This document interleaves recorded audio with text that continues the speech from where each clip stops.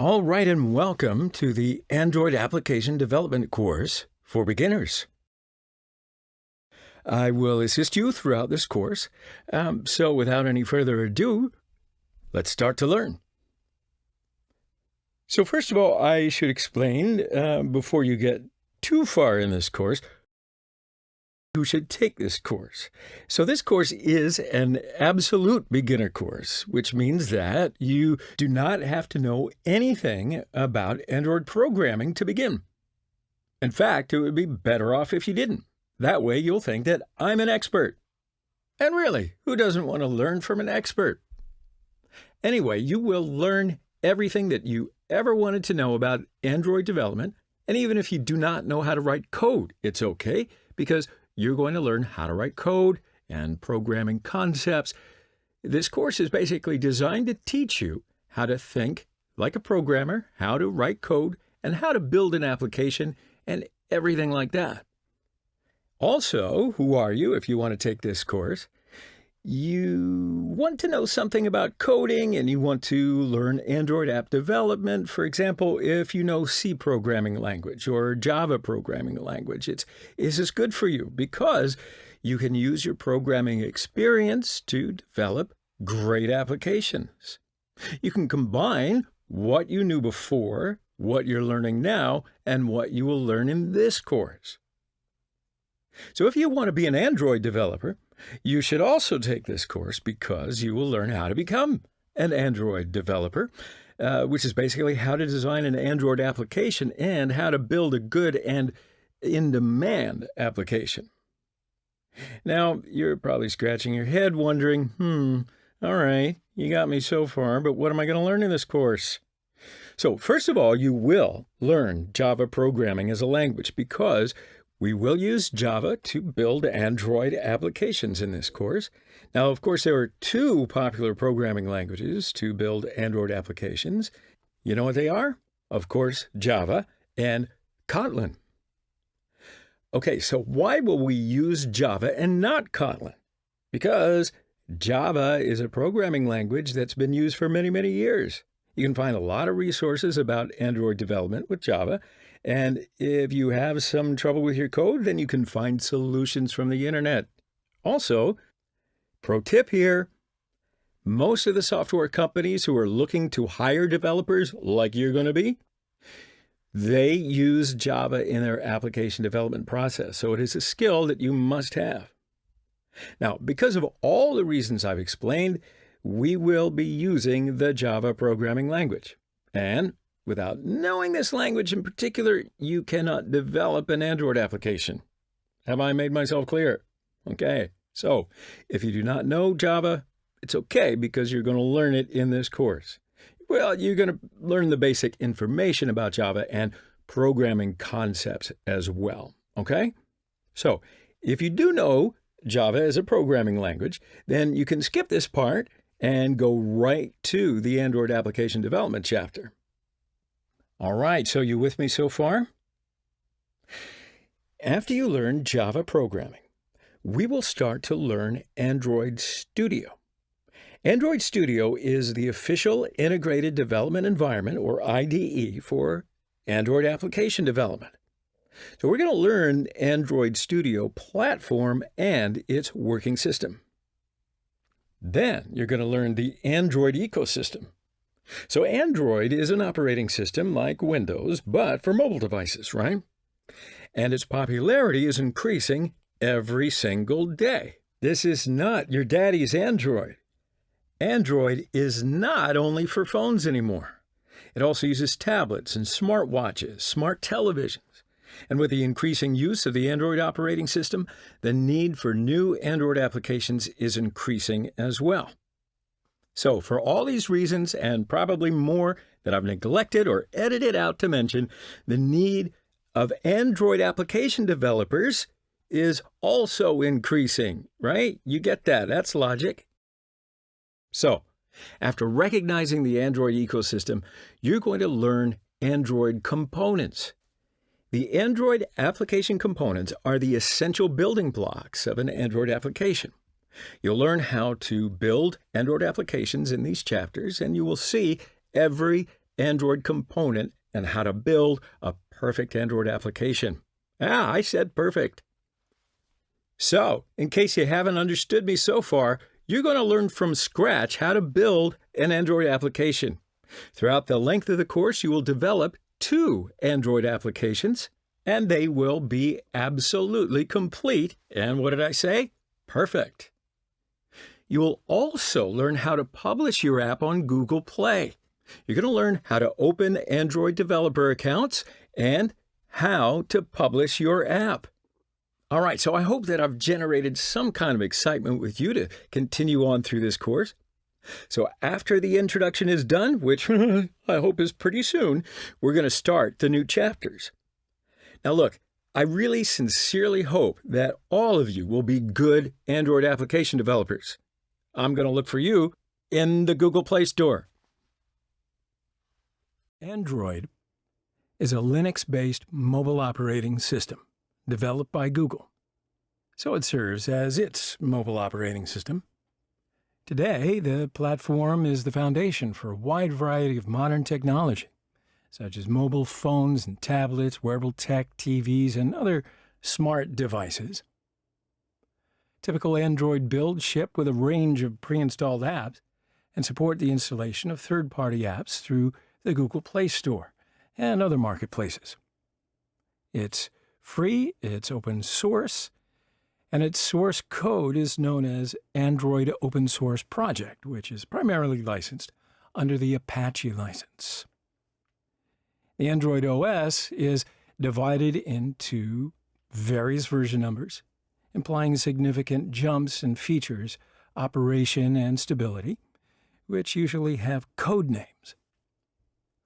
The history of Android begins in October 2003, well before the term smartphone was widely used and, well, several years before Apple announced its first iPhone and iOS. In 2005, the next big chapter in Android's history began when the original company was acquired by Google. And of course, in 2007, Apple launched the first iPhone and ushered in a new era in mobile computing. At that time, Google was still running on Android in, secret. So that year, the company slowly began to reveal plans to compete with Apple and other mobile platforms. And the public beta of Android version 1.0 launched for developers on November 5th, 2007. By September 2008, the very first Android smartphone was announced, the T-Mobile G1, also known as the HTC Dream in other parts of the world. The first official generic codename for Android didn't appear until the 1.5 Cupcake release was released in April of 2009. Now, naming Android versions after sweet candies and sweets traditionally belonged to Ryan Gibson, the project manager at Google. I don't know if you're like me, but I can certainly whet my appetite during Android versions. But I'm going to continue to list them and maybe grab some snacks along the way. But I'm sorry if you're somewhere where you won't be able to, imbibe. But anyway, Google quickly launched Android 1.6 Donut in September 2009. So the new OS now offered support for carriers using CDMA-based networks, and this allowed Android phones to be sold by all carriers around the world.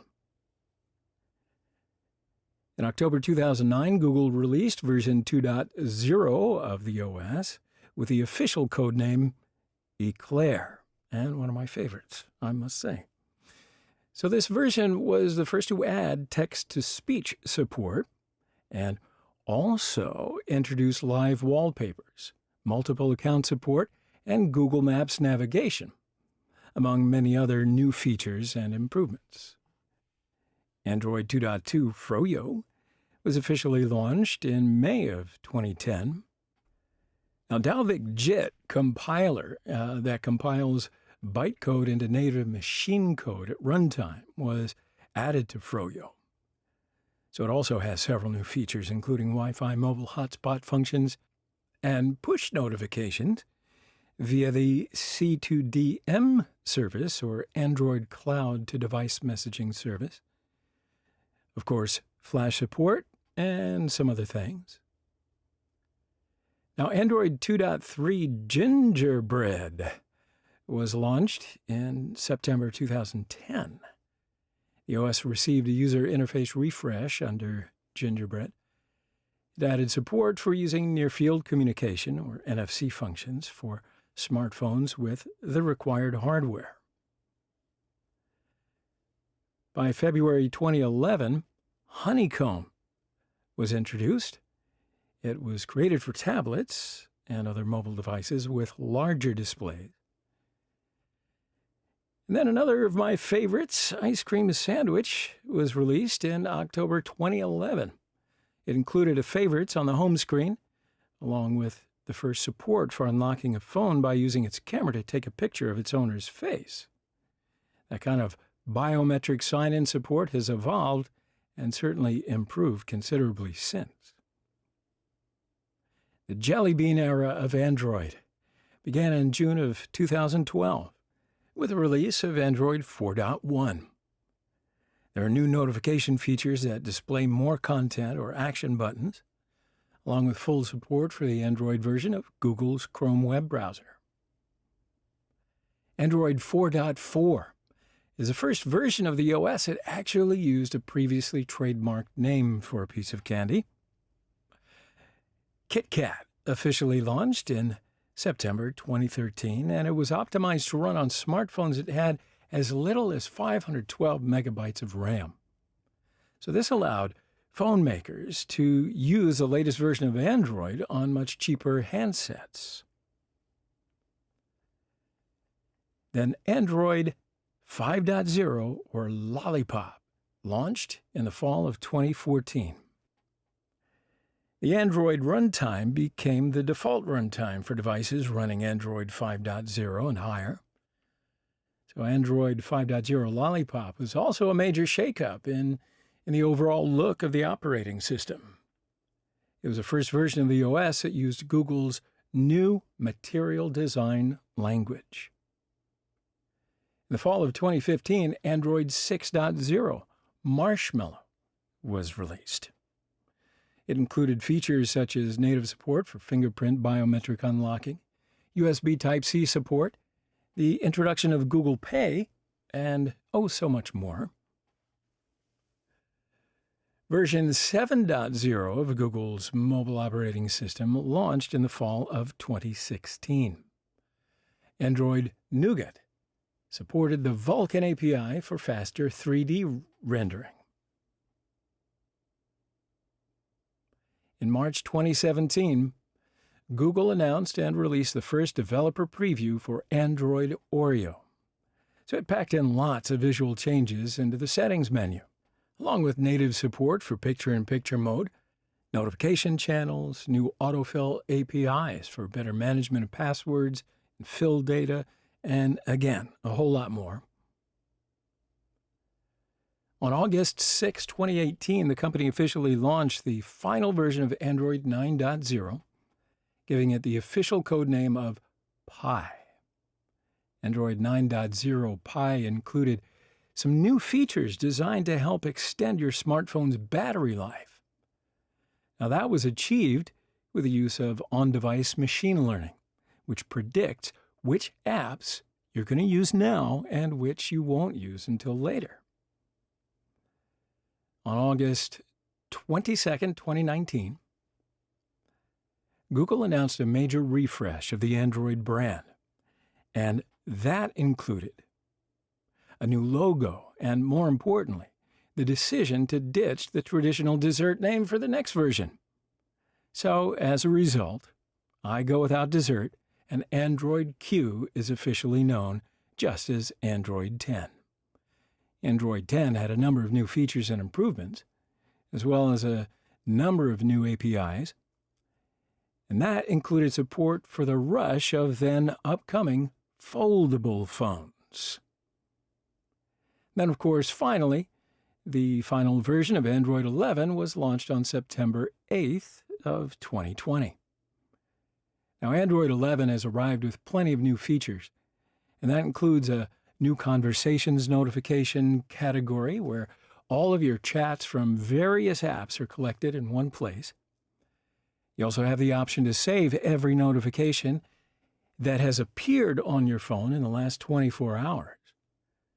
A brand new feature lets you record your phone's screen, complete with audio, without needing a third-party app. There's also a new section of Android 11 dedicated to controlling smart home devices. It's come a long way, baby. Android ecosystem. Wonderful. Hello, everyone. We're going to talk about the Android ecosystem in this particular video, so we'll start without wasting any time trying to generate excitement. Android is an operating system designed for use on mobile devices. You knew that, but Android operating system was originally created for use in digital cameras. Bet you didn't know that. So, flash forward, this is how fast digital moves. The Android operating system now is developed primarily for use on smartphones, touch tablets by Android and Google, because Google bought Android back in 2005. The Android operating system was released in 2008. Now it's used by more than 100 languages today. Now, although the Android operating system was developed for, cameras, smartphones, tablets, today it's being used in Android televisions, smartwatches, Android Auto, as well as Android Wear devices. So Android Auto is, it's car smart multimedia systems. More than 2 billion people use Android operating systems as of May 2017. Google Play has more than 2.8 million applications published. More than 6,000 applications are published on Google Play every day. One of them is going to be yours. More than 20 million application developers will be needed by 2020. You're going to be one of them. So that means that you need to learn Android application development pretty quickly. So I think that this course is going to be great for your learning process. Then after the course, you will be a good Android developer. So let's speak about salaries. Now, I know you wonder, okay, well, all right, that's all fine, great, but how much am I going to get paid? I'll tell you, a junior Android developer salary is more than $55,000 per year. I believe you're going to make more. The middle-level Android developer salary is more like $100,000 and up. Senior-level Android developer salary, that's about $130,000 every year. I think you might know what to do with that. So now what I would like to do is show you how widely Android is used in the world in figures. So the percentage of widespread use of Android will show us a number of users who should care about mobile security and the importance of ensuring Android security in particular. So an ecosystem in market terminology refers to the independence between demand and supply. So let's examine this on a chart. So this graph shows the mobile operating system's market share worldwide from January 2012 to July of 2020. As you can see here in the graph, check it out. Android is the leading mobile operating system worldwide in July of 2020, taking a 74.6% share of the entire mobile operating system market. Android and Apple iOS, of course, jointly possess almost 99% of the global market share. 1.6 billion of the 3.5 billion people using smartphones all over the world are Android users. And the number of available apps in the Google Play Store is 2.96 million. These are huge numbers, wouldn't you agree? So let's have a look at which versions of Android are used most widely. So this graph here shows the Android operating system share worldwide by OS version from 2013 to 2020. As you can see here, Pi 9.0 is indeed the most popular version of Android operating system as of April 2020, with a total market share of 31.3%. But look at this. Despite being released in the fall of 2015, Marshmallow 6.0 was still the second most widely used version of Android's operating system on smartphone devices. Now, you may remember that developers at Google previously named Android versions after certain items of confectionery, but in a break from tradition, the latest release in September 2019 is simply called Android 10, which had a share of 8.3% 7 months after its first release. Now, the question may pop into your head here, why are older Android versions still being used? Well, of course, it's considered good practice to install the latest version of the software onto your smartphone, especially for security reasons. But Android updates vary by device, manufacturer, and mobile carrier. Now, it's also true that older devices cannot always run newer Android versions. In fact, around 60% of Android devices are running a mobile operating system that is over 2 years old. That's a fun fact for you, huh? Especially if you are in the digital security sector.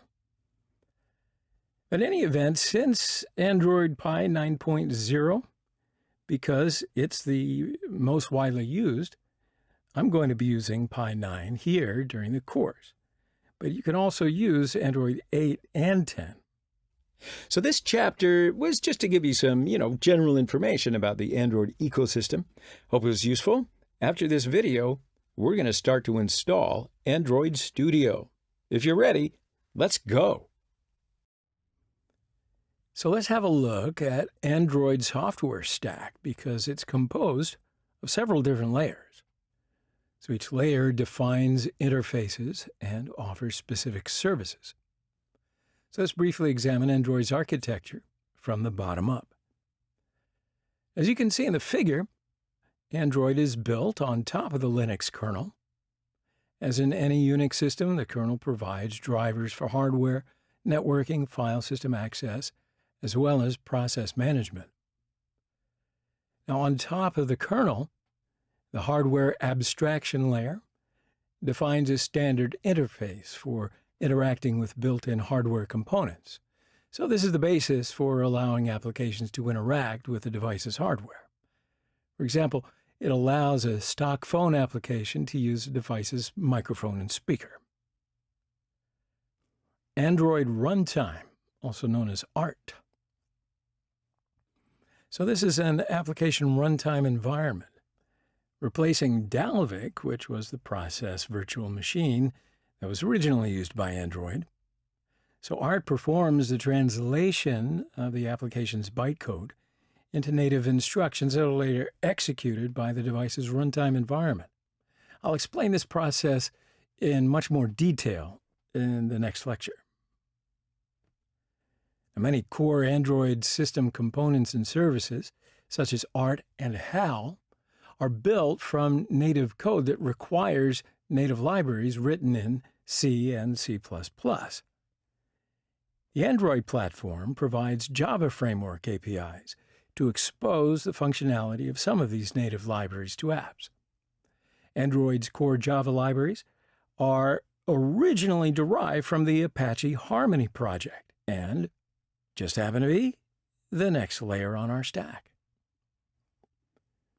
Now, on top of native libraries and Android runtime, there is Android Framework.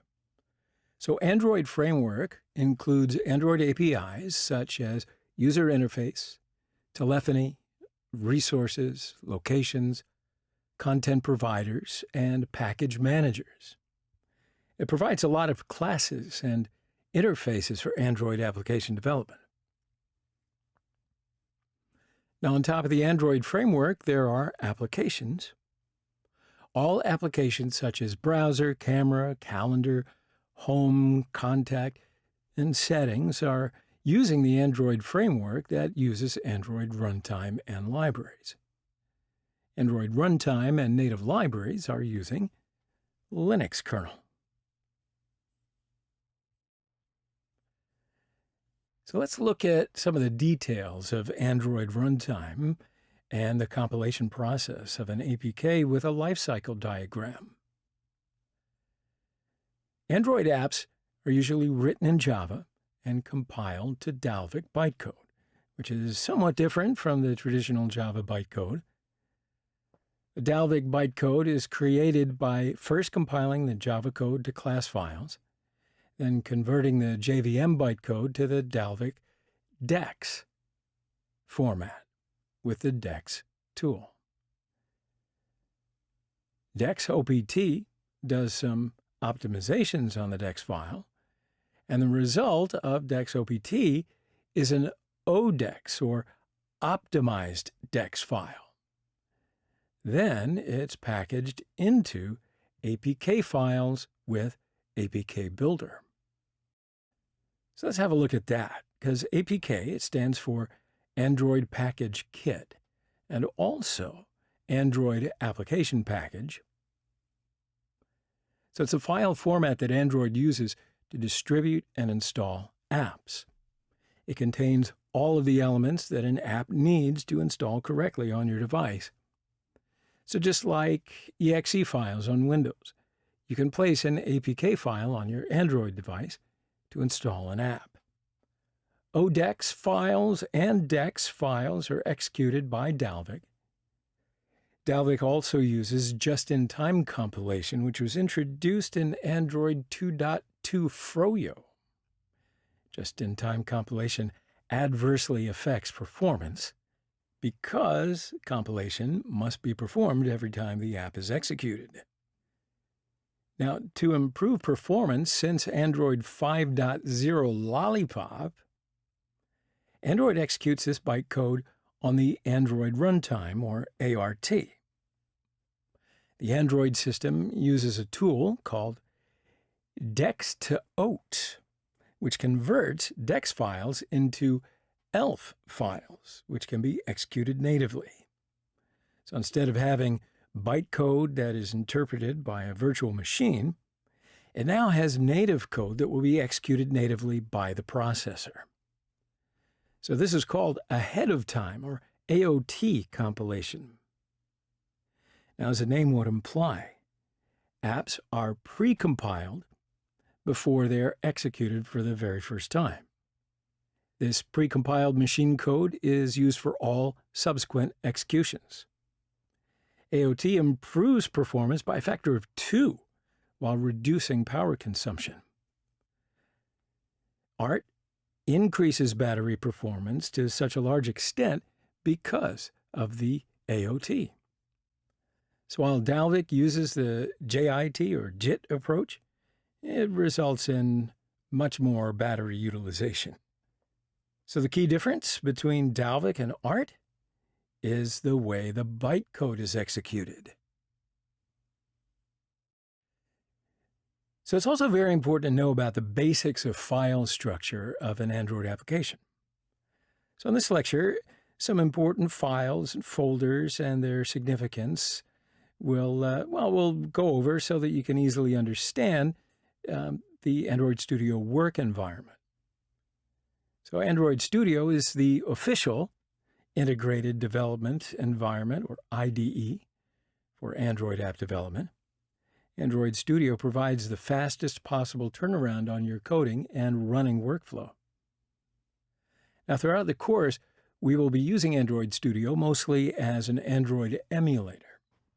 So this Android emulator simulates Android devices on your computer so that you can test your applications on a variety of devices and Android API levels without needing to have, several physical devices scattered across your desk. My desk gets smaller and smaller every day. No, I won't show you a picture of it. So the emulator provides almost all of the capabilities of a real Android device.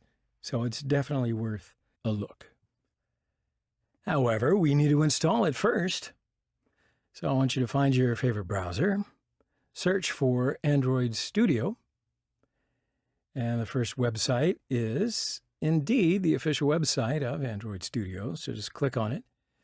Scroll down a little bit and quickly browse for the features. And okay, so here you see the layout editor. So this enables you to quickly build layouts by dragging UI elements into a visual design editor instead of writing layout XML by hand. Android Studio also includes an APK analyzer, and this provides immediate insight into the composition of an APK after the build process completes. Using the APK analyzer can reduce the time while debugging issues with DEX files and resources within an app. It also will help you reduce an APK size. Now, like I said before, it's thanks to the emulator feature that you can simulate incoming phone calls and text messages, specify the location of the device, simulate hardware sensors, access the Google Play Store, and, well, just about anything you can think of. Android Studio also has a flexible build system and real-time profilers. Now scroll down a little bit more, and here are the Android Studio download files. So you can download it here depending on your operating system. And here you can download the package suitable for your particular operating system. So these are the system requirements to use Android Studio. So once you've read it through a little bit, let's go ahead and download. And of course, before downloading, we'll agree to terms and conditions. Click on download and save the file. Okay. So now we just wait a little bit.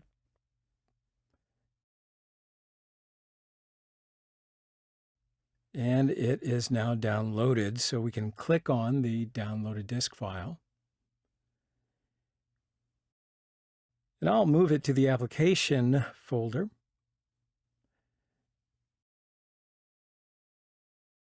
And this is good. So installation is now complete. Okay, so go ahead and open Android Studio.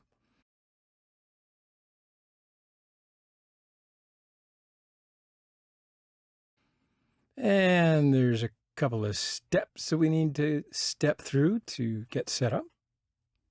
Next. I'll choose the standard type. Next. So I do like dark theme. And next. These are the installation settings, so let's review them. And it all looks good to me, so let's go ahead and click Finish. So now it's downloading the components. And you might need to allow a little time for the installation.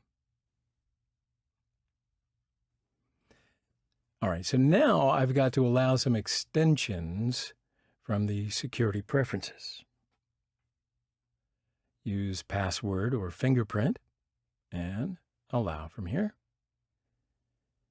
Now we can lock the changes.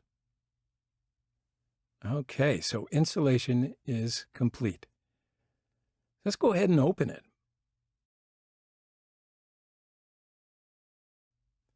Okay, let's create a new project. So after that, you're going to see a new page. This page is where you can select a template for your particular Android application. But in this part, we're going to choose Empty Activity and then click Next.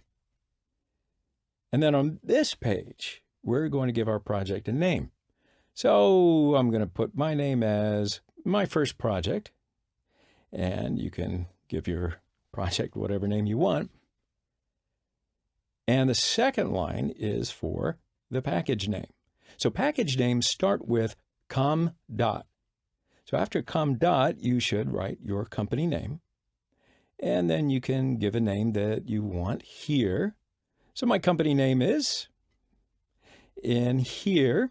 And after com dot company name dot, you should then write the project name.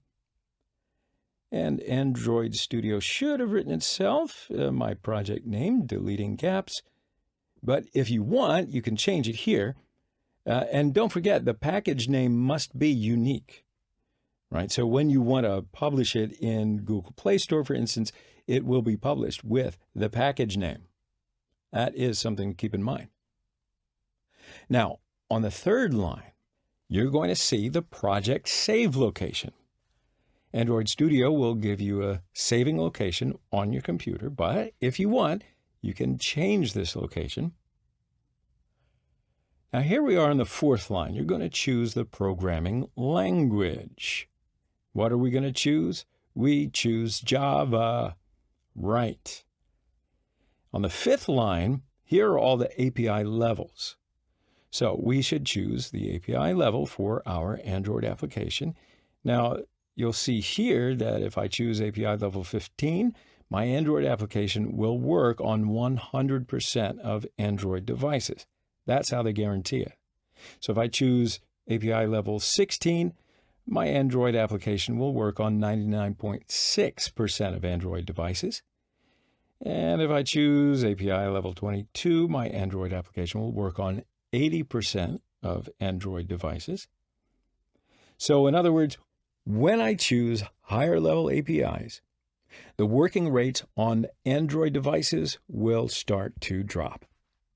So this is the part where you need to be careful, because when you choose a higher level API, you can use advanced features on your application, but also your application work rate on Android devices will drop. You see the correlation? I knew you would. So it, of course, depends upon your application features. If you develop an app and this app just needs to have basic features, you can choose a lower API level. But if you develop an application with advanced features, you should obviously choose a higher API level. Also, you can change your API level later. So the initial API level 15 is probably good enough for what we're going to do for us. So just click Finish. And when you click Finish, Android Studio will create a new project for you. And this part can take a few minutes. It depends upon your computer speed. Okay, great. So now our project's ready and we can develop an application right this second. But I'm going to finish the video here and we will continue the rest of the lesson in the next video.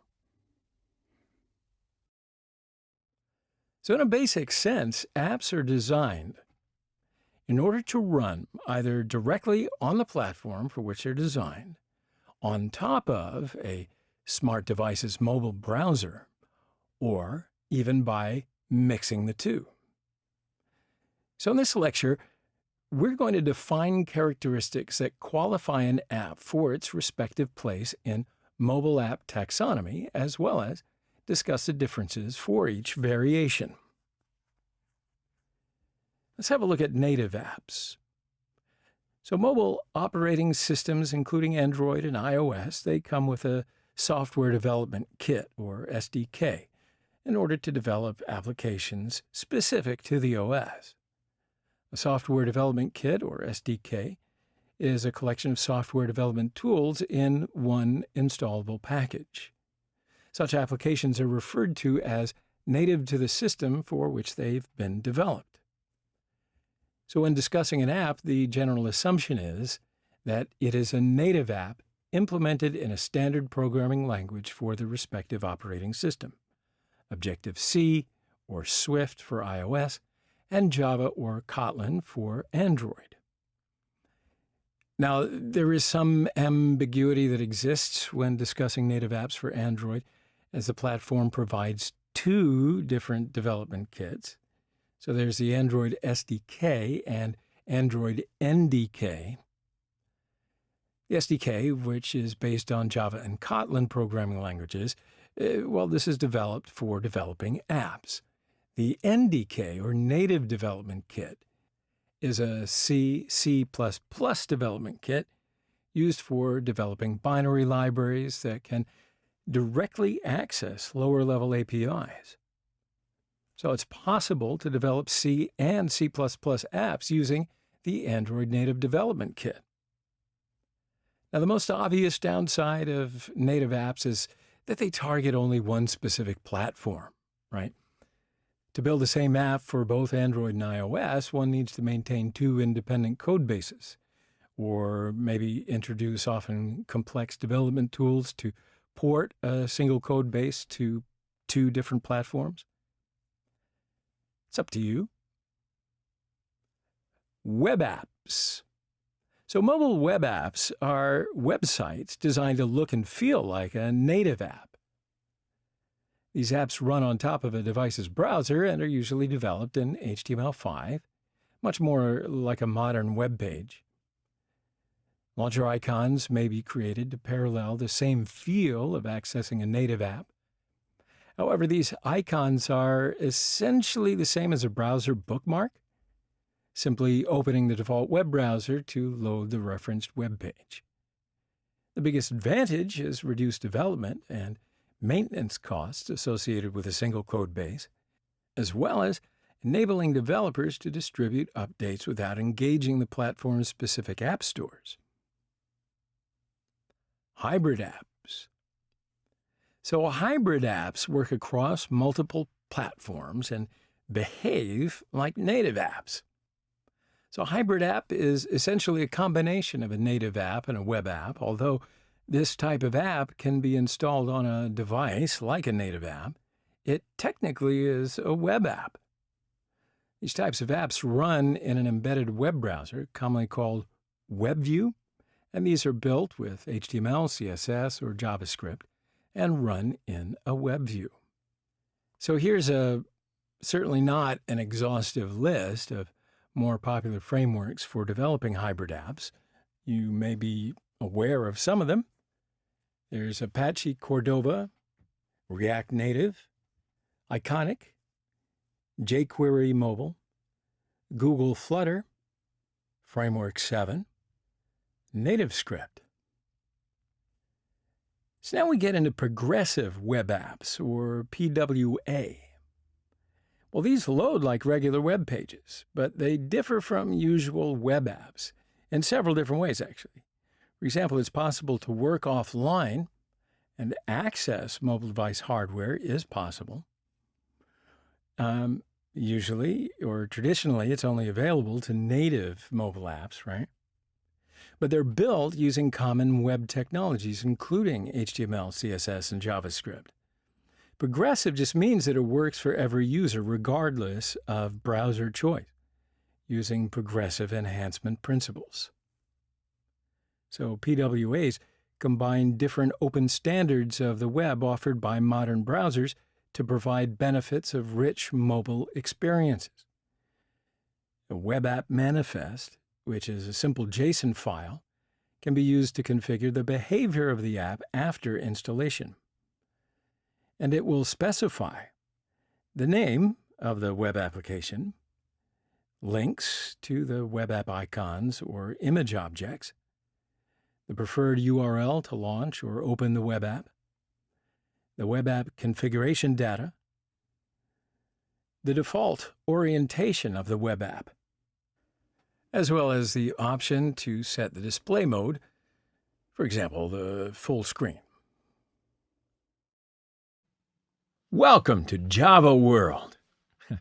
Java is one of the best choices as a programming language because Java is a fast, efficient, secure, easy to learn, and fun programming language. Now, Java is used to create desktop applications, web applications, enterprise applications, mobile applications, computer games, embedded systems, smart cards, scientific applications, and almost anything else you can think of. There are lots of applications and websites that just won't work unless you have Java installed, and more are created every day. And pretty soon, they'll be created by you. From notebooks to data centers, mobile phones to tablets, game consoles, scientific computers, cell phones to the internet, Java is everywhere. In this course, not only will you learn the Java fundamentals in detail, you'll also get a whole lot of practice with a whole lot of exercises and projects. So let's start with this section, we're going to learn about the technology that's behind Java.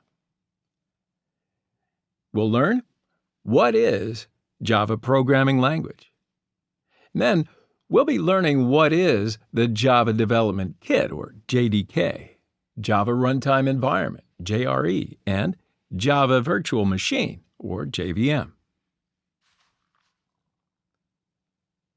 So let's take a look and see just what is Java and the Java platform. So as I said before, Java is a programming language, and it's a computing platform for application development. It was first released by Sun Microsystem in 1995, and then it was later acquired by Oracle Corporation. And now it's pretty much one of the most used and popular programming languages. Java Platform is a collection of programs that help to develop and run programs written in the Java programming language. Java Platform includes an execution engine, a compiler, as well as a set of libraries. So that means that Java is a language that is platform independent. So it's not specific to any processor or operating system. It is intended to let application developers write once and run anywhere. Okay? So that means basically that a compiled Java code can run on all platforms that support Java without the need for recompilation. For example, you can write and compile a Java program on Unix and run it on Microsoft Windows, Macintosh, or a Unix machine without any modifications to that source code. Write once, run anywhere is achieved by compiling a Java program into an intermediate language called bytecode. The format of bytecode is platform independent. Java is an object-oriented language. So in Java, everything is an object. Now, since it's based on the object model, Java can be easily extended. Java is designed to be easy to learn, and if you understand the basic concept of object-oriented programming, it'll be easy to master. So we're going to cover object-oriented programming concepts in the following lectures. All right, so let's have a look at what is JDK, JRE, and JVM. So the Java Development Kit, or JDK, is a software development environment which is used to develop Java applications. So that means this package includes all the tools that you'll need to develop with Java. If you want to develop and run the applications, you are required to set up JDK on your machine. It'll contain Java Runtime Environment as well as the development tools. So the development tools are compilers, like Java Debugger, etc. Java Runtime Environment, JRE, is a software package which bundles the libraries and the Java Virtual Machine as well as other components to run applications written in the Java language. The JRE is the runtime portion of Java software, which is all you need to run it in your web browser. It contains Java Virtual Machine, or JVM, and libraries. Java Virtual Machine is the virtual machine that runs the Java programs. So when you run the Java program, Java compiler first compiles your Java code to bytecode, and then you get this bytecode by compiling the .java files into .class files. The .class files contain the bytecodes understood by the JVM. So just briefly, if you are a Java programmer, you will need JDK to develop and run the applications, and this package will include JRE and JVM as well. But if you're just a normal user who likes to play online games or run only the programs that are written in the Java language, then you'll only need the JRE, and this package will not have the JDK in it. Installing Java on Windows is very easy. We will use the latest version of Java, which is JDK 11. So this video was prepared for Windows 10, but it's not important which version of Windows you have in order to install Java. Don't worry, because the settings are all the same. So now go to your favorite search engine, which is Google, and search Java JDK 11. And in the search results page, choose the first link, and you'll see the Java Standard Edition Development Kit 11 downloads page on the Oracle site. Now, there are a lot of download links on this page. So my system is a 64-bit operating system, and if you know your operating system type, you can choose the .exe version that will best suit you. If you don't know your operating system, you don't know whether it's 32 or 64-bit, just click the search button on your desktop and write device specifications into the search box, and you'll see your operating system type in the system type section. Okay, so let's go back, and we've returned to the installation page. Now we have to choose Accept License Agreement as our option to start the download. And of course, we choose the .exe version of Java for Windows operating system. And there it goes, the download starting. So it takes a little while according to whatever network speed you're working with. But now, as if magically, the download has been completed. So open this file, and we are now ready to install the JDK 11 on, my system. Hopefully you're following along and you're ready to do it with your system. Otherwise, just pause the video and I'll wait for you. All right, so click this button, Next, and click the next button again. Installing Java on the system, it takes a while according to not only your network, but your system performance as well. Okay, yes. Java JDK 11 is now successfully installed in the system, and we can go ahead and click that close button. All right, so after installation of Java, we have got to set up the environment variable.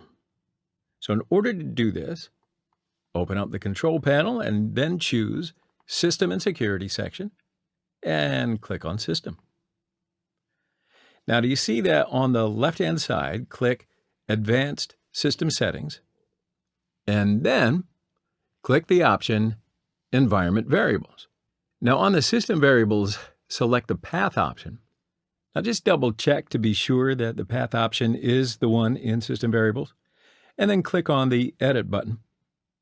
Okay, so now we have to add Java JDK location into our system. So for that, search PC, and then open the C drive and choose Program Files, the Java folder, and JDK 11, and go to the bin folder. All right, so now copy this path from the address bar and return to the environment variable page and click New. Okay, good. So paste the path to this location and click OK. And all of these pages, and then close all of them. Now open up the command prompt to check and write Java -version on the command prompt. And if everything goes right, you will see the last version of Java. Congratulations, your screen looks like this, right? Now, in order to install Java JDK 11, which is the latest LTS version, first, we have to add its package repository. So let's write sudo add -apt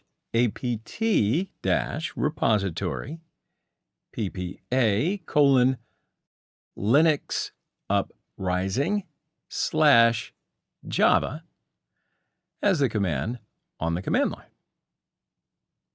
Now, when you add the repository, you'll see a message. So press Enter to continue, and then update your package list. And then on the command line, write sudo apt update. And then after the package list updates, we will install Java 11. So now write sudo apt install oracle-java 11-installer on the command line. And then your system will download the JDK from Oracle and then ask you to accept the license agreement. So, of course, you're going to accept the license agreement, and JDK will be installed.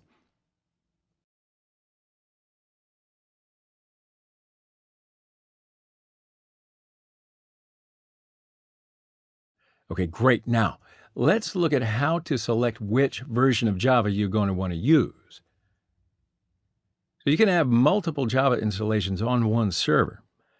You can configure which version is the default for use on the command line by using the update alternatives command. So, write sudo update-alternatives --config Java on the command line. And now you can see all the installed versions of Java as a result. So now choose the number associated with the Java version to use it as default, or you can always press Enter to leave the current settings in place. Now you can do this for the other Java commands, such as the compiler, javac.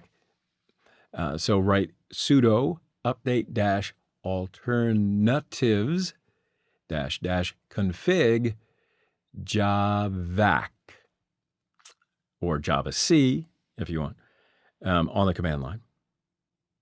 So this command shows each installation of Java along with its installation path. So copy the path from your installation, then open /etc/environment by using Vim or your favorite text editor. And in Vim Editor, press the I key to pass the insert mode.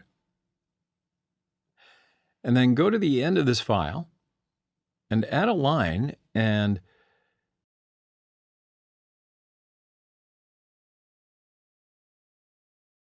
pass the Java path to this line. So modifying this file will set the Java_home path for all users on your system. And now you can hit the escape key and type :WQ to save the file and quit the editor. Now, reload this file to apply the changes to your current session. And write source/etc environment on the command line. So let's check if the Java home is set properly. First, we'll execute the echo command again, and you will see the Java path. So now write on the command line Java --version. And if everything goes right, you now see the last version of Java. Congratulations are in order. So open up the terminal and check whether the Java JDK is installed or not on your system. Java-version is the command that shows the installed version of Java on our system. The terminal says, "No Java runtime present. Requesting install." And then the following message pops up automatically. So now we can click on the More Info button to visit the JDK download website. And on this page, just click on the download button. On the download page, if you scroll down, you can see macOS versions of Java. And now just choose Accept License Agreement as our option to start the download, and choose the .dmg file for the Mac operating system. And sure enough, the download's starting. And again, it's going to take a little while according to your network speed.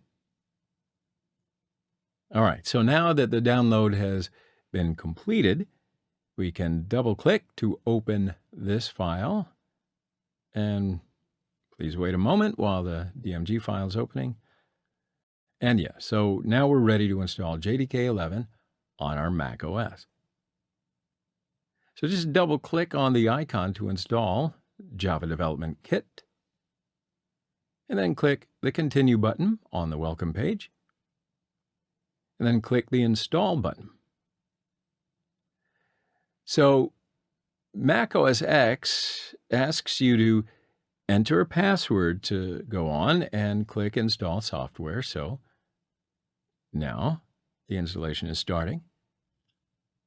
And it takes a while according to your system performance. But sure enough, yes indeed, we can now verify that Java JDK 11 has been successfully installed on the system. So we can go ahead and click the Close button. All right, so now go back to the terminal and enter java-version as our command. And sure enough, you see that Java JDK 11. So after the installation of Java, we have got to set the environment variable Java_home, right? So execute the echo command to check to make sure that the Java home is already set or not. Sometimes it is. If the output is empty, then we do indeed need to set the Java home variable. So pretty much the best way to find out if the Java home directory is using an executable called Java home, it is located in the library executable directory, or libexec. So the output of this executable is our Java home directory. So let's go ahead and add this path to the bash profile file to be valid for all the users on our system.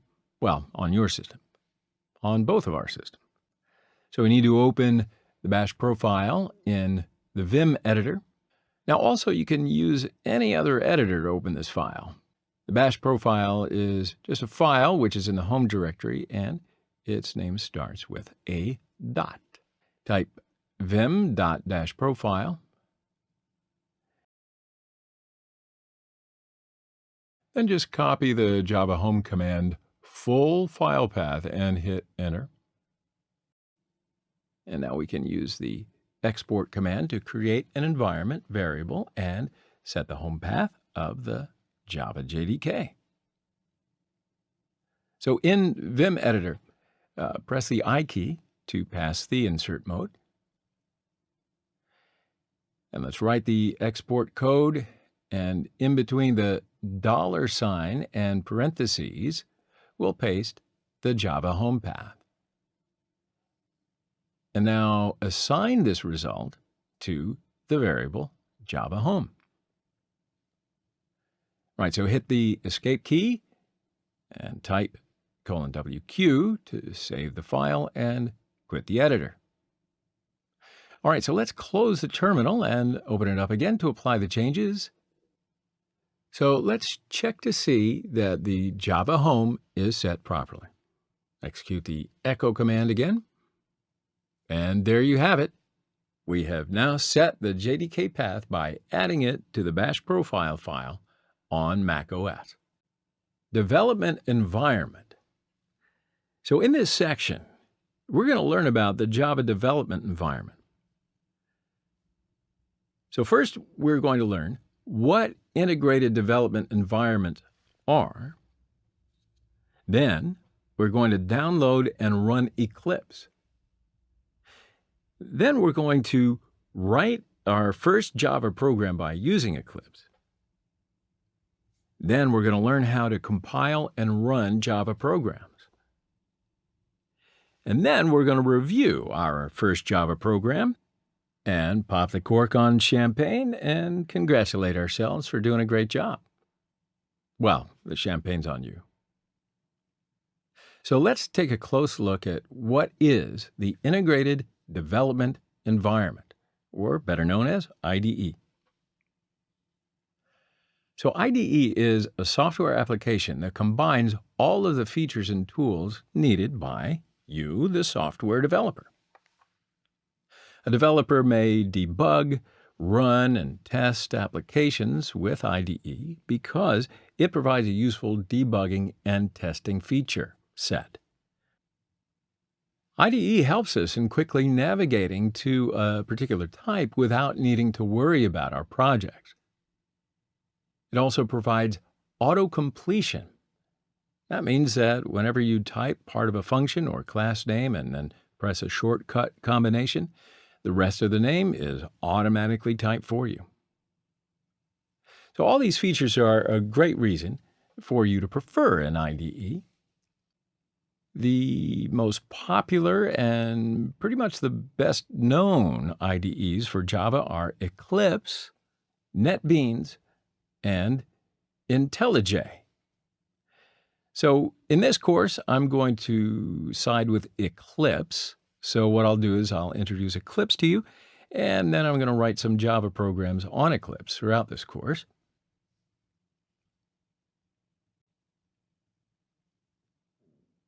Download and run Eclipse.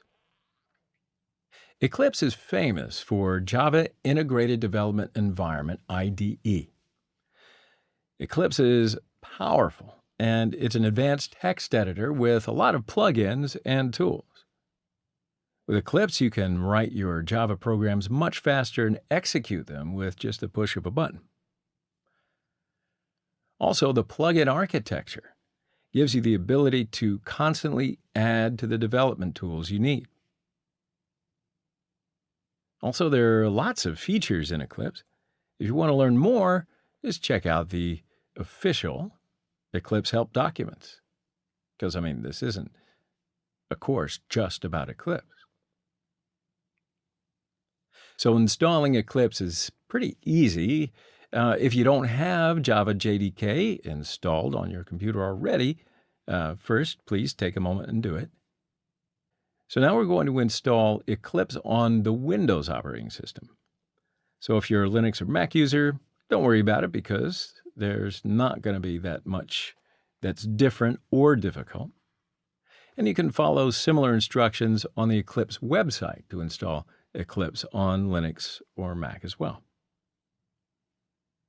So now go to whatever your favorite search engine, Google, is, and search Eclipse. And on that result page, choose the download link. Now on this page, we choose the proper link according to our particular operating system and type. Right, so my system type is Windows 64-bit, so I'm choosing download 64-bit. Now, if your system is 32-bit, you're just going to have to download the 32-bit version. Now, on this page, we'll just choose download again. And sure enough, the download is starting.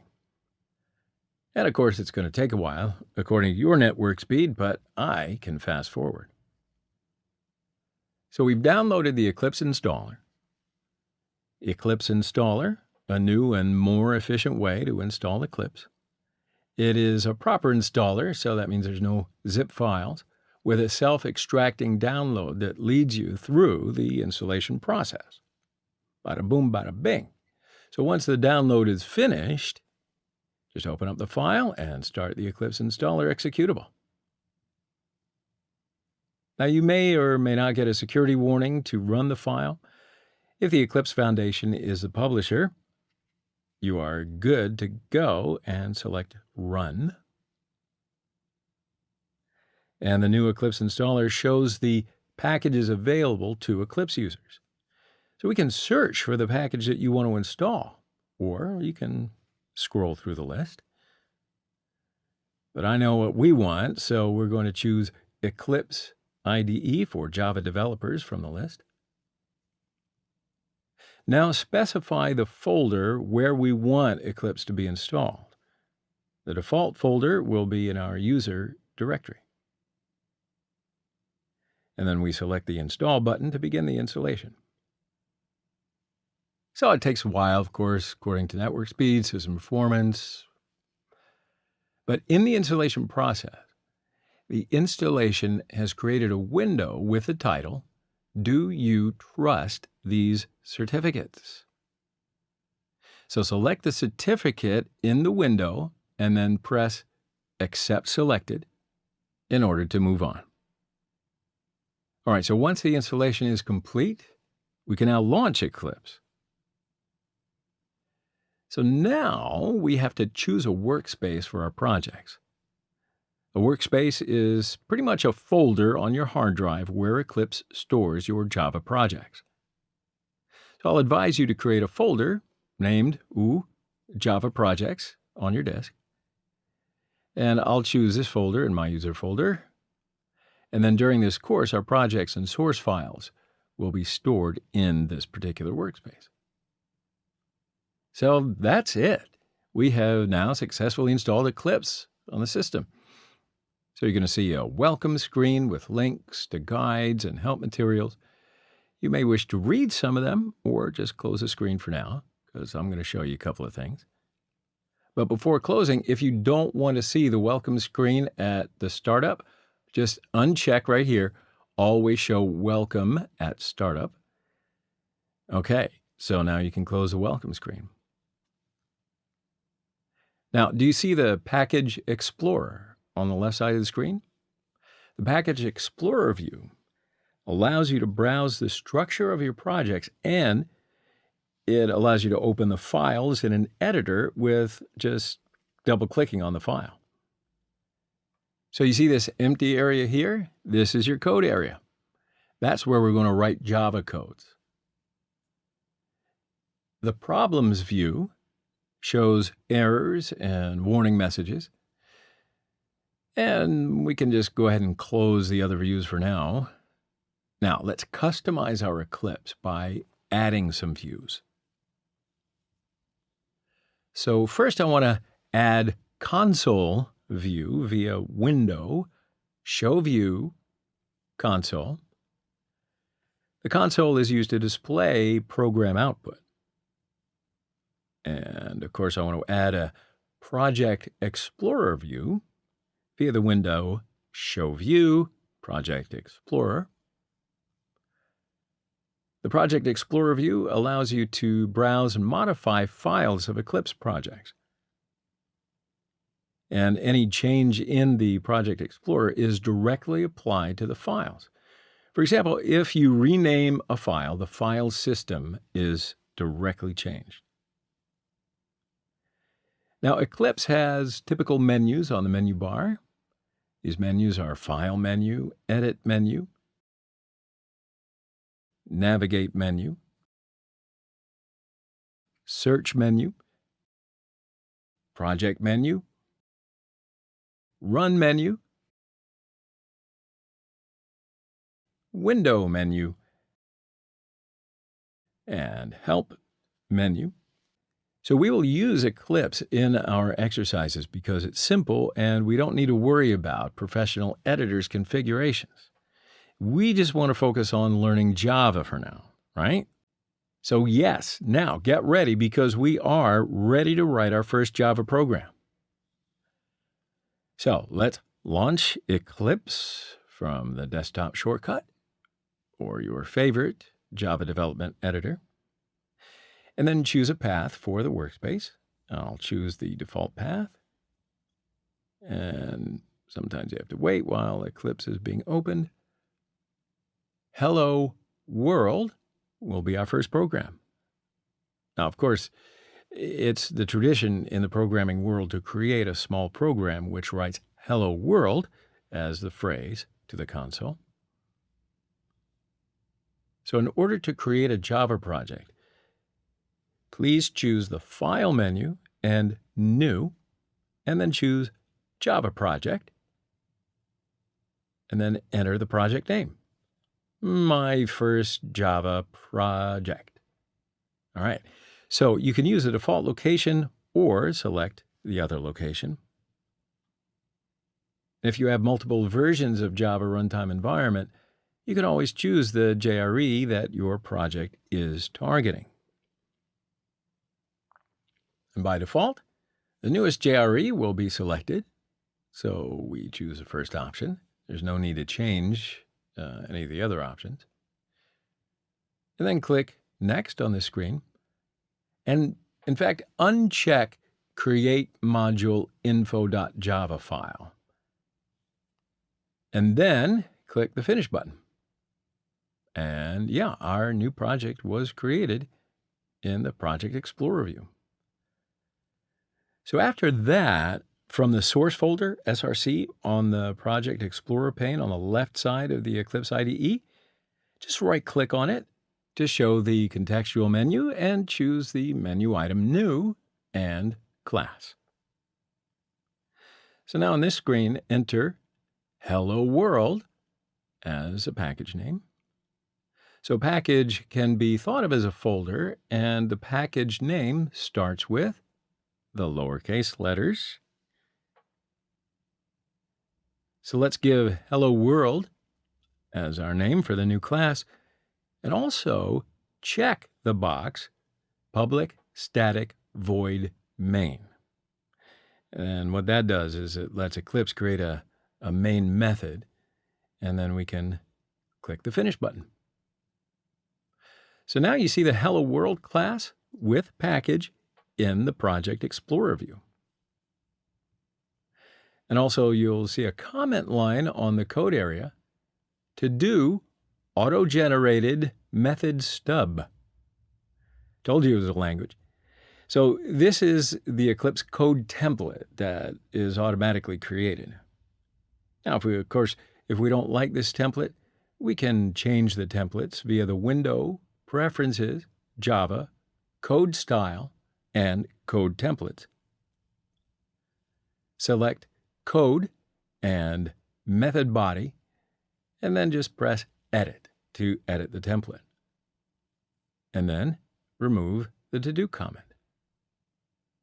Then press Apply and Close, and let's see what we get.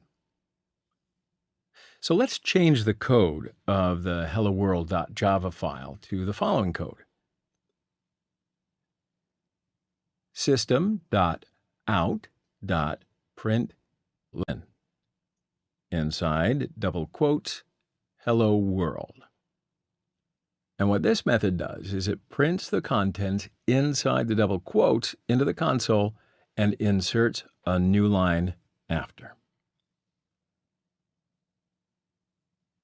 Now, in Java, it is necessary to add a semicolon at the end of the statement.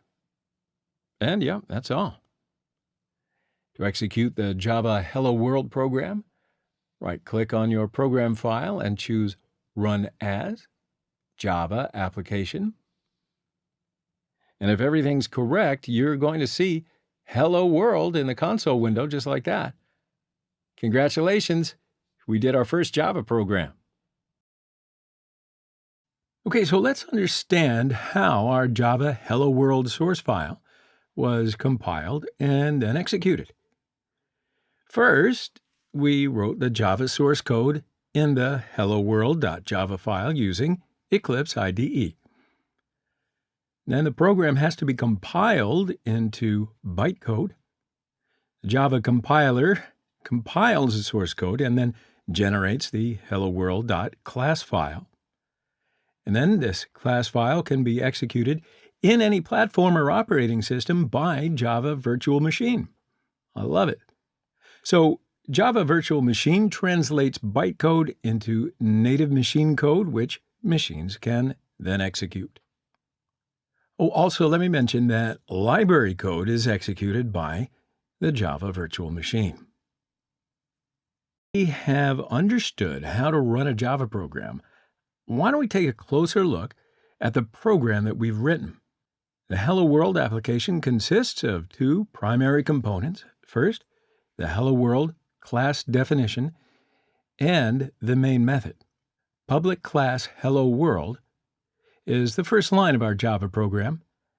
Every Java application must have at least one class definition that consists of the class keyword followed by the class name. And the code for each class appears between the opening and closing curly braces. Now, we will discuss the subject of classes in further detail in some of the upcoming lectures, but right now, it's just enough to know that every Java application begins with a class definition. Public static void main string args, or arguments. So this is our next line in the program. In the Java programming language, every application must contain a main method whose signature is, well, just like that. Also, we'll cover how to define a method in Java in the next upcoming lectures.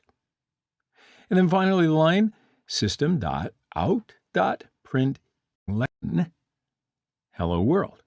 So the print method prints the contents inside the double quotes into the console and inserts a new line after. So it uses the system class from the core library of Java. Now, don't worry if you don't get it at first. We're going to learn a whole lot more about classes and methods in the next lectures. Course outline. So why don't we have a closer look at the main Java subjects that we're going to learn in this particular course. First of all, of course, we will introduce the basics of Java syntax. So we're going to learn what are variables, data types, operators, and a few other subjects. Then we're going to cover control flow statements that include decision-making statements, looping statements, as well as branching statements. Then we're going to be using methods. So in that section, we will learn just how to declare and call methods.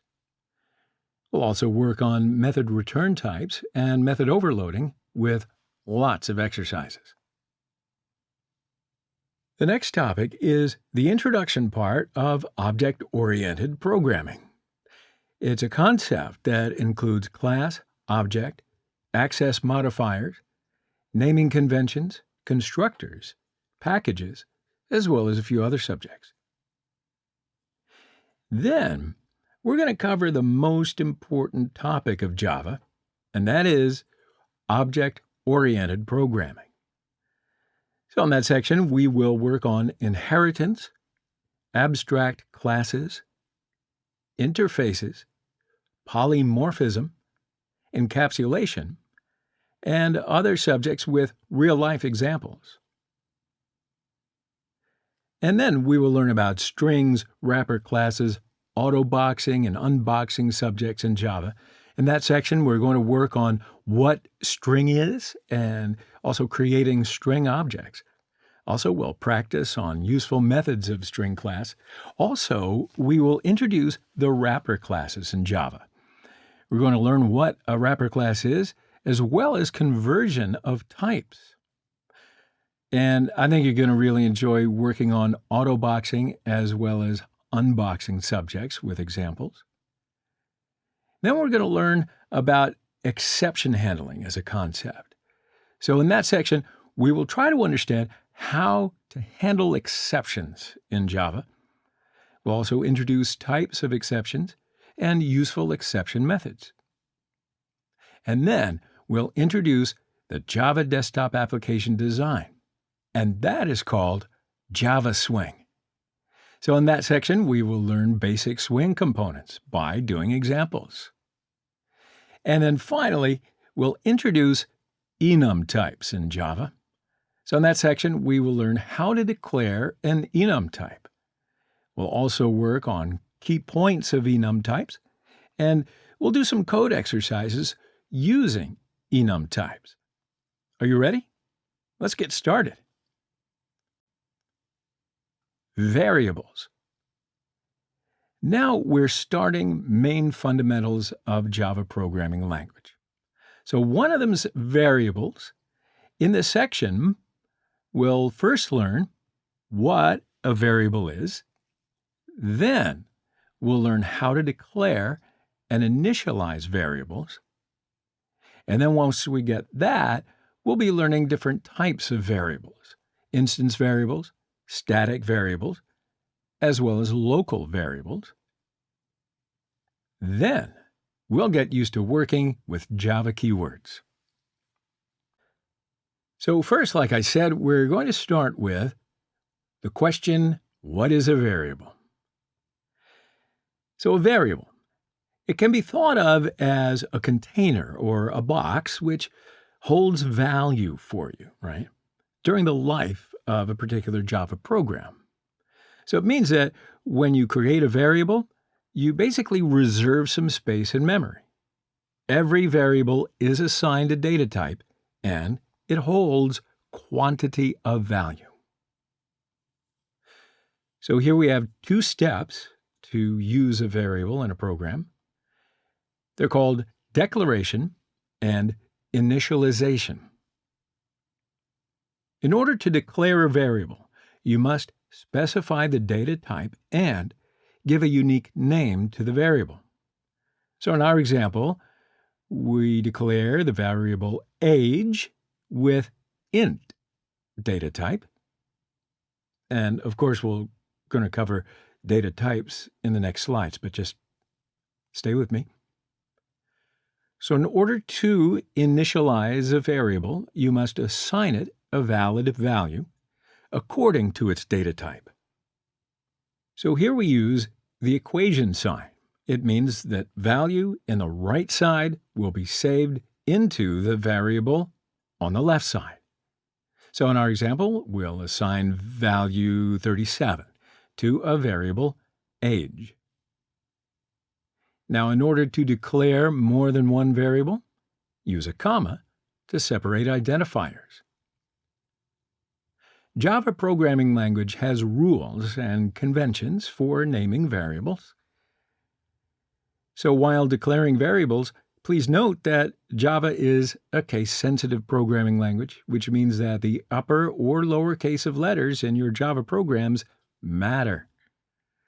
So the variable age that consists of all lowercase is different from the variable age that consists of first capital letter and the rest lowercase. So a variable name can begin with a letter, a $sign, or underline mark. Now, if you declare a one-word variable name, go ahead and use all lowercase letters. It's not mandatory, but it helps keep things organized. And if you declare a variable name having more than one word, use all lowercase letters for the first word and then capitalize the first letter of another word. Now let's look at different types of variables. We have three types of variables in Java. First one is instance variables. So instance variables are defined in a class, but outside of a method declaration. They're also defined without the static keyword. So then guess what the second one is?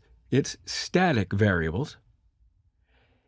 Static variables are initialized only once at the start of the program execution. These variables should be initialized first, before the initialization of any instance variables. Also, they're defined in a class, but outside a method declaration. We'll cover some static keywords in detail in the next coming slides. And then the last one is local variables. Local variables are declared inside the body of a method. So that's just an introduction. Don't worry, we're going to cover methods as its own subject in greater detail in some of the upcoming slides. Java keywords.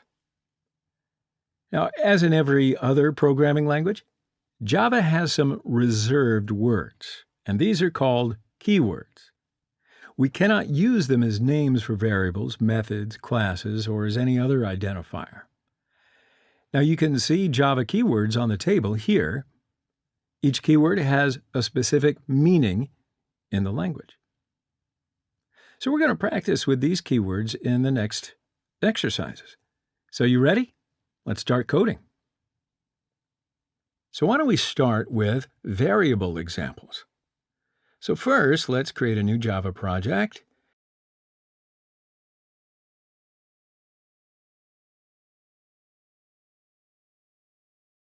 And specify the project name as exercise. And let's not change any of the other options and just click on the Next button. So in this section, uncheck Create Module Info.java file option, and then press the Finish button. Okay, so in this project, right-click on the source folder and then select New Class. Okay, so specify the package name as variable and the class name as variable, and then select the checkbox to add a main method. Then just click on the Finish button, and then Eclipse will generate a Java class. Okay, so now we're getting somewhere. Now we can start coding. So let's declare 3 variables with the int type.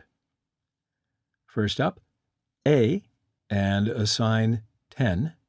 Second, B, and assign 20. And last, C, and assign A plus B.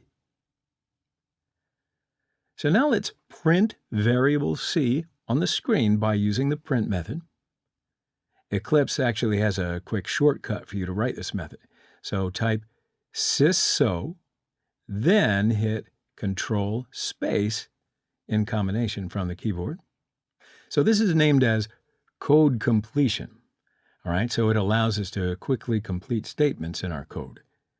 We can use this key combination in all the other parts of the program, such as variables and methods and classes and wherever you are. Okay, so let's run the code now. So right-click on variable.java and select from the contextual menu Run as Java Application. And then the result will print result equals 30 in the console. So also we can define variables that are separated by commas. So let's run the code again using a shortcut.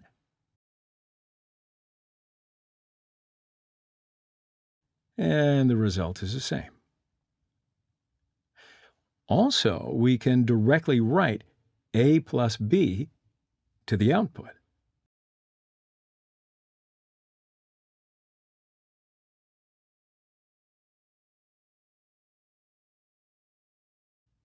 But herein lies a problem.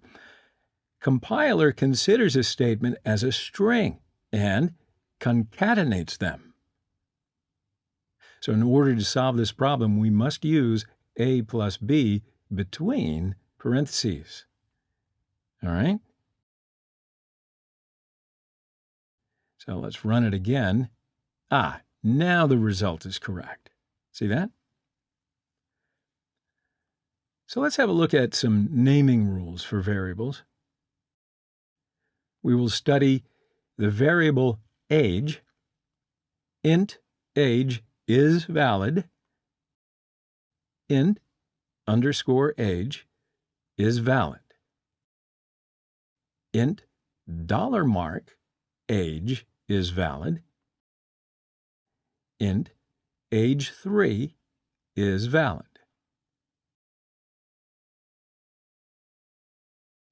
But int a space GE is invalid. And 3age is invalid because variable names cannot use spaces, and a variable name cannot begin with a digit. Also, we cannot use Java keywords as a variable name, so int break is invalid because break is a keyword. Int do is also invalid because do is a keyword, and int public is invalid because public is a keyword. Don't worry, you'll get to know your keywords. Java Basic Output. So in this section, you're going to learn some simple ways to display output. We can simply use system.out.print, parentheses, system.out.printin, parentheses, or system.out.println, parentheses to send the output to a screen. But first, let's learn the features of these output methods and why you'd use one over another. Print is the method that prints a string inside the quotes. Print in is a method that prints a string inside quotes similar to the print method. However, after printing, the cursor goes to the beginning of the next line. The printf method provides string formatting. In the exercise project, right-click on the source folder and select New, Class. Specify the package name as Input Output and the class name as Basic Output, and then select the checkbox for the main method. So the first message is, Welcome to Java Programming, by using the print method. Now here, print is a method that displays the string inside the quotes, right? So let's run the code. Okay, the result is true. Now we can copy-paste a line into a new line in Eclipse without having to highlight the entire line. We can use the key commands Control-Alt-Down arrow for this, and it's perfect. Also, we can concatenate the strings by using a plus sign as the operator. So the first string is Welcome to, and the plus operator, and the second string is Java Programming. So let's run that code. Okay, the result is the same. Now let's copy with these new lines and change text like that.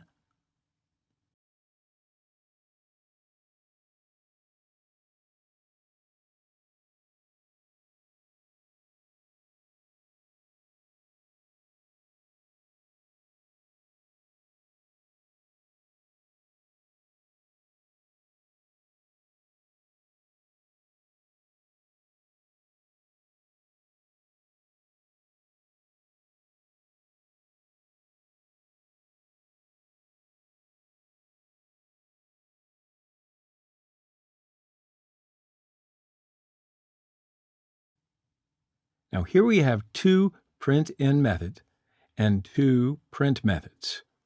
Okay, so let's run the code. Now you can see the result. After print-in methods, the cursor moves to a new line. But after print methods, cursor remains on the same line. So why don't we look at the printf method, and we'll define three variables. First, int x and assign 5. Second, int y and assign 3. And last, int z and assign x plus y.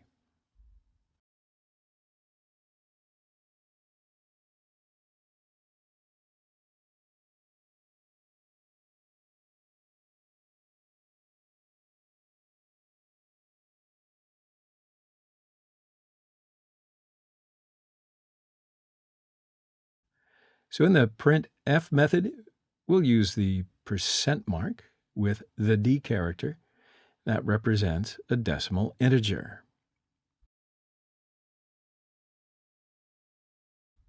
So let's run the code and show the output.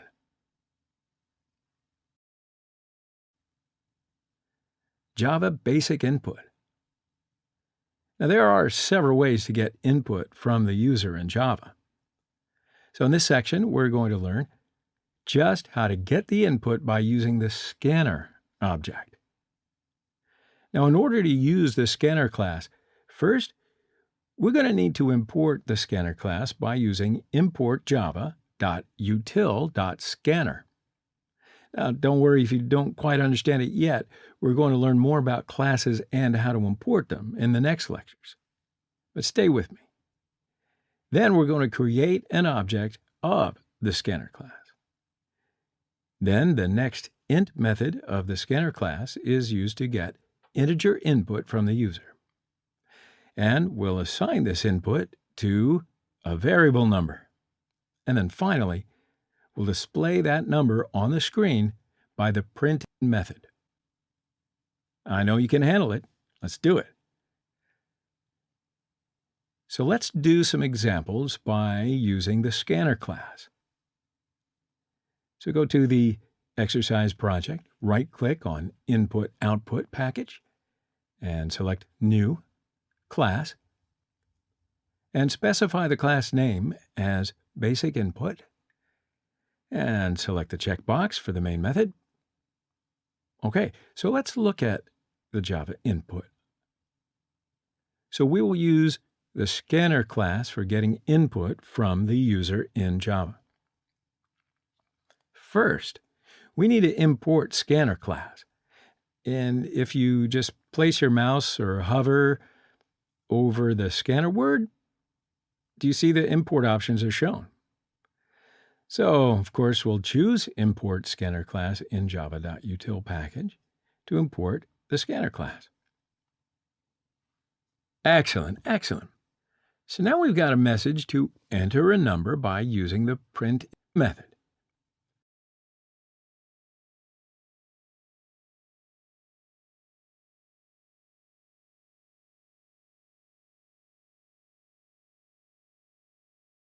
So we can declare a variable number with int type and assign next int as the method of scanner class to this number.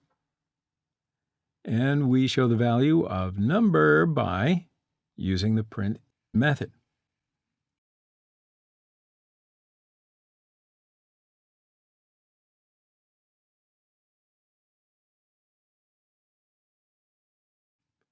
Then finally, we should close the scanner object by using the close method. Okay, so let's run the code. In the console screen, we enter 5, and it shows that you've entered 5. So now there's no need to assign the next int method to a new variable. We can directly use the input number.nextInt method in the print method.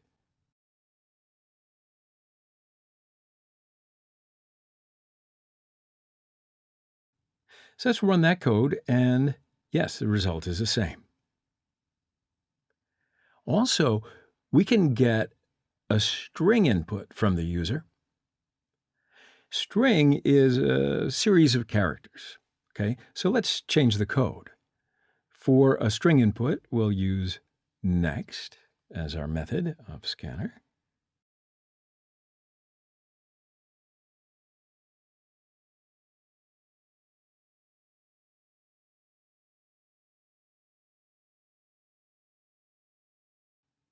And we declare a variable text and assign next as a method of scanner class to this text.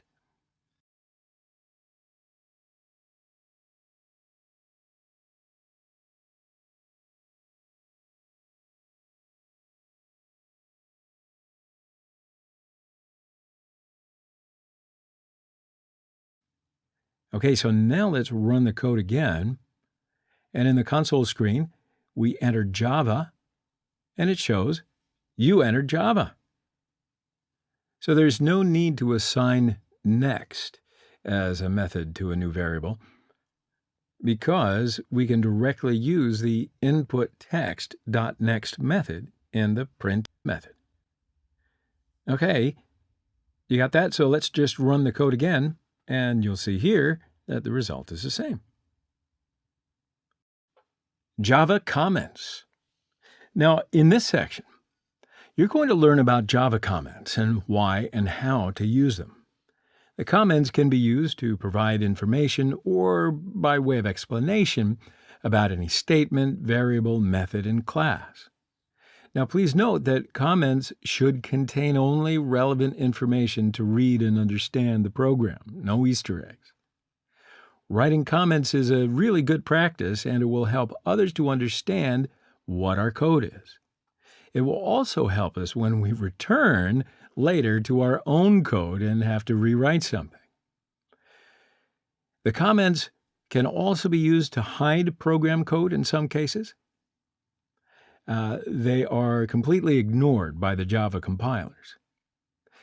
But basically, I'll tell you that there are two different types of comments in Java: single-line comment and multi-line comment. What, you thought it was going to be the name of a blockbuster movie or something? So the single-line comment is used to comment only on, check it out, one line. It starts with a double slash symbol. Okay, very important. The compiler ignores everything from double slash to the end of the line. So this, of course, is the easiest type of comment. The multi-line comment is used to comment on multiple lines of code. It starts with a slash and asterisk and ends with an asterisk and a slash. So that way the compiler ignores everything between a slash, asterisk, and asterisk, slash. Say that 3 times fast. All right, so go back to the exercise project, right-click on the source folder, and then select New Class. Specify a package name as comment and the class name as comment, and then select the checkbox to add it to the main method. First message is, Welcome to Java, by using print line.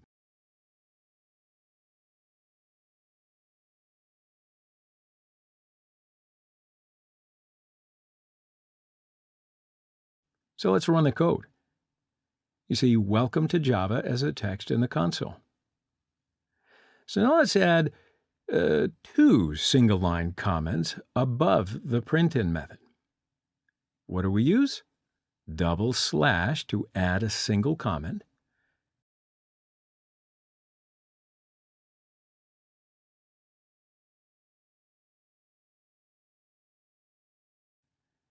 And then let's run the code again. See how the compiler ignores these comments? Also, Eclipse has a quick shortcut for you to add a single line. You can just use Control+7 as the key combination from your keyboard. If you use this combination on the code line, Eclipse automatically adds double slash at the beginning of the line.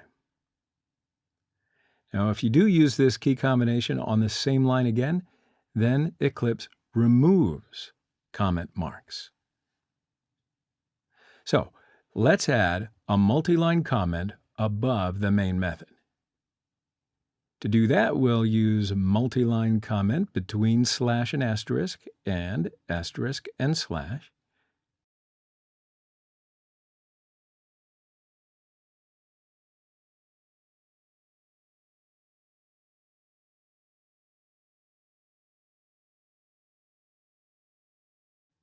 And let's run the code again, and the result is the same. So we can add multi-line comments to a code block. First, let's declare 3 variables with int type. First, A, and assign 5. Second, B, and assign 2. And last, sum, with initial value is 0 and assign A plus B to sum. Right, so now let's print the variable sum on the screen by using the print method.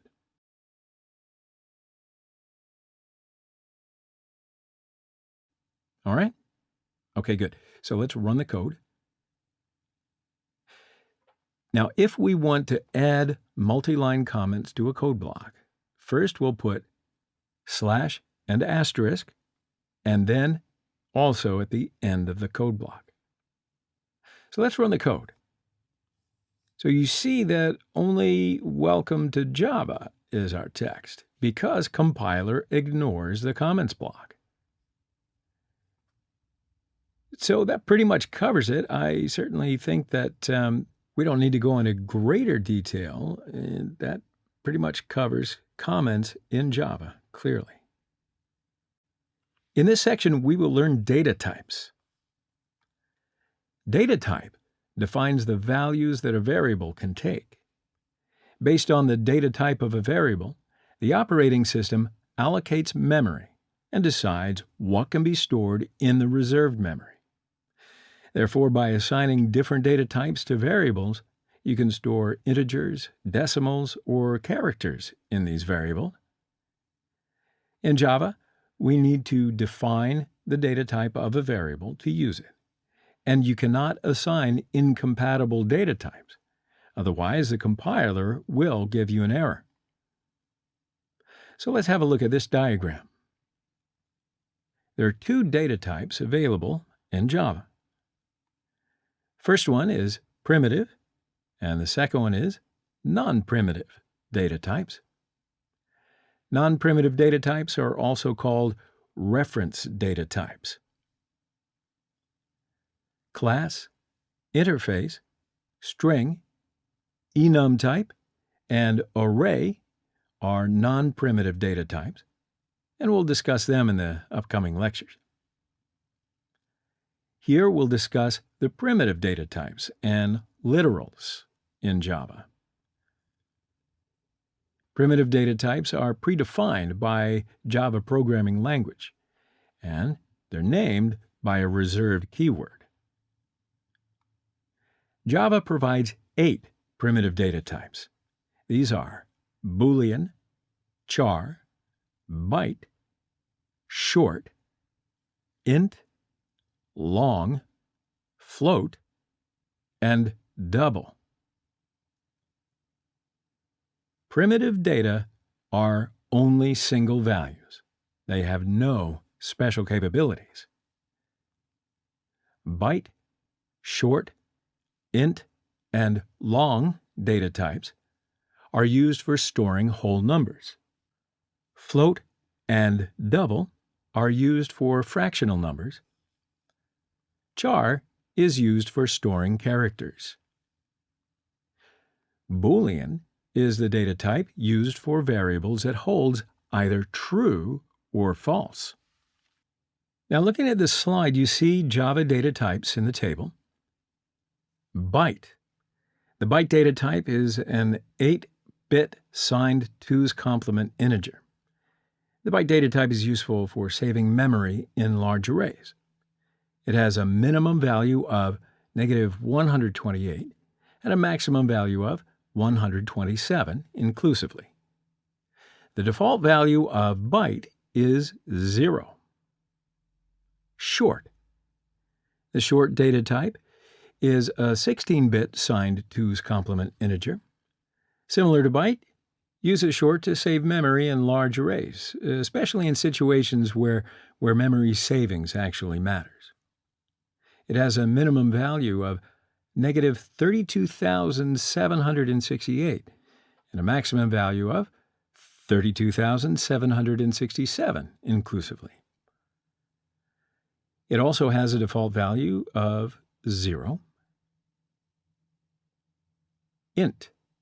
The int data type is a 32-bit signed 2's complement integer, which has a minimum value of -2 to the 31st and a maximum value of 2 to the 31st minus 1. Long. The long data type is a 64-bit 2's complement integer.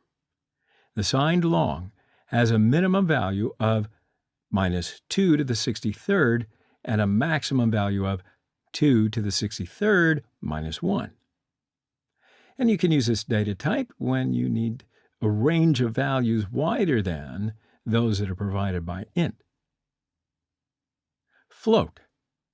The float data type is a single precision 32-bit floating point. If you need to save memory in large arrays of floating point numbers, you should use a float instead of double, which is double. The double data type is a double precision 64-bit floating point.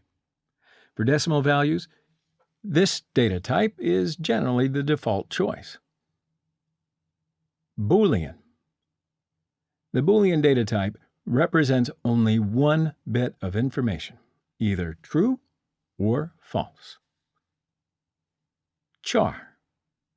The char data type is a single 16-bit Unicode character. So why don't we do some examples with data types? So in the exercise project, right-click on the source folder and select New, Class. Specify the package name as data type and the class name as data type, and then select the checkbox to add main method. Now let's start with data type. Boolean A equals true. The Boolean type, of course, has two possible values, either true or false. Char B equals capital R. So the char type declares a character. Okay. Byte C equals 12. Remember, byte type can have values from -128 to 127. Short D equals -356. The short type can have values from -32,767 and 32,767. Int E equals 43,543. So the int type is generally used for numeric values. So now let's declare variable f with a long data type. The long type is used for large values. So capital L is a specific suffix for the long type. Another variable G with float as the data type. Remember that the float type is used for large values with single precision, and a capital F is the specific suffix for the float type. Another variable H with the double data type. So the double data type is used for large values with double precision. Okay? So now let's print the values of these variables on the screen by using the print method, which we know so well. And for that, we can use Control, Alt, down arrow as our keyboard shortcut combination to copy the print method. Okay, so now let's change the variable name from A to H. All right, good. Let's run the code. And look at that, you see the results in the console.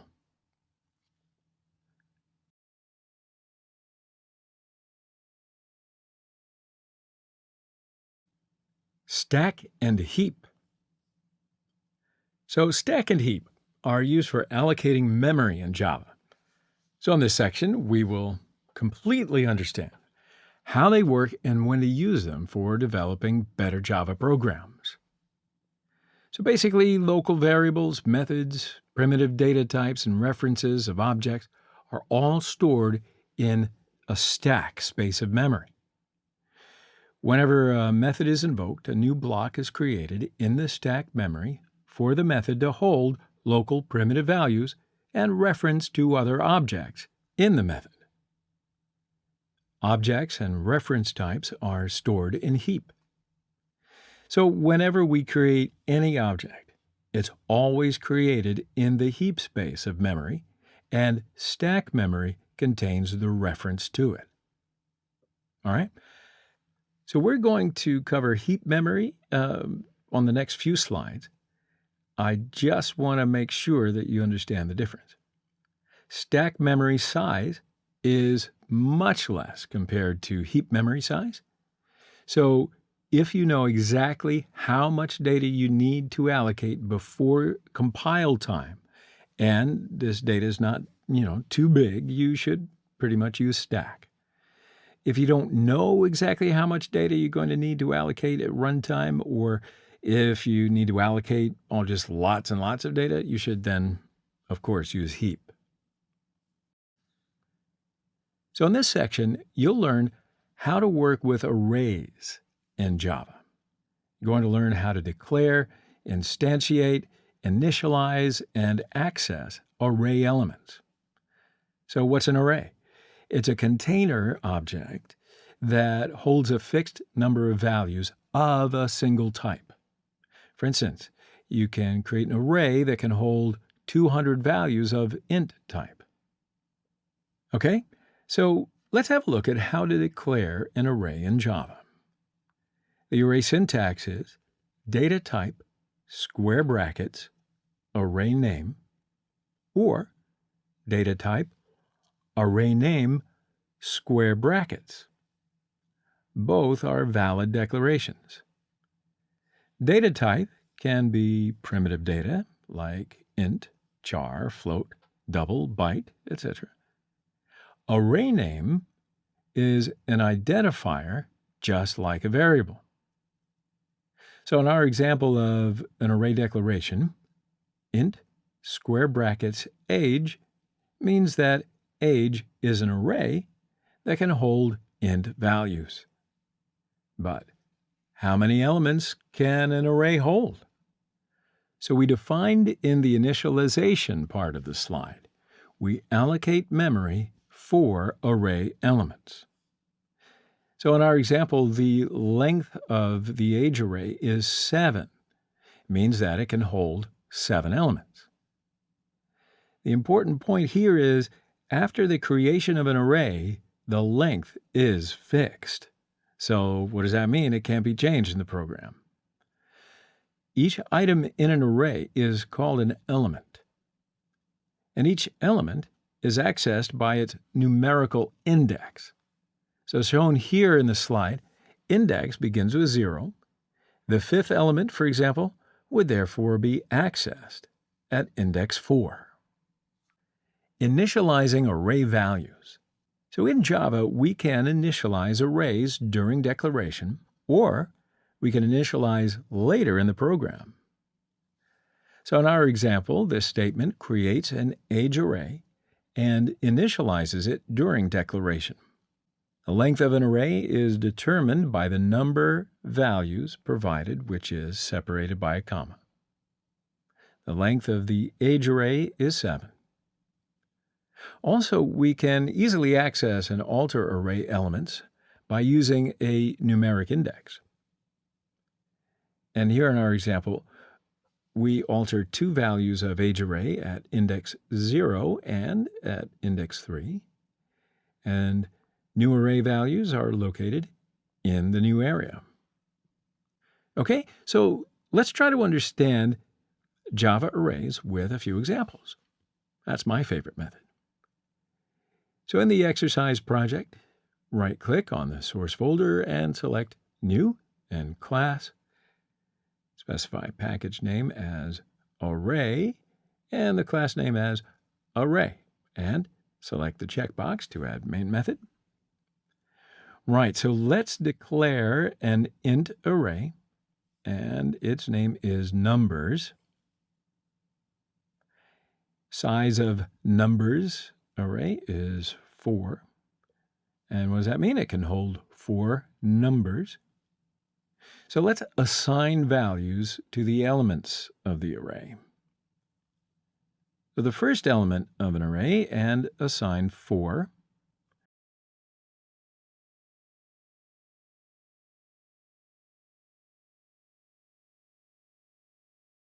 Second element, assign 6.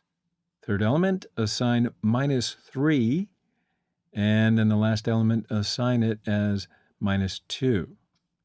All right, so let's calculate the sum of array values.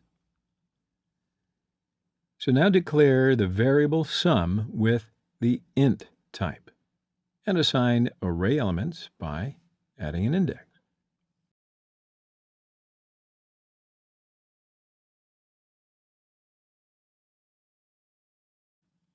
Now let's print the sum of array values by using the print method.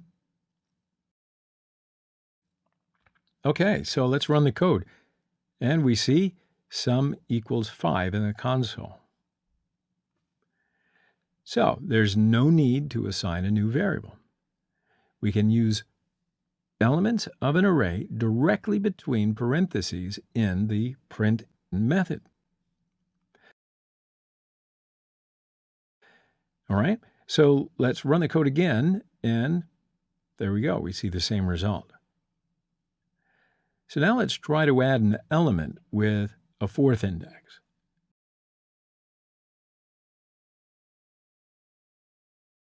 So let's run the code, and we get an error. Now, if we want to add an index that is either negative or greater than or equal to the size of the array, an array index out of bounds exception is thrown. So it's thrown only at runtime. The Java compiler does not check for this error during the compilation of a program.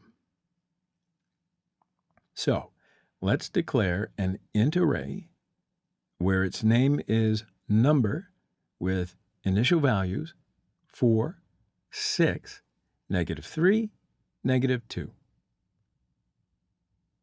We alter the value of the second element of the array with a new value, 12.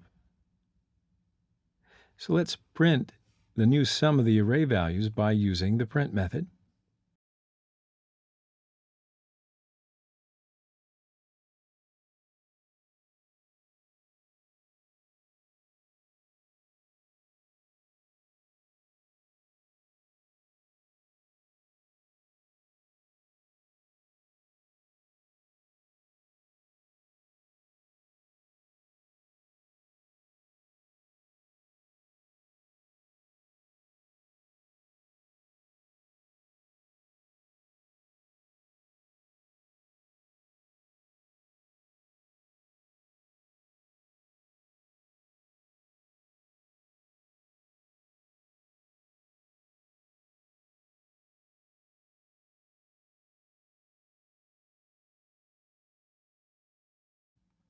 And let's run the code.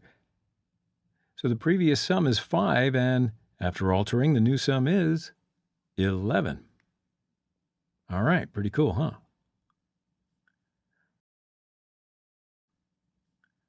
Operators. So now the operators are special symbols that perform specific operations such as arithmetic, logical, etc. The value that the operator operates on is called the operand. For example, in the expression x plus 4, x and 4 are operands, and plus is an operator. So in this section, first we're going to learn the arithmetic, assignment, and unary operators. Then we're going to play with equality, relational, and conditional operators. Then we're going to learn operator precedence. Arithmetic operators. The Java programming language provides operators that perform addition, subtraction, multiplication, division, and remainder. So these are basic mathematical operations that you probably know and can do in your head. Plus is an additive operator. It adds two operands. Minus is a subtraction operator. It subtracts the right operand from the left. Asterisk is a multiplication operator. It multiplies two operands. / is a division operator. It divides the left operand by the right one. The type of division result is float by default. Now percent is a remainder operator. So this symbol might look new to you. It divides one operand by another and returns the remainder as its result. Okay, so let's try to understand Java operators with examples. So in the exercise project, right-click on the source folder and then select New and Class. Specify package name as Operator and the class name as Arithmetic Operator, and then select the checkbox to add main method. All right, so now let's declare 3 variables with the double type. First, number 1, and assign 8.4. Okay, second, number 2, and assign 4.2. And then last, result, with the initial value 0.0. So now you want to first assign number 1 plus number 2 to the variable result. All right, so let's show the result value by using our print method. And we may run the program after all the operations.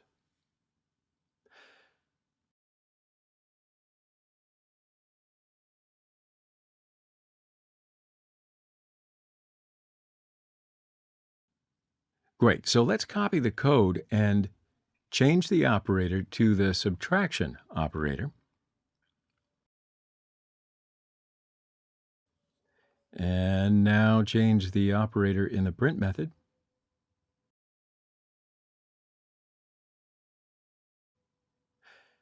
All right, so let's make changes for multiplication.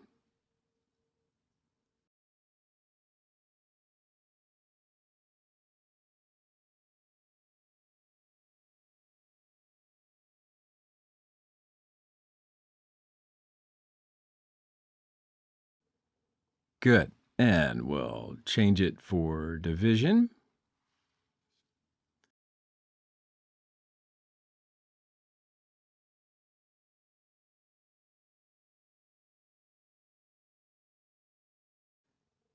And finally, let's change it up again for remainder as our operator.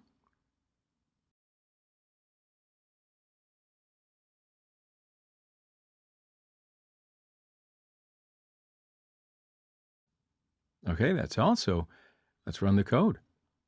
And you see the result in the console. Number 1 plus number 2 equals 12.6. Number 1 minus number 2 equals 4.2. Number 1 multiplied by number 2 equals 35.28. Number 1 divided by number 2 equals 2.0. Number 1% number 2 equals 0.0. So the remainder is 0. Assignment operators are pretty much the most common operators. An assignment operator assigns the value on the right to the operand on its left. Okay? So equal to is a simple assign operator. It assigns values from the right side operands to the left side operand. Plus and equal is an add and assignment operator. It adds the right operand to the left operand and assigns the result to the left operand. Minus and equal are subtraction and assignment operators. So it subtracts the right operand from the left operand and then assigns the result to the left operand. Asterisk and equal is a multiply and assignment operator. So it multiplies the right operand with the left operand and then assigns the result to the left operand. The forward slash and the equal is a divide and assignment operator. So it divides the left operand with the right operand and then assigns the result to the left operand. And that leaves us with the percent and equal. Now it's a modulus and assignment operator. So it takes modulus using 2 operands and then assigns the result to the left operand. So I think that'll become clear with a few examples. So let's do up some examples with assignment operators. So go back to the exercise project and right-click on the operator package and then select New Class. Specify the class name as assignment operator and then select the checkbox for the main method. Okay, so let's start to code. We're going to declare here 3 variables with the int type. So first, x and assign 20. Second, y and assign 15. And then last, z with initial value 0. Now let's assign x plus y to variable z. I know, some of you guys say z, but I say z. So this is a simple assignment operator. So let's print the result by using our print method.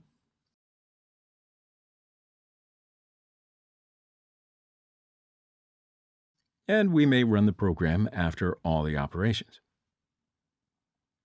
Now let's copy the code and change the code with z plus equals x. So now this is an add an assignment operator. It's the same as z equals z plus x. And now let's change the code with z plus equals x in the print method. Let's copy the code and change the code with z minus equals x. And then this is a subtract and assignment operator. So it's the same as z equals z minus x. Now we can change the code with z minus equals x in the print method. So let's copy the code again and change the code with z asterisk equals x. And now we have the multiply and assignment operator, which is the same as z equals z multiply x. And now we can change the code with z asterisk equals x in the print method. Now we'll copy the code again and change the code with z divide equals x. And now we have a divide and assignment operator. So it's the same as z equals z divide x. Now we can change the code with z divide equals x in the print method. Now let's copy the code and change the code with z percent and equals x. So now this is the modulus and assignment operator, and it's the same as z equals z percent x. Now we can change the code with z percent and equals x in the print method. Okay, so that's it. So let's run the code, and you can see what happens right here in the console. X plus y equals 35, so the value of z is 35. The value of x is 20, and z equals z plus x equals 55. Z equals z minus x is 35. Z equals z multiply x is 700. Z equals z divide by x is 35. Z equals z percent x is 15. And that means that the remainder is 15. Good job. Unary operators. The unary operators require only one operand. They perform various operations such as incrementing and de-incrementing a value by 1, negating an expression, or inverting the value of a Boolean. So let's have a look at these operations. Plus. This is a unary plus operator. It's used for giving positive values. It's only used when deliberately converting a negative value to a positive. Minus. This is a unary minus operator. It's used for negating the values. Plus plus. This is an increment operator. So it increments a value by 1. Minus minus. This is a decrement operator. It decrements a value by 1. Exclamation mark. So this is a logical complement operator. It inverts the value of a Boolean. So why don't we do up some examples with unary operators? In the exercise project, right-click on the operator package and select New, Class, and specify the class name as unary operator, and select the checkbox for the main method. Okay, so let's start to code. Let's declare two variables. First, the number with double type and assign 7.6. So second is check with Boolean type and assign true. So now in the first print method, we'll use the unary plus operator.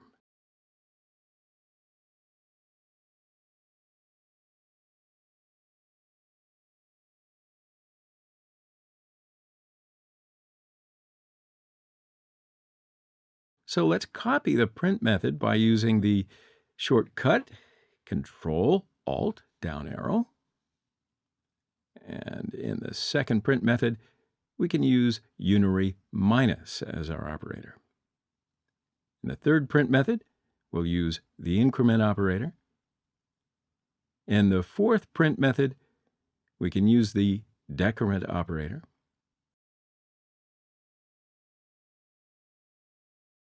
And in the last print method, we can use the logical complement operator.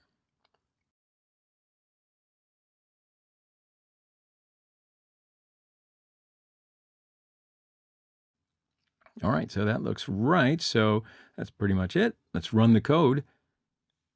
And remember that the value of the number variable was 7.6. And as you see right here in the console, plus number equals 7.6, so there's no change. The minus number equals minus 7.6. It inverts the sign of the number variable. Plus number equals 8.6, so that increments the value by 1. Minus the number equals 7.6, so that decrements the value by 1. So not isCheck equals false.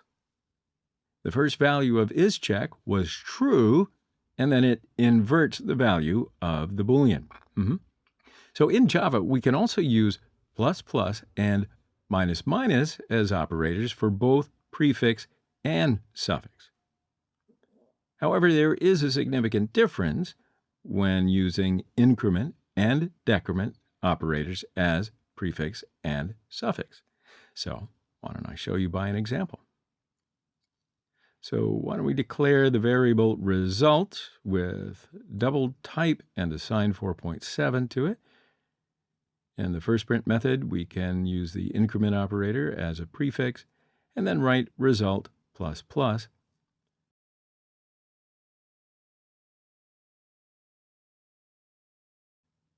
In the second method, and we'll just write result. So in the third method, we'll use the increment operator as a suffix and write plus result. And in the last print method, we'll write only the result again. All right, so that's all. So let's run the code, and you see the result in the console. When the first print is executed, the original value is evaluated first. The result is increased only after that. So we got 4.7 as our output. So when the second print is executed, the increased value 5.7 is printed. However, when the third print is executed, the result is increased by 1 first before it's printed on the console. And then when the last print is executed, 6.7 is printed.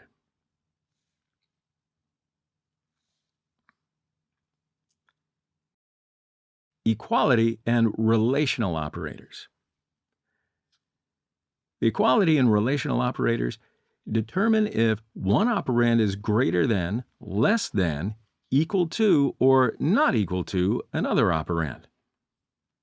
So let's have a look at these operations. Equal. This operator checks if the values of two operands are equal or not, and if yes, then the condition becomes true. Exclamation mark and equal. So this operator checks if the values of two operands are equal or not, and if the values are not equal, then the condition becomes true. Greater than sign. this operator checks if the value of the left operand is greater than the value of the right operand, and if yes, the condition becomes true. A less than sign. This operator checks if the value of the left operand is less than the value of the right operand, and if yes, the condition becomes true. Greater than or equal sign. This operator checks if the value of the left operand is greater than or equal to the value of the right operand, and if yes, then the condition becomes true. Less than or equal sign. This operator checks if the value of the left operand is less than or equal to the value of the right operand, and if yes, the condition becomes true. So I'll show you some examples with equality and relational operators. So go back to the exercise project and right-click on the operator package and select New Class.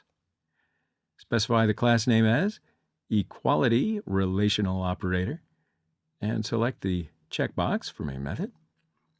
Okay, so let's start to code. We'll declare two variables with the int type. First, A, and assign 2, second, B, and assign 5. In the first print method, we'll use the equal to operator, A equal to B. And let's copy the print method by using shortcut Control-Alt down arrow. And in the second print method, we'll use the not equal to operator. And in parentheses, A not equal to B. Now in the third print method, we can use the greater than operator, A greater than B. And in the fourth print method, we'll use greater than or equal to as our operator. A is greater than or equal to B. And in the fifth print method, we'll use the less than operator, A less than B. And in the last print method, we can use the less than or equal to operator, A less than or equal to B. All right, that's all. So let's run the code. And what do you see in the console? A equal to B is evaluated to be false. A not equal to B is evaluated to be true. A greater than B is evaluated to be false. A greater than or equal to B is evaluated to be false. A less than B is evaluated to be true. A less than or equal to B is evaluated to be true. So why don't we change the value of the variable with a 5. So now A equals 5 and B equals 5. And let's run the code again and compare our results. A equal to B is evaluated to be true. A not equal to B is evaluated to be false. A greater than B is evaluated to be false. A greater than or equal to B is evaluated to be true. A less than B evaluated to be false. A less than or equal to B is evaluated to be true.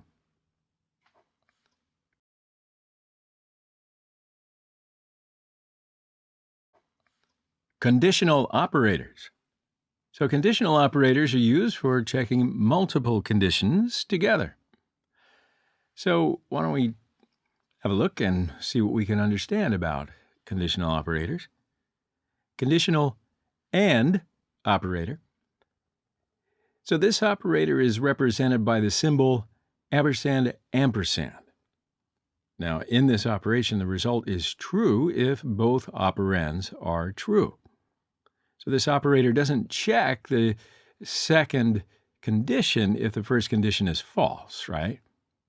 It'll check the second condition only if the first one is true. The conditional OR operator.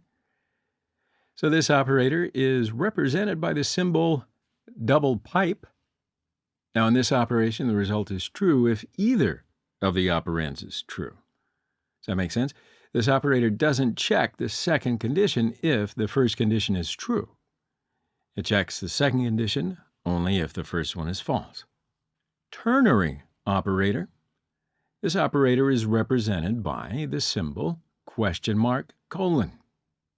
So this operator consists of 3 operands and is used to evaluate Boolean expressions. This operator can be thought of as a shorthand for an if-then-else statement. Now, we're going to get into that a little deeper in the control flow statements of this lesson. But first, let's make some examples with conditional operators.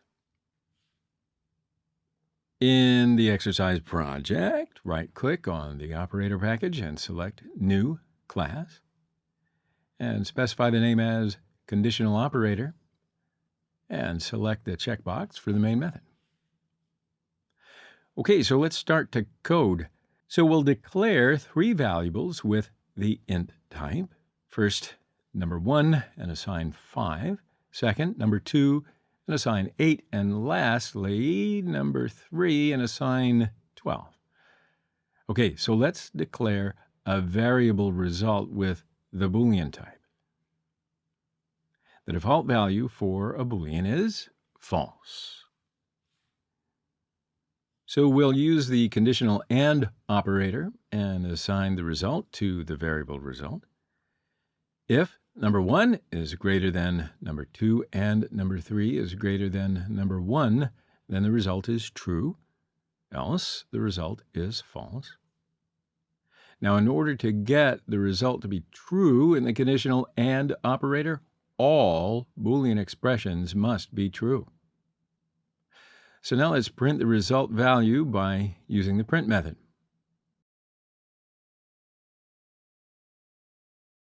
Okay, so now we can run the code, and you see it in the console. Result equals false, because number 1 is not greater than number 2. So now if we use the conditional OR operator, we can assign the result to the variable result.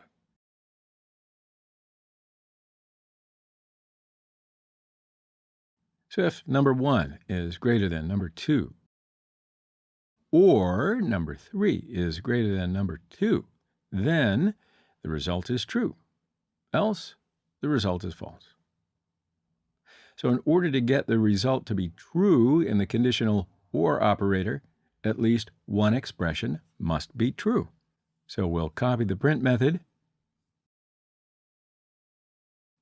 Alrighty, so let's run the code. And you can see that in the console, the result equals true, because number 3 is still greater than number 2. Now let's have a look at the ternary operator.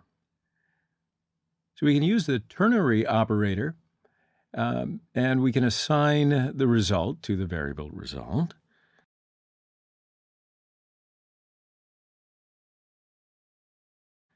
If the number is less than number 2, then the result is true, else the result is false. So let's copy the print method. Okay, we can run the code. Result equals true, because number 1 is less than number 2. All right. Operator precedence. Now, it's important to remember and to know how Java interprets the symbols you use to perform specific operations and in what order it interprets them. Otherwise, we could write a program with one result in mind and receive an entirely different result, right? So as you can see here in the table, the priority column is the most important because it defines the strict order in which Java interprets the symbols displayed in the operator column. An operator higher in the table always takes precedence over an operator that's lower in the table. Now, here's the important and key point in this part. If you want to change the order in which an expression is evaluated, you have got to use parentheses. So any part of an expression that is enclosed in parentheses is evaluated first. So let's see how that works with an example of operator precedence. In the exercise project, right-click on the operator package and select New Class, and specify the class name as Operator Precedence, and then select the checkbox for the main method. And let's declare a variable result with the int type and assign 5 plus 2 multiply by 4. Okay, so let's print the result value by using the print method.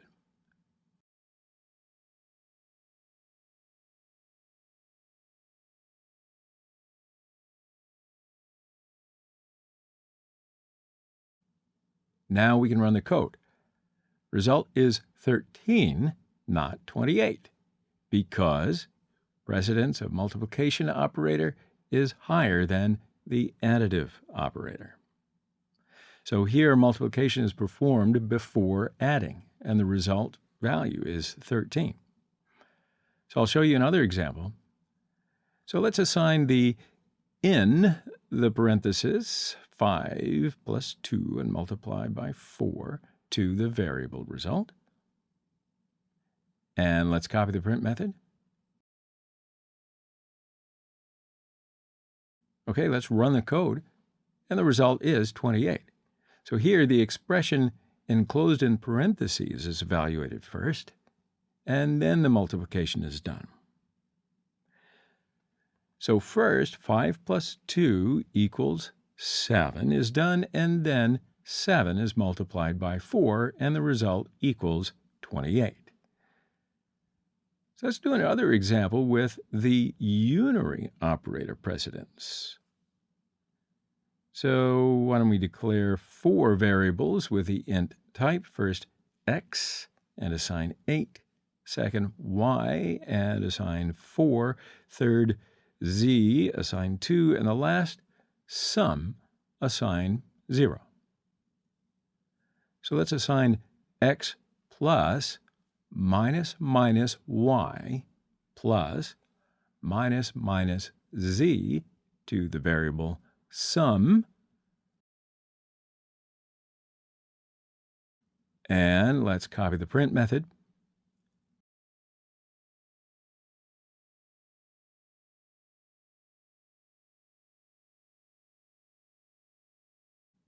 Okay, so let's run the code, and the result is 12, because the operator precedence of the unary operator is higher than the additive operator. Now, in this section, we will learn about Java expressions, Java statements, differences between expressions and statements, as well as Java blocks. So now that we understand the variables and operators and how they work, it's easier to learn about expressions, statements, and blocks. You may ask, why is that? Well, we might actually combine variables and operators to form expressions. That's right. Expressions are the core components of statements, and statements may be grouped into blocks. That's why it's important to stay organized, right? Expressions consist of variables as well as operators and method calls, and those evaluate to a single value. So you'll see some examples of expressions illustrated in red. So here, max speed equals 280 is an expression that returns int and data type. Int is not part of an expression. So typically, except data type and semicolon forms an expression. Result equals 5 plus 8 is an expression, and the result is now 13. In the brackets, x plus y multiplied by 2.5 is an expression. Also, it is named a compound expression. Now, when writing compound expressions, please be careful to indicate with parentheses which operators should be evaluated first. Number 1 equals to number 2. Now, that's an expression that returns a Boolean. Similarly, equal is a string expression. All right, so let's look at statements. A statement forms a complete unit of execution. Note here, please, that it's necessary to add a semicolon at the end of a statement. Now, expressions are part of statements. So you see examples of statements in the slide.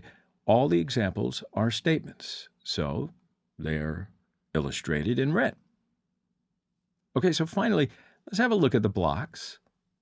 So a block is a group of 0 or more statements that is enclosed in curly braces. And you see an example of the block in the slide. Now, there is one statement inside the block. A block may contain a whole lot of statements. Control flow statements. Now, I promised you earlier, so in this section, we're going to learn the fundamentals of Java programming language. And we're going to learn decision-making statements, such as if statements and switch case statements. Then we're going to have fun with looping statements, such as for each, while, and do while as loop statements. Then we're going to learn the branching statements, such as break, continue, and return. Decision-making statements. Decision-making structures have one or more conditions to be evaluated or tested by the program. So if you look at the diagram, it shows if some condition occurs, check the condition. If that condition is true, execute the conditional code. If the conditional is false, pass the conditional code, and then continue. Make sense? So there are two types of decision-making statements in Java. They are if statements and switch statements. If statements are used to test the condition. So it'll check the Boolean condition true or false. There are various types of if statements in Java. We can classify these statements as if statements, if-else statements, if-else if-latter statements, and a nested if statement. So why don't we take a closer look at the if statement and the if-else statement syntax. First up, Java if statement tests the condition. If the condition is true, it executes the if block. And then secondly, the Java if-else statement also tests the condition. If the condition is true, it executes the if block. Otherwise, the else block is executed. So why don't I show you some examples of the if-else statement. So in the exercise project, right-click on the source folder and select New and Class. Specify the package name as Decision Making and the class name as if-else statement. Select the checkbox for the main method. So here we're going to use the scanner class for getting input from the user in Java. Now first, we'll need to import the scanner class. And if you hover your mouse over the scanner word, the word scanner there, see how the import options are shown? So if we choose import scanner class in java.util package to import the scanner class, we get a message to enter the number by using the print method. And we'll declare a variable number with the int type and assign next int as our method of scanner class to this number. So now let's start to write the if statement. In the if statement, we'll check the number, whether this number is even or odd. So if a number is divisible by 2, then it is even, otherwise it's odd. So we'll use a modulus operator to find the remainder.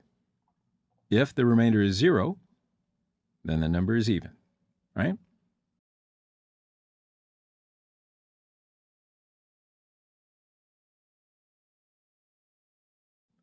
Then finally, we'll close the scanner object by using the close method.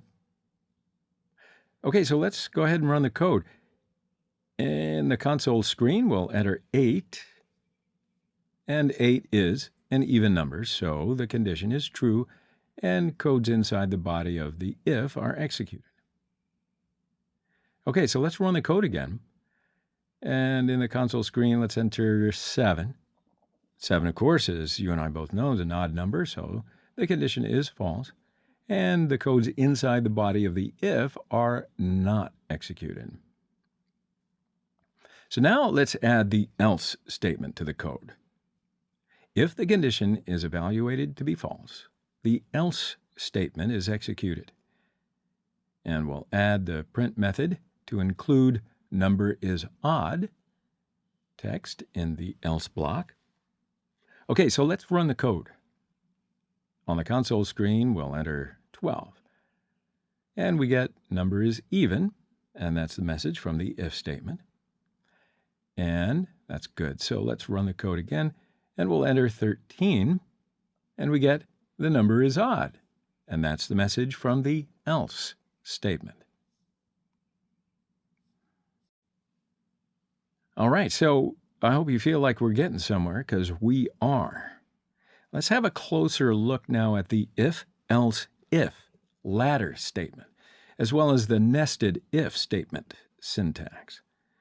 So first, the Java if, else, if ladder statement executes one condition from multiple statements. And then secondly, the nested if statement represents the if block within another if block. So here, the inner if block condition executes only when the outer if block condition is true. All right, so let's stop talking and do up some examples with the if ladder and nested if statements. In the exercise project, right-click on the decision-making package and select New Class. Specify the class name as if ladder nested if statement and select the checkbox for the main method. Now first, we'll need to import the scanner class for getting that input from the user, right?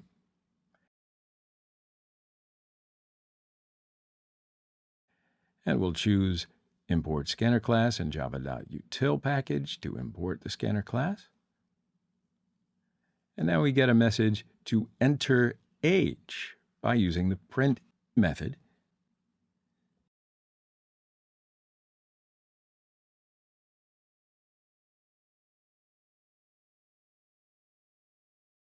So let's declare a variable, your age, with the int type, and assign the next int method of scanner class to this variable. Now let's start to write the if statement. If your age is less than 13, then we'll print you are a child to the output.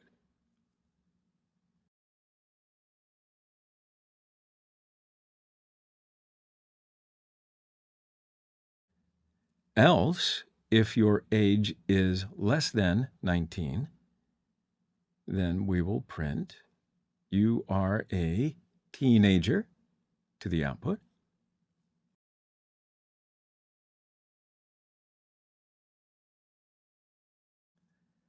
If your age is greater than 19, else statement is executed, and we will print you are an adult to the output. So if all test conditions are false, the code's inside the body of the else statement is executed, right? Okay, so let's run the code. On the console screen, we enter 8. 8 being less than 13, so the first if statement is executed, and the output is you are a child. Let's run the code again, and we'll enter 15. The program checks first the if statement.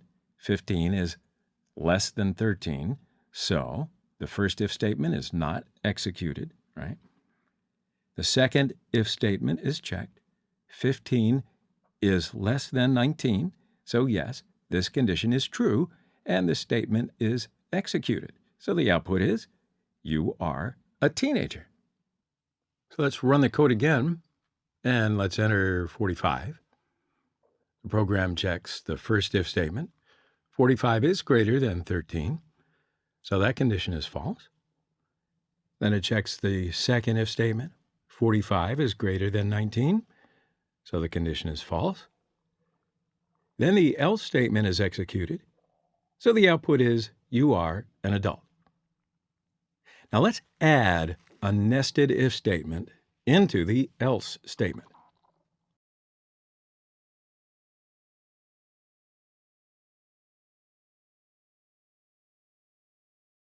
If your age is less than 65, then we will print, you are an adult to output.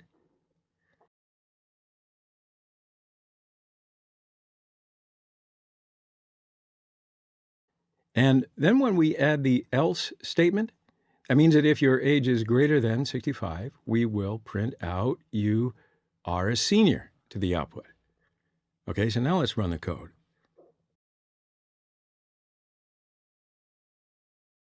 And in the console screen, we'll enter 56. Else statement is executed because 56 is greater than 13 and 19. And the else statement, 56 is less than 65, so the if statement is executed, and the output is, you are an adult. All right, so let's run the code again. Let's enter 68. In the else statement, 68 is greater than 65, so the else statement is executed, and the output is, you are a senior. See how that works? So now let's write a Java program to find the largest of three numbers and implement a nested if statement. We'll use the scanner class for getting input from the user, and we'll show a message to enter three numbers by using the print method.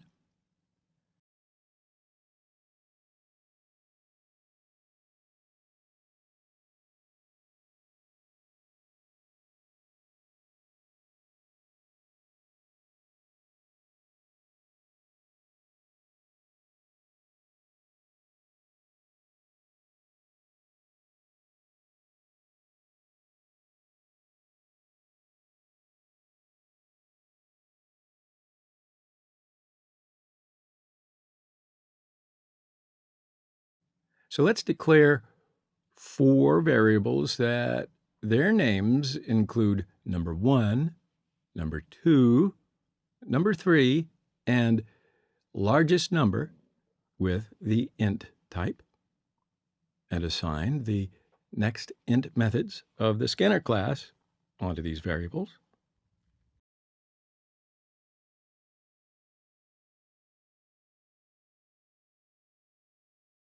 So now let's start to write the if statement. If number 1 is greater than or equal to number 2, this is outer if. So if we add the nested if statement, if number 1 is greater than or equal to number 3,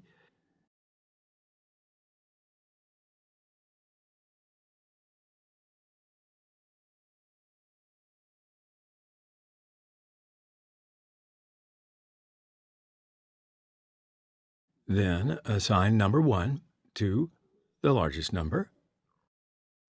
Else, assign number 3 to the largest number.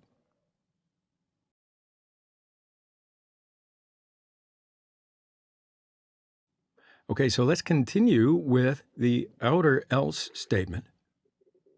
So we add nested if statement again.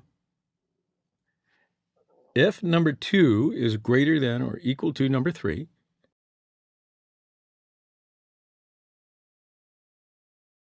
then assign number 2 to the largest number.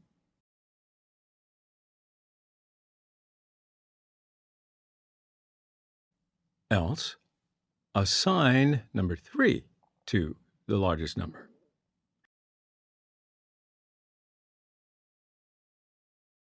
All right, so let's print the largest number to the output by using our print method.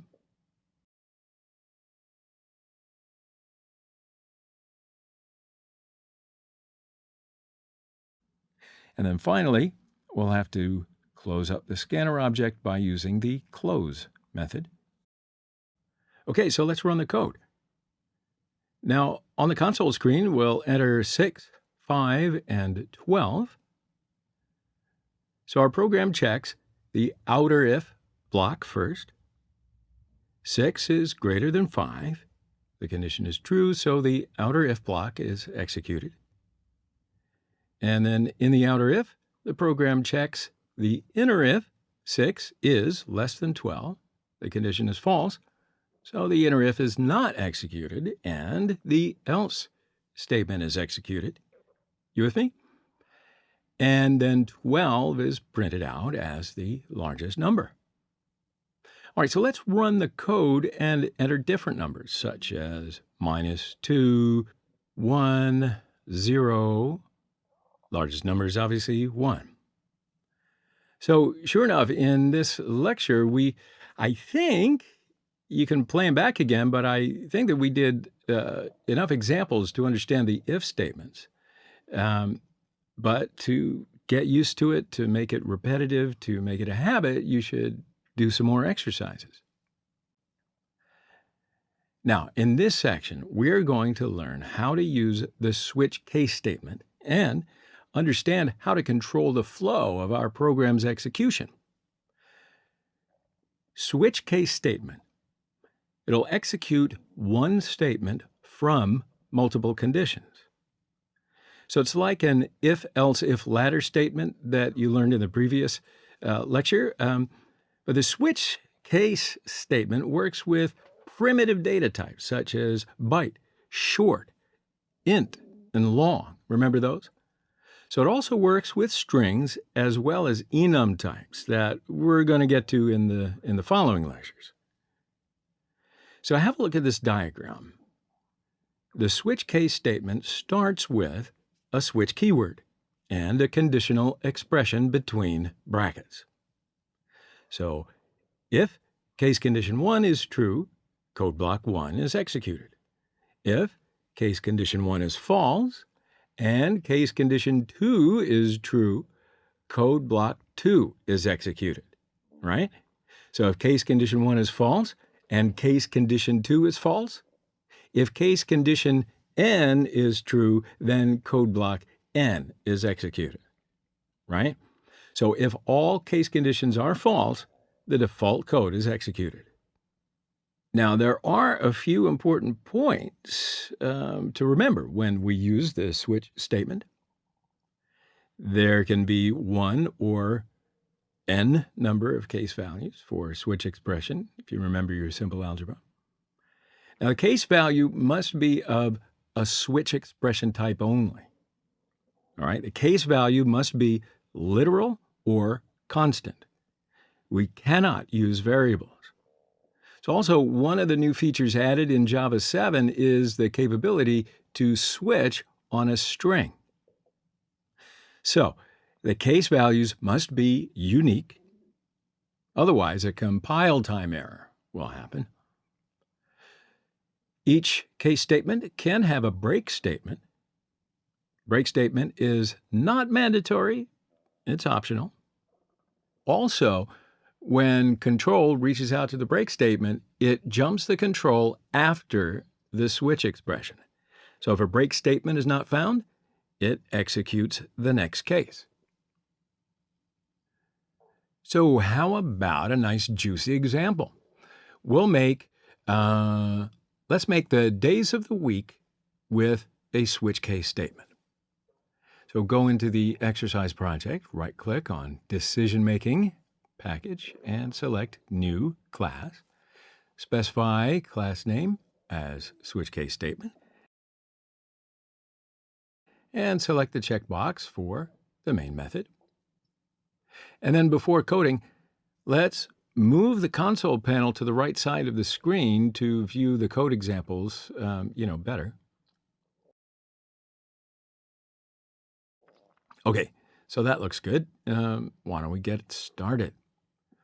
So first off, we're going to need to import the scanner class for getting input from the user.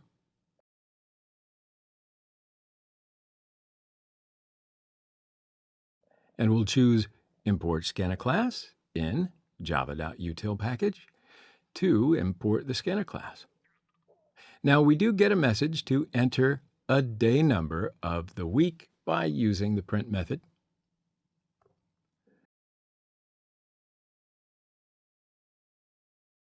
And we'll declare a variable day number with the int type and assign next int as our method of the scanner class to this variable.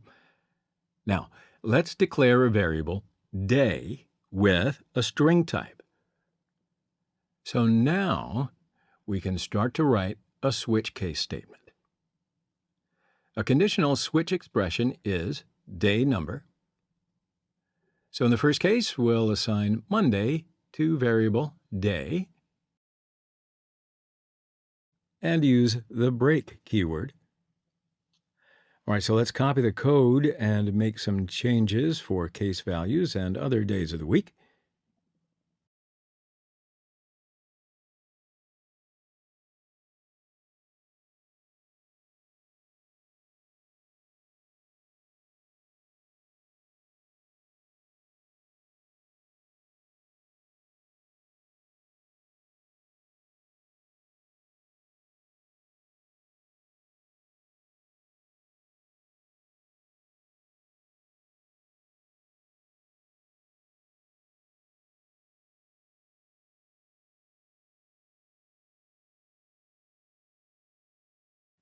Now, we can also use the break keyword in each case condition because we don't want to execute each case condition, right? So we have 7 days in a week. So if the user enters a number that is greater than 7, we should warn the user by using this default keyword. So in the default part, we'll assign invalid day choice to the variable day. And let's display the value of day by using the print method.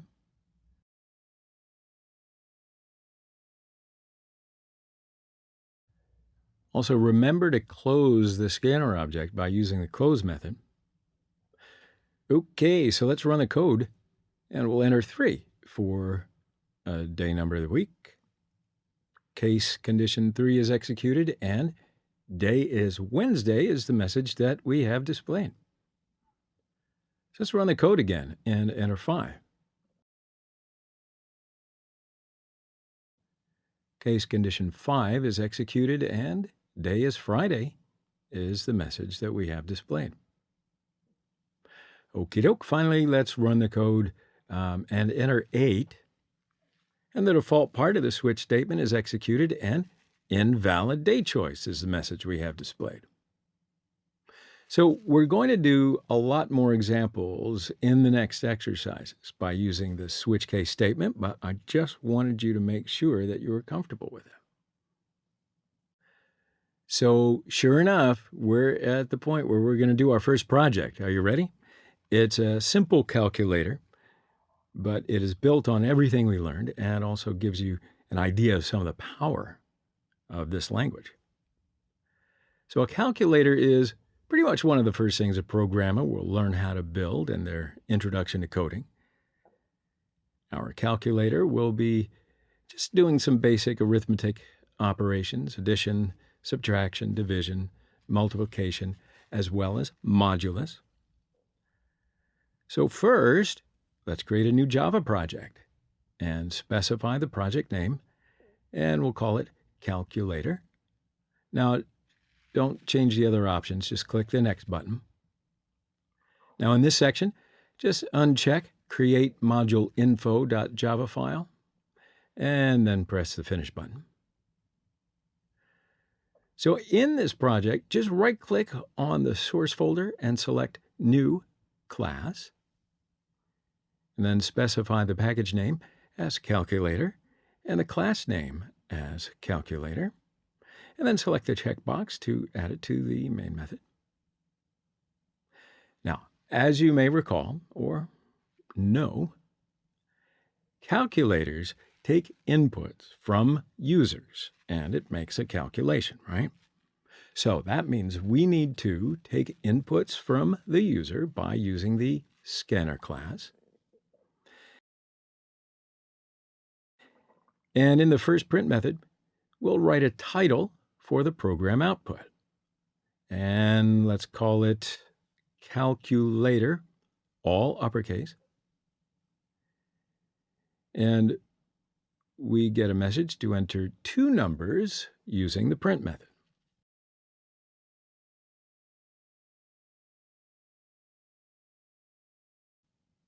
So we'll declare two variables, number 1, number 2, with the int type, and assign nextInt as our method of scanner class to these variables. Okay, so we show a message to be chosen in an operation. Now, the user may enter one of the plus, minus, asterisk, forward slash, and percent mark symbols.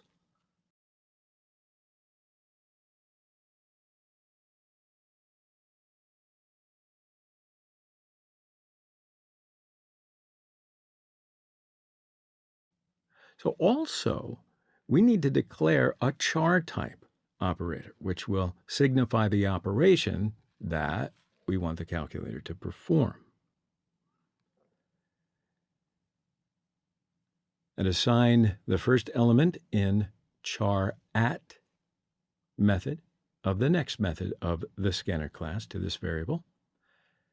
The chart at method is used for taking a character input in Java. And we need to declare a variable result with the double type. Its initial value is 0.0. Okay, so if you're with me so far, let's start to write our switch case statement. Now, the switch receives the operator variable and, depending upon what it is, chooses a certain case. The first case value is additive operator in a single quotation mark. So we'll do the addition of two numbers. We'll assign number 1 plus number 2 to the variable result, and we'll want to use the break keyword. So let's copy the code and make the changes for the case values and other arithmetic operations, right? And now we'll use the subtraction operator, multiplication operator, division operator, and modulus operator.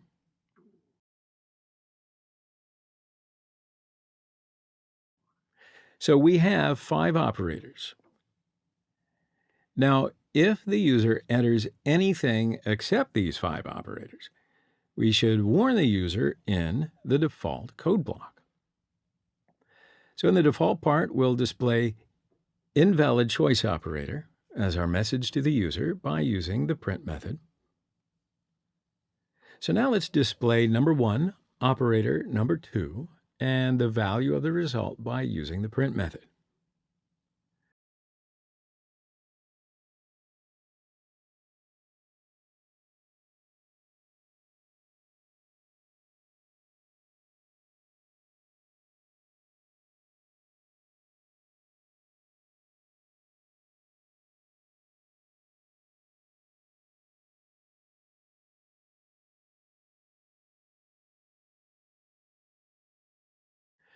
Now, it's better to close the scanner object by using the close method.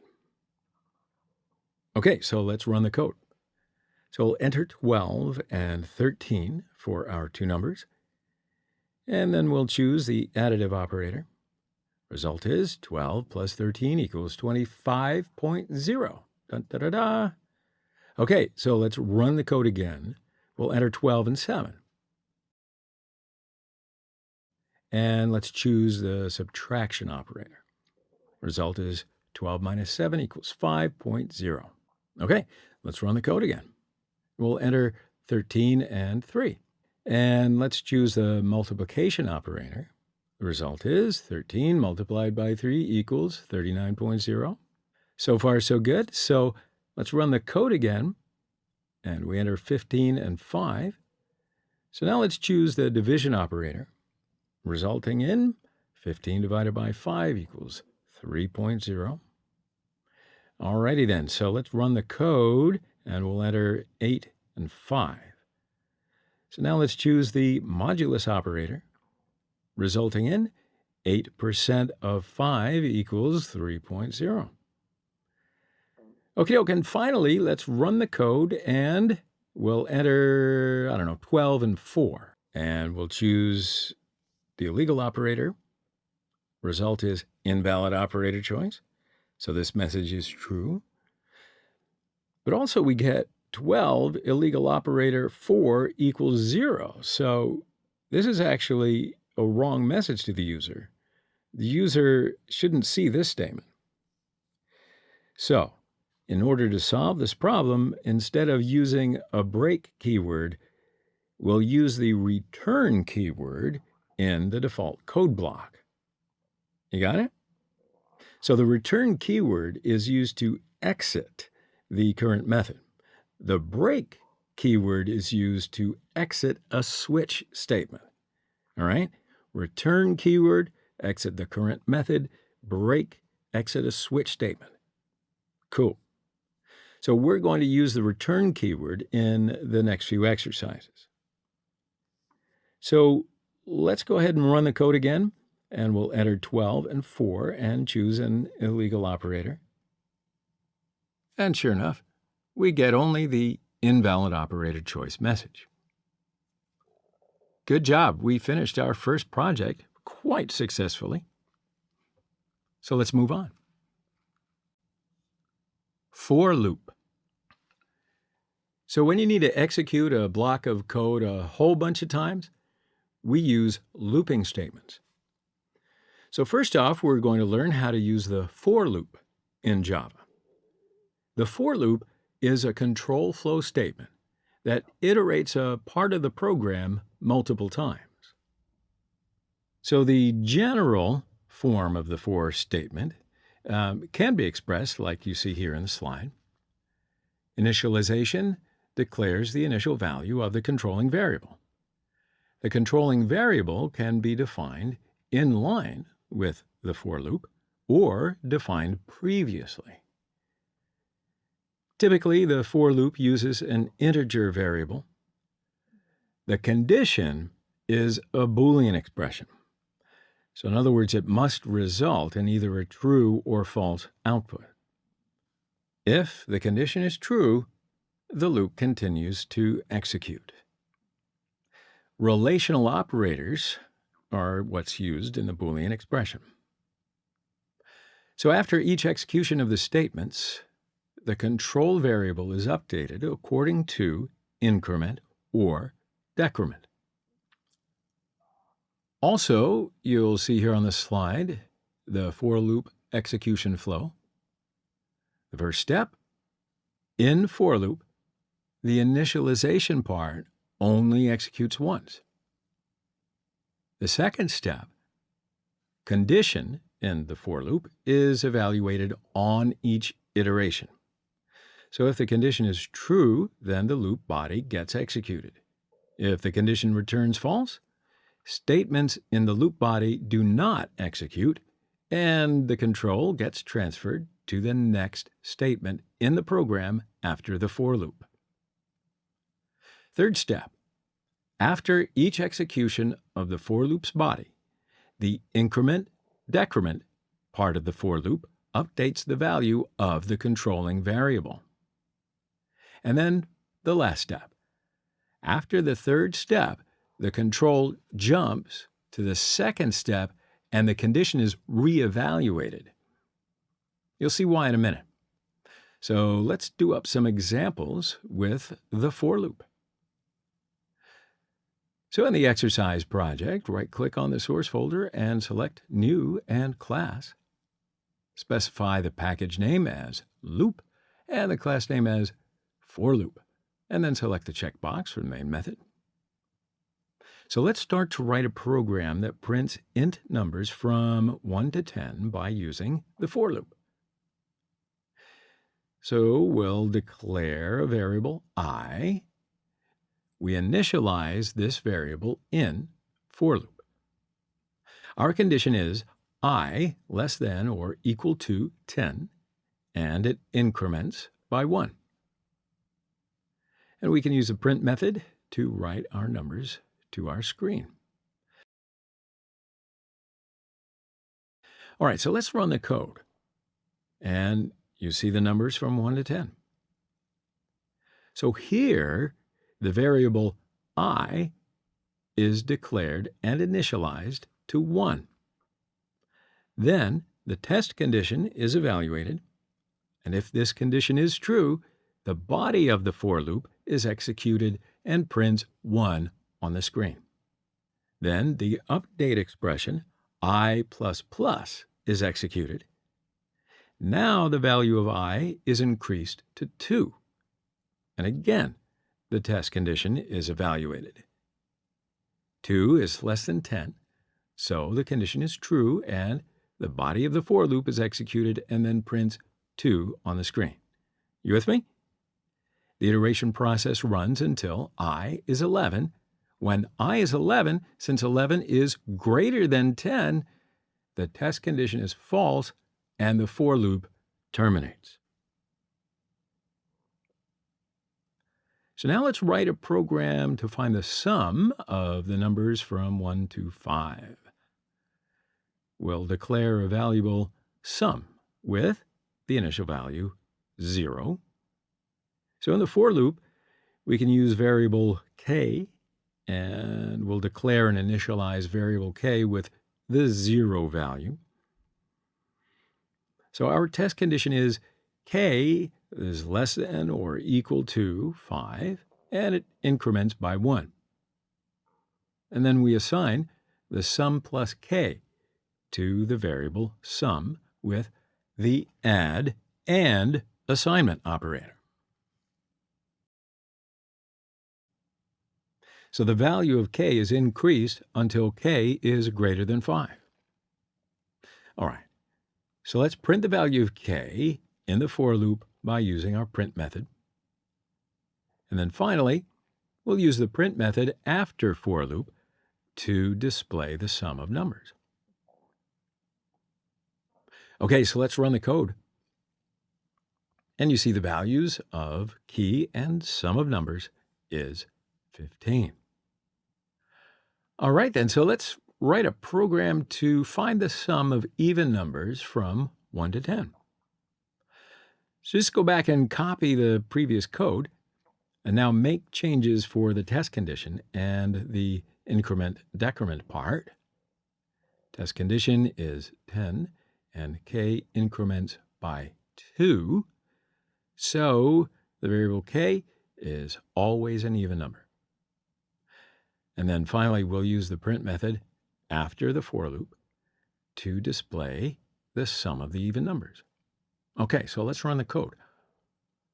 Now, you see the values of the key and the sum of even numbers, which is 30.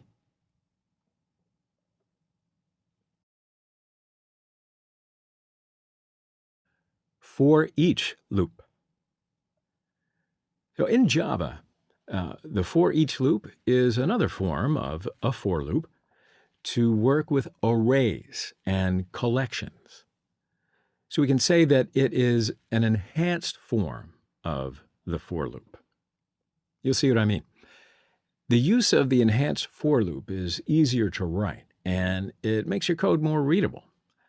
So if you look at the syntax here, first we declare an array with initial values, and then we use the for each loop. So instead of an array, we can also use lists. In for parentheses, the first element is a single item from the array, and the second item is the list of an array. Colon is used between them. Please note here that if you do want to use the index of the element inside the loop, you have to use the for loops, and you cannot use the for each loops. So in our example, it'll iterate through each element in the numbers variable, storing it in the number variable and executing the loop body. So let's have a look and see how that works. We'll do up a few examples with the for each loop. In the exercise project, right-click on the loop package and select New Class and specify the class name as for each loop and select the checkbox for the main method. Now first, we'll do an example to iterate through elements of an array using the standard for loop. So let's declare a char array. Its name will be letters, and its initial value, let's call it H, E, L, L, and O. Now let's start to write the for loop.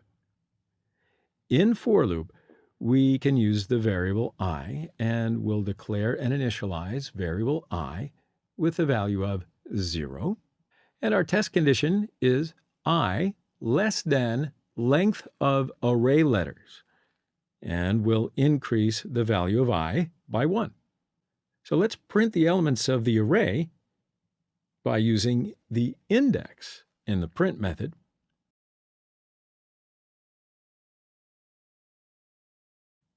All right, so let's run the code. And you see there the element of the array in the console. Now, we can perform the same example using a for each loop. So let's copy the declaration part of the array from the previous code, and we'll start to write the for each loop.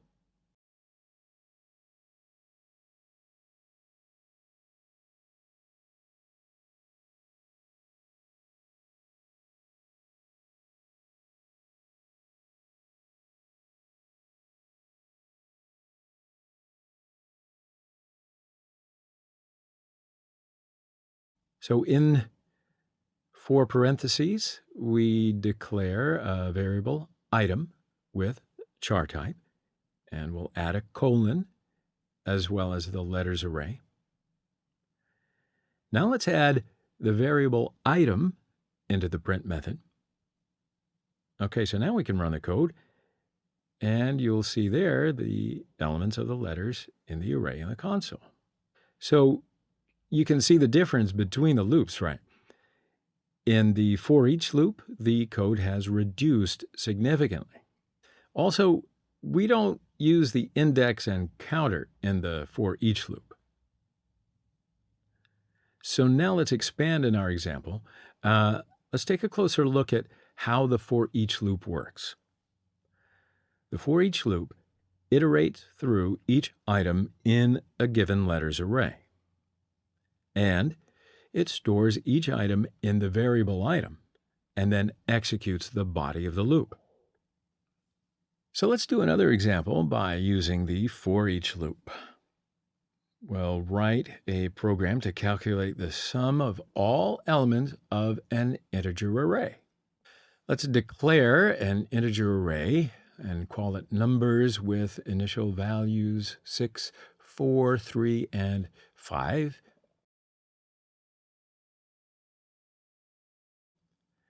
And then we'll declare a variable sum. Initial value is 0.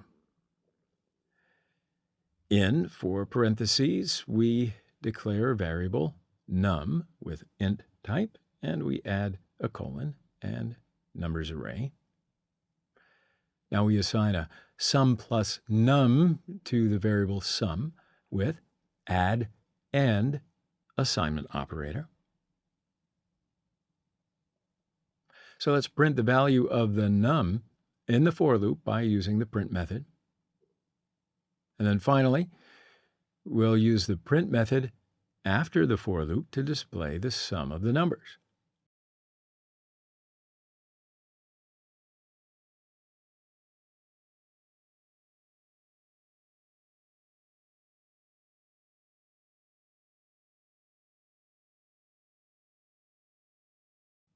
All right, so let's run the code. And you see the values of the num, and sum of the numbers is 18. While loop. So in the while loop, the controlling variable is defined previously. Condition is evaluated first, and if it returns true, then the statements in the loop body are executed. So generally, a loop body contains an update value for the variable being processed for the next iteration. If the condition returns false, the control comes out of the loop and jumps to the next statement after the while loop. So let's do some examples with the while loop. Go back to the exercise project, right-click on the loop package, and select New Class. Specify the class name as while loop, and select the checkbox for the main method. Now let's declare a variable, I, with the initial value of 5. So our loop condition is I is greater than 1. So we'll use the print method to display numbers. Now we need to update the variable I. So we'll decrease the value of I by 1. Okay, let's run the code. You see the numbers 5, 4, 3, and 2. So after 4 iterations, I will be 1. Then our condition I is greater than 1 is evaluated to be false, and the while loop terminates, right? Okay, so let's write a program to calculate the factorial of the first 5 numbers. So let's declare 2 variables. First, k, with the initial value of 1, and the second one is fact, with the initial value of 1. And let's start a while loop with the condition k is less than or is equal to 5. And in the loop, we'll assign fact multiply k to the variable fact with multiply and assignment operator.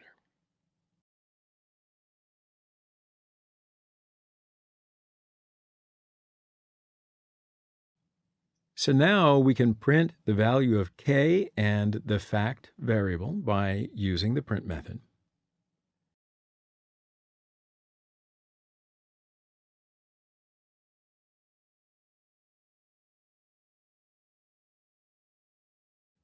We increase the value of k by 1.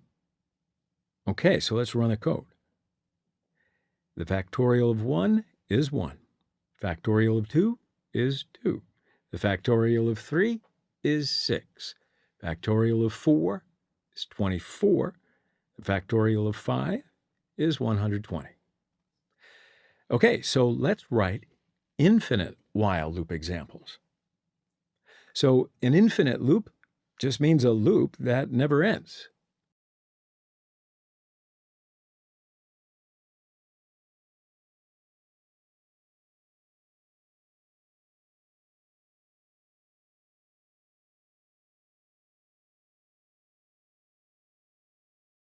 So if we start a while loop with the condition true, this is an infinite while loop.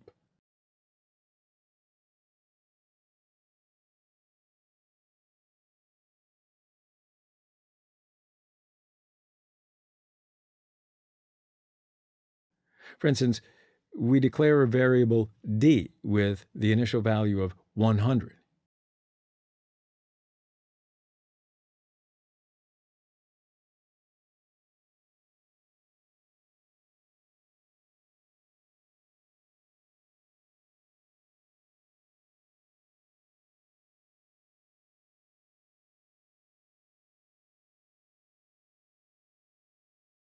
If we start the while loop with the condition d equals 100, this is an infinite while loop. The do-while loop. The do-while loop is similar to the while loop, with the only difference being that It checks for the condition after executing the statements in the loop body. So there's no checking any condition the first time. After the execution of the statements in the loop body and update of the variable value, the condition is checked to be true or false. So if it is evaluated to be true, the next iteration of the loop starts. If the condition returns false, the loop terminates and then jumps to the next statement after the do-while loop. So the statements in the loop body are executed at least once before the condition controlling, and that is an important point. So do you want to see what I mean? Let's do up some examples with the do-while loop. So in the exercise project, just right-click on the loop package and select New Class, and specify the class name as do-while loop, and select the checkbox for the main method. So let's write up a program that prints int numbers from 1 to 15. First, we'll declare a variable number with the initial value set to 1. Now, let's start the do-while loop with do as our keyword. Now, in loop, we'll use the print method to display numbers. So we'll need to update the variable I. In order to do that, we increase the value of the number by 1. And now we add the loop condition with the while keyword. Our condition is number is less than or equal to 15. So let's run that code. Now you see the numbers from 1 to 15 on the screen. So in the do-while loop, the print process and increment part of the body are executed at least once before the condition. So let's write a program that chooses a fruit from a menu. So we'll need to take the inputs from the user by using a scanner class.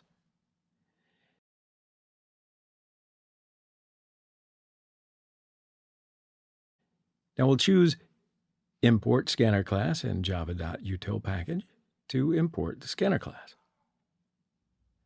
Now let's declare a variable choice with no initial value, and let's start to write the do-while loop. So in a loop, in the first print method, we'll write a title for the program output. Let's call it menu with all uppercase letters. And let's copy the print method and change the code. So the first option of the menu is apple. Second is banana. Third is orange. And the last option is exit. So in the last print method, we give the select and option message to the user.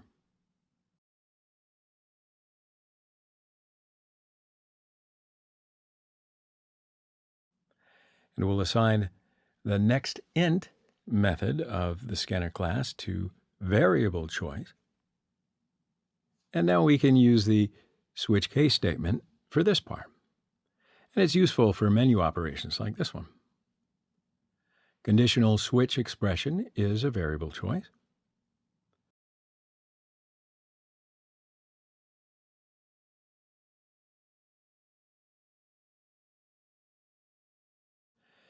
Now, in the first case, we display apple in the print method. And then we can add the break keyword. Now let's copy the code and make the changes for case values and other fruits, banana and orange in our case.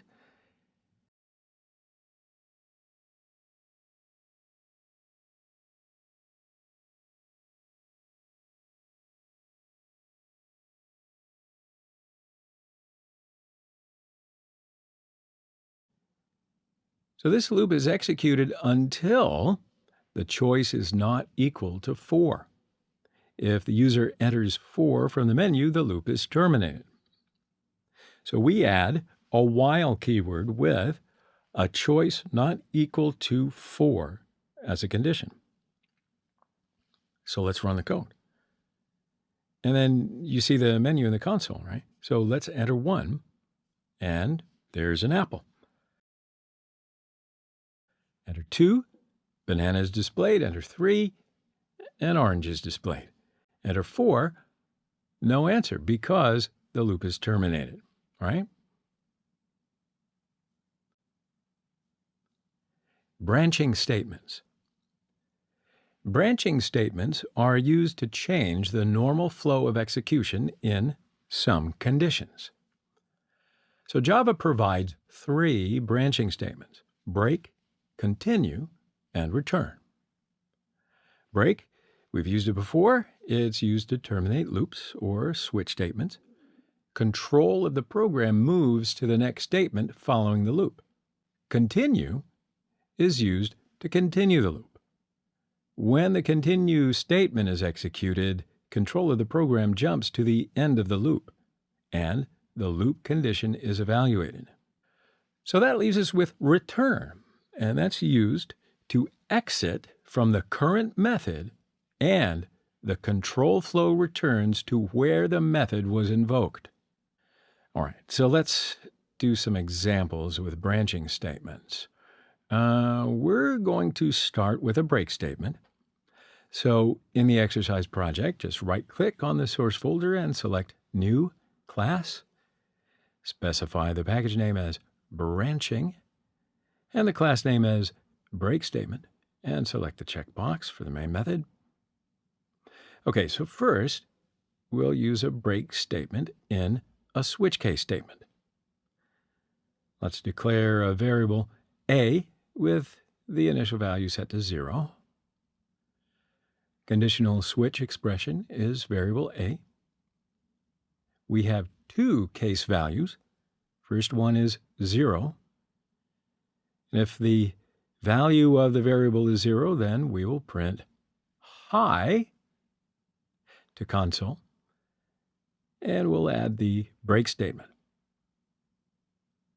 So let's copy the code and change the case value. And if the value is 1, then we will print hello to console, and we'll use the break statement again. So let's run the code, and you see hi as a message in the console. So let's change the value of the variable with a 1, and let's run the code. Now you see hello as the message in the console. So let's change the value of the variable with a 0. Now, if we don't use a break keyword in the first case, what will happen? So let's remove the break keyword from the code. And now let's run the code. You see the hi message and the hello message in the console. So all the cases will be executed until it sees the break keyword. That's why it's recommended to put a break after each case. So now let's use the break statement in the standard for loop. So in the for loop, we declare a variable of I with the initial value 0. Our condition is I is less than 10, and it increments by 1. So if I equals 7, we'll use a break statement to terminate the loop.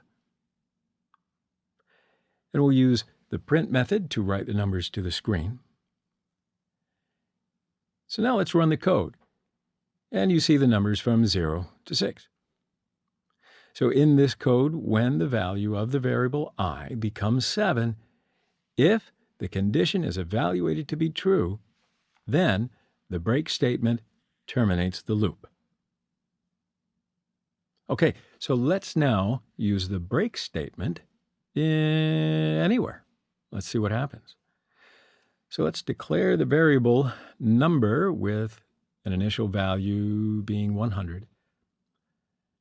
So if the number equals 100, we will try to use the break statement.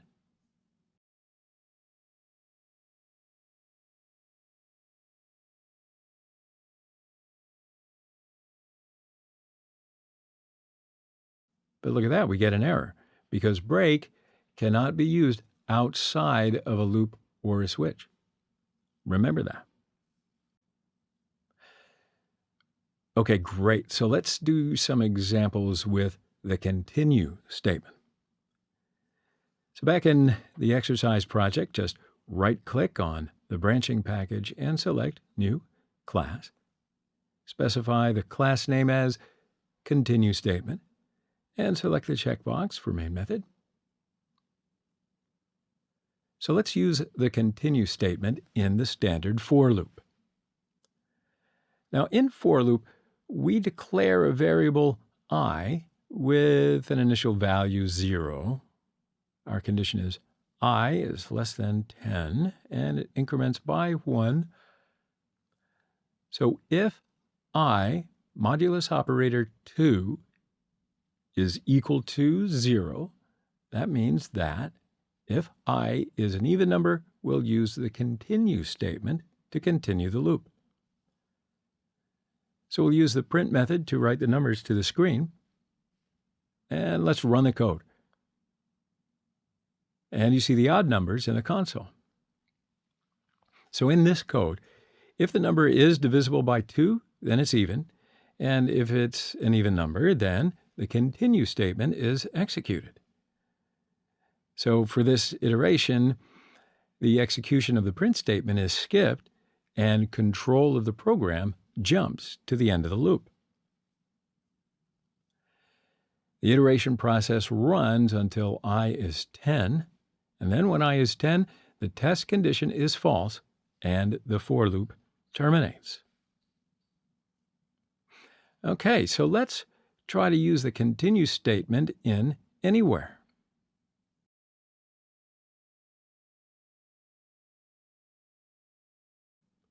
Now, let's declare a variable k with the initial value 50. So if k equals 50, we'll try to use the continue statement.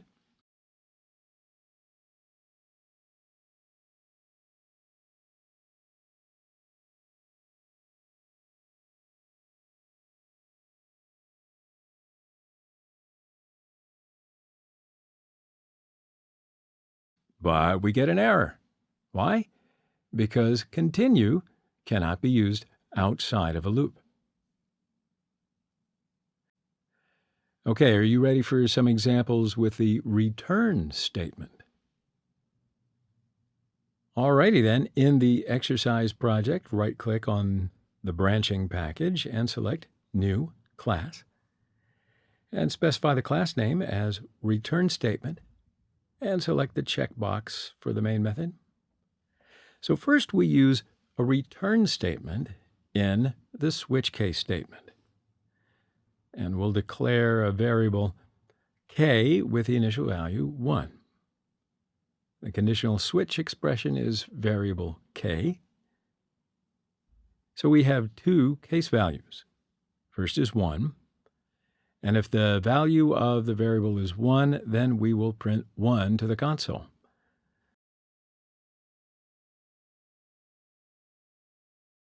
And then we add the break statement. So now let's copy the code and then change the case value. And if the value is 2, then we will print 2 to the console. And then we can add the return statement. And then finally, we'll add the print method after the switch loop to test the statement.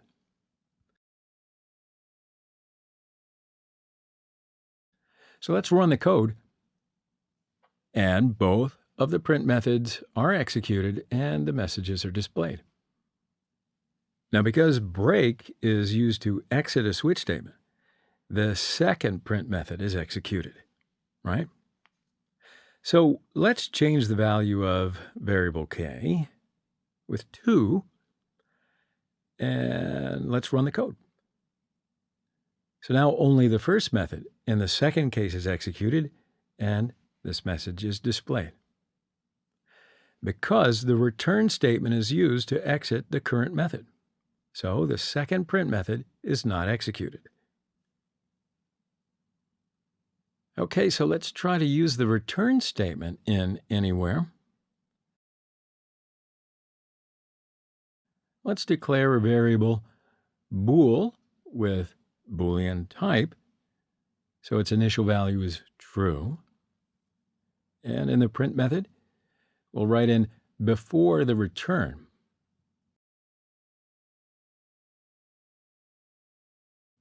So if bool means that the condition is true, then we add the return statement. And then we can add the second print method that includes this statement will not be executed.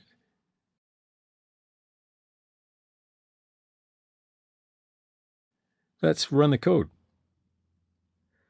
Only the first method is executed and the message is displayed, because the compiler ignores every statement after the return in the same method. All right. So yes, we are doing our second project. Now in this project, we will learn a mathematical concept. It's called the Fibonacci series, and we will learn how to implement it in Java. So first, let's create a new Java project and specify the project name as Fibonacci series. Now don't change the other options, just click the next button. So in this section, uncheck create module info.java file, and then press the finish button. So in this project, just right-click on the source folder and select the new and class. Specify the package name as Fibonacci and class name as Fibonacci. And then select the checkbox to add to the main method. Now before coding, let's remember the Fibonacci sequence, review it, or learn it for the first time, depending upon where you're at. The Fibonacci sequence is 0, 1, 1, 2, 3, 5, 8, 13, 21, 34, 55, and it goes and goes and goes and goes. The next number is found by adding up the two numbers before it, right? For example, the next number in the sequence above is 34 plus 55, and that equals 89. I know, you're way ahead of me. I just had to go over it. So let's start to code. First, we'll need to import the scanner class for getting the input from the user. And then we choose the import scanner class in java.util package to import the scanner class. And now we're looking at a message to enter the max sequence number by using the print method. And then we can declare a variable number with the int type, and then assign the nextInt method of the scanner class to this variable.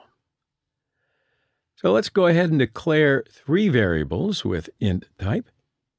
First up, fib previous with initial value as 0. Second up, Fibonacci with initial value set to 1. And last, sum with the initial value 0. Now the variable fib previous represents the first number of the Fibonacci series, and variable Fibonacci represents the second number of the Fibonacci series. Now we can start to write the for loop. So in the for loop, we declare variable I and initialize it, so its initial value is 1. Our test condition is I less than or equal to number, and it increments by 1. Then we use the print method to display the numbers of the Fibonacci series. So we use the variable fib previous for this. So on each iteration, we add first the number fib previous and then the second number Fibonacci and assign this sum to a variable sum. And then we just assign the second number Fibonacci to the first number fib previous. and we assign the sum of the last two numbers to the second number, Fibonacci. Okay, so let's run the code, and let's enter 10 for max sequence, and you'll see the first 10 numbers of the Fibonacci series in the console. So now let's debug the code. Debugging allows us to run a program interactively while watching the source code and the variables during the execution. So let's put a breakpoint ahead of the print method line in the for loop. Now, in order to define a breakpoint in our source code, right-click on the left margin and select Toggle Breakpoint. So we can also double-click on this position for the same operation. It's up to you. Now, in order to debug our application, we can use the Debug button in the Eclipse toolbar. So let's go ahead and click that Debug button. And let's enter 10 for max sequence. So Eclipse asks us if we want to switch to the debug perspective. So let's click Switch in the dialog window. And see how Eclipse provides debug buttons for controlling the execution of the program? So we have some shortcut keys to step up our code, and let's check the values of the variables in the debug perspective. So we click the Step Over button and display the values of the variables in the variable section. Now, at first, the fib previous is 0. Fibonacci is 1, and the sum is 0. So why don't we click the Step Over button again? No change. Let's click the button again. Variable sum is 1. So we'll click the button again. Variable fib previous is 1. And click the button now 4 times.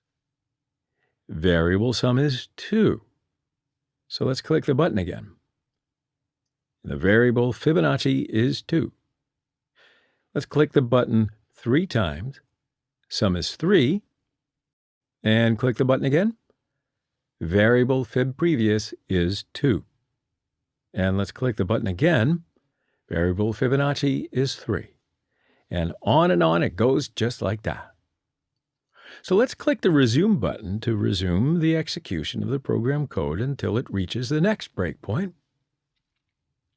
And let's click on this button until execution of the program finishes. And now you can see the Fibonacci series in the console. So I think you understand how to debug your code in Eclipse by doing this. It's pretty fun, huh? You can go back and do it again if you like it that much. Types of methods. So we basically have 2 types of methods in Java. The first one is standard library methods, and the second one is user-defined methods. So Java, of course, has a library of predefined classes and methods organized into packages. Now, in order to use these methods, we'll import the packages and use them directly in our program. We will cover packages in the next few slides. But let me just give you a quick example right now. Remember the first Java program that we wrote together? We used the print method to write hello world on the screen. Well, the printed method is just an example of a standard library method. Then, of course, in addition to using Java predefined methods, we could always write our own methods. In order to write a method, first you decide what you need to do.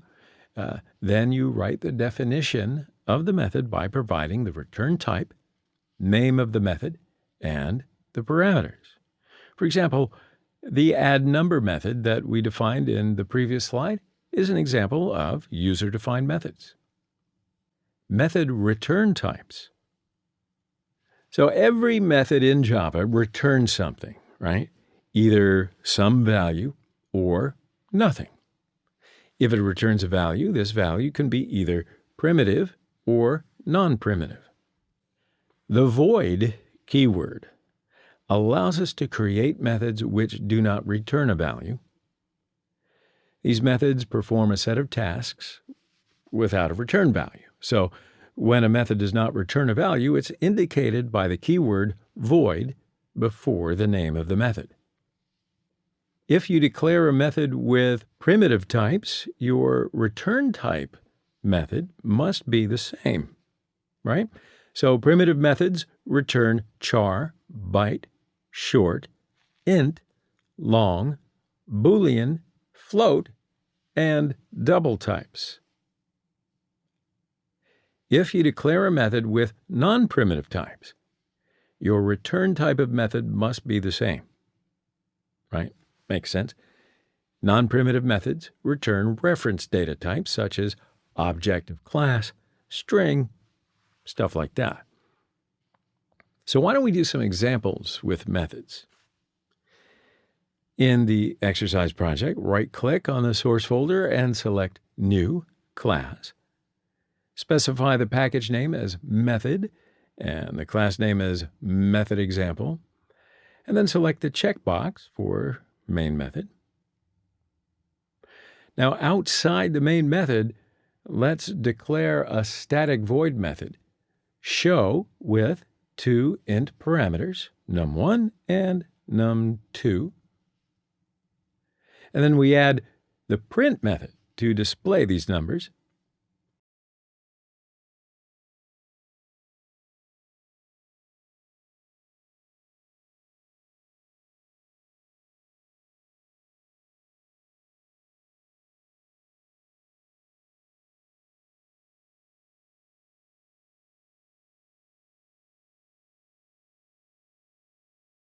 So let's add a comment to the void method, show, and our comment is displays numbers. And now let's declare another static int method, add, with two int parameters, num1 and num2, and what does it return? It returns the sum of two numbers. All right, so in the method, we declare a variable sum with int type. Now its initial value is 0. And then we assign num1 plus num2 as an expression to the variable sum. And we return the variable sum. So now let's add a comment to the int method, add. And our comment is returns the sum of two numbers.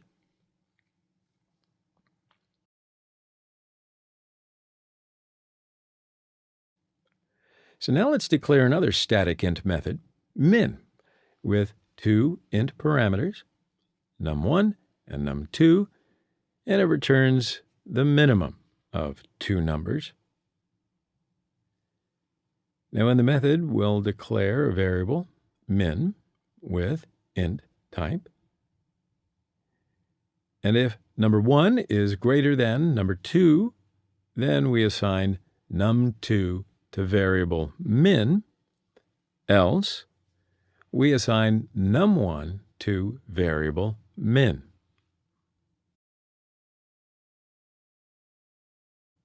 And then we return the variable min. So now let's add a comment to the int method min, and our comment is returns the minimum of two numbers. Okay, so now let's call these methods from the main method. So our main method is static. So what does that mean? We have to declare the other methods as static in order to use it in the main method. So first, we need to import the scanner class for getting input from the user.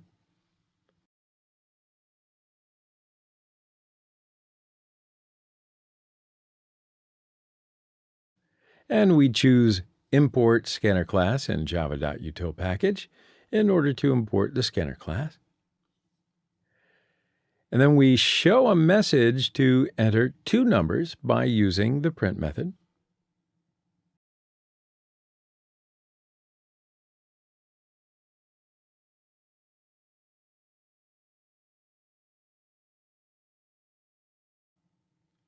So let's declare two variables that are named number 1 and number 2, and then assign the next int methods of the scanner class to these variables. Now first, we'll call the void method show. We pass number 1 and number 2 as a parameter to this method. Now there's no need to assign the void method to a variable because the void method returns nothing. So secondly, we call the int method add. We pass number 1 and number 2 as a parameter to this method. Then we assign the add method to the new variable a with the int type. And for the last one, we will call another int method, min. We pass number 1 and number 2 as the parameter to this method. And we assign the min method to the new variable b with int type. So now let's write the print methods. In the first print method, we display sum of numbers.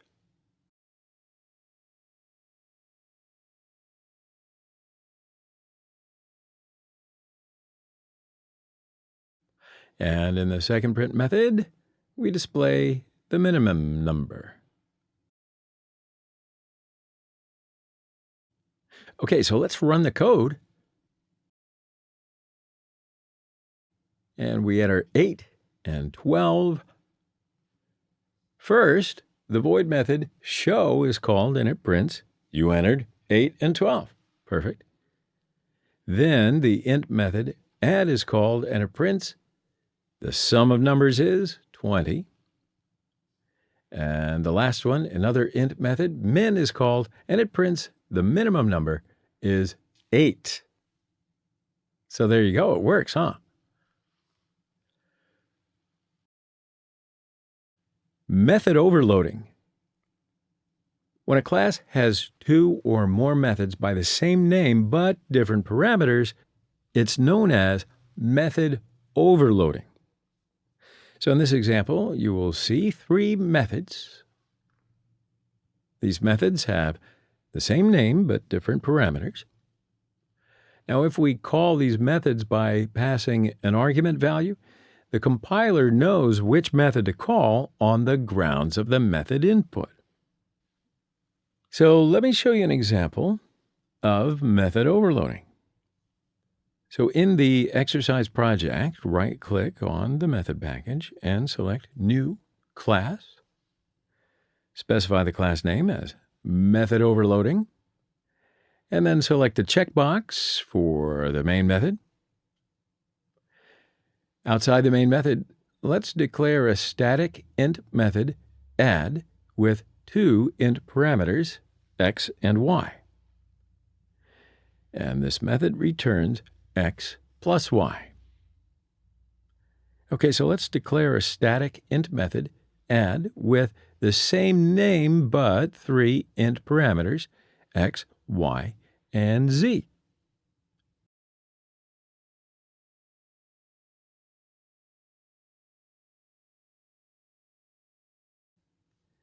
So this method returns x plus y plus z. Now let's declare a static double method add with the same name but 2 double parameters, x and y.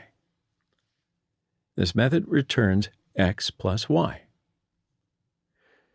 These 3 methods have the same name but different parameters. So let's call these methods from the main method. Let's see what happens. So we can directly call these methods in the print method.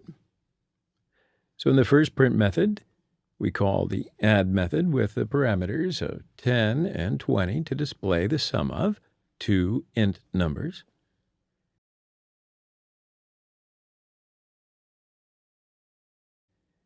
And the second print method, we'll call the add method with the parameters 10, 20, and 30 to display the sum of the 3 int numbers.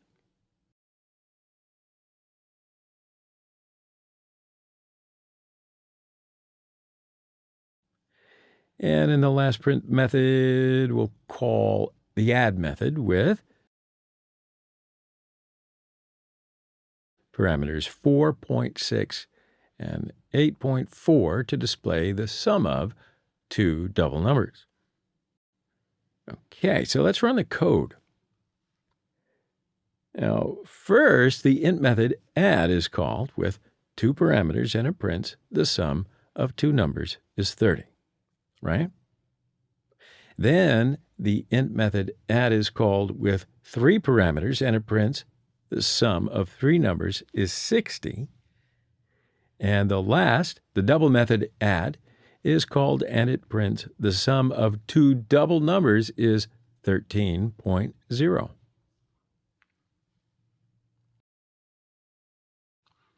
And yes, it is time for our third project. Now, in this project, we will calculate the number of given numbers by using POW as a method of the math class. So, we will learn how to implement the POW method. So first, let's create a new Java project and specify the project name. Let's call it exponential number. Now, don't bother with changing the other options. Just click the Next button. And in this section, uncheck the Create Module Info.java file, and then press the Finish button. So in this project, just right-click on the source folder and select New and Class.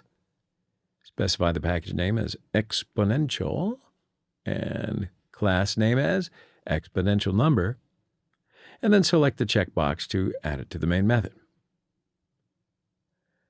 Outside the main method, let's declare a static int method, POW, with two int parameters, num and power. So in the method, we will use the POW method of the math class. And that way, the POW method returns the value of the first argument raised to the power of the second argument. So the POW method is a standard library method, and it's defined in the math class. Now, if we try to return the POW method of the math class to the int method, we get a type mismatch error because the POW method of the math class returns a double value. So in order to solve this problem, we will choose cast to int as our option to add code. Okay? So the problem is solved. Now, let's call this method from the main method. First, we will need to import the scanner class for getting input from the user. And then we choose the import scanner class in java.util package to import the scanner class. And look at this, we see a message to enter an integer-based number by using the print method.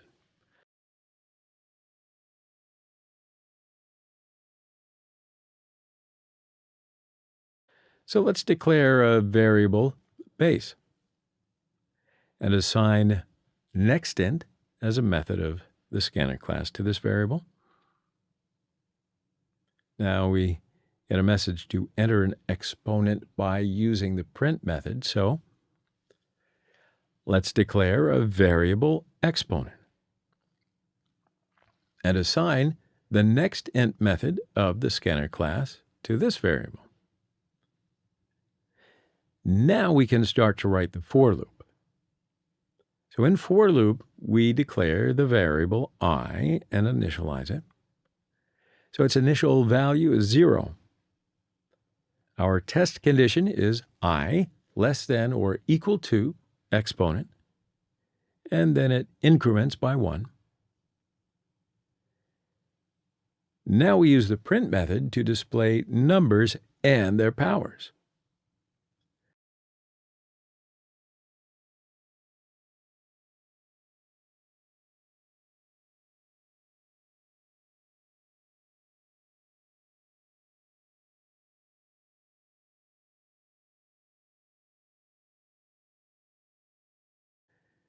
So we call the int method pal. We pass the number and exponent as a parameter to this method. And then finally, let's close the scanner object by using the close method. Okay, so now let's run the code. So we enter 6 for the base number and enter 5 for the exponent. And look at the results in the console. On each for iteration, we call the pow method to calculate the powers of a given base number. So let's have a look. 6 to the power of 0 is 1. 6 to the power of 1 is 6. 6 to the power of 2 is 36. 6 to the power of 3 is 216. 6 to the power of 4 is 1296. 6 to the power of 5 is 7,776. I was trying to do this in my mind faster than this, but you can see why. We'll do it like this from now on. And you can always test other alternate values for understanding to your heart's content. But if you got it good, let's move on to the next section. All right, so in this section, we will learn the object-oriented concept. First, we'll learn what is object-oriented programming concept. And then we'll learn the object and class. Then we'll learn the access modifiers. Then we'll learn some naming conventions. And we'll have a look at constructors. And then we'll play around with packages. And then we'll put together what is a static keyword and how the heck can I use it? And then we're going to cover nested and inner classes. So stick with me. This is going to be a bumpy ride. Object-oriented program, OOP, or OOP, is a method of designing and implementing software. So it covers a pretty broad range. But the primary purpose of object-oriented programming is to increase the flexibility and maintainability of programs. It simplifies the software development process and the maintenance process by providing some concepts.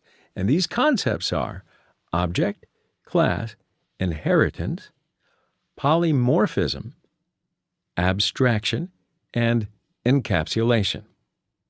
So we're going to cover these subjects in detail in the upcoming slides. First, I want to start with the object-oriented concept. Object and class. So a class, it's a group of similar entities, right? An object can be defined as an instance of a class. So objects are often used to model real-world objects that you find in everyday life. A Java object is a self-contained component which consists of methods and properties. An object contains an address and takes up some space in memory. A class doesn't consume any memory space. So an object has 3 characteristics. It has a state, behavior, and an identity. So coming up in the next slide, we're going to try to understand the characteristics. Characteristics of object. So just as I promised, an object has 3 characteristics. It has a state, behavior, as well as identity. The state represents the data of an object. Now, the behavior represents the action of an object, such as start, stop, etc. Identity is used internally by the Java virtual machine to identify each object uniquely, right? So the value of ID is not visible to the external user. So let's think about maybe a car, and let's call it a Ferrari. The color is red. The model is 2015. These are the states, right? So this car starts and stops. So starting and stopping are behaviors. Object and class example. So let's make an example with objects and class. For instance, we define a car class, and the properties of an object car would be model, color, and year. An object also executes some actions. A car is capable of performing the following actions, right? Start, stop, and accelerate. Now, as you can see on the slide, for different values of properties, model, color, year, in the class car, we will get different car objects. So in our example, we have one class, but we also have 3 objects. Cool. Class declaration. Every Java application must have at least one class definition. A class is declared by use of the class keyword. The class body is enclosed between curly braces. The data of the variables are defined in the class, and these variables are called instance variables. The action code is written in the method, and all code blocks are in the class body. So variables and methods are defined in the class, and these are members of the class. Creating an object. An object is created from a class. In Java, the new keyword is used to create new objects. And as you can see here in the slide, we created my car as an object from the car class by using the new keyword. So car, my car, equals new car. And here, my car, the object, is the reference which holds the memory address of the car object. So in this section, we will learn access modifiers in Java. Access modifiers are used for setting the access level to classes, variables, methods, and constructors. There are basically 4 access modifiers in Java. First one, of course, is default, by default. So that means that we will not explicitly declare an access modifier for a class, field, method, and constructor. A variable, method, and constructor declared without any access control modifier is available to any other class in the same package. The second one is public. Public access modifier is accessible from everywhere, and this is the least restrictive access modifier. And the third one is private. The private access modifier is accessible only within class. So methods, variables, and constructors that are declared private can only be accessed within the declared class itself. Private modifiers are the most restrictive access level. So the last one is protected. The protected access modifier is accessible only within the same package and in addition from all subclasses of its class. So in this part, you see the restrictive level of accessibility of modifiers. And as you see here in the slide, the most restrictive modifier is private, and the least restrictive modifier is public. Default comes after private, and protected comes after default. So in this section, we will learn naming convention rules in Java. Java naming convention is a rule to follow how to name your identifiers, like class, variable, method, etc. But it's not enforced. You don't have to follow it. It's known as a convention, so that means it's just a mandatory rule. Guideline, if you're a fan of Pirates of the Caribbean. Anyway, As you see here in the table, the class name should start with an uppercase letter and should be a noun. For example, string, car, system, etc.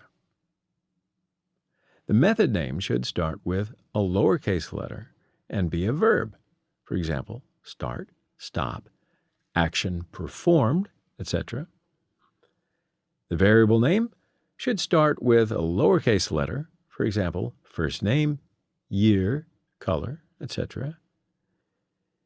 And then by using standard Java naming conventions, you can make your code easier to read for yourself and for other programmers. The readability of a Java program is very important. It indicates that less time is spent on how to understand what exactly the code does. The most important concepts of naming conventions are case-sensitive and camel casing.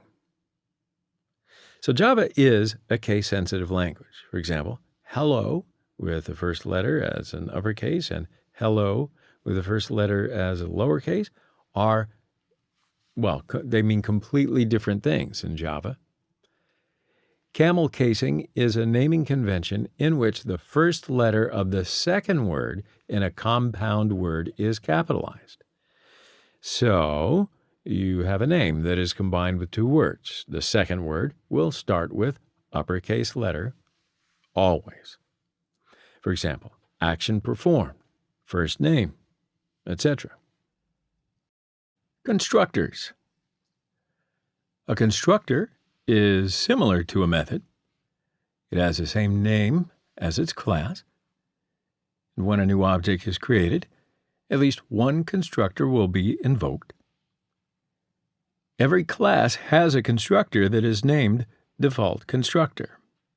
However, constructors have no explicit return type. Now, as you can see in our example, a class can have more than one constructor. So in order to understand the working of a constructor, take this for an example. Let's say we have a class car, and when we create two objects of car, in creating the first object, the new keyword here creates the object of class car and invokes the default constructor, has no parameter to initialize the newly created object. And then in creating the second object, also the new keyword creates the object of class car and invokes the constructor that has one parameter to initialize the newly created object. So let's show you some visual examples about working with constructors. So first, let's create a new Java project. And we can specify the project name as object-oriented. Now don't bother changing the other options and just click the Next button. So in this section, just uncheck the Create Module info.java file and then press the Finish button. So in this project, just right-click on the source folder and select New Class. So specify the package name as OOP concept, OOP concept, and the class name is car. Okay, so we create a car class.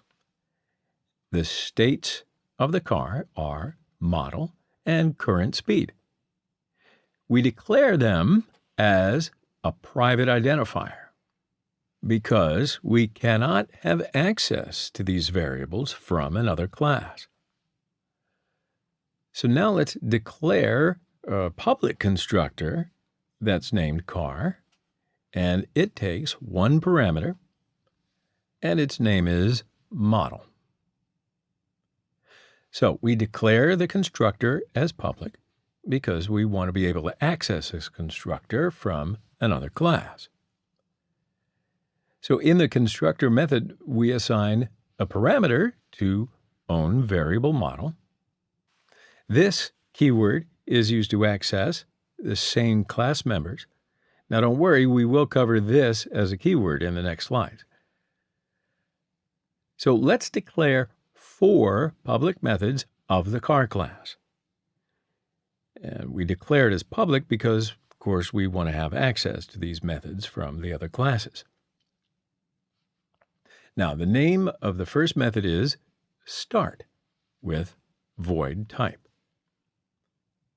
In the start method, we use the print method to display car has started as our message by adding the variable model.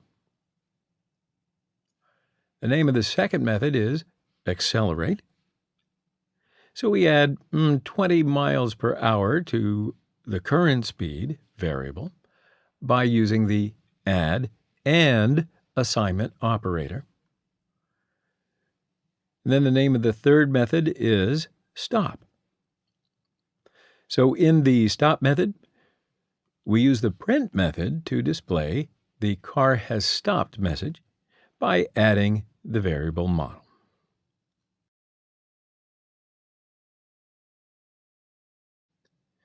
Also, we can set the current speed to 0 because if the car stops, then its speed, of course, is 0.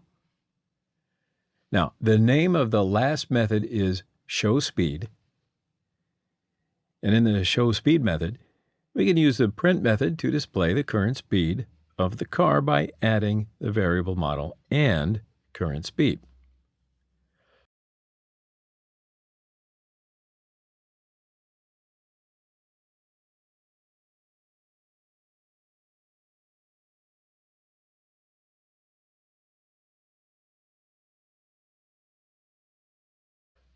So let's save the code. All right, so we're going to need to test this class. So let's create a new class. Right-click on OOP-Concept package and select New Class. Specify the class name as CarTest, and then select the checkbox for the main method. So let's create the MyCar object by using the new keyword.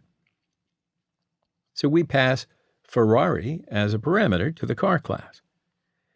This process invokes a constructor having one argument. So let's call the methods by using the MyCar object. We can access the properties of an object with a simple dot notation. So if we write MyCar dot, Eclipse automatically brings the properties of class, and we can choose them to add to our code. So we add the start method first, and then accelerate, and then show speed, and then stop, and again, show speed. Okay, so let's run the code in the test class. So you see the results in the console right here. The start method is called and it displays the Ferrari has started message. The accelerate method is called and it sets 20 to the current speed variable. The show speed method is called and it displays the current speed of the Ferrari is 20. The stop method is called and it displays Ferrari has stopped and set 0 to the current speed variable. The show speed method is called again and it displays the current speed of the Ferrari is 0. Okay, so you are now ready to learn the toString method. Been waiting for this. So let's declare two variables in the car class. The first one is color with string type, and the second one is year with int type. So let's declare a constructor that's named car, and it takes 3 parameters: model, color, and year.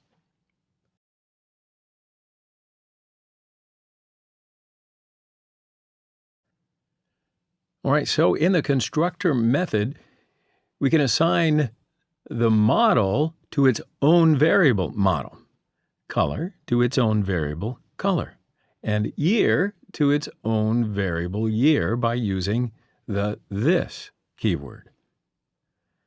So let's declare the toString method of the car class, and the toString method returns string.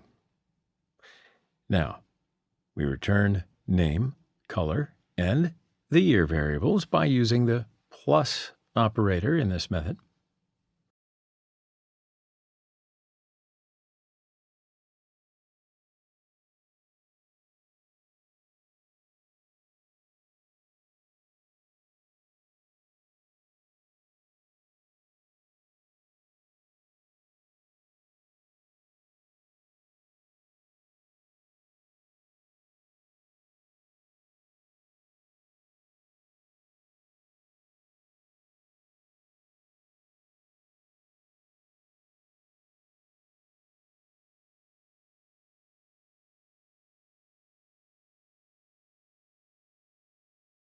So let's save the code.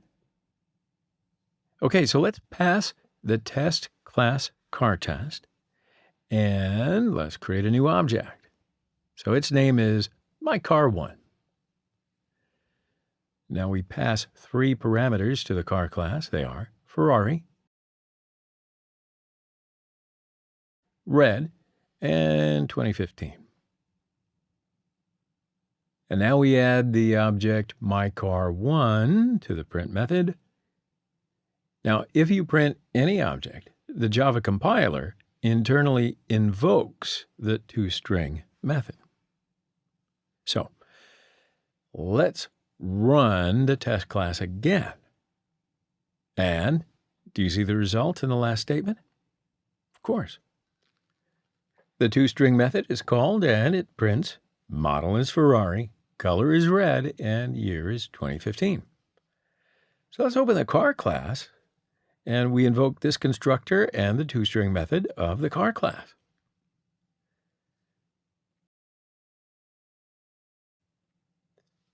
Packages.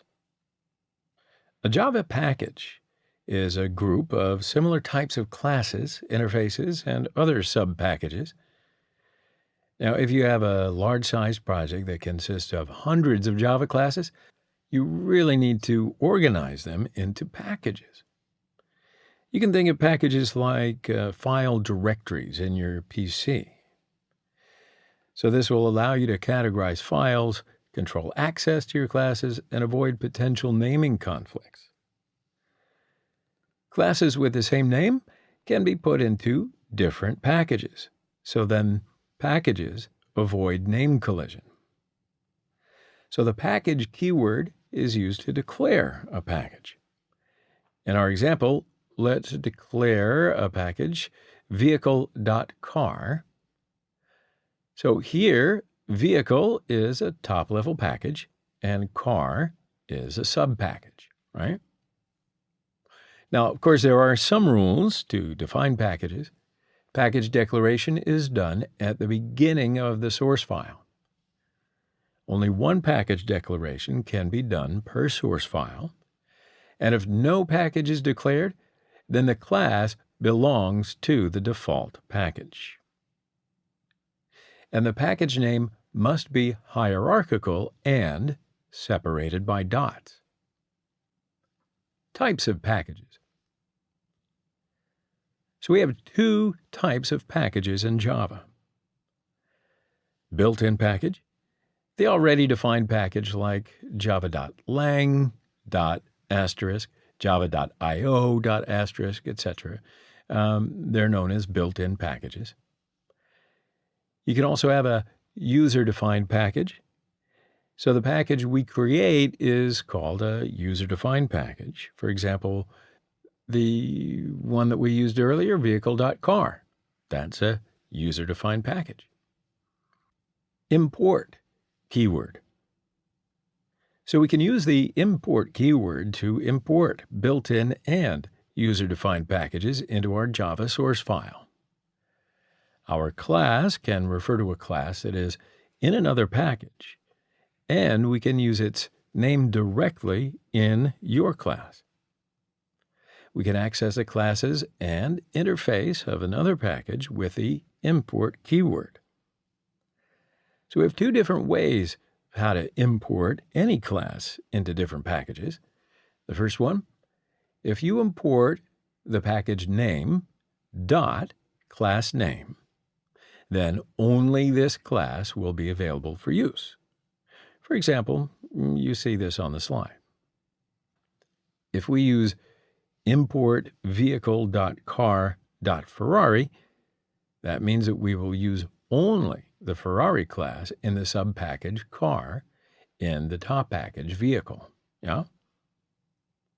So the second way to import, if you use a package name .asterisk, then all the classes and the interfaces of this package will be accessible, but the classes and the interface inside the subpackages will not be available for use.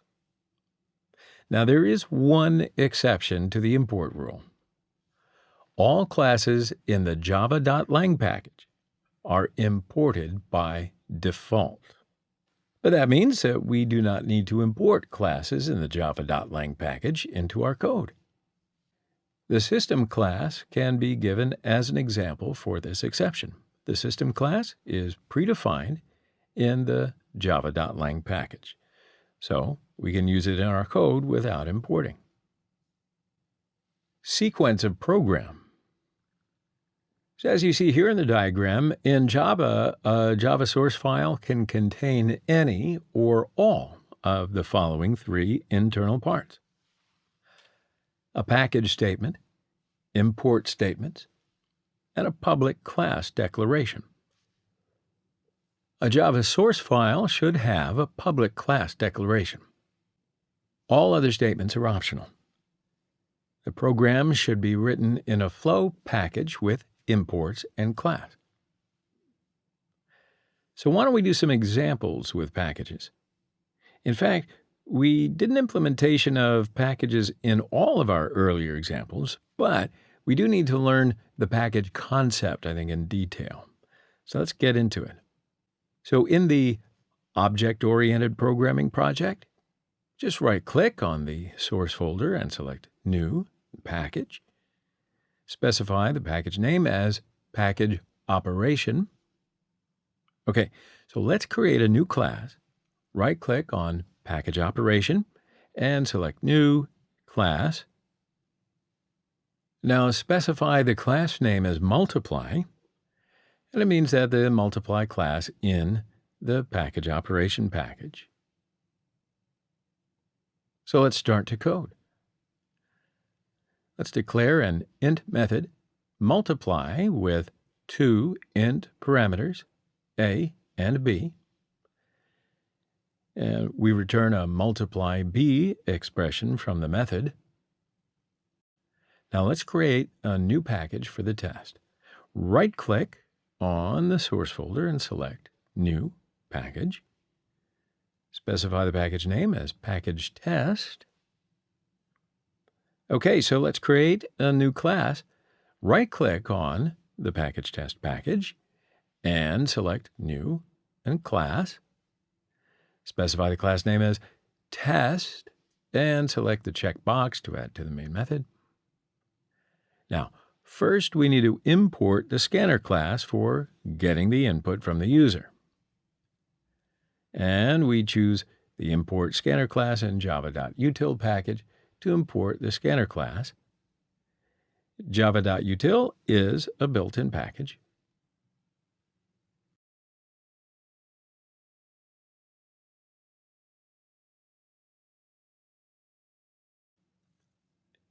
And now we see a message to enter two numbers by using the print method. So why don't we go ahead and declare two variables that are named number 1 and number 2 with the int type, and assign the next int methods of the scanner class to these variables.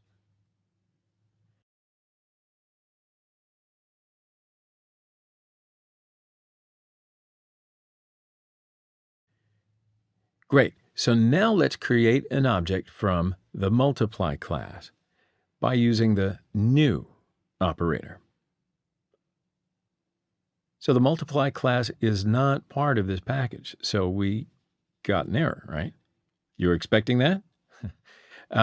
So what does that mean? We've got to import this class.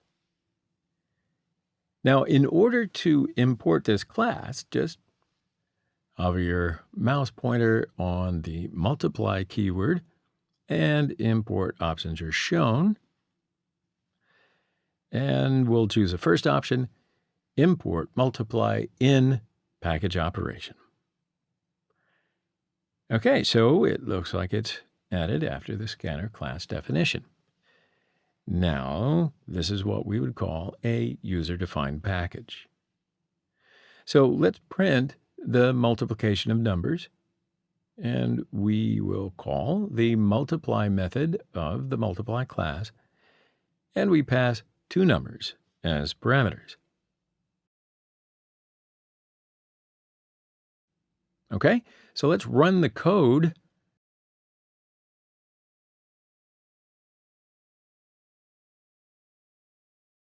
We enter 12 and 8. The multiply method in the multiply class is called, and it displays result is 96. So let's try to change the access modifier of the multiply method in the multiply class. So if we change the public to private, and let's save the class.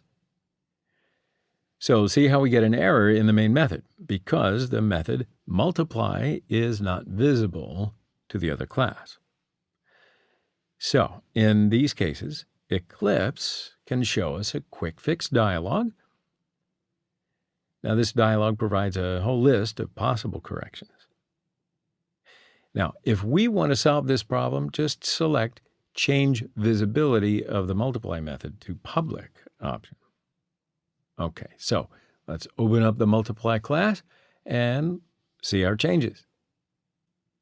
Let's create a new class and specify the package name as method operation and class name as add.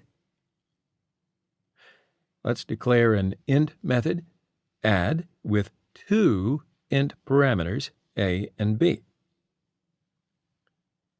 We return a plus b as the expression from the method, and we'll save the class. Now let's open the main class test. We have two classes in the package operation package, multiply and add. So if we use the asterisk mark after the package definition, we can access all of the classes in this package. So let's create an object from the class add.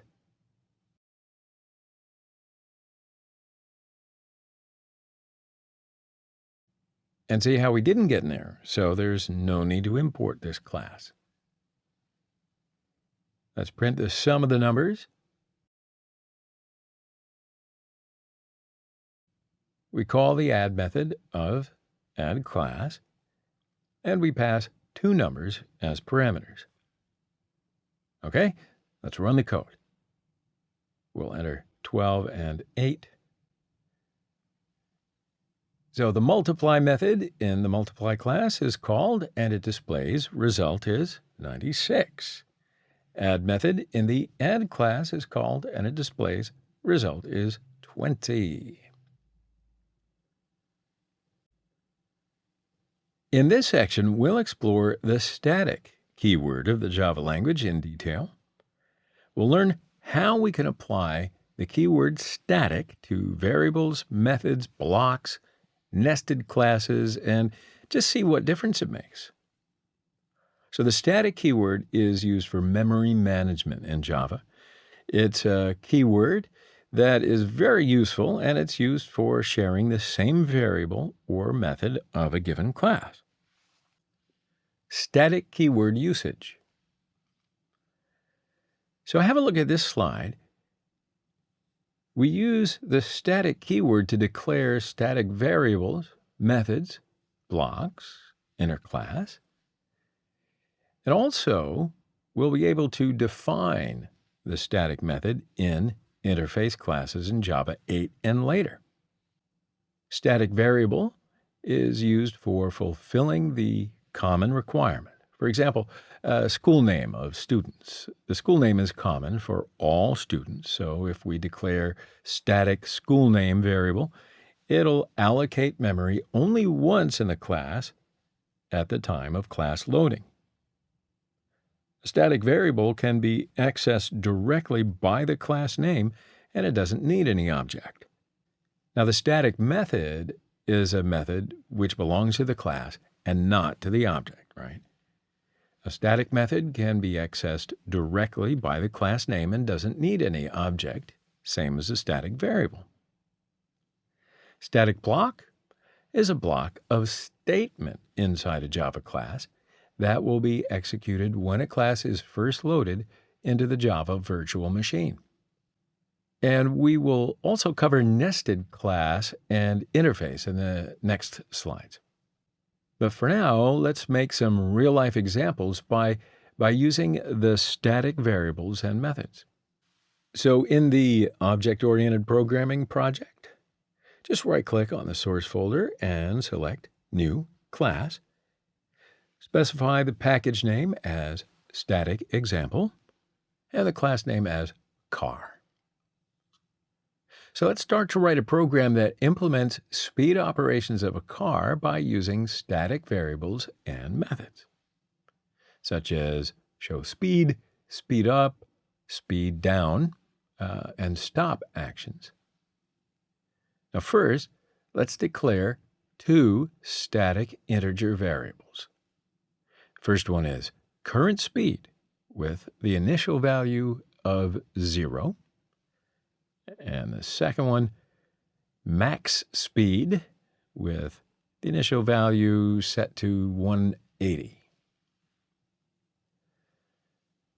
So now let's declare a static void method that's named show current speed, and we'll give it a parameter that's named speed. So we will use this method to print the current speed by using the print method. And we're going to call this method from the other methods in this class.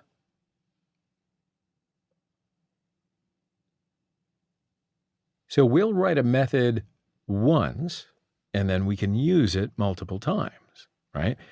We do not have to rewrite the entire code each time. You remember that from earlier? So let's declare a static void method that's named speedup, and we'll give it a parameter, call it increase. So in this method, we'll assign the current speed plus variable increase to current speed by using the add and assignment operator. So if the current speed of the car is greater than the max speed, then we show the current speed. And also, we can give the please slow down message by using the print methods.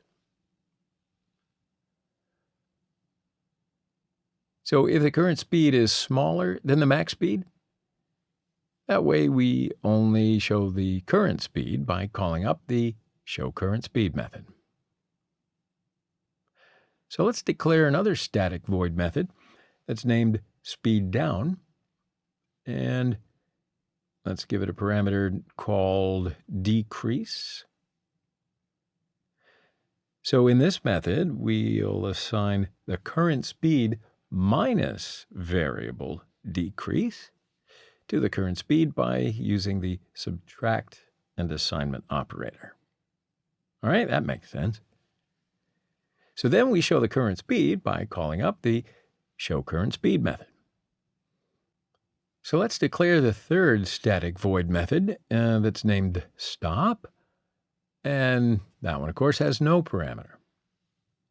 So in this method, we just assign a 0 value to the current speed variable, and we show the current speed by calling the showCurrentSpeed method. Okay, so let's create a new class for the test of car. Right-click on Static Example and select New Class, and specify the class name as Test, and then just select the checkbox to add it to the main method. Now, a static method can be accessed directly by the class name, and it doesn't need any object. So let's call the methods of the class by using the class name directly. So first, we call speedup and pass the value 60 as the parameter for increasing speed. Then we call the speedup method again and pass the value 100 as a parameter for increasing speed. Then we call the speeddown method and pass the value of 50 as a parameter for decreasing speed. And then finally, we can call the stop method.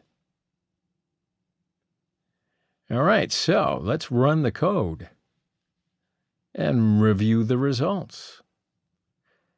So the initial value of speed is 0, and look at that, we speed up to 60, and the current speed is 60. Then we speed up to 160, which is 60 plus 160. So the current speed is 220. And 220 is greater than the max speed value of 180. So we get the please slow down message. And then we speed down 50, and 220 minus 50, and the current speed is 170. And then finally, we stop the car and set 0 to the current speed. Wow, what a ride. So if we try to create a car object by using the new keyword, let's call the speedup method and pass a value of 40 as a parameter. Now there's no error, but we do get a warning message that the static method speedup from the type car should be accessed in a static way. So this code works, but it's not recommended to do it this way. All right, so let's run the code, and you see the same results. So how about that? I think that greatly develops your understanding of what a static variable and a static method is. You can review the material, of course, or you can take what you've learned and move along to the next bit. Nested and inner class. So in Java, we may define a class within another class, and this class is known as a nested class. There are two types of nested classes in Java. First one is non-static nested class, and that's known as an inner class.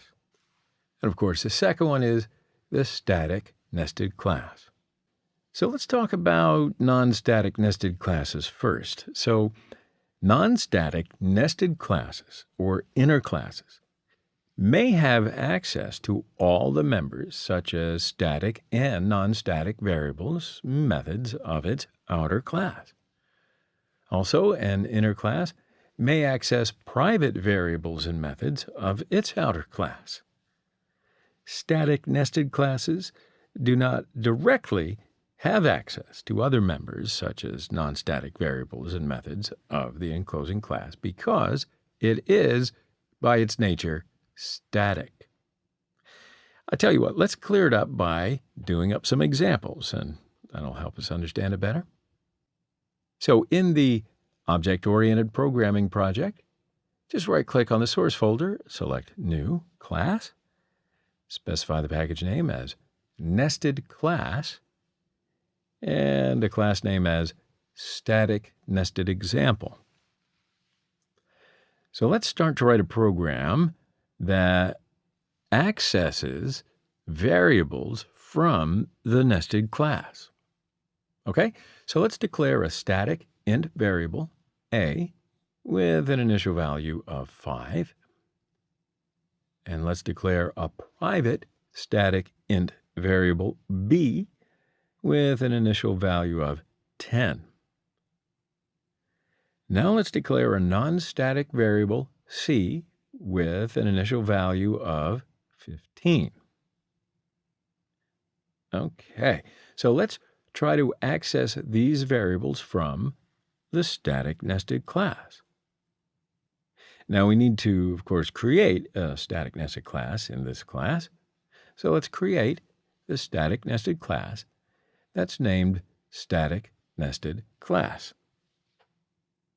So in this class, we create a void method, and we'll call that show. Now in this method, we can use 3 print methods. So in the first print method, we can access static variable A.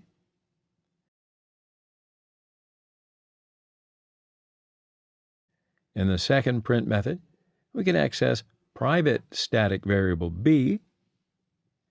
And in the last print method,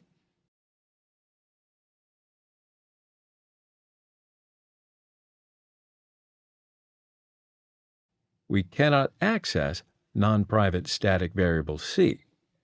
This statement gives a compilation error because the static nested class does not have, it cannot, it won't ever have direct access to a non-static variable. So, what do? We'll put a comment on this line. Okay, so let's create a new class for the test of the static nested class. Right-click on the nested class package, and then select New Class. Specify the class name as Static Nested Test, and then select the checkbox to add to the main method. Now, in order to access a static nested class, we first use the outer class, and then we use the dot operator and nested class. Outer class is static nested example, and the inner nested class is static nested class. So now let's create a nested object by using the new keyword.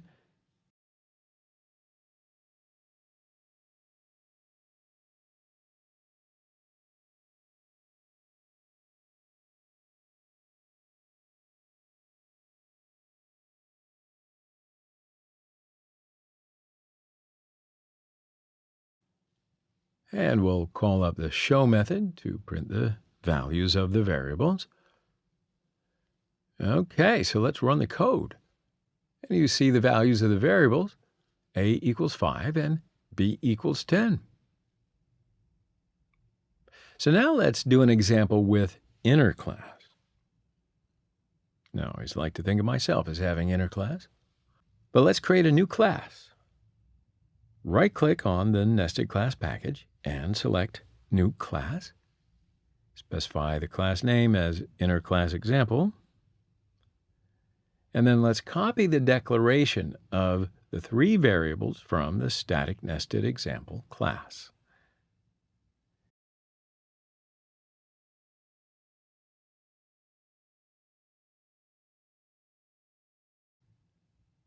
Okay, now let's try to access these variables from inner class. We need to create an inner class for this class.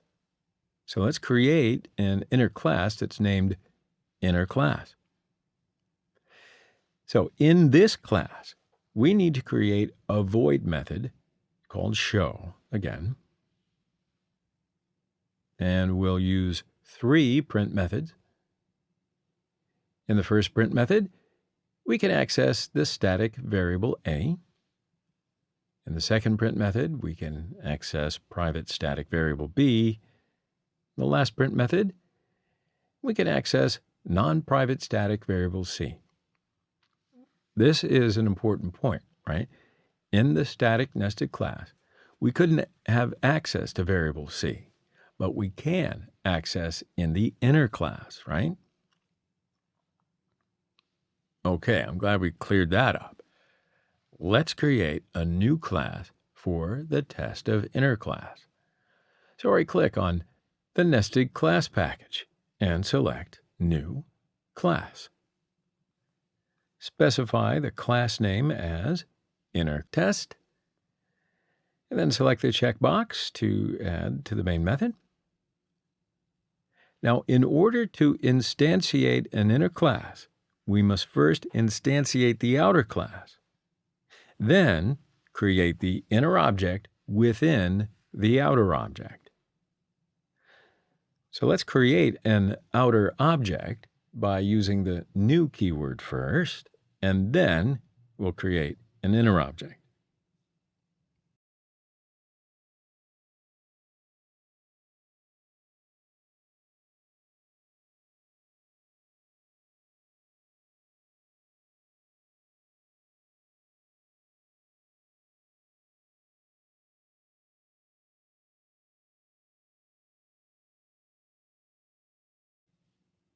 Okay, so let's run the code.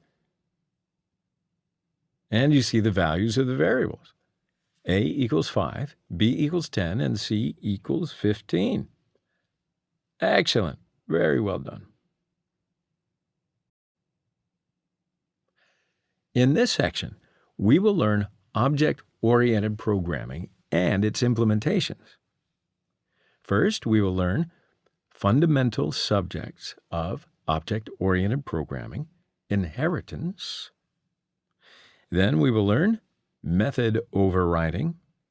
Then we will learn how to use super and this as keywords. Then we'll play around with how to use the final keyword. And then we're going to learn abstract classes. And then we will learn interfaces. And then we will learn polymorphism, which is not a religion. Then we will learn encapsulation. Inheritance. So inheritance is a fundamental concept of object-oriented programming. It's used when we have a is-a relationship between objects. In Java, all classes can inherit variables and methods from another class. Inheritance enables us to reuse existing code. So in our example, we have a superclass, vehicle. All vehicles have a type, model, and max speed. Also, all vehicles can start and stop, right? So this is the base class. Also, we have two classes that are named car and motorcycle. So the car and motorcycle classes are subclasses of vehicle. So we can use the extends keyword by the subclass to inherit the features of the superclass.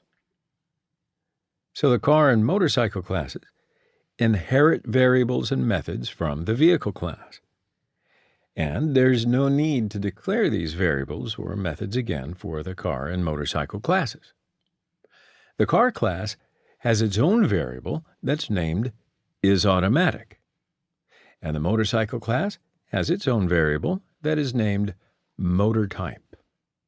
So in the object-oriented programming project, just right-click on the source folder and select New Class.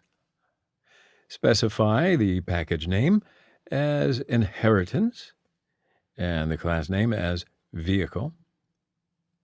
So now let's start to write a program that prints the properties of subclasses by using inheritance. The vehicle class is a superclass. So let's declare 3 instance variables in the vehicle class. We declare 2 variables that are named type and model with string type, and the variable max speed with int type. Now let's declare a void type method, print, to display the values of type, model, and the max speed variables. And we'll use the print methods.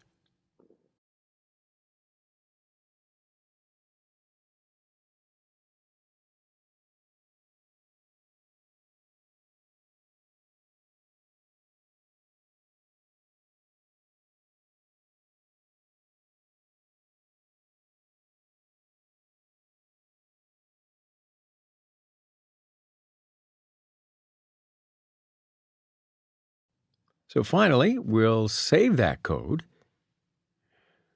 Okay, so now let's start to declare subclasses. Okay, so let's create a new subclass. Just right-click on the inheritance package and select New Class. Specify the class name as car. Now, in order to implement inheritance, we have to add the extends keyword after the subclass car.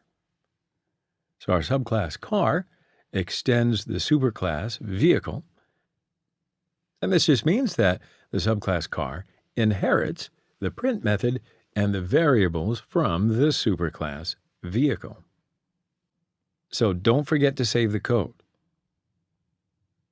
Now, let's create another subclass.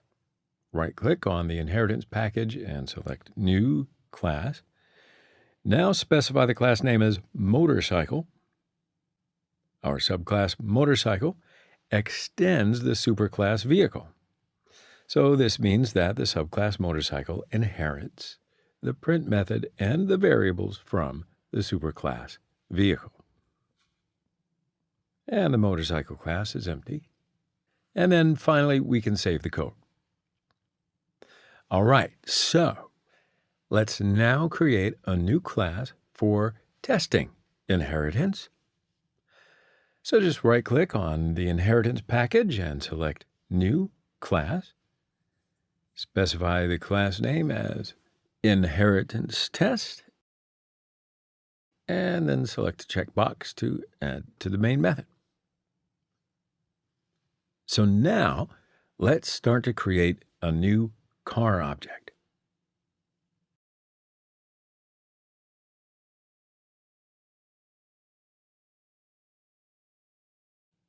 If you write car object and a dot operator, then you will see the variables max speed, model, and type, and the print method coming from the superclass vehicle. So let's assign car as a value to the type variable, Ferrari as the value to the model variable,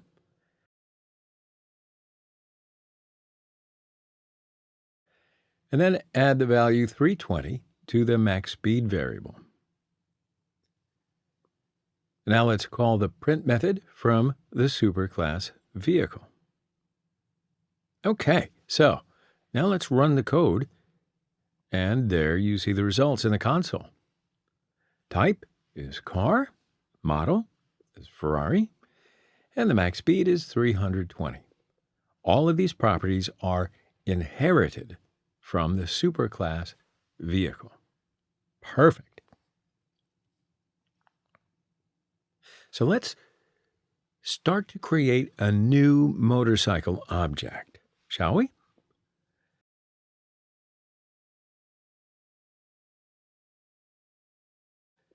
So you see the same properties and methods coming from the superclass vehicle. So let's assign motorcycle as the value to the type variable,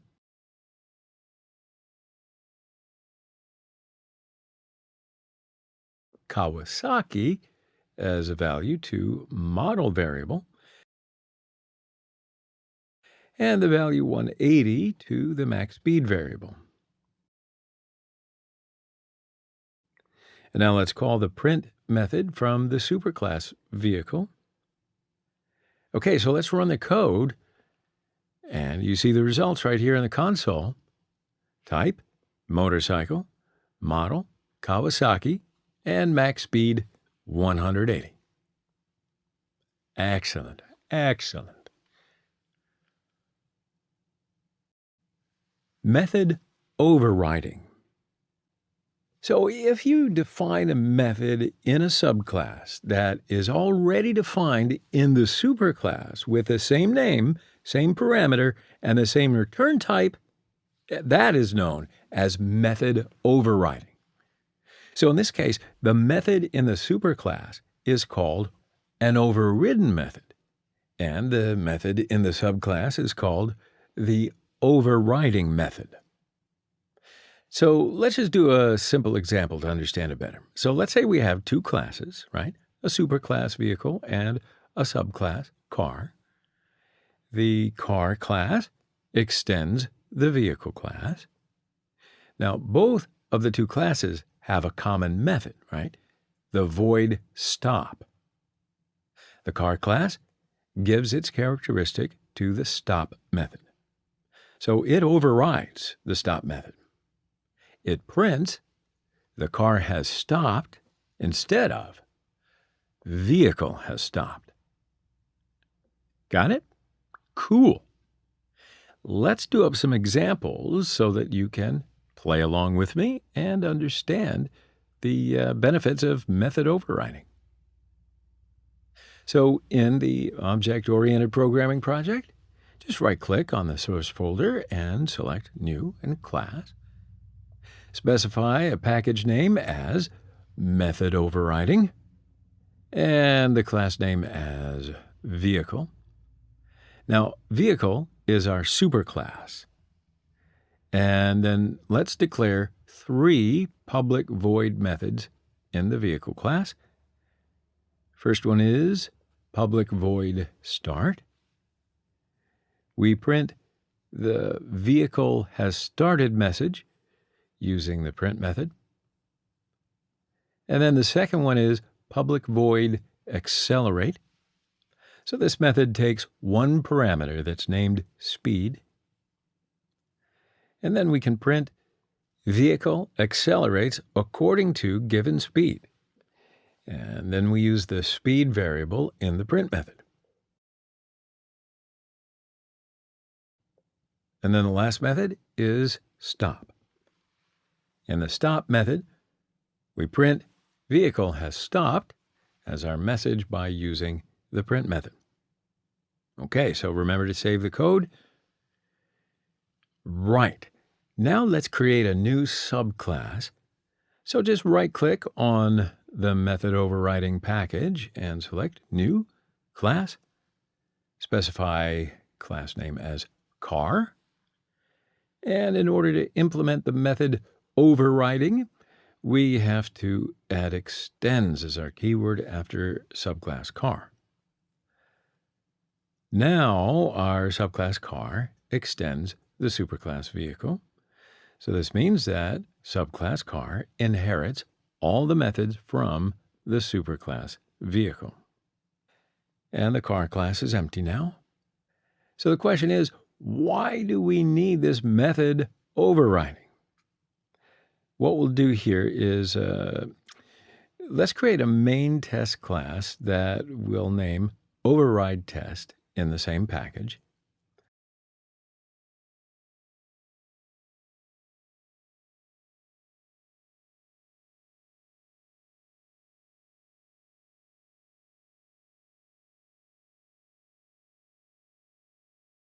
So in the main method, we create a vehicle object.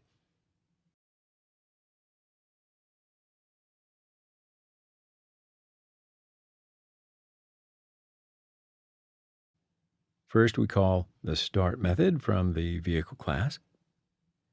And then we call the accelerate method by passing the value of 80 of speed as a parameter. And then the last we'll call the stop method.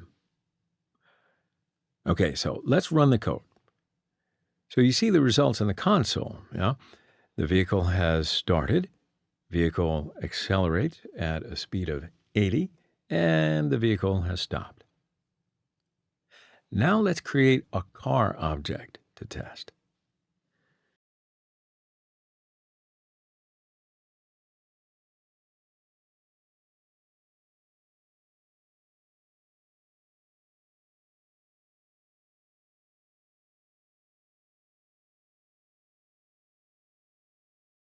And we call the start method and then call the accelerate method by passing the speed value of 100 as a parameter and then call the stop method.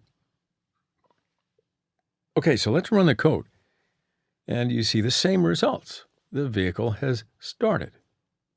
Vehicle accelerates at a speed of 100 and the vehicle has stopped. But now, do you see it? There is a problem. We wait on properties of car not vehicle in the second part. So we need to override the methods of the superclass vehicle in the subclass car. So let's override these methods, and you'll see what I mean. Open the car class. Now let's copy the methods of the superclass vehicle, and let's make the changes for implementing the properties of the car class. So we print car has started in the start method instead of vehicle. And we print car accelerates according to given speed instead of vehicle. And then we print the car has stopped in the stop method instead of vehicle. So you see I'm doing here these three methods have the same name, same parameter, and same return type with methods in the vehicle class. This is a rule for overriding. So remember to save the code. All right, so let's open the main class, override test, and let's run the code. And you see two different messages coming from the methods of classes. In the first part, we display messages from the superclass vehicle. In the second part, since we override the methods of the superclass vehicle in the class car, car has started, car accelerates at speed 100, and car has stopped are the messages that are displayed. So I hope that's clear as mud and you understand method overriding. It's very useful. Super and this keywords. Super is a keyword that's used to access the superclass members from the subclass. Super as a keyword gives us simple access to constructors, fields, and methods of the superclass. So in our example, subclass car class is using a super keyword to access stop method of the superclass vehicle, right? This keyword is used to access the same class members inside the same subclass. In our example, subclass car class is using this keyword to access its own start method. So we can also access other members of this class, such as variables and constructors, using similar methods. Let's see some examples of using the super and the this keyword. So we're going to open the object-oriented programming project by right-clicking on the source folder and then selecting New, Class, and then specify the package name as super this, and the class name as vehicle. So the vehicle class is a superclass. So let's declare 3 instance variables in the vehicle class. We declare 2 variables that are named type and model with a string type, and the variable max speed with int type. Let's declare a public constructor that's named vehicle, and we'll give it 3 parameters, type, model, and max speed. So in the constructor method, we can assign a parameter variable type to the variable type of this class. And we assign the parameter variable model to the variable model of this class.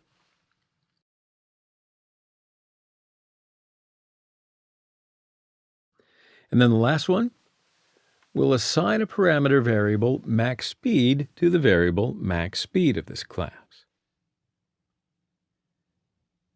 So we use the this keyword to access the same class variables. So let's generate the public getter methods of these variables to access from the main method.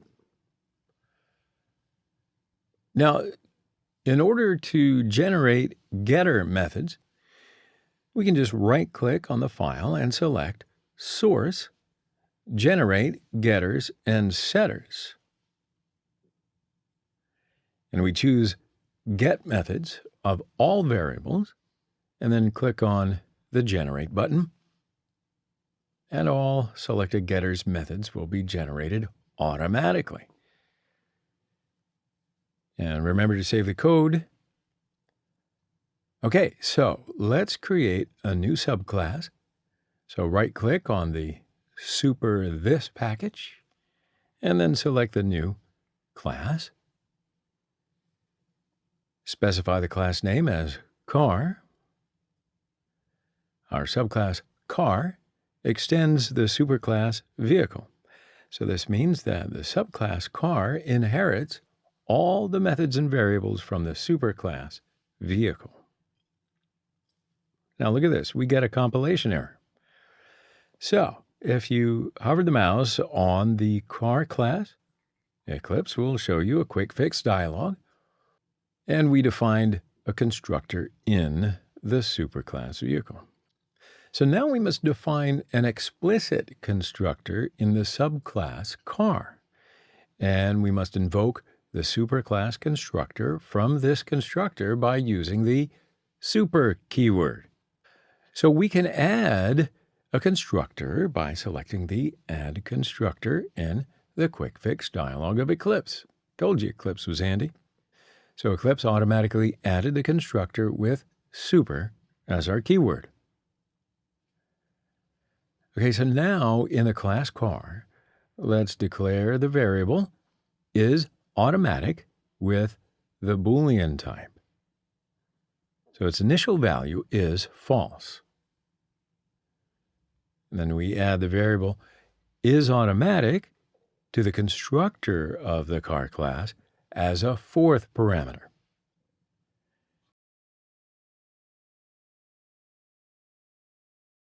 And then we assign a parameter variable is automatic to the variable is automatic of this class. Now, we need to generate a getter method again of the variable is automatic in order to access it from the main method, right? And I know you like to do this, so we generate the getter method of the variable using the same way we did before. See, you're getting the hang of it, huh? Remember to save the code. And let's create a main test class that's named Super This Test in the same package.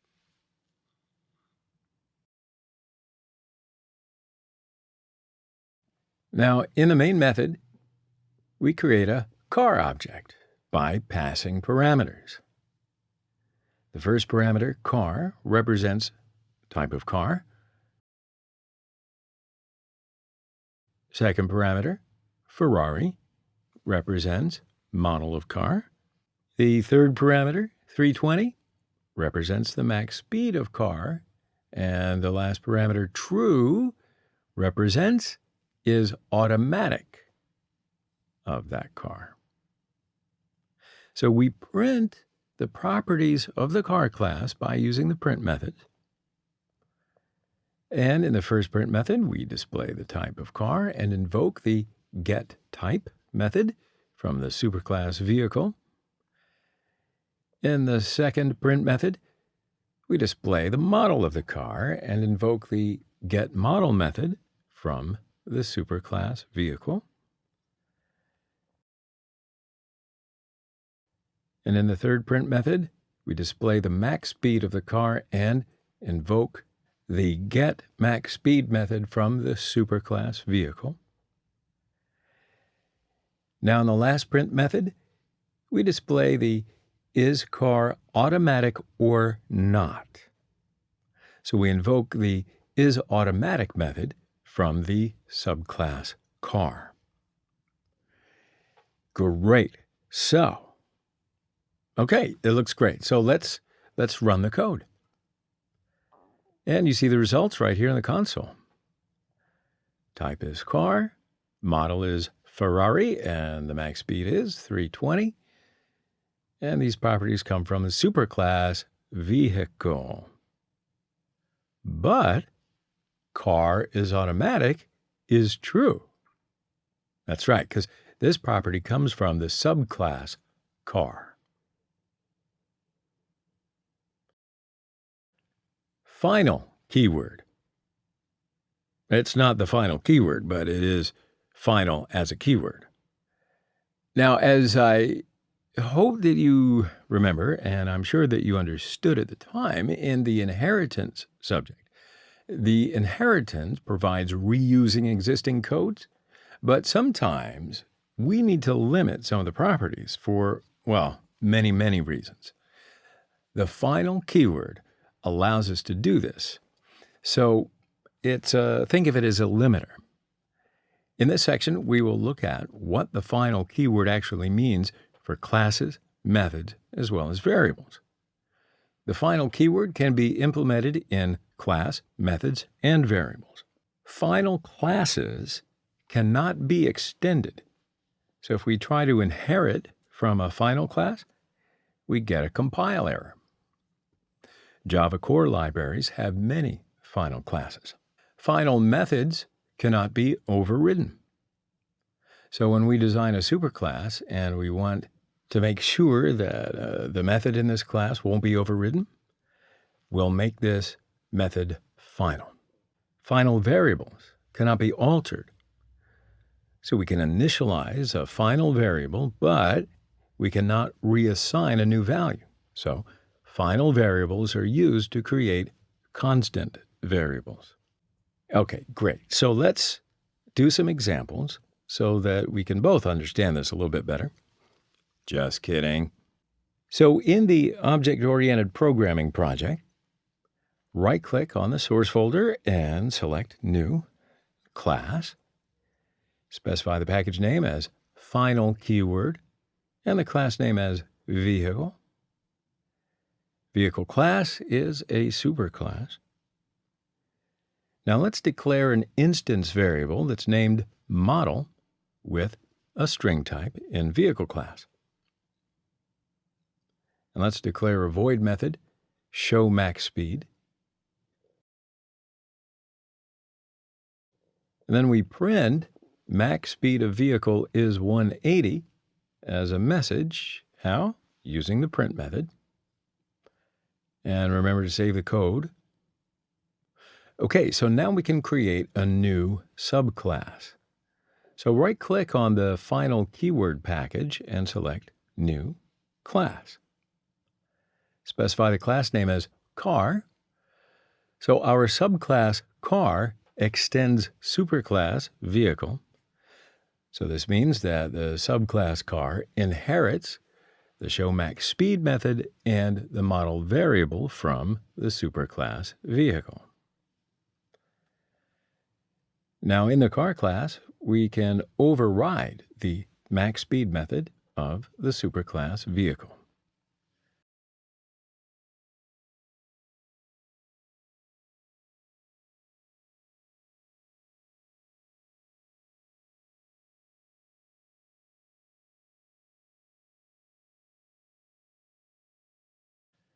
And we can print the message, max speed of car is 320, by using the print method. So remember to save the code. Now we want to limit some properties by using the final keyword. So let's open the vehicle class. For example, if we add the final keyword to a class definition of superclass vehicle, then save the code. So let's open the car class and see we get the compilation error. So let's look at it by just hovering your mouse over vehicle. And the error message is the type car cannot subclass the final class vehicle. So remember, final classes cannot be extended.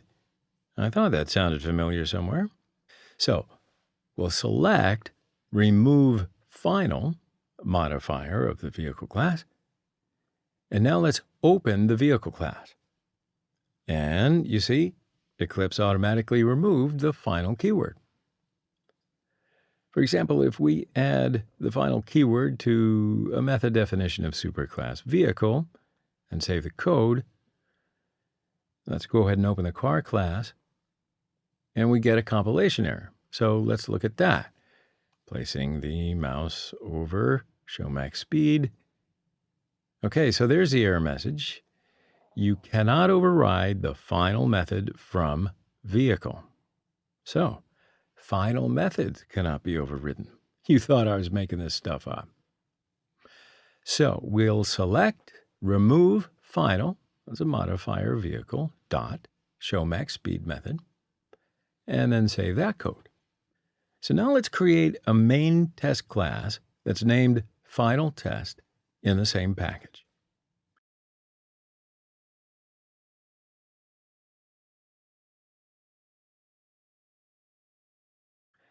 And in the main method, we create a car object.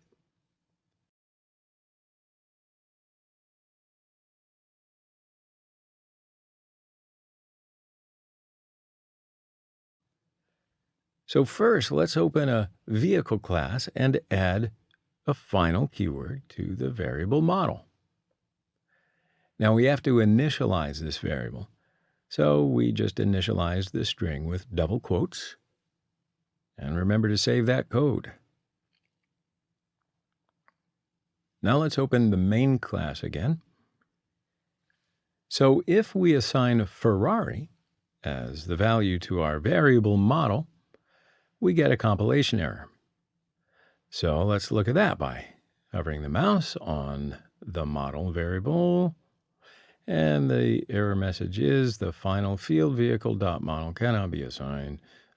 So final variables cannot be altered.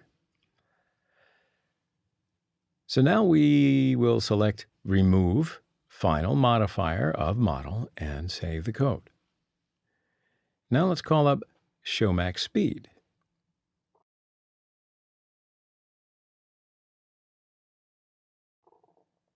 Okay, so run the code. Now you see the result in the console. Overridden Show Max Speed method is invoked, and it displays the max speed of the car is 320.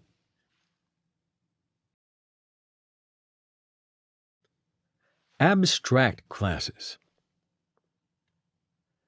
So an abstract class is used to implement common features of related classes. So it's declared with the abstract keyword. If a class has at least one abstract method, then the class must be declared abstract. Also, abstract classes may contain non-abstract methods and variables. You cannot instantiate an abstract class. That means that you cannot create the object of it. So in order to use abstract as a class, we have to inherit it from another class. So you can think of an abstract class as like a template. You must extend it and override the abstract methods. An abstract method is also just a prototype. So it has no body and contains the following attributes: a return type, a method name, and a list of parameters. Methods and members of an abstract class can be defined with any visibility, such as public, protected, private, etc. So in our example, vehicle is an abstract class that contains only one abstract method. Get max speed, right? Remember, it's got no body. Because the implementation of this method is provided by the car and motorcycle classes. You were wondering why that was empty, huh? No body. So the car and motorcycle classes have to override the abstract get max speed method of the superclass vehicle. Okay, so I heard a couple of pennies drop. So let's do some examples and we can understand the abstract class a little better. So in the Object-Oriented Programming project, right-click on the source folder and select New Class. Specify the package name as Abstract Class and the class name as Vehicle, and choose Abstract to create the abstract class. The Vehicle class is an abstract superclass. So let's declare two instance variables that are named type and model with the string type in Vehicle class.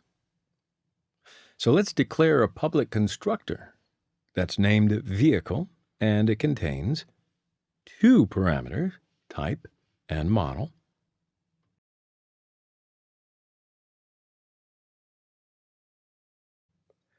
Now in the constructor method, we can assign a parameter variable, type, to the variable type of this class.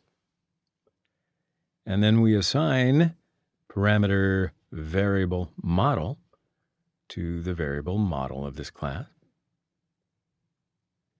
And now we can use the this keyword to access the same class variables. Now let's declare two non-abstract void methods in the Vehicle class. First one is public void start. And then we print the message vehicle has started by using our print method.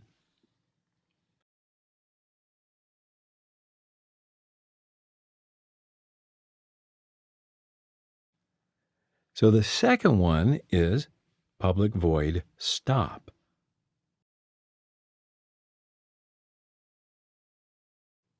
And then we print the message vehicle has stopped by using the print method.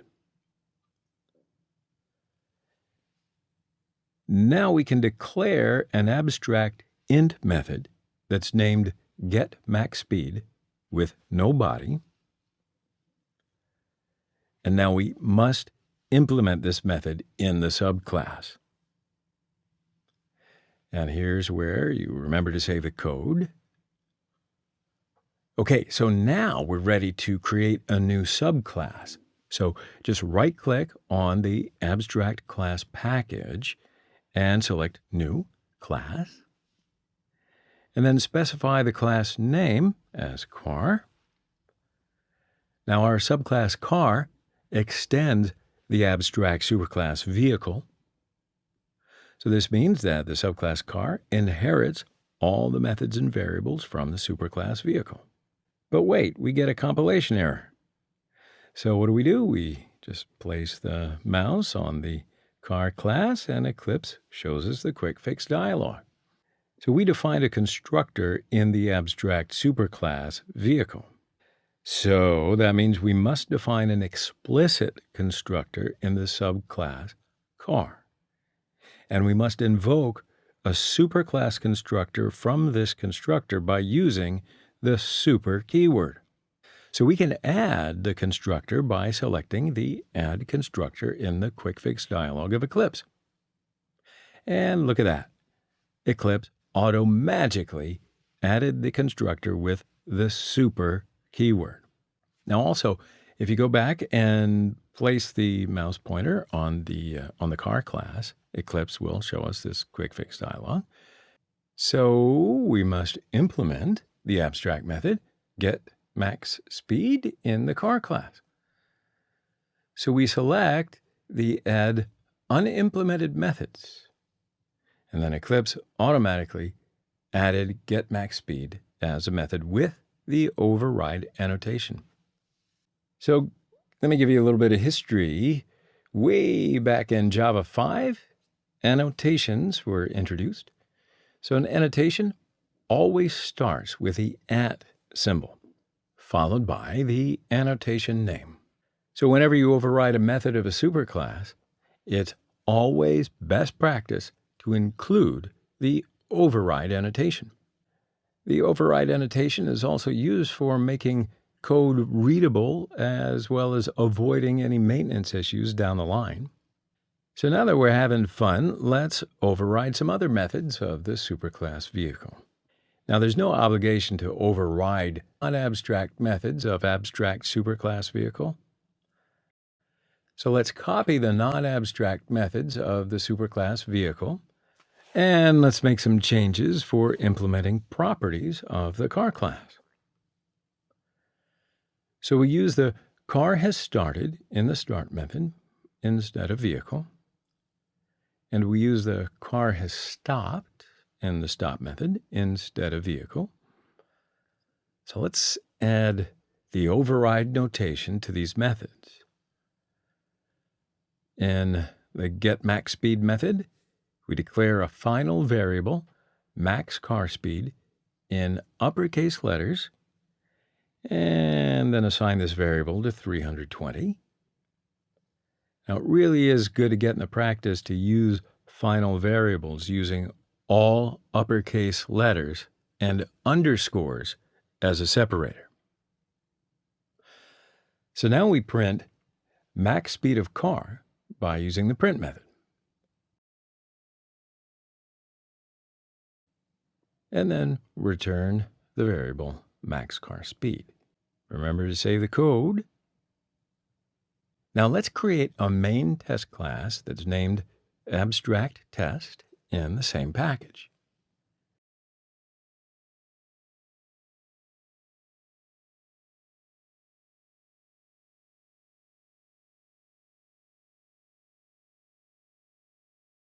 So in the main method, we create a car object by passing parameters.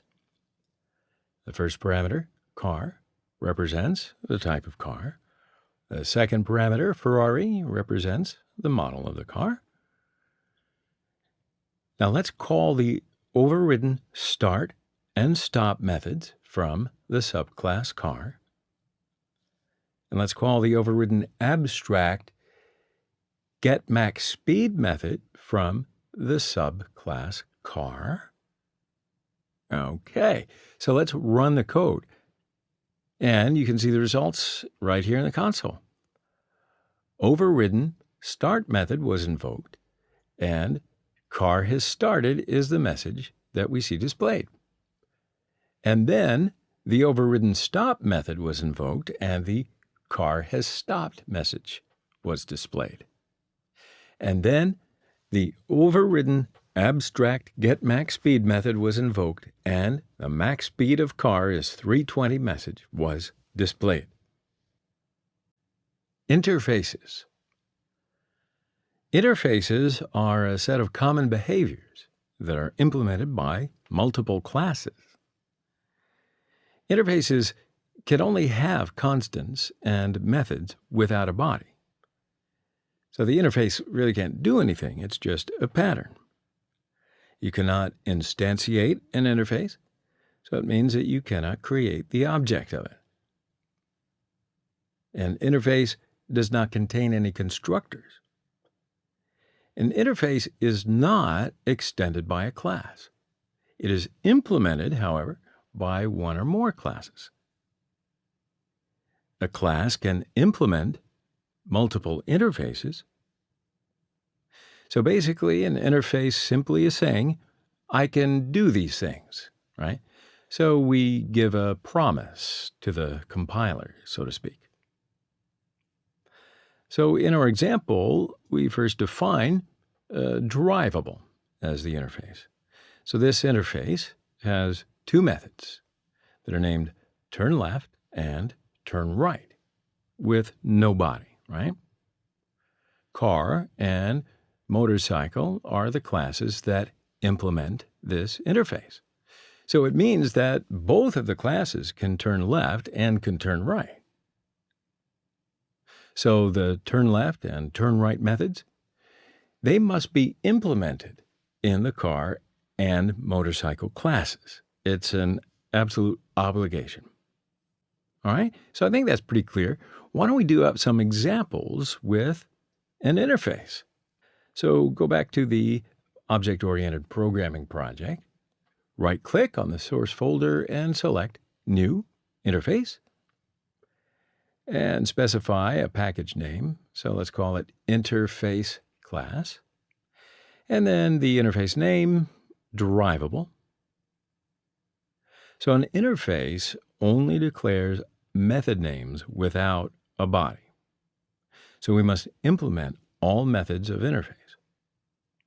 So let's declare two void methods with no body in the drivable interface. So the first method is turn left, and the second method is turn right. Remember to save the code. Okay, so let's create a new subclass. So right-click on the interface class package and select New Class. Specify the class name as car. Now we can add implements as a keyword after the class definition of car. Car implements drivable means that turn left and turn right are the methods in the drivable interface, and they must be implemented in the car class.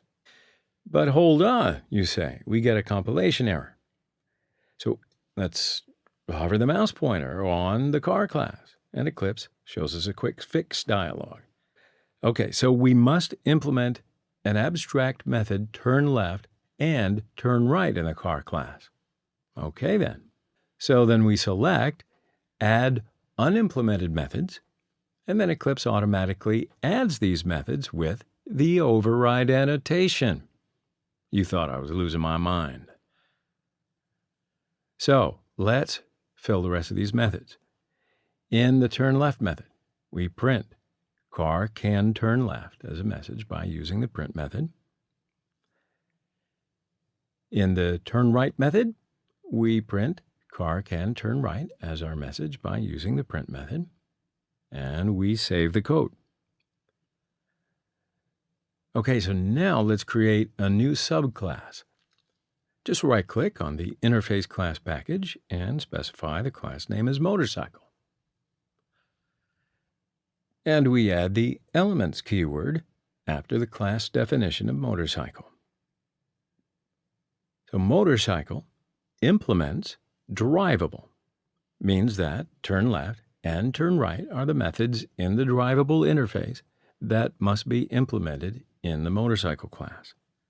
And now we select the Add Unimplemented Methods to add the methods of interface with the override annotation. All right, so let's fill in these methods just like we did in the car class. In the turn left method, we print motorcycle can turn left for our message by using the print method. And in the turn right method, we print the motorcycle can turn right message by using the print method. And remember to save the code. Now let's create a main test class that's named interface test in the same package.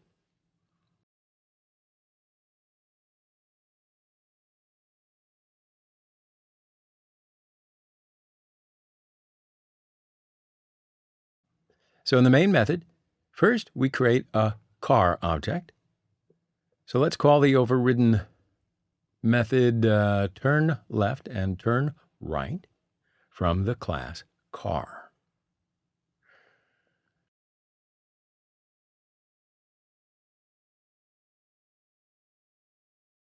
Secondly, we create a motorcycle object. And then let's call the overridden method turn left and turn right from the class motorcycle.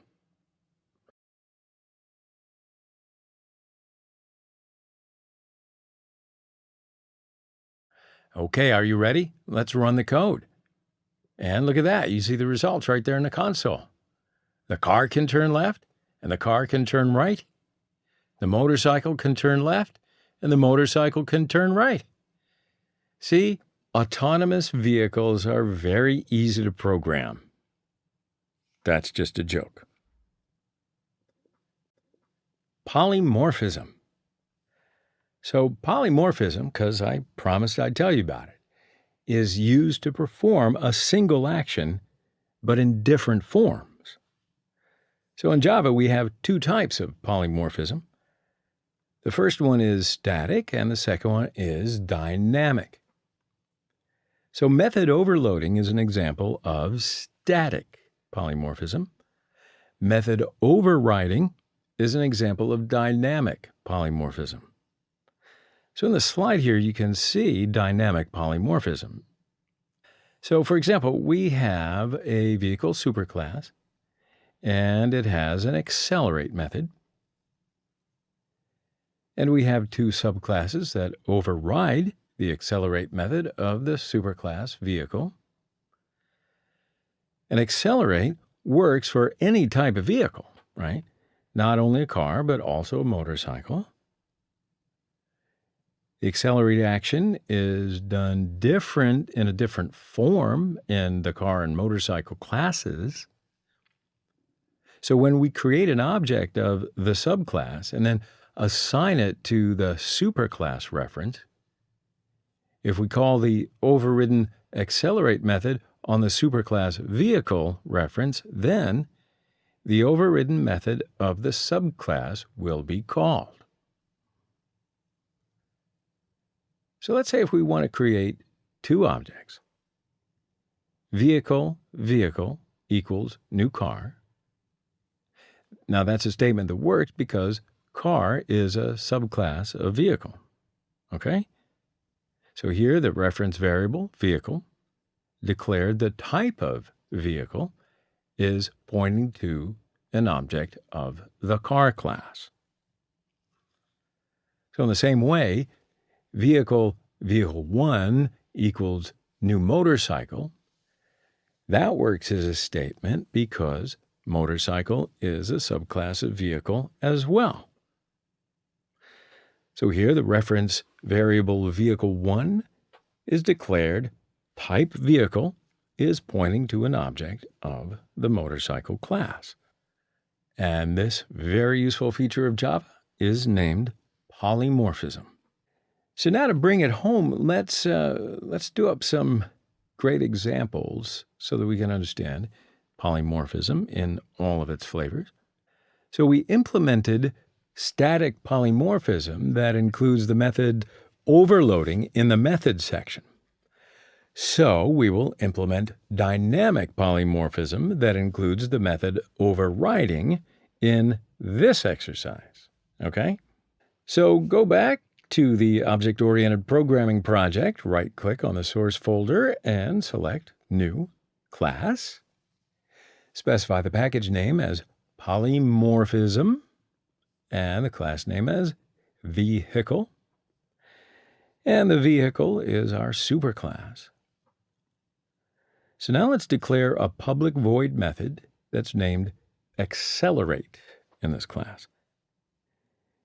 And then we print vehicle is accelerating for the message using the print method. And remember to save the code.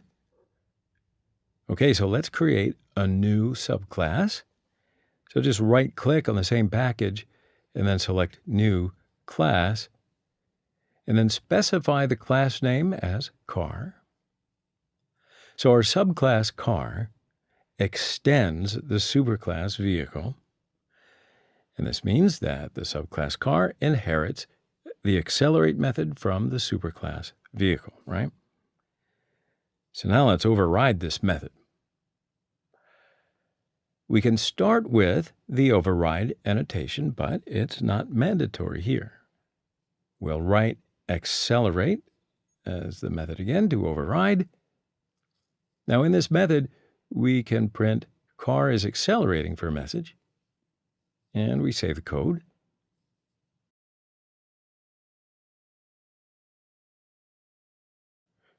Okay, so now let's create a new subclass. So right-click on the same package and select New Class. Specify the class name as motorcycle, and our subclass motorcycle extends the superclass vehicle.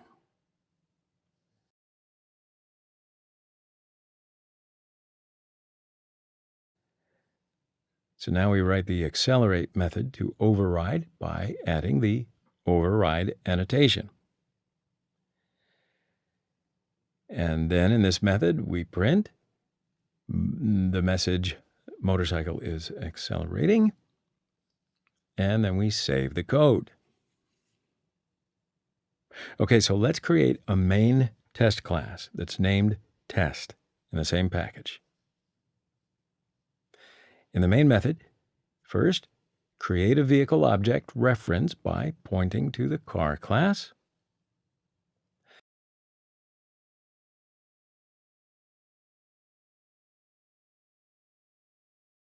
And this code works because car is a subclass of vehicle, right? So the class vehicle is extended by the class car, and its method accelerate is overridden in the class car. So in this definition, the reference variable vehicle is pointing to an object of the car class. So if we call the accelerate method, it will print the car is accelerating message. You don't believe me? Let's run the code. And you can see it right here in the console. Car is accelerating is the message you see here displayed. So second, let's create a vehicle 1 object reference by pointing to the motorcycle class. So in this definition, the reference variable vehicle 1 is pointing to an object of the motorcycle class. So now if we call the accelerate method, it will print the motorcycle is accelerating message. Okay, so let's run the code again. And look at that, you see in the console, the motorcycle is accelerating message. What are the odds? Encapsulation. Encapsulation is one of the fundamental principles in object-oriented programming, and it's used to restrict visibility of the class members to the others. So in our example, we have vehicle class, and we define the model and the max speed variables as a private modifier. Now, if you define a variable or method with the private modifier, you can access these components from the current class only.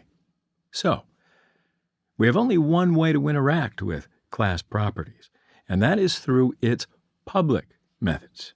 That makes sense. Now, we define the public setter and getter methods of the max speed variable, so it can be accessed from outside the class. But we have no public setter and getter methods of the model variable, so it can't be accessed from outside the class. So why don't I show you some examples, and it'll help you to understand encapsulation. So in the Object-Oriented Programming project, just right-click on the source folder and then select New, Class, and specify the package name as Encapsulation and the class name as Vehicle. Vehicle class is a superclass.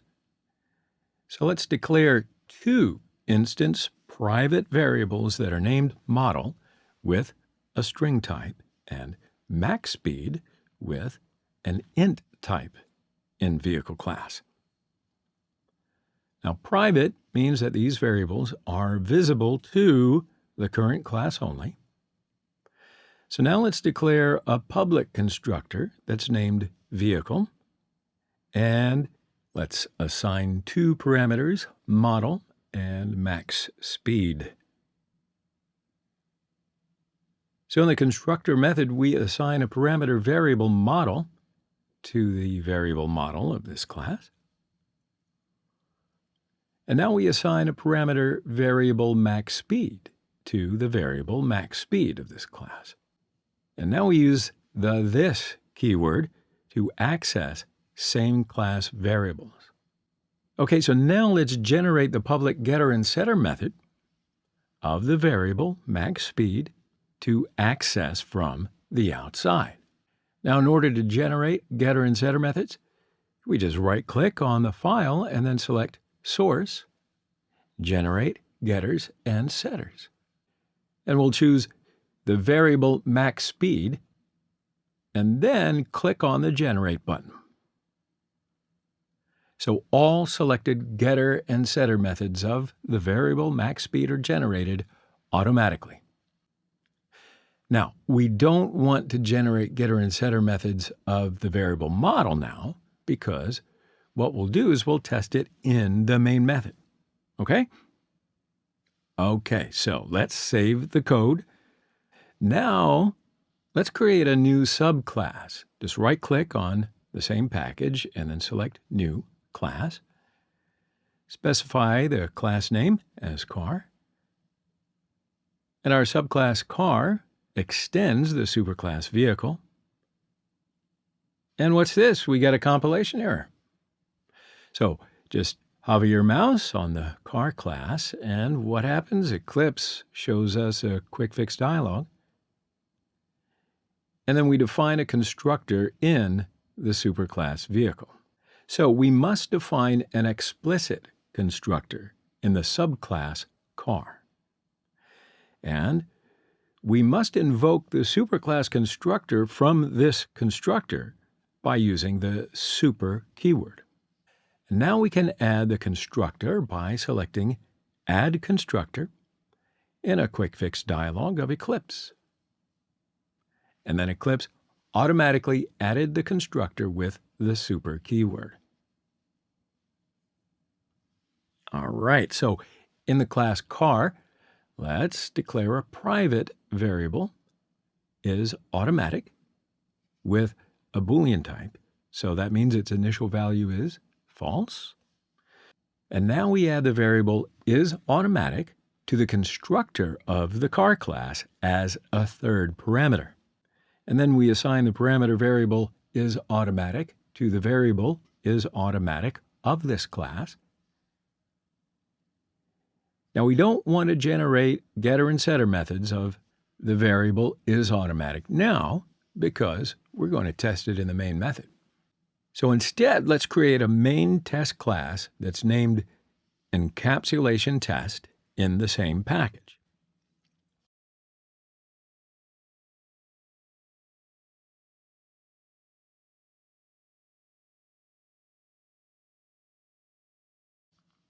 So in the main method, we create a car object by passing parameters.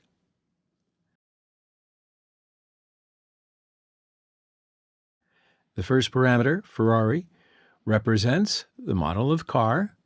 Second parameter, 320, represents the max speed of the car. And the last parameter, true, represents is automatic of that car. And now we can print the properties of the car class by using our print methods. So in the first print method, we display the model of the car. And then we try to invoke the getModel method from the superclass vehicle. But we cannot access this method because we have no public getter method available of the variable model in the vehicle class. So let's open the vehicle class and generate getter and setter methods of the variable model in the same way. Okay, so Eclipse has added public getter and setter methods of the variable model. So we'll save that code. And now let's open the main class again. And let's try to invoke the getModel method. Okay, so we can access this method. And now in the second print method, we display the max speed of car and invoke the getMaxSpeed method from the superclass variable. So we can access this method because we defined the getter method in the vehicle class. Make sense? So in the last print method, we'll display is car automatic or not, and we invoke the isAutomatic method from the subclass car. Oh, but we cannot access this method because we have no public getter method available of the variable isAutomatic in the car class. So let's open the car class. And here's where we generate the getter and setter methods of the variable isAutomatic, the same way we did before. Okay, so Eclipse added the public getter and setter method of the variable isAutomatic. Remember to save that code. So let's open the main class again. Let's try to invoke the isAutomatic method. All right, so we can access this method. So now let's go and run the test code. And here you see the results right here in the console. Model is Ferrari, and max speed is 320. So these properties come from the getter methods in the superclass vehicle. But car isAutomatic is true. This property comes from the getter method of the subclass car. So now in this section, we will learn wrapper classes, AutoBoxing, and unboxing. So first up, we're going to learn what the wrapper class is. Then we'll cover conversion of primitive types and wrapper classes. And then we'll go over AutoBoxing and unboxing concepts that come with Java 5. What is wrapper class? Now there's an obvious joke in here, but I want to stay as serious as can be. Wrapper classes are used for converting primitive data types into objects, like byte to byte, int to integer, char to character, etc. The primitive data types are not objects, so they don't belong to any class, and they are defined in the language itself. So sometimes it's required to convert data types into wrapper objects in the Java language. So the primary benefit of this process is the wrapper class of a particular primitive type can hold a lot of information, and it provides useful functions, such as conversion from one type to another, and all other suitable functionalities, in fact. You can see the wrapper classes of primitive types on this table here. The wrapper classes are defined in the java.lang package. Conversion. So we basically have two types of conversion. First one is primitive type to the wrapper class, and the second one is the wrapper class to primitive type.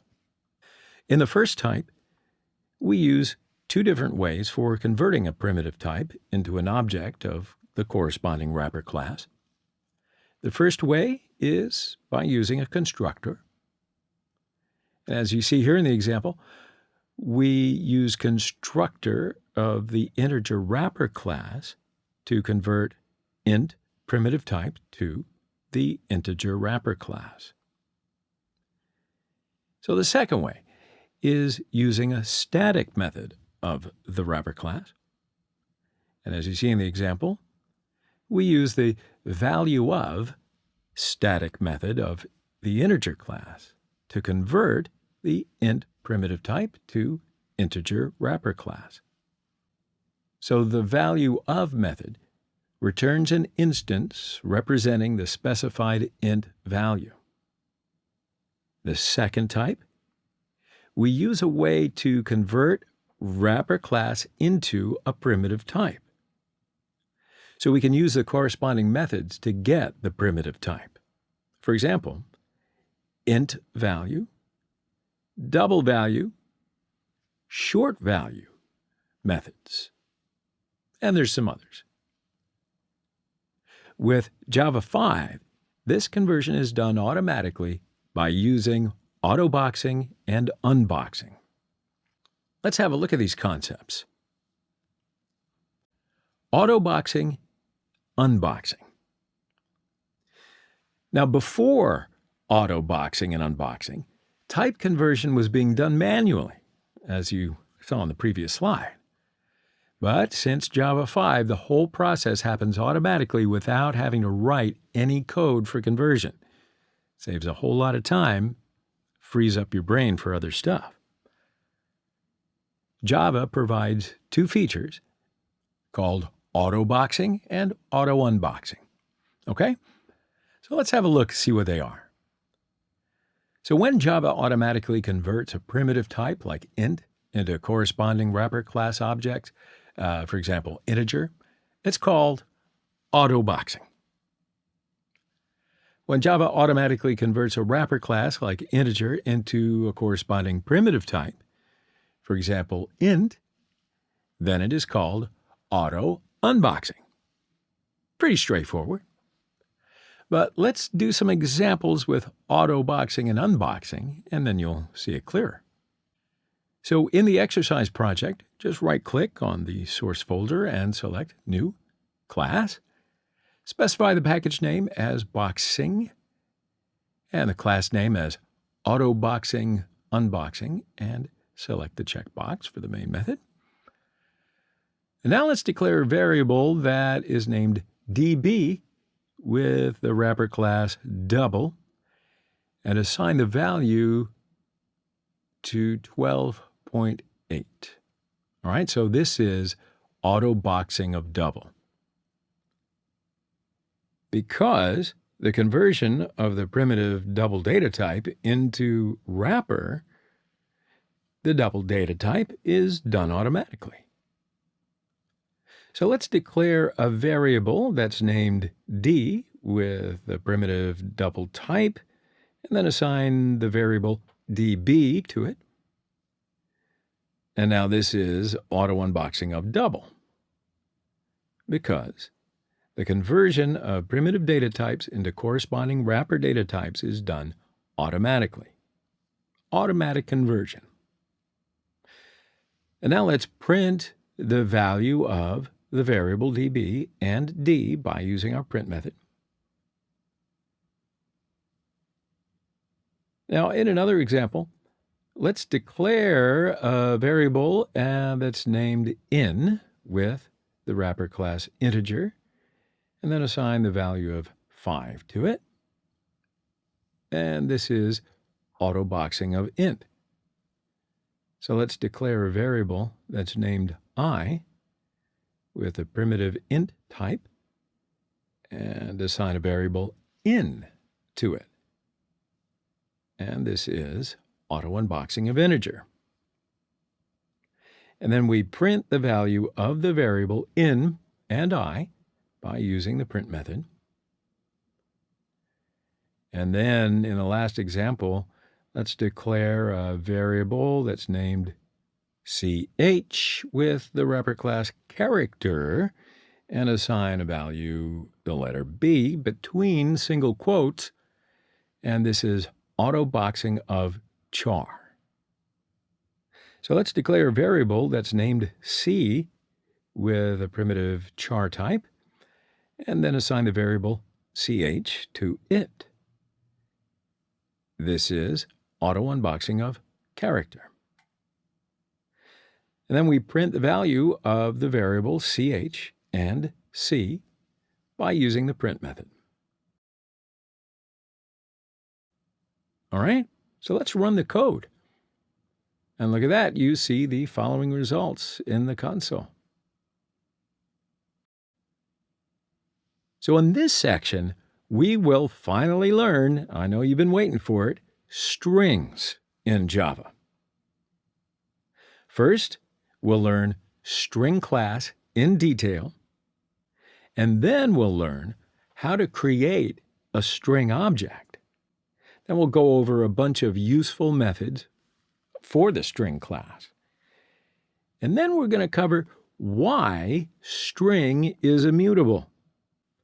And then we're going to introduce string buffer as a class, and we'll learn how to create a string buffer object. And then we will introduce the string builder class, and we're going to learn how to create a string builder object. So here's what you've been waiting for. Let's get to it. What is string? So a Java string is a series of characters, like the word hello or the phrase Java is funny. Okay, a string is created between double quotes. So in our example, it shows a string object in memory. It consists of individual characters, hello. The chars in a string are identified by index numbers. So in hello, the leftmost character, H, is at index 0. The next character, E, is at index 1, and so on and so forth. Good. So we will do a whole lot of examples related to the string index by using some string methods. Creating string objects. Now, there are two ways to create a string object. First one is string literal. The string literal is probably the easiest and certainly the most recommended way to create strings in Java.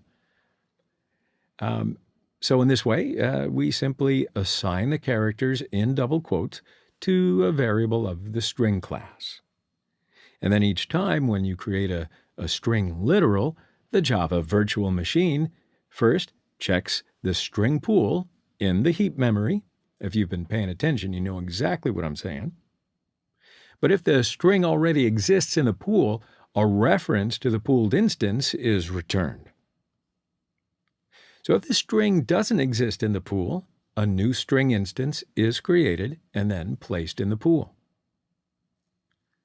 So string literal provides memory efficiency, because if the object already exists in the string pool, then no new objects have to be created.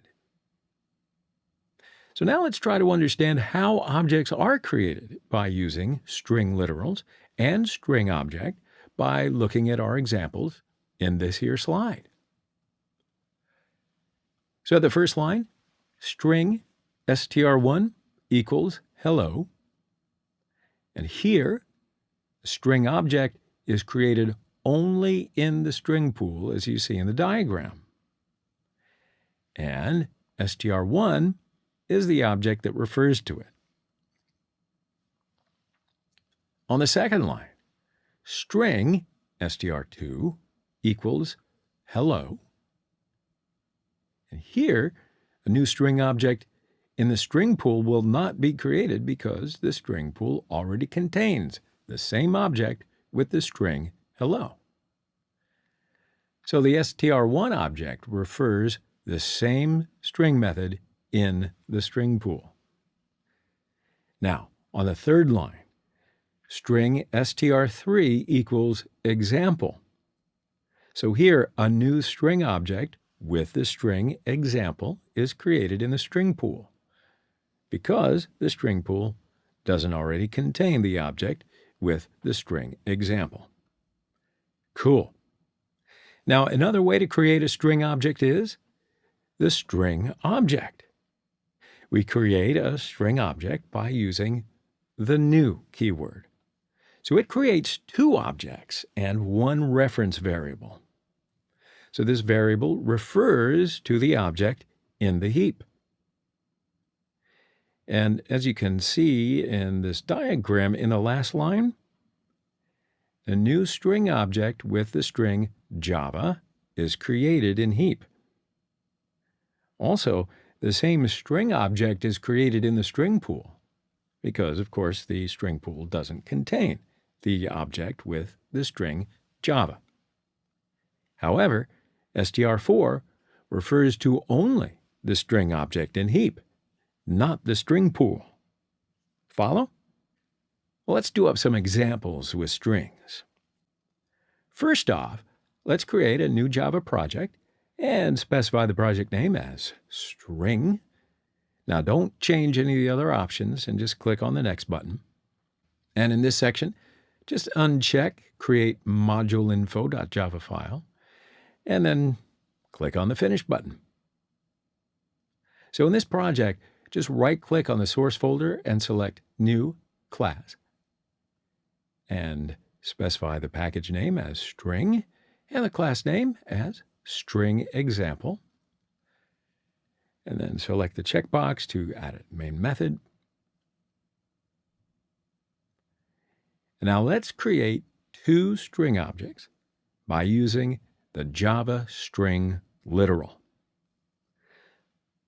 The first one will declare variable s and assign it a value of Java programming. The second one will declare variable s1 and assign it a value of Java programming again.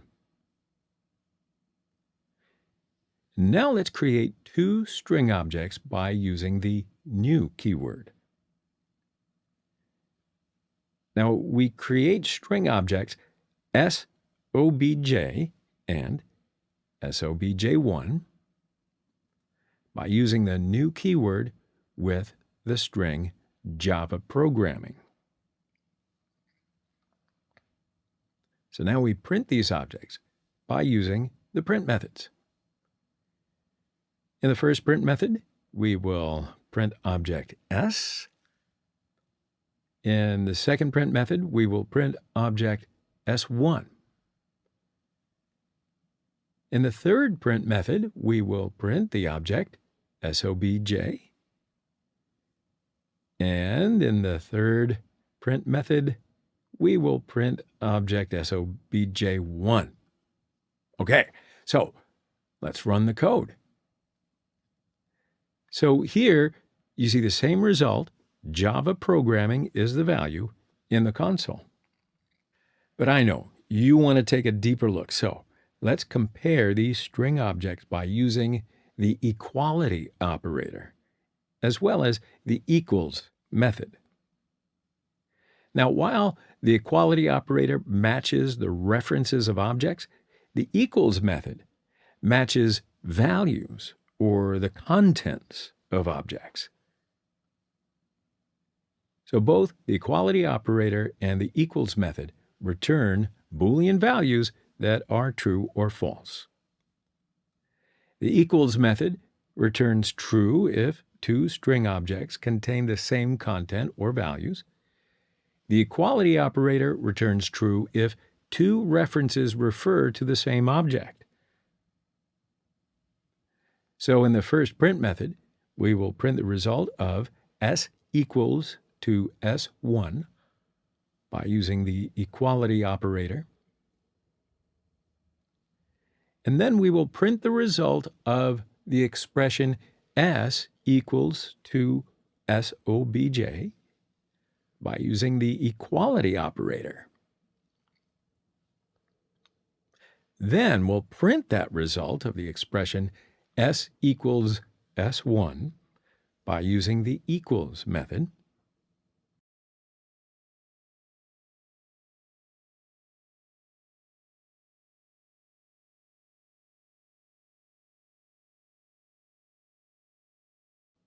And then we will print the result of the expression s equals SOBJ by using the equals method.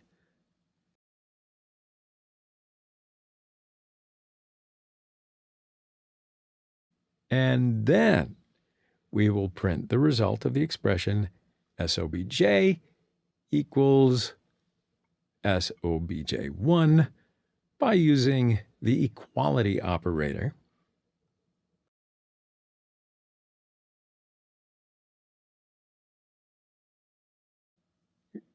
Let's do another one. Then we'll print the result of the expression SOBJ equals SOBJ1 by using the equals operator.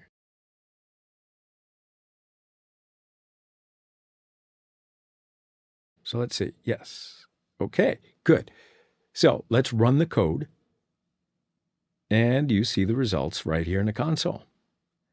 S equals S1 is true because both S and S1 refer to the same object.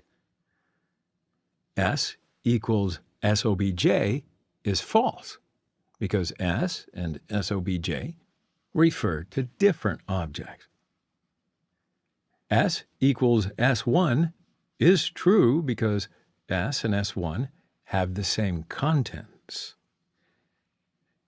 S equals SOBJ is also true because S and SOBJ have the same contents.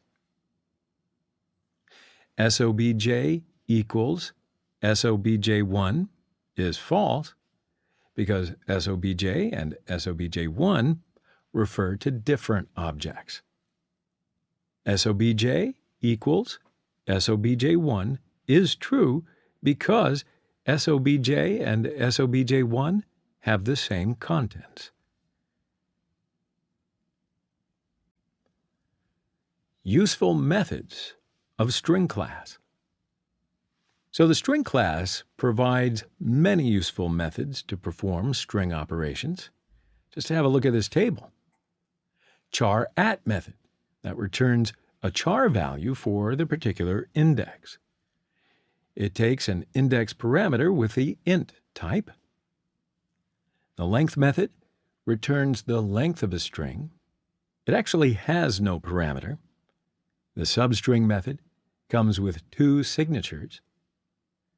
If we pass only the beginning index, it returns a substring from the begin index to the end of the string. If we pass the begin index and the end index to the method, then it returns a substring given the starting index and the length of the result. The equals method compares the string with the specified string and then returns true if the 2 string objects contain the same contents. Otherwise, it's false. The isEmpty method returns true if the given string has 0 length. If the length of the string is non-zero, then it returns false. The concat method concatenates the specified string, str, at the end of the string. The toLowerCase method returns a string in the lowercase. The toUpperCase method returns a string in the uppercase. So why don't we do up some examples with the most useful string methods? In the string project, just right-click on the string package, and then select New, Class. Specify the class name as String Methods, and then select the checkbox for the main method. Now in this exercise, we will practice with string methods to understand a little bit deeper, a little bit clearer. So we'll start to declare 2 string variables and a string array. So the first one, we declare variable S1 and assign it a particular value, Java programming language. And the second one is, we declare the variable S2 and assign it a value of hello. Now we declare a string array that's named S3, which actually has no initial value. So now in the first print method, we print the value of string 1, S1. And then we use the char at method to find the first character of string S1.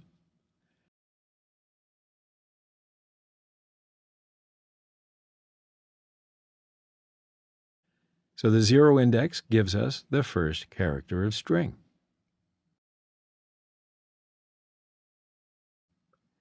Then we can use the length method to find the length of string S1.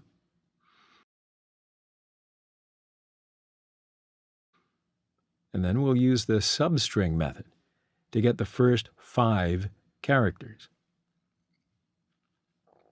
Then we use the equals method to compare the objects S1 and S2.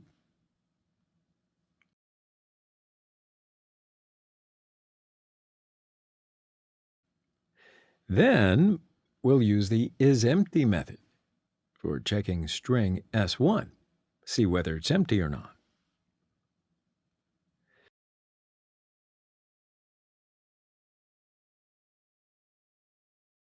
Then we use the concat method to concatenate the strings S1 and S2. Then we use the toUpperCase method to get the string S1 into uppercase letters.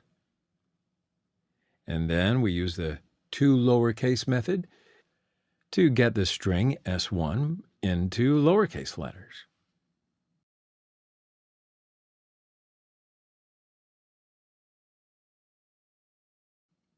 Then we can use the split method to split the string S1 based on space. In the split operation, we assign the result of the split method to the string array S3. Now we can use the for each loop to print all the characters of a string. And then finally, we can use the replace method to replace part of the string with some other string. In the replace example, let's say we want to replace the letter V in lowercase to the letter V in uppercase.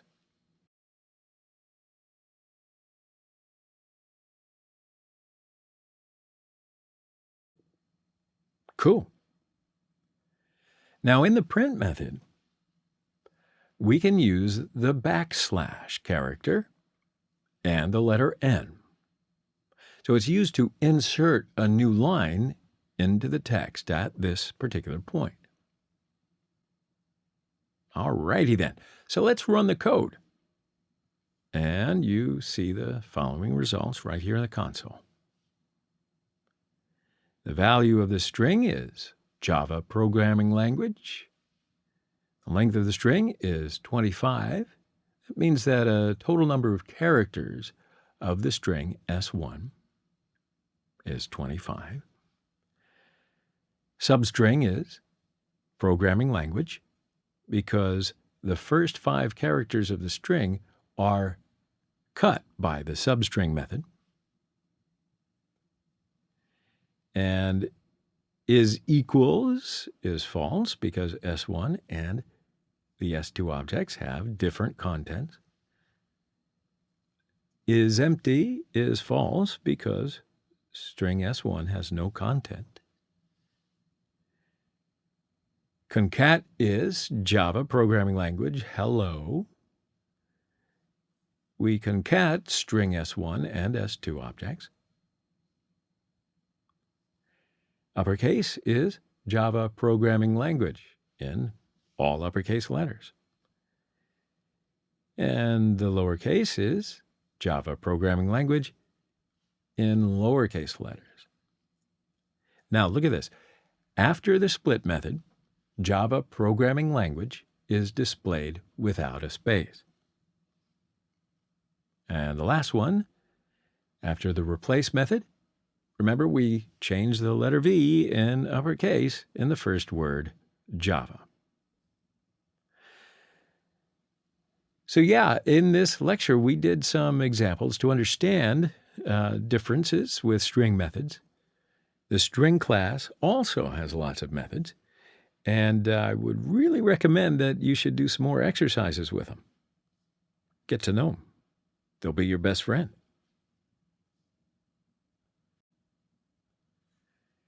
Immutable string in Java. So in Java, string objects are immutable. Immutable just means that you cannot change the object itself, but you can change the reference to the object. Once a string object is created, its data or its state can't be changed, but a new string object is created. So let's try to understand the immutability concept by the example here in this slide. So we declare a string object S with Java as its value. This new string instance is created and it's placed in the string pool. So what if we use concat as our method to append the string with the program value at the end? Also, new object is created and placed in the pool. And as you see here in the figure, two objects are created, but reference variable s still refers to Java, not Java program. Because, say it with me, strings are immutable objects. So we'll introduce with string buffer and the string builder classes, which are also immutable, in the upcoming slides. String buffer class.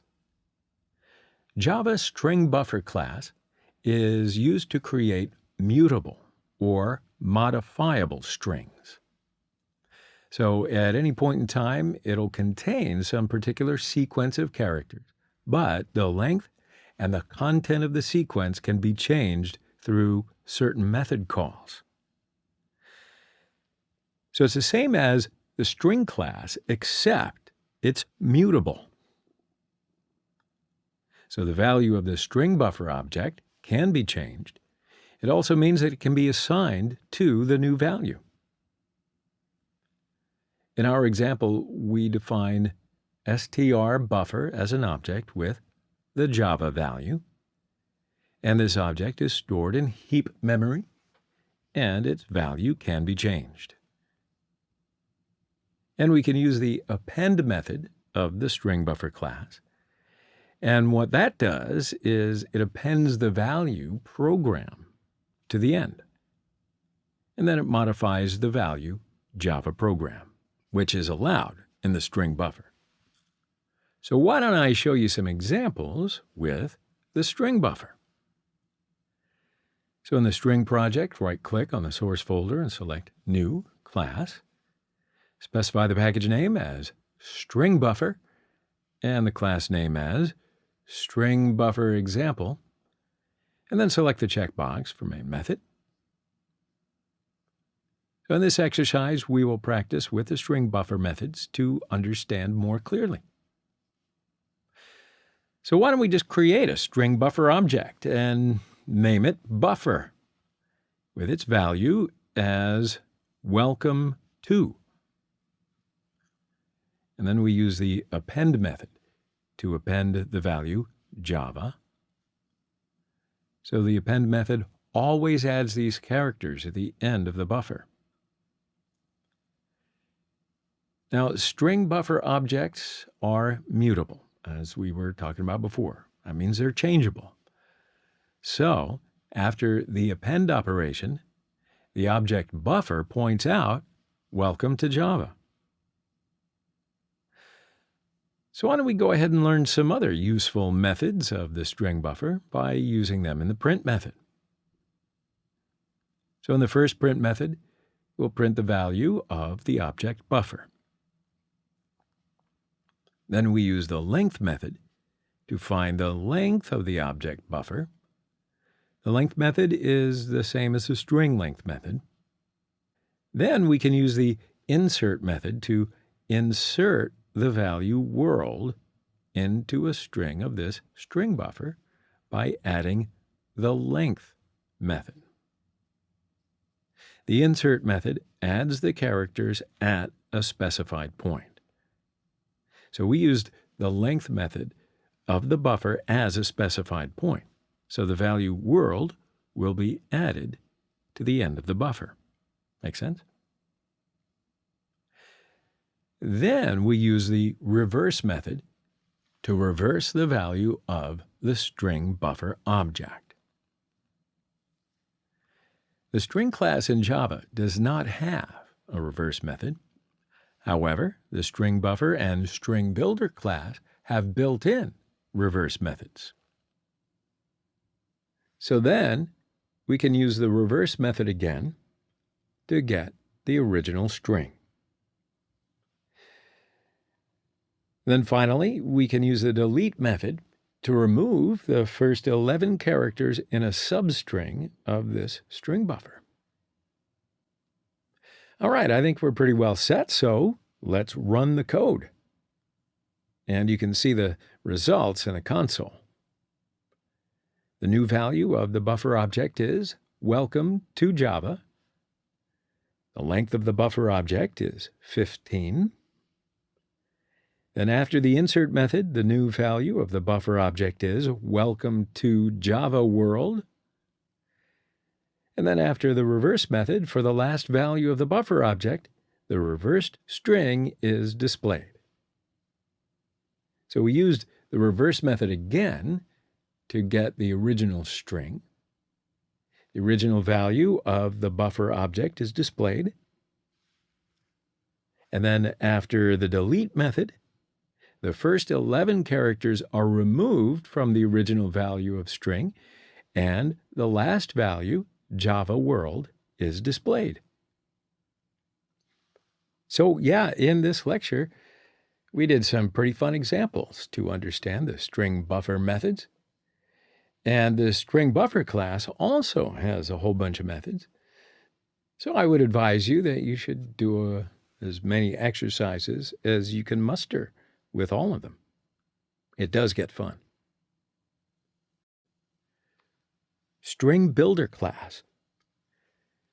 So string builder is kind of the same as the string buffer.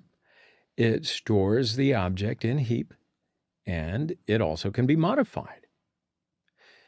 The string builder has the same methods as the string buffer, but each method in the string buffer is synchronized.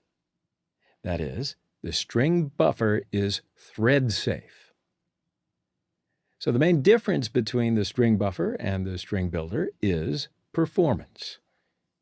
The string builder is faster than the string buffer because the string buffer is synchronized.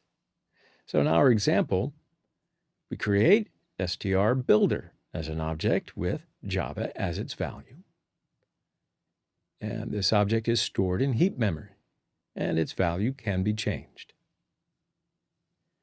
And we use the append method of the string builder class, and then this method appends the value program at the end, and it modifies the value Java program, which is allowed in the string builder. So why don't we do up some examples with string builder?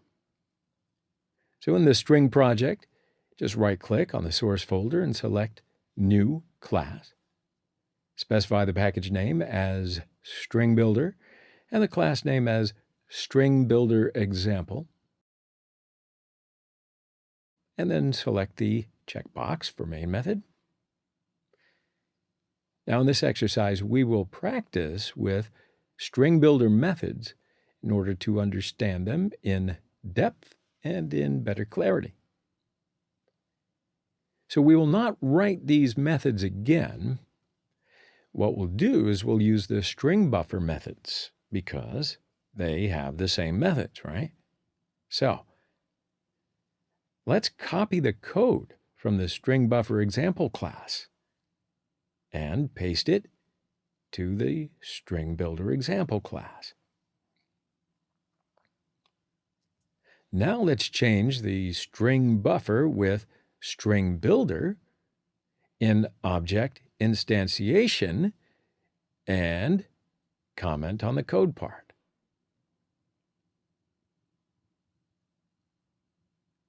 Eclipse has a quick shortcut for us to change the names of variables at the same time.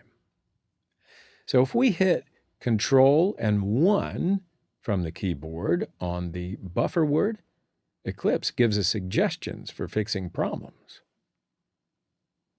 So we'll choose the Rename in File option and change the object name buffer with builder. So you can see this way is just perfect for changing names of fields. And what do you see in the code? All the methods of the string buffer class can also be used in the string builder class without any other change. Okay? So let's run the code. And there's your proof. The same results are in the console.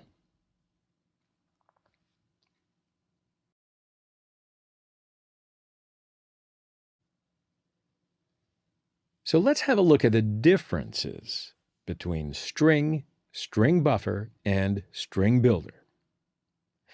The string object is stored in the string pool, but string buffer and string builder objects are stored in heap. The string object is immutable in Java, but the string buffer and string builder are mutable objects. The performance of string and string builder is fast, but string buffer is slow. Because, do you remember? String buffer is a synchronized class. The string builder and string buffer are almost the same. The main difference is that the string buffer is synchronized and the string builder is not synchronized. So that means that the string builder is faster than string buffer, but the performance difference is negligible for small programs. Their functionality is the same. So if your program is used by multiple threads, then it's probably best to use string buffer. If your program is used by a single thread, then by all means, go ahead and use string builder. So when you learn the thread subject of Java next time, I certainly hope that you'll understand it better.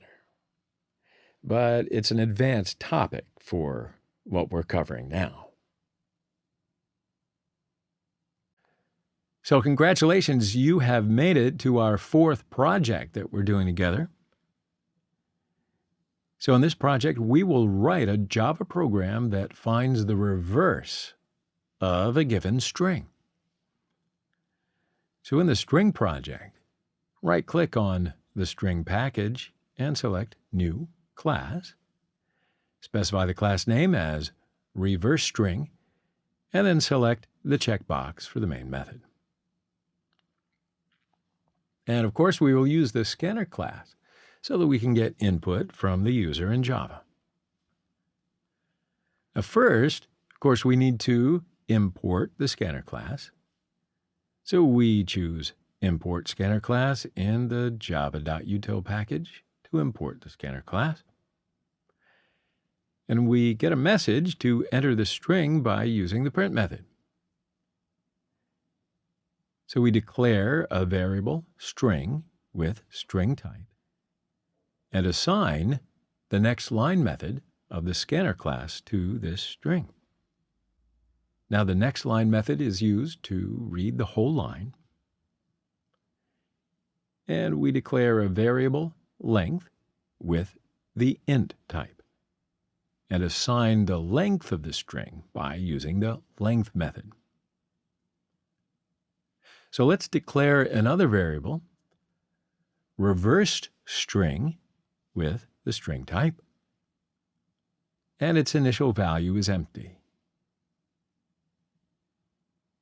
Now we start to write a for loop. Now in for loop, we declare a variable I, and we assign length 1 as the expression to this new variable I. The loop condition is I is greater than or equal to 0, and I is decremented by 1.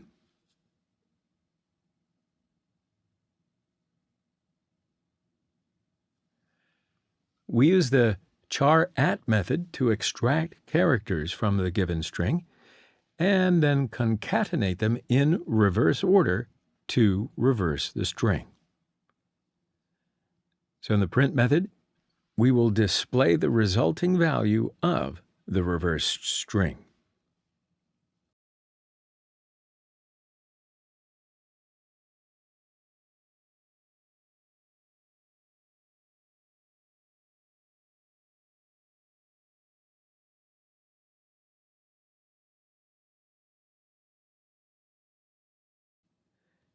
And we can close the scanner object. Okay, are you ready? Let's run the code. So let's enter the string Java is easy. So yeah, our string is reversed and displayed. What do you think? So in this program, we read a string from the user. Then, in for loop, we obtain the characters of the original string from the end by using char at as the method of the string. And then we concatenate them into a new string by using the plus operator. And then finally, we print the reversed string. So in this section, let's talk about exception handling in Java. First, we're going to learn what is an exception, and then how to create exceptions in Java. Then we'll cover the difference between errors and exceptions. And then we'll talk about the types of exceptions.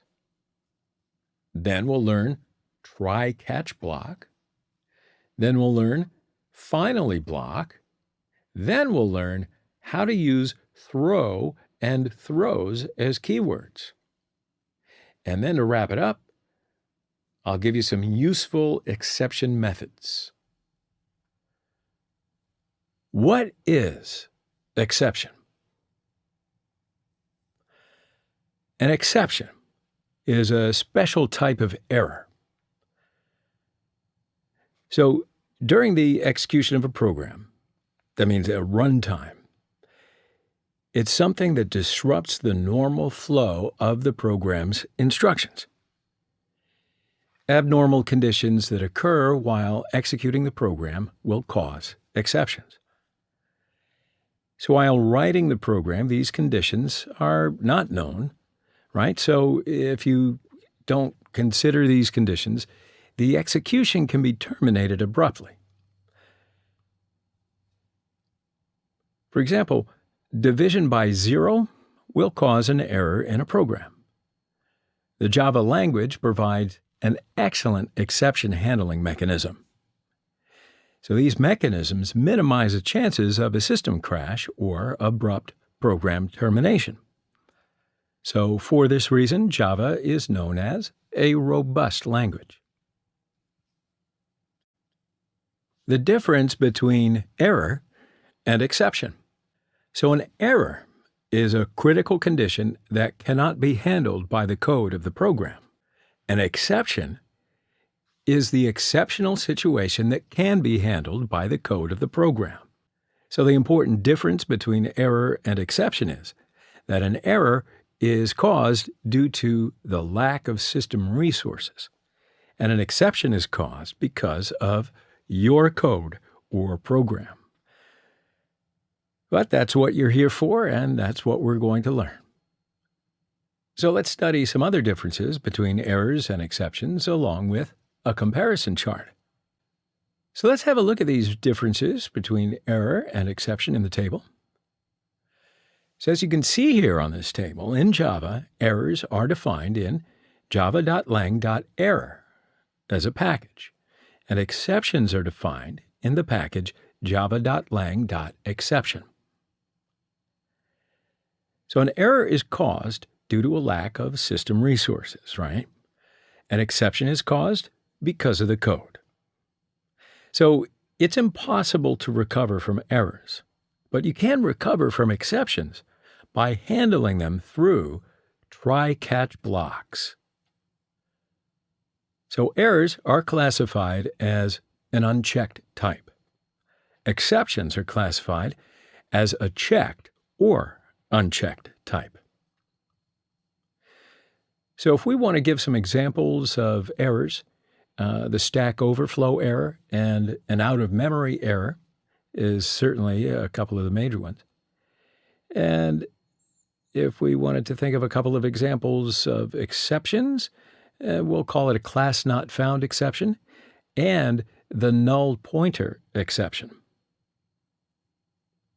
So come along, I'll explain what I mean. So let's take a closer look at the hierarchy of the Java exception class. And as you can see here in the diagram, object is the topmost class in Java. All the classes extend the objects class by default in Java.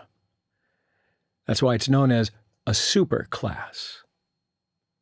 So here, Throwable is the topmost class of the exception classes, and it's located in the java.lang package. Now, throwable has two subclasses, error and exception. And exceptions have been further categorized in two ways: built-in exceptions and user-defined exceptions. Now, all checked and unchecked exceptions are built-in exceptions of Java. So let's learn these exceptions in detail. Types of exceptions. There are three types of exceptions in Java. The first one is the checked exception. Checked exceptions are mandatory to handle. You've got to deal with them. Checked exceptions are generally caused by faults outside of the code itself, such as missing resources, networking errors, stuff like that. These exceptions are checked at compile time, so these are also called compile time exceptions. For example, that file not found exception. That is a checked exception, and it occurs when a file with the specified path name does not exist, or if the file does exist but for some reason is not accessible. The second one is unchecked exceptions. Now, they are not checked at compile time, but they are checked at runtime. So these are also called runtime exceptions. Now, when an unchecked exception is thrown, it is usually caused by a misuse of code, passing a null or otherwise incorrect argument. For example, arithmetic exception is an unchecked exception, and it occurs when you make an arithmetic error, such as dividing a number by 0, like we mentioned earlier. The last one is the user-defined exception. Now, in some cases, we need to define our own exception class for a special purpose based on particular application requirements. For example, let's suppose we have an account in a bank and we have $100 in this account. Now, let's suppose that we attempt to withdraw $150 from our account. And of course, we can handle this scenario by using the arithmetic exception in Java. But it's not particularly meaningful for the user. So in this situation, it is nice to display an error message that is related to insufficient funds. You get the meaning? So we can create our own exceptions in Java. We just need to extend the exception class in order to create our exception. User-defined exceptions are also called custom exceptions, and we'll do a bit of an exercise about these exceptions later. Try-catch block. So if we want to handle the exception ourselves, we can use a try-catch block. In Java, a try block is used to enclose the code that may throw an exception. So a try block consists of a set of executable statements. During the execution of these statements, exceptions can be thrown. Now, a method that may throw an exception can also be enclosed by the try block. So a try block is always followed by a catch block, and we handle the exception in the catch block. So one or more catch blocks can follow a try block. Now, in a catch block, we can use the exception object to print details of the exception. And as you can see here in the diagram, first, the try block is executed, and if the code in the try block throws an exception, the catch block is executed. Multiple catch blocks. So we use multiple catch blocks after a try block. A try block may be followed by any number of catch blocks. Each catch block handles a particular type of exception. Now, before Java 7, we used to catch multiple exceptions one by one, as shown in this slide.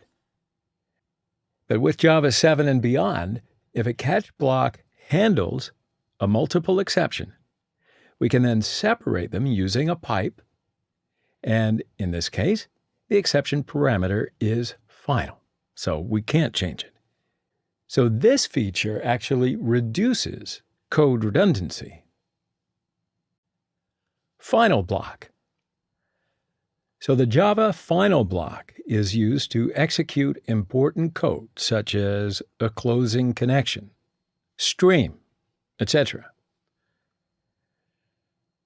If an exception occurs in the program, the currently executing method may stop without completing execution.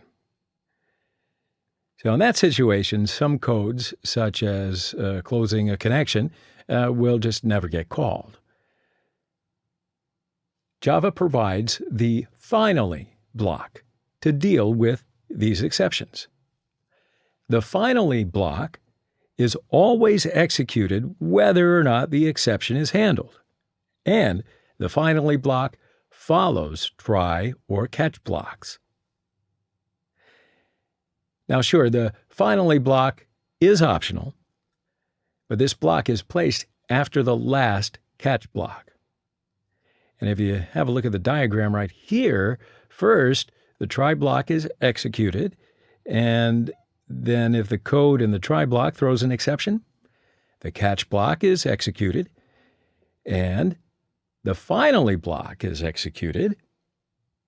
And then if the code in the try block does not throw an exception, the finally block is executed again. So let's make some of our own examples with exception handling so that we can deepen our understanding.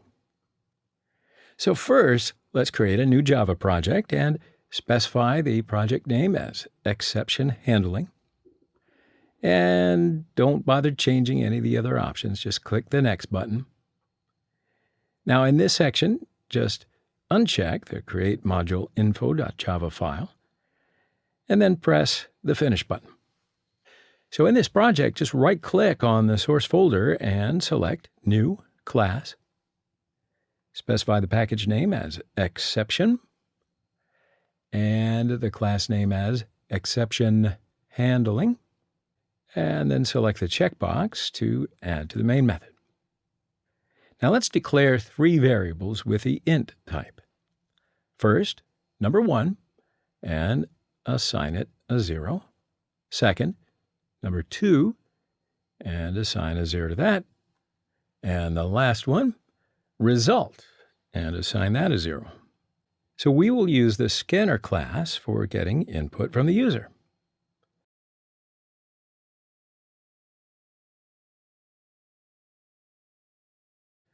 And first, we need to import the scanner class. So we'll choose Import Scanner Class in the java.util package to import the scanner class.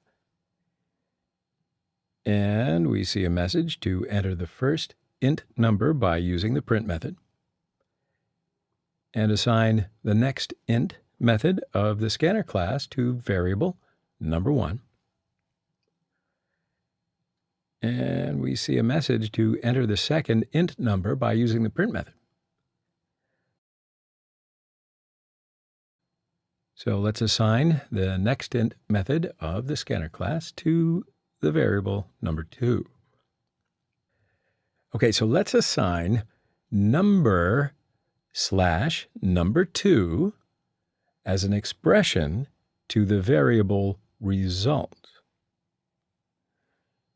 And then let's print the value of the variable result by using the print method.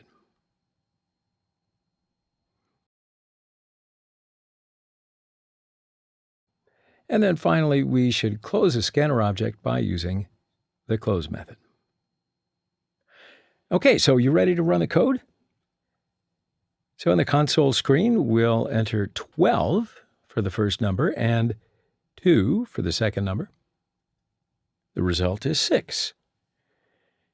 All right, so let's run the code again. And we enter Java as the text for the first number instead of an integer number. And there it is. See, so we got an exception that's named input mismatch exception. So you see that the program was terminated. So you see what's going on here, right? The nextInt method could not read the Java text that we entered as an integer, so it threw an input mismatch exception object. Now, the second print method message, enter second int number, was not executed. So we want to catch this error and then display our message in the console.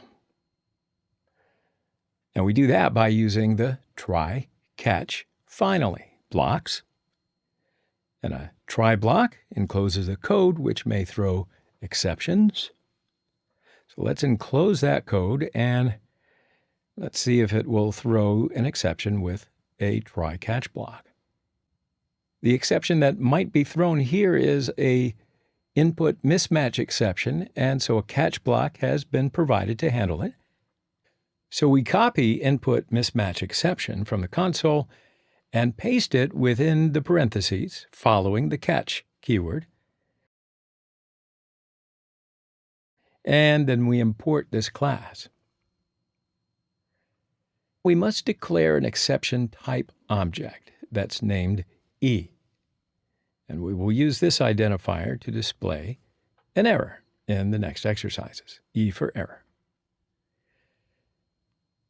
So in the catch block, we can display please enter valid number as our message by using the print method. Now let's run the code again. And in the console screen, we enter Java again. And the try catch block handles the exception, and the please enter valid number message is displayed. Cool. So let's run the code again. And in the console screen, we enter 12 for the first number and 0 for the second number. And there it is. We get an exception that's named arithmetic exception. So let's handle this exception in the second catch block. And we'll write arithmetic exception within parentheses following the catch keyword. Arithmetic exception, that's a class that is predefined in the java.lang package. So we don't need to import this class, right? So back in the catch block, we display second number cannot be 0 as a message by using the print method. Now let's run the code again. In the console screen, we enter 12 for the first number and 0 for the second number. The try catch block handles the exception, and the second number cannot be 0 message is displayed. And now if any exception occurs except these two exceptions, we can use a superclass of all the exceptions that are named exception in order to handle it. So let's handle this exception in the third catch block. So we'll write exception within the parentheses following the catch keyword. The exception class is predefined in the java.lang package, so of course we don't need to import this class. In the catch block, we'll display an exception occurred message by using the print method. And then let's add the finally block after the last catch block. The finally block, by the way, is always executed. So in this finally block, we'll display this statement is always executed as our message by using the print method. So now we can run the code again. And in the console screen, we enter 12 for the first number and 2 for the second number, resulting in 6, and there is no exception. Finally block is executed and the message is displayed. So let's run the code again. And in the console screen, we'll enter Java for the first number. It worked so well before. Now the related catch block handles the exception, and please enter valid number is our message displayed. Also, the finally block is executed, and this statement is always executed is the message that's displayed now. So let's enclose the code with a do-while loop. First, we declare a variable isFlag with a Boolean type. Its initial value is false. And we use the variable isFlag in the while keyword. This loop continues until isFlag is true.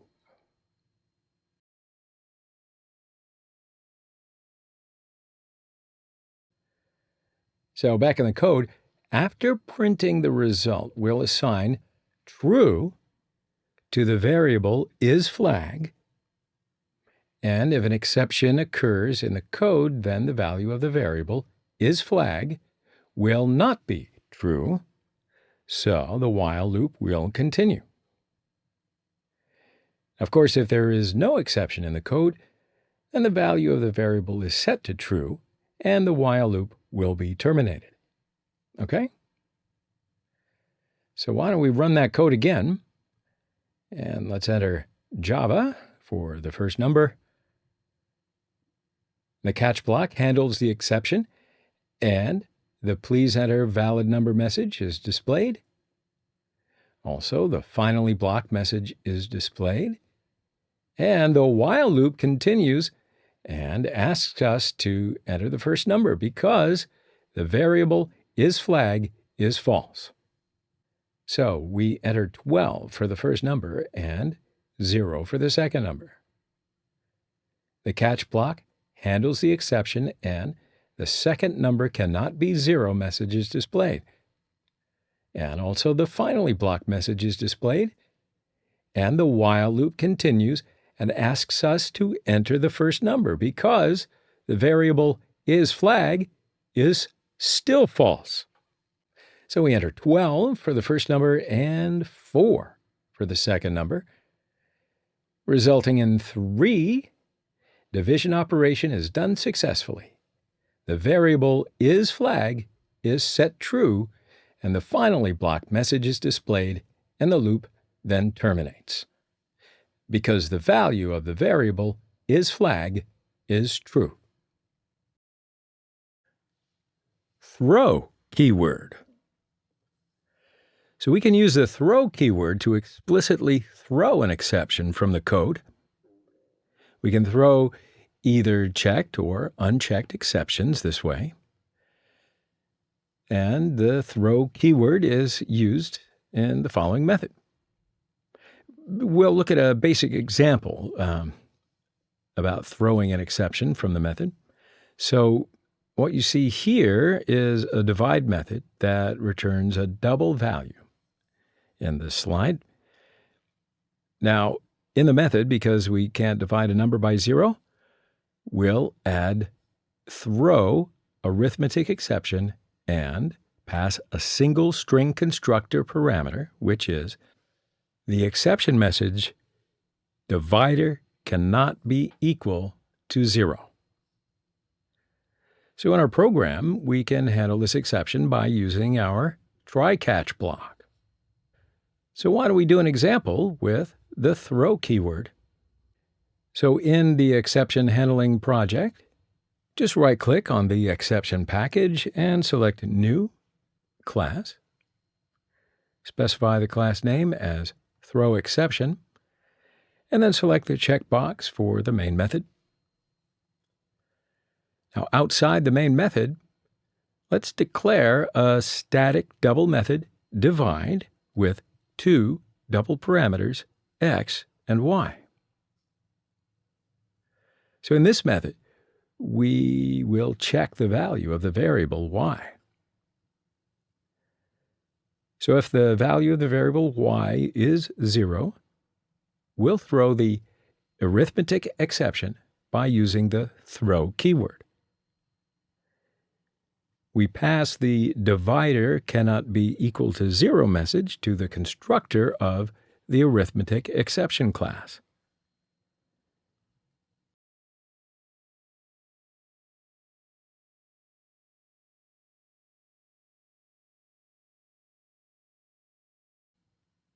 If the value of the variable y is not 0, we return the x division y. So let's call this method from the main method. In the main method, we declare a variable d with double type, and we call the divide method with parameters 8.5 and 0, and assign this method to variable d. Okay, so let's run the code. Look at that. Out of the gate, we got an exception that's named arithmetic exception. The divide method is invoked because the remainder is 0. The arithmetic exception is thrown. The message that is passed to the constructor is displayed in the output, and the program is then terminated. Just as we expected, right? So now we have to handle this exception by using a try-catch block. So in the main method, let's enclose the code that may throw that exception with a try-catch block. And we'll copy the arithmetic exception from the console and paste it within the parentheses, following the catch keyword. Also, we'll add the object e. So in the print method, we use the exception object e to display the message and the exception type. Okay, so let's run the code. And the catch block handles the exception and the exception type by displaying the error message, divider cannot be equal to 0. So let's change the parameter 0 with 3.4, and let's print the value of the variable d by using the print method. Okay?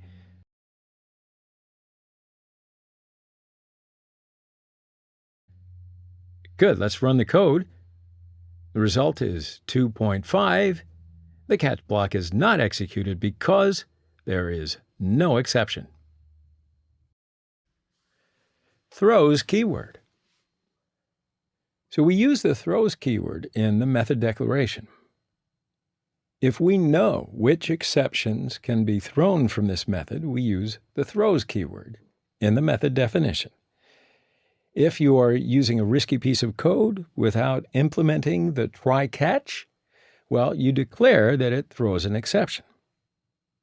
So the caller method might handle these exceptions with the try-catch block. But if we call this method from the main class, we can handle these exceptions there. So in our example, we have the void divide method that has no parameters.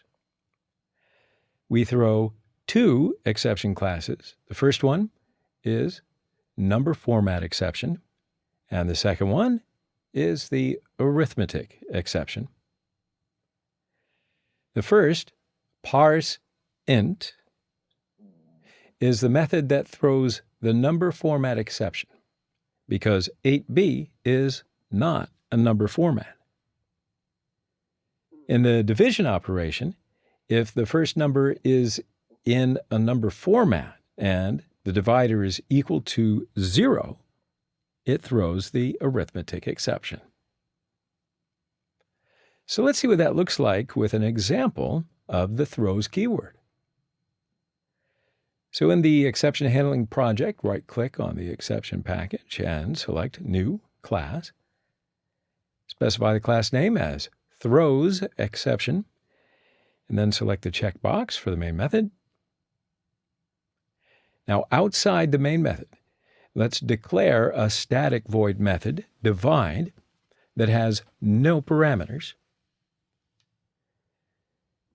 So this method throws the number format exception and the arithmetic exception followed by and separated by a comma.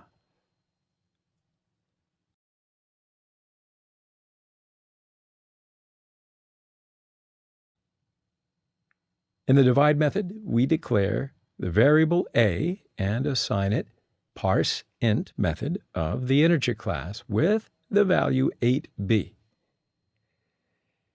And we declare the second variable b and assign the parse int method of the integer class with the value of 0. Now, the parse int method is used for parsing a string argument into an integer object. And we declare the last variable c and assign it a divided by b. Now we display the value of variable c by using the print method. In the main method, we call the divide method. Now we need to handle these two exceptions that the divide method throws. So let's enclose the code that may throw an exception with a try-catch block. We use the try keyword above the divide method in the main method. And in the first catch block, we handle the number format exception. In this catch block, we'll display the invalid number format message by using the print method. And in the second catch block, we'll handle the arithmetic exception. And in this catch block, we'll display the you cannot divide a number by 0 message by using the print method.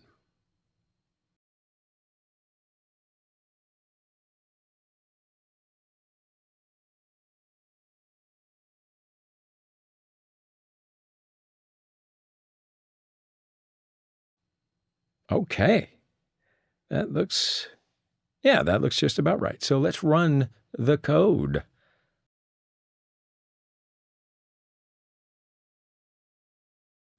So the divide method is invoked first, 8b, and the first parse int method is not a number format, so this method throws the number format exception. So far, so good. The first catch block handles this exception, and the invalid number format message is displayed on the console. So now let's change the value 8b with 8 in the first parse int method to test the other exception. And let's run the code again. The divide method is invoked, and because the remainder is 0, the arithmetic exception is thrown. The second catch block handles this exception, and you see it as well as I do, right?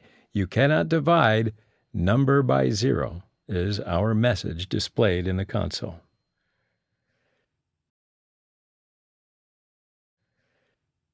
So let's compare throw and the throws keywords by using a table to understand it better.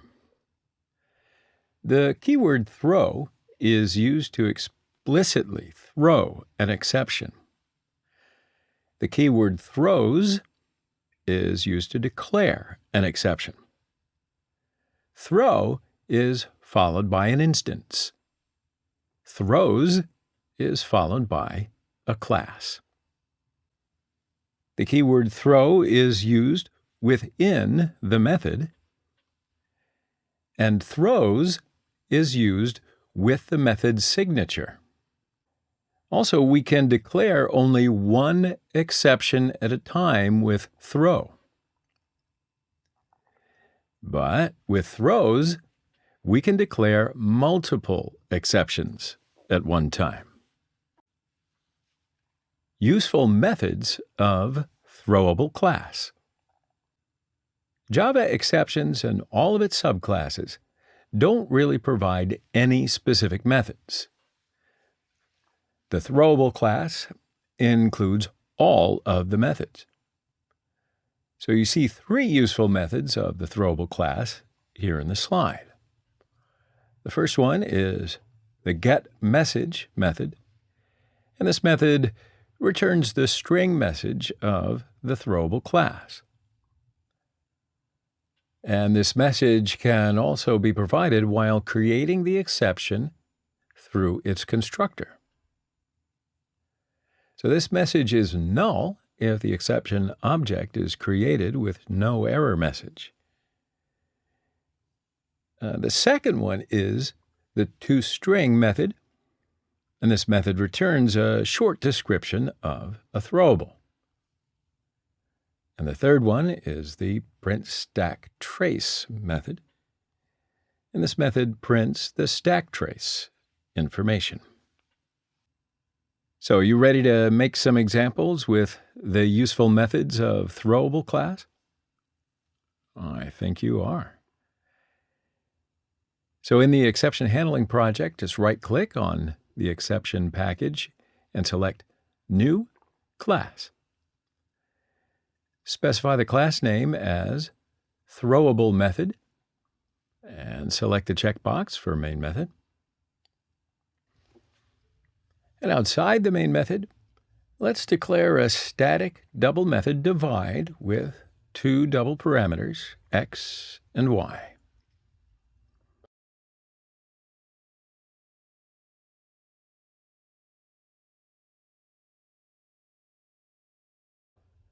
So in this method, we will check the value of the variable y. And if the value of the variable y is 0, we will throw the arithmetic exception by using the throw keyword with no constructor message. Now, if the value of the variable y is not 0, we return x divided by y. Okay, so let's call this method from the main method. And in the main method, we declare a variable d with double type.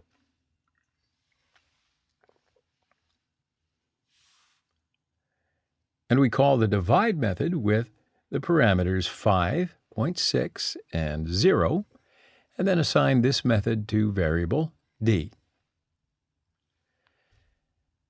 Now let's enclose the code that may throw the exception with a try-catch block.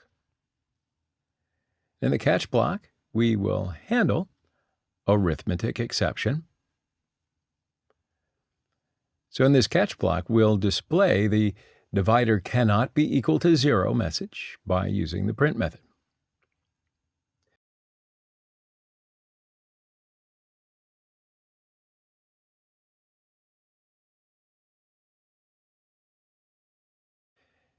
Okay, so let's run the code. So the catch block handles the exception, and the divider cannot be equal to 0 message is displayed. Excellent. So let's try to use other useful methods of the throwable class in the catch block. The first one is getMessage. So let's write the getMessage method in the print method for testing.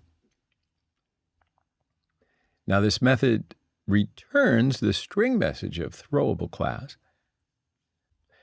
In the divide method, we didn't pass any message to the constructor of the arithmetic exception class. So this method returns null.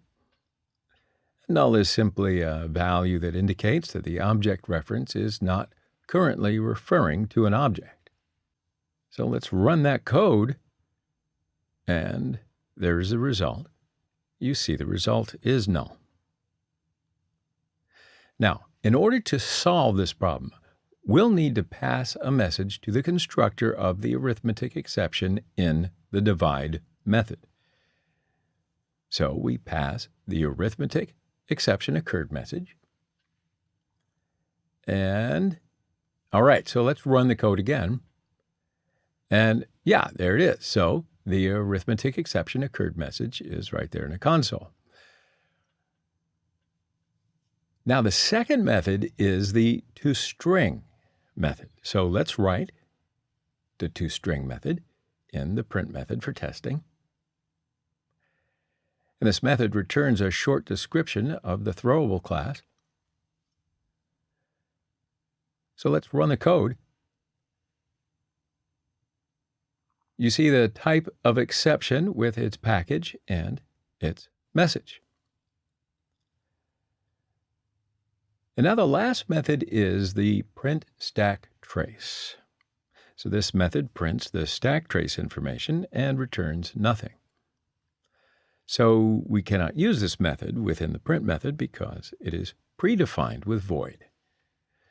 So we will call it directly in the code. All right, so let's run the code again. And there you see the result. This method helps to trace the exception. So by using this method, we can see which method causes the exception in which line number. All right. So on the console screen, if you choose the method that causes the exception, Eclipse automatically selects the line in the code.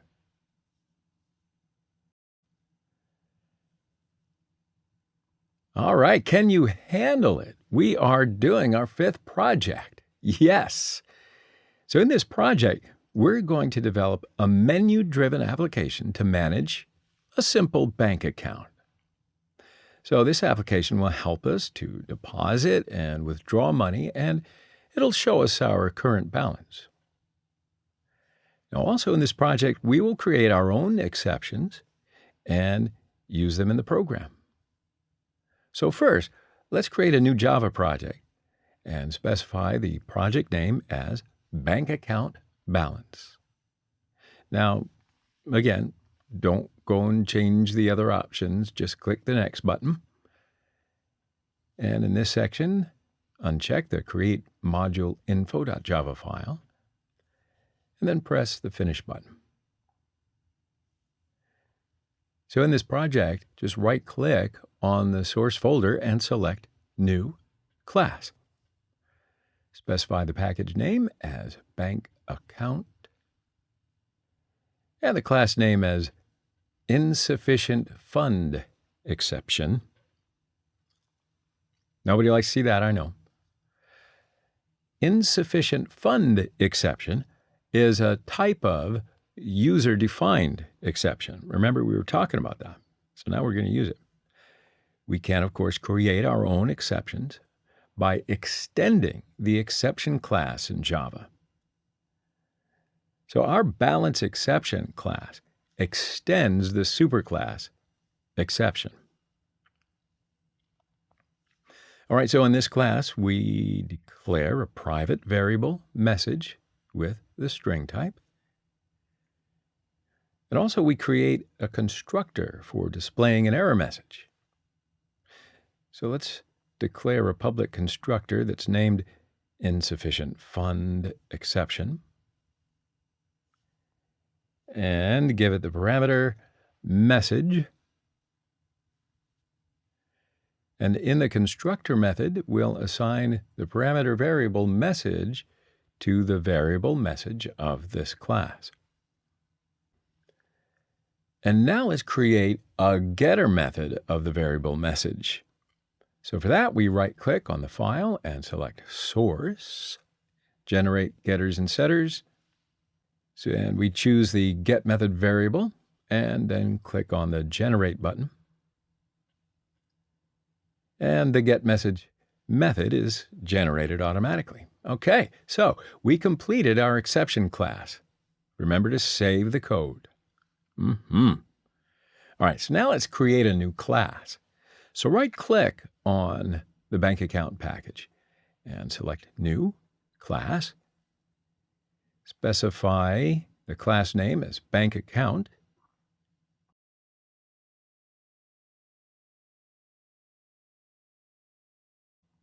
Now first, we'll declare a variable balance with double type. And we declare a constructor that's named Bank Account. So in this constructor, we initialize the variable balance with 0.0 as our value.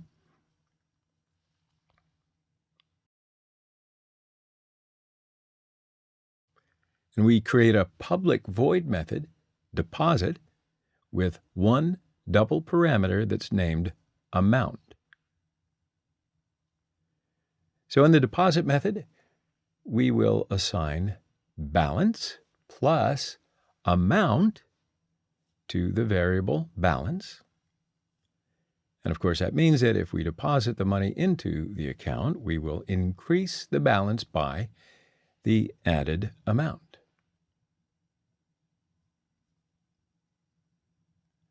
So we create a public void method withdraw with one double parameter that's named amount. And in the withdraw method, if the amount is greater than the balance, then we will throw the insufficient fund exception with insufficient balance. And the withdraw process couldn't be completed will be our message. So in the throw part, we get a compilation error.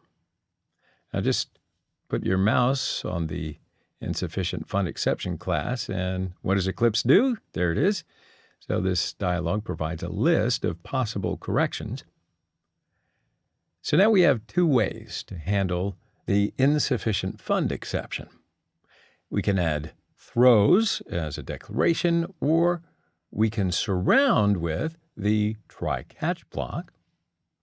If we choose the first option, we have to handle this exception in the main method.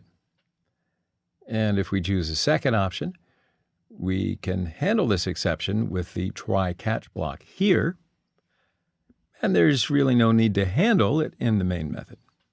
So actually both options are possible. But let's just choose the first option here and go on.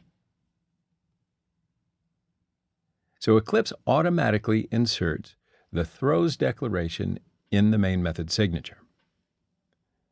If amount is less than the balance, then we assign the balance minus amount to the variable balance. And that means if we withdraw the money from the account, we will decrease the balance by the subtracted amount.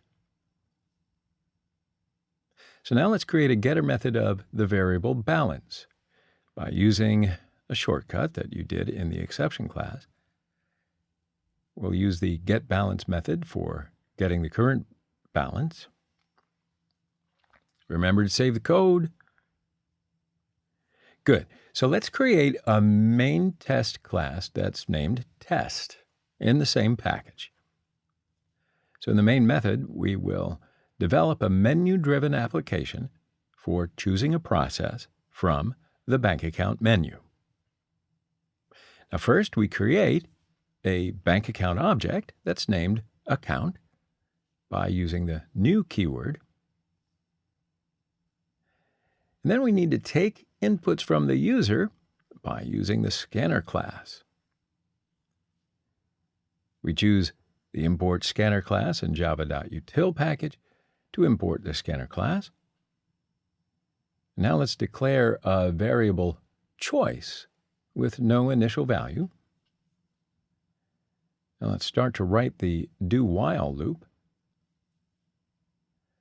Now in loop, in the first print method, we write a title for the program output. So its name is bank account menu. That's right, with all uppercase letters.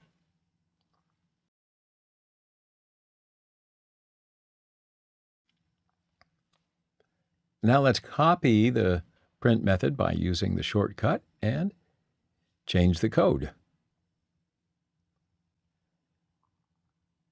So in the first option of menu, it's deposit. The second option is withdraw. Third option is show current balance. And the last option is quit.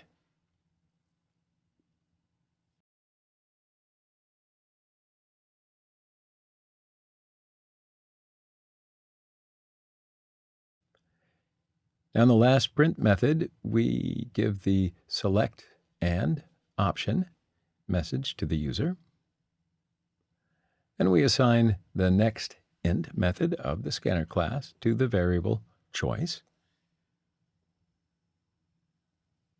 Now, generally in menu operations, we use the switch case statement. The conditional switch expression is the variable choice. And then this loop is executed until the choice is not equal to 4. So if the user enters 4 from the menu, the loop is terminated. So now we add the while keyword with the choice not equal to 4 condition. And in the first case of switch, we ask the deposit amount from the user by using the print method.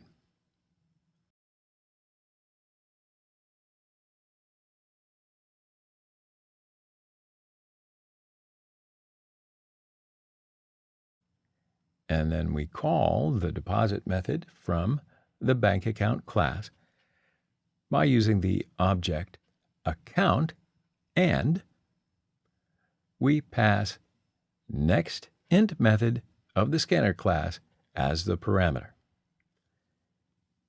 And then we add the break keyword. Now in the second case of switch, before withdrawing money, we'll show the current balance to the user by using the print method. And then we ask the deposit amount from the user the same way.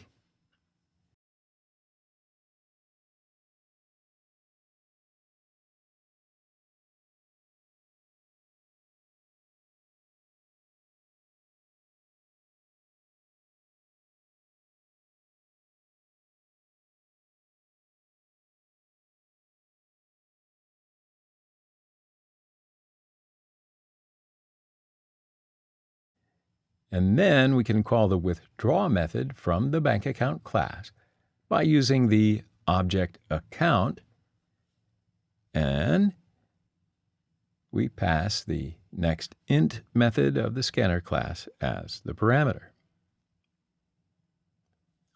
Hey, did you see that coming? So we got a compilation error. So if you just hover the mouse on the error, Eclipse will show a quick fix dialog. And I'm going to steer you in the right direction. We'll choose the second option to handle with the try-catch block.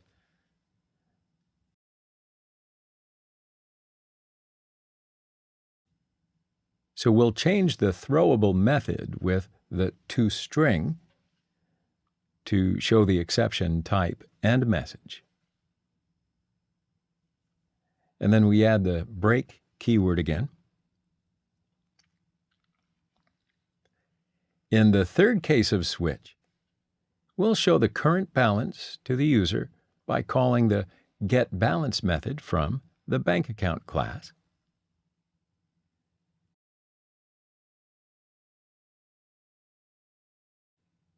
We add the break keyword again.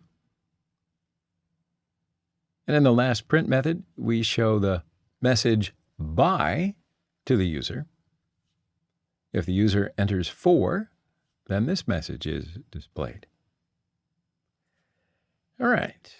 Yes, that's good. That's good. So everything looks correct to me. So let's run the code.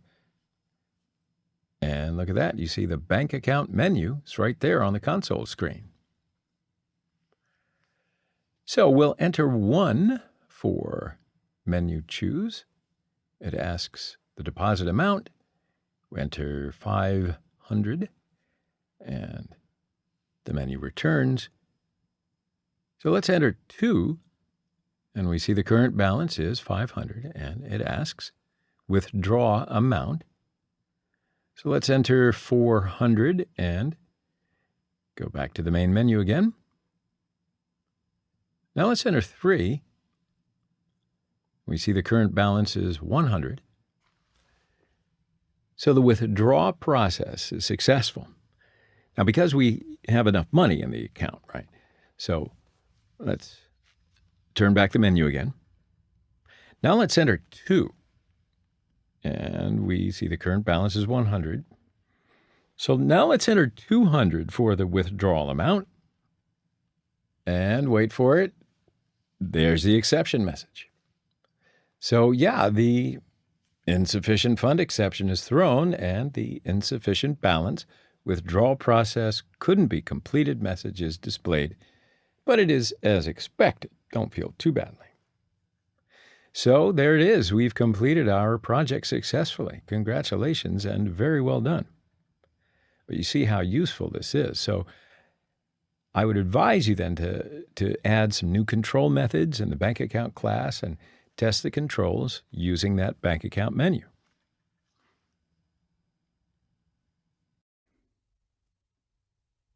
Installing emulator. Hello everyone. Now before we start development with Android Studio, we're going to need to install one more program. This program is called Emulator. Okay, so when we develop an Android application, we're going to need to test it on an Android device. But there are various models of Android mobile devices in the market. So each model has various specifications, as you might have guessed, through all the API levels, right? So you're going to need to test your application on different models of Android devices. For example, you're going to need to test your application on a mobile device that has a big screen, and also a device that has a small screen. Also, you're going to need to see how the application works on whatever tablet. So that's why you're going to need various mobile devices, or Android Studio gives us a convenient tool here. You can create a virtual Android mobile device to test your applications. Cool, huh? So one of the most important features that should be considered when developing Android applications is testing of those applications, and I will show you how to install a virtual mobile device. So here we are opening Android Studio now. So when we design an application on Android Studio, we need to click the Run button to test the application. And when we click the Run button, a window will open. Now, if you do this for the first time, you will not see any virtual devices, but I've already installed some virtual devices before, and you can see these devices here on my computer. For example, I've already downloaded a virtual device with the name Nexus 7, and this device has Android version API 28. So now we're going to click Create New Virtual Device, and then after clicking, a new window will open. And you'll see different types of Android mobile devices in this window. Didn't know there were so many, huh? You're going to see phone models, tablet models, Android TV models. So on whatever device you want to test your application, you can create that device right in here. So we're going to create a virtual mobile phone in here. And when I click on the phone section, I'm going to see different phone models that, well, every model has a different type of screen size and resolution, right? So it's another good reason to have this here, because I certainly wouldn't be able to keep all these things in my head. Let's see. So I'm going to choose Pixel Model Phone, and you'll see here that this model screen size is 5.0 inch, and the resolution is 1080 by 1920. Also, you can see all the information on the schema on the right-hand side here.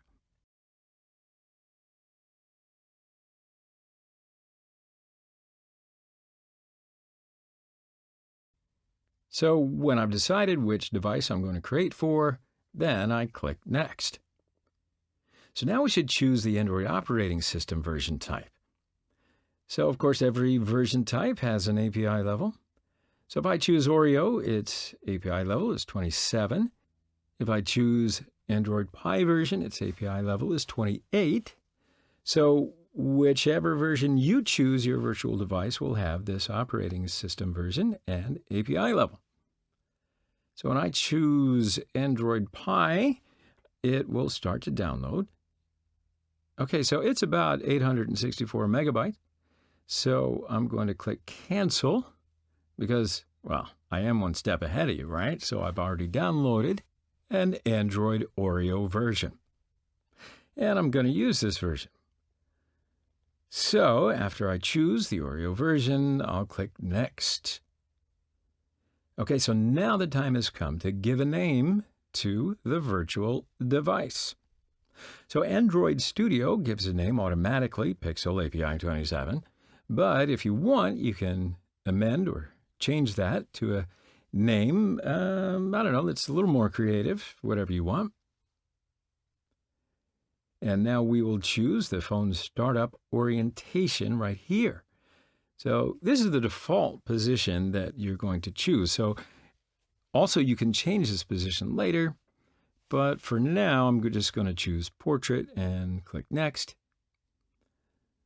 So after I click Next, Android Studio will start to create the virtual device. And now you can see this new virtual device on the list. So I'm just going to click OK and my virtual device will start to open. Now this part may take a little while the first time, and you'll see after the first time it's going to open a lot faster. Okay, so now all the features that you need on a real Android phone can be found right here on this virtual phone. You can test all of the features of your application right here on this device. I'll give you a little tour. For example, the location, battery, camera, phone calls, microphone, fingerprints, sensors, and, everything else. Also, you can create virtual devices as many times as you want.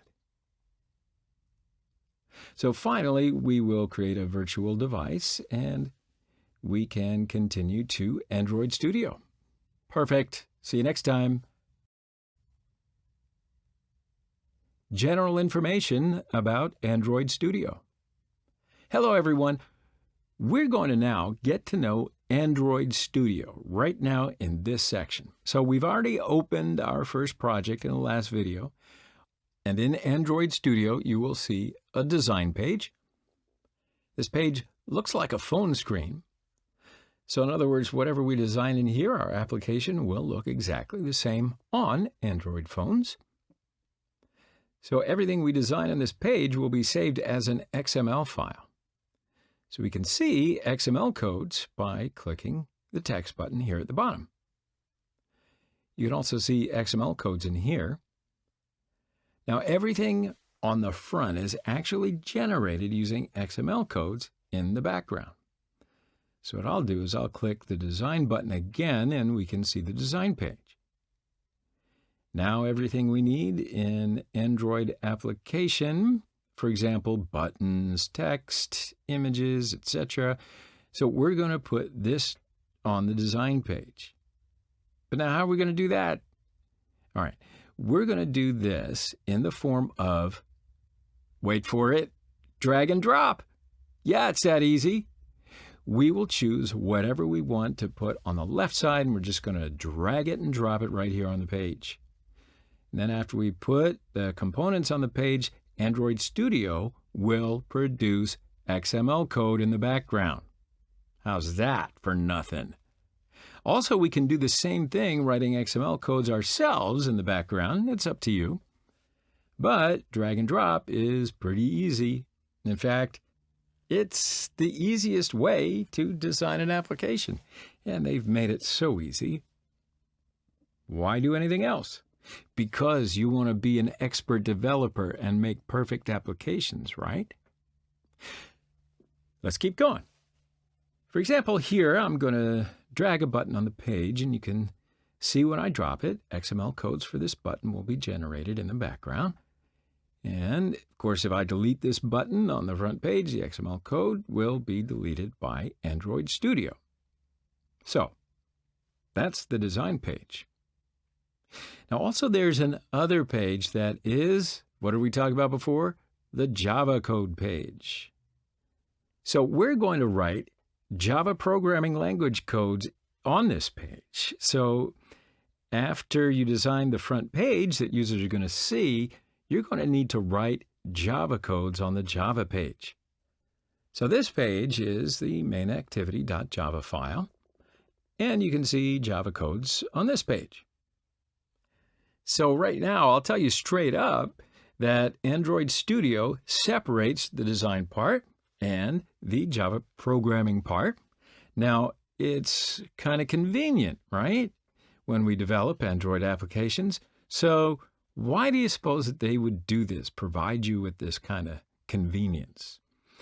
Well, that's because if you're a team or you're working for a team, two people can work on a project together. For example, a designer can design the first part, the front end, and a coder can then go in and write all the Java code. So these two sections are separated in most large projects. But if you want to be a good Android developer, you're going to need to learn both parts. And that will make you a well-rounded Android developer. And that's not just somebody that sits behind their desk eating donuts while they code. You get me? These two parts are also very important because if your application does not have a good design, people are just going to go look at something else. Ooh, I like the look of this. All right, so your application needs to have good UX, UI design. UX means user experience. UI means user interface. Now, I'm going to explain these topics in the next videos, but even if you have a good design, you also need to write Java code smoothly because if your codes are not well written, your application will not work properly. And that's just going to crash and burn everywhere. Every time. Who needs it? So after I explain these topics, we can continue on working in Android Studio. You can see the menu on the top. There's the Run button here. And on the left side, you can see the manifest folder. So this folder is important. I'm going to explain it in another video. I just want you to be able to find it. Also, you can see the Java folder on the left side. And inside that Java folder, here is the main activity.java file. So our design page is under the res folder and layout folder. It's the file here. You'll see activity main.xml. And also you're going to see Android components on the left side between the folders and the design page. So they're buttons, text views, radio buttons, image views, etc. Don't worry, I'm going to explain these components with all of the details that are fit to print and talk about, and you're going to know everything about. Okay, so this video was basically just to show you around Android Studio. So now you know about it. We're going to speak about the Gradle file in the next video. I can't wait to see you then. So until then, have a nice day. General information about the Gradle build system. Hello, everyone. I want to give you some information about the Gradle build system in this particular video. And before we start, I want to show you some Gradle files in Android Studio. So let's move on to Android Studio. Oh, I should add some reverb in there.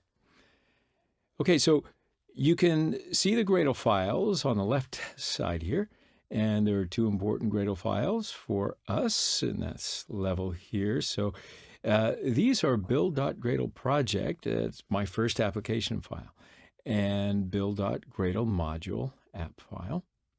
Now, before we, really get in depth about these files, I do want to say something about Gradle. You're going, Gradle? Gradle is a build system that automates the build of Android application development. Gradle makes testing and building, debugging, releasing much easier. Gradle also makes adding new libraries into our project in Android Studio a whole lot easier as well.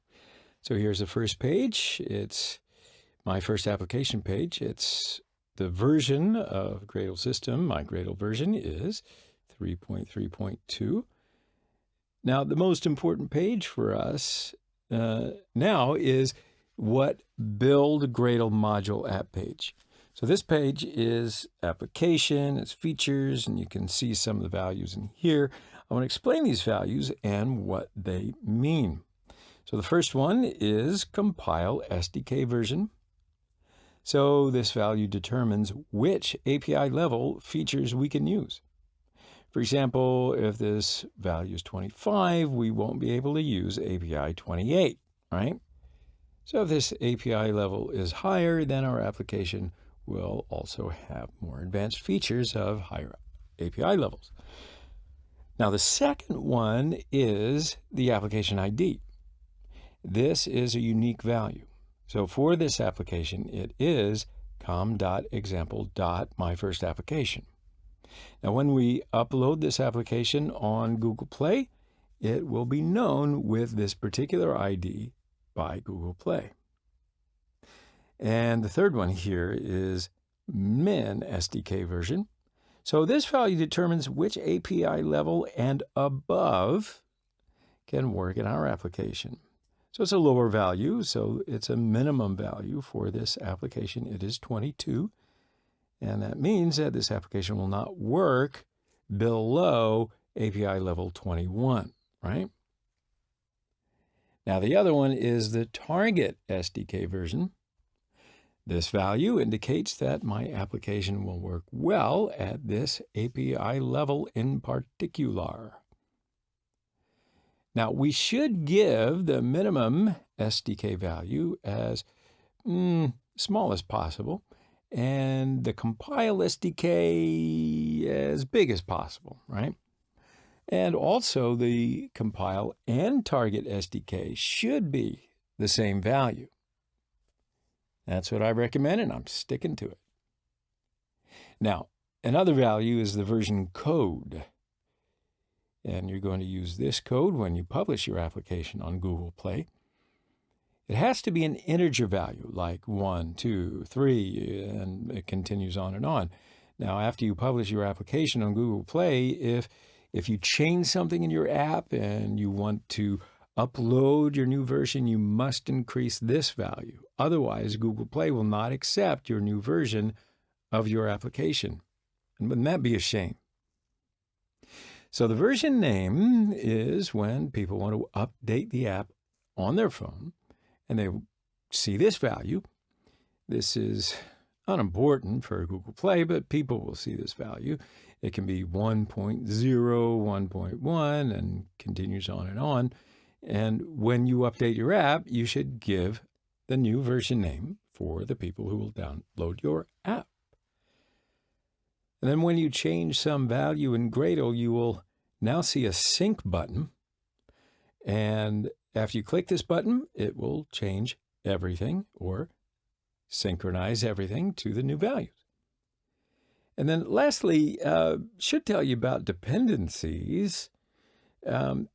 So this is the part in Gradle that is reserved for libraries.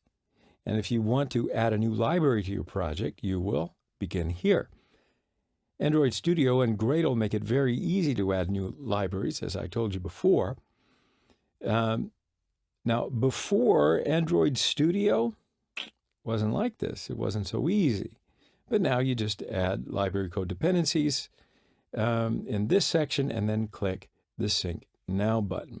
I won't even tell you about the history, but just remember that everything in your library will be added to your project automatically. All right? So I think this is about enough with Gradle, because this is not a Gradle course. I want to thank you very much for listening, and I'll see you in the next video. Or you'll see me. No, you'll see we're going to do a lot in our next video, so let's just get to it. So here's an introduction to the manifest file. Hello, everyone. I want to speak to you today about Android manifest file. Now, the Android manifest file is an XML file. It is one of the most important parts of Android application projects. The basic information of our application can be accessed from this file. And we also get the basic permissions for the application in this file. So we can continue on to Android Studio, and here I'll open Android Studio, and you can find the manifest file under the app folder on the left-hand side of Android Studio. Now, when I open the manifest file, you can see that its extension is .xml. Now, if you look at this file carefully, you'll see the package name. It is com.example.com, my first application. And we spoke about the package name before, right? Also, there's a line in the manifest file that is an Android icon. Now, it's second line under the application line, and we'll determine the icon of our Android application on the phone in this line. So we'll choose a picture for our Android application, and then after that, we'll put this picture in the map folder, and then we'll write the picture name on this line. Now, if we do not choose a picture for our application, Android Studio chooses a default icon, and that is the Android robot icon. Now, the other important line is the Android label line. And you see that the label is my first application for this project. And this line is for how our Android application name will be seen on the phone itself. So if we change this label, then our application name will also change on the phone. Also, all of our activity files are defined in the manifest file. So we have just one activity for this project right now. As you can see, it is defined in the manifest file in the activity line as a .main activity. And it's defined as a launcher activity in the category line. Now, if we create new activities and want one of these activities to be a launcher activity, then we should determine it to be a launcher activity in the manifest file. So launcher activity will, of course, launch first, and then we'll open the application on the phone. There's another important thing that I want to tell you about this Android manifest file. It's about user permissions. So when you develop an Android application, it will use some of the device features, such as camera and Wi-Fi, phone numbers, microphone, location, all that kind of stuff, right? So you cannot reach these features without getting the user permission. So that means, being a good developer, you have to first ask permission of the user. And then you just write it into the manifest file. And you can see it here, which permission you get from the user, such as access Wi-Fi. And this permission gives you access to the device Wi-Fi connection. Now, if you take network state permission, your application can use the device mobile internet. For example, if your application makes a phone call, you have to get the phone call's permission. You can take all of these permissions from the manifest file, but when you take these permissions from the manifest file, the user will see these permissions before downloading the app on Google Play.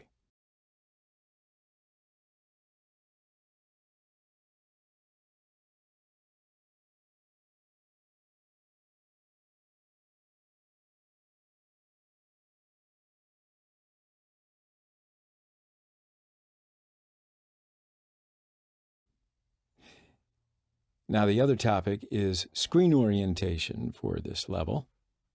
And when the user opens your app on the mobile device, your application will appear vertical or horizontal. Now, you can specify this in the manifest file. If you choose the screen orientation portrait, your application will appear vertical. And if you choose landscape, it will appear horizontal.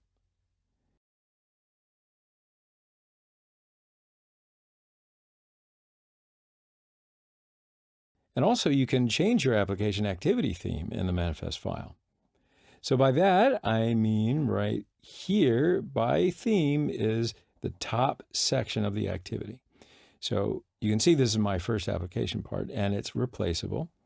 And you can change the text color, the background color. You can add icons, a whole lot of things. Everything I mentioned that you can specify in this theme.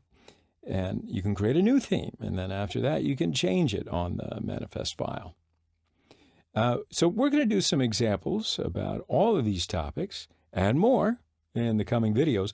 I just wanted to give you a quick rundown of all the information. It's enough for this level. So until then, see you in the next video. Introduction to resources. Hello, everyone. I want to tell you about some of the resources in Android Studio in this particular video. So let's get to Android Studio without losing any more time. Now, you know that we've opened a project on Android Studio, and we were going to give some information about our project file within Android Studio. So you can see the resources folder, which is here on the left side of Android Studio. And as it's called, it's a res folder. Now, there are 4 folders within the resources or res folder. These are the drawable folder. You say that 3 times fast.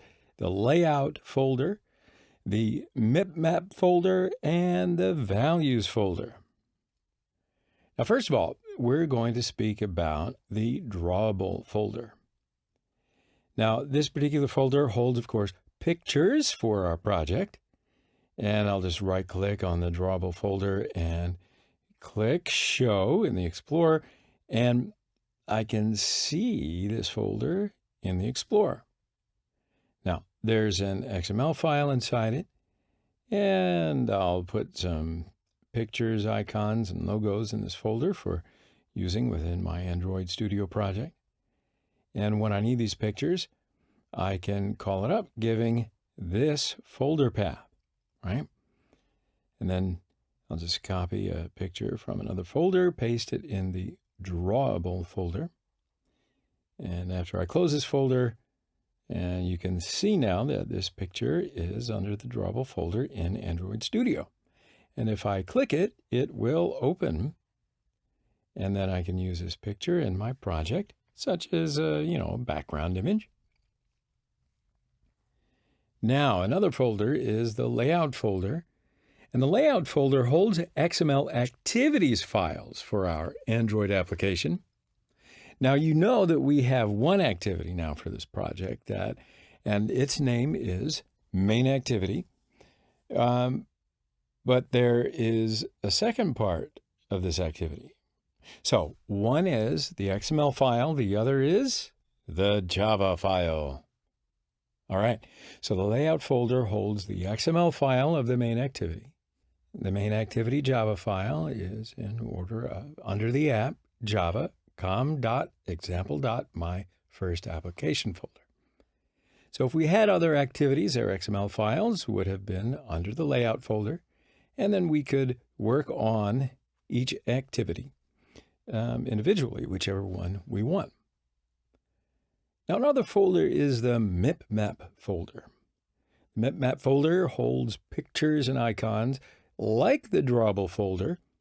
So I know what you're thinking. If the map folder holds pictures like a drawable folder, then why do we have 2 different folders for the pictures? But the map folder is not the same as the drawable folder. So I'll open up the map folder on Explorer, and then you can see here that there are 6 different map folders. They are mipmap HDPI, MHDPI, XHDPI, XXHDPI, and, well, etc. You can read them yourself. So why are there 6 different mipmap folders? So if you look at it carefully, you will see that there is the same picture in each of the mipmap folders. Now, if you recall, we spoke about Android applications, and before you can develop Android applications, you have to determine screen sizes, because you can develop Android applications for different screen sizes. In fact, you can develop Android applications for small screens, big screens, tablets, or Android televisions. So when you are developing these applications, if you use the same pictures for every screen resolution, of course, the pictures won't appear very well in your application. And we don't want that. It's going to look bad. So to solve the problem, Android Studio uses a mipmap folder. And then what you'll do is you will use copies of the same image in different resolutions, and they'll all be stored here. So whichever size of the device that you're going to be running your application, it will use the required photo from the Android Studio mipmap folder. For example, if your application runs on the small screen device, your application will use pictures in the MHDPI folder. Or if your application runs on a big screen device, it will use pictures in the XHDPI. Now, your application will make this decision automatically, but you also need to write some code for this operation to be successful. It doesn't work just by putting the pictures in the folder. I wish. Well, okay, maybe you wish. So we're going to see some examples about how to do this in the next couple of videos. This video is just giving you the general overview about Android Studio and what you can do in Android Studio. So we'll move on to the last folder, which is the values folder. And now you can see that there are 3 XML files in this folder, and their names are colors.xml, strings.xml, and styles.xml. Now I'll click and open the colors XML first. Now you can define colors for your project right here in this XML file. And as you can see, there are 3 colors in here, and every color has a code. So this code is XML code. And you can define colors, of course, using XML codes. And you can find every color XML code on the internet. So I don't have to go over that here. I don't know how familiar you are with XML code. So you can choose a color and put its code in this file. And then after that, you'll need to give a name to your color. So in here is your color primary, and color primary dark, and color accent. And then when I need this color, I'll call it by its name. For example, let's say that I want to change my main activity background color. I'll go to the main activity, XML, and I'll choose background in the attribute section right over here on the right side of Android Studio. Now after that, a window opens and I can see the names in the color section in this window.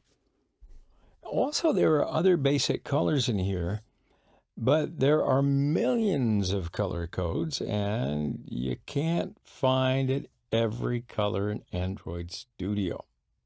Now, because of this, you may want to use a new color. So you can define that color in the colors XML file. So then after that, you can give this color a name, and then you can use this name whenever you need to. And you don't need to remember the color code. You just write in here its code and then use it everywhere you'll need. I will add a new color here as an example. So I'm going to copy the last line and I'll paste under it. And after that, I'll change the name of the color to black. Also change the color code 60 for black.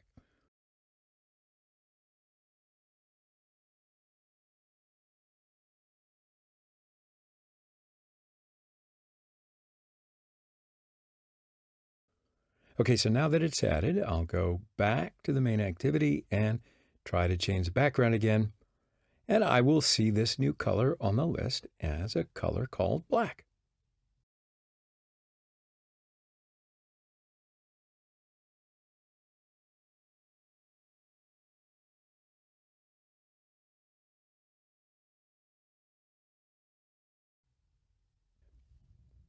Okay, so now another XML file is the string XML file. And you can give a name to every string word or sentence. So when you need this string or sentence, you can call it with its name. Also, you can add arrays here. And after that, you can call it from the Java file. Also, we're going to use this file to design our application for multilingual. For now, I'm not going to explain it in this video, but here you can see that there are a whole lot of things you're going to learn. Now, the last XML file is the styles XML file. This file is for themes. And there is a theme in here, and its name is app theme, appropriately enough. Now, if you want, you can create new themes. And for this theme, there are 3 different colors in here. So the theme is for the app bar on the application. The app bar is also known as the action bar. So here in the color primary, dark defines the color of the top section of the app. And here you can see there is a clock in this section, and the color primary defines the color of the application where we write the name of the application section. So you can see that there is the app name. And when you change these colors from the styles XML file, all of the application activities app bar colors will change automatically throughout.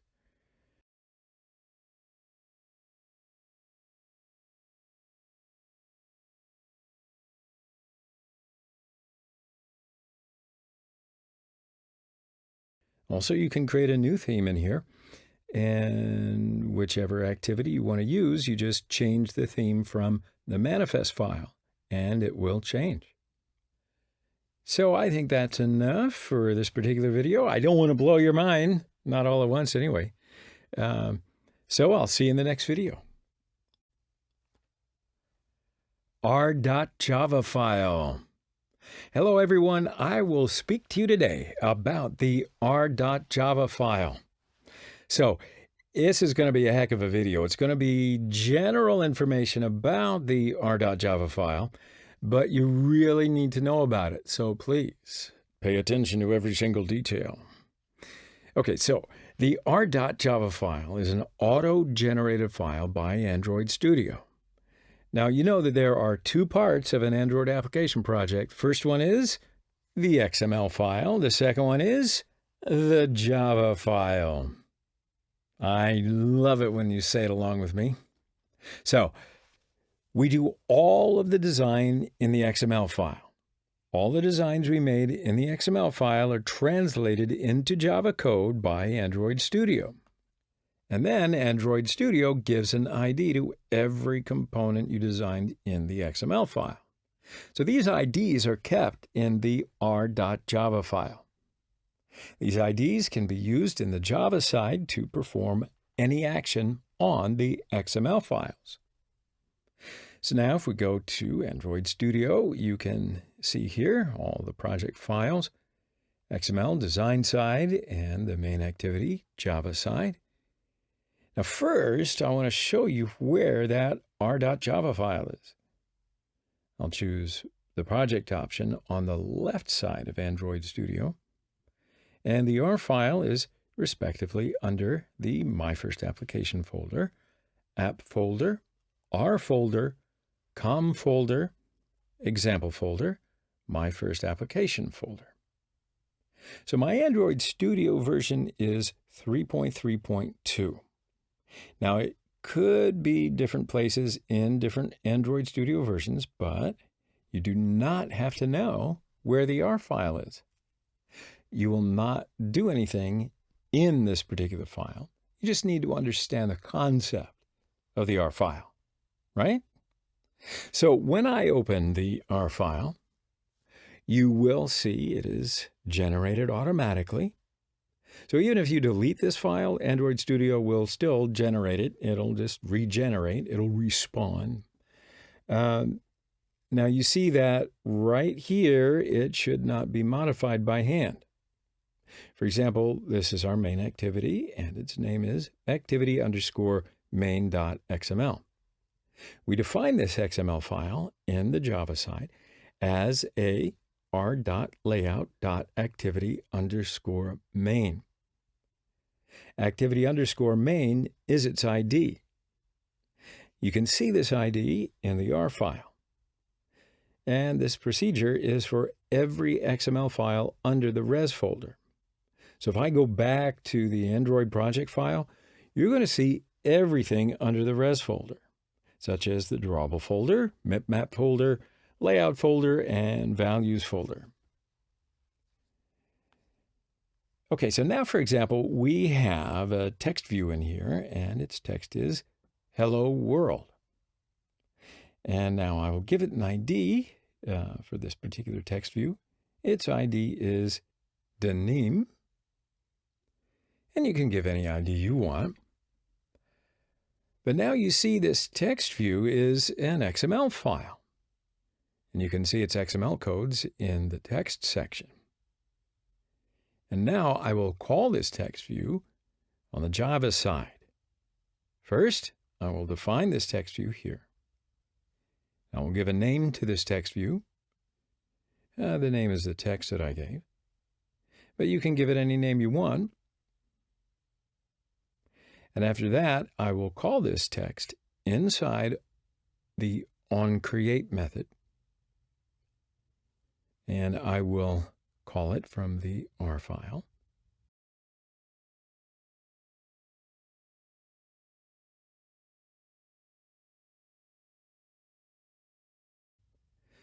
So I'll write here r.id.denim, and it is now identified. So I can do any operation on this text view using the text name. I can change its background color or its text size using Java code. We call the activity layout using the same method. For example, if I write here r.layout, it will call XML files under the layout folder.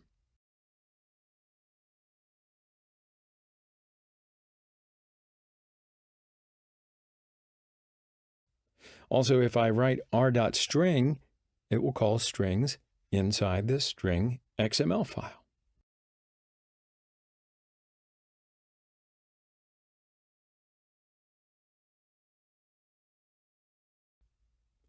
So what do you think? I think this is enough for the R file in this particular video. See you in the next one. Layouts. Hello, everyone. So we're going to speak about layouts in this video. So we can start to design levels in Android Studio.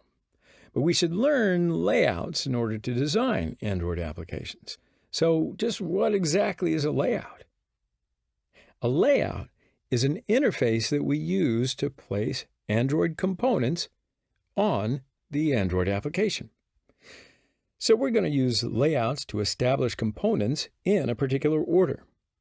These components are buttons and text views, radio buttons, and anything you can pretty much think of. There are varieties of layouts, and these are linear layout, relative layout, table layout, and constraint layout.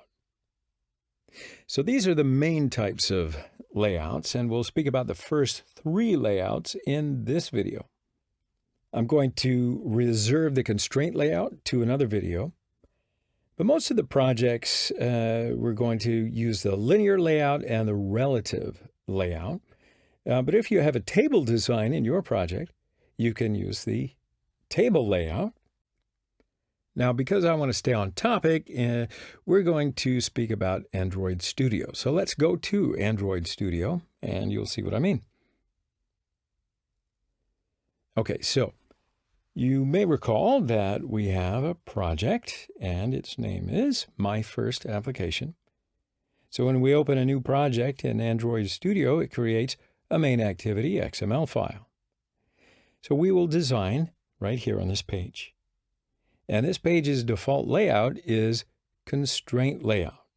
Now, we will not use the constraint layout. We will start by using the linear layout. Now, if you look at the component section, you will see the layout types under the layout section. So first, I'm going to delete the constraint layout. I know, just delete it. And instead of the constraint layout, I will write linear layout. And I will do this using XML code. So I'll open the text side, delete the constraint layout, After that, I will write in linear layout. Okay, so now our layout is linear layout. But also, we're going to need to specify its orientation. Now, there are two types of linear layouts. One is horizontal. The other is vertical. You can specify it by writing this code.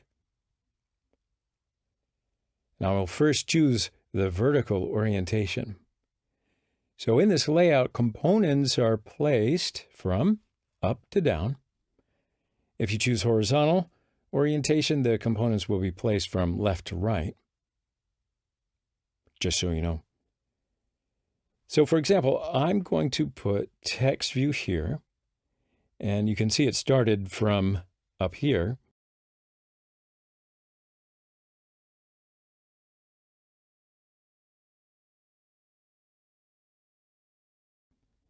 And then after that, I'm going to add a button, and you see it's placed under the button. And if I add another button, guess what? It'll be placed under that first button.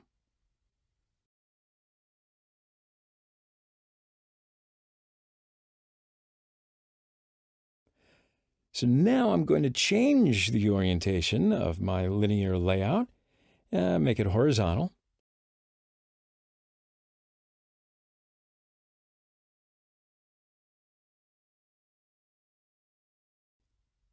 And now if you look at the design page, you'll see everything is placed from left to right.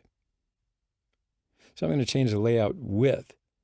I'll change it to wrap content. And then you can see that the buttons and text views are sorted from left to right. Now if I add one more button, it will take its place after the second button. You know what? I should mention to you about the layout width and the layout height here. They are match parent and wrap content in here. So when you choose match parent, the layout will cover the entire screen. But if you choose wrap content, the layout will be big enough to enclose its content. Right? Makes sense? Also, you can give a numerical value in here. So by that, I mean you don't have to choose just match parent or wrap content. For example, let's give a layout width of 400 dp and layout height of 500 dp. Now also, you can add more than one layout. So now I'm going to choose layout width and height match parent.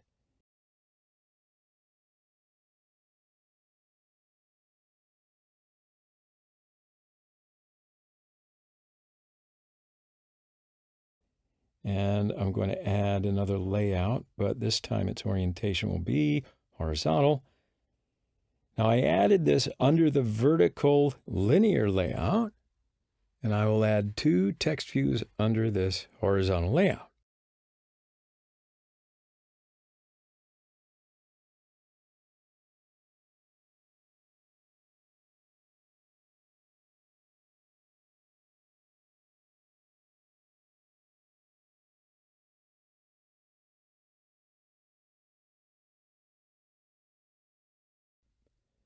And I will choose layout width, wrap content for horizontal layout.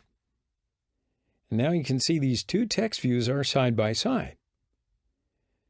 So in the same way, I will choose layout height, wrap content for horizontal layout. And now you can see the button too. So now these two text views depend on the horizontal layout, and buttons depend on the vertical layout. So actually, buttons and horizontal layout are elements of a vertical layout. Also, horizontal layout has two more elements that are text views. So now let me just add one more button here, and it will take its place under the other button. Now also, I can add one more layout. Now this layout is also going to be a horizontal layout. So this layout is an element of the vertical layout. I will connect these two buttons to this new layout, and I will do this with, over here on the XML code side, and I will cut these two buttons, XML codes, and paste inside the layout.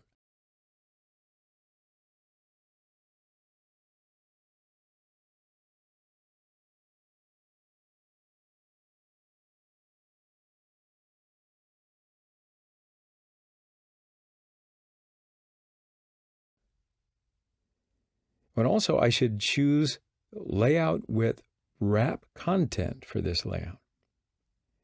Great, so now we have one main layout and its orientation is vertical. And also we have two child layouts and their orientation is horizontal.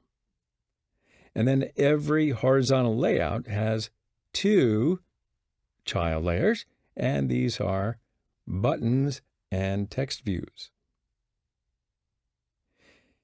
Now, after the linear layout, we can continue with the relative layout. And I'm just going to delete these components, and I will change linear layout to relative layout.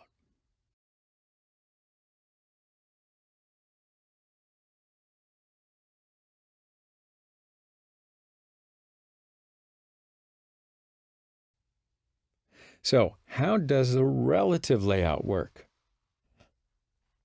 Probably the best way is to show you. So components are placed right in each other's position within the relative layout. I'm just going to add two buttons to show you how relative layout works. You can see that these two buttons took place on top of each other because we haven't given them any position. So now I'm going to change the first button text to be a capital letter A, and its ID will be a lowercase a. And for the second button, I will change its text to be capital letter B, and its ID will be lowercase b.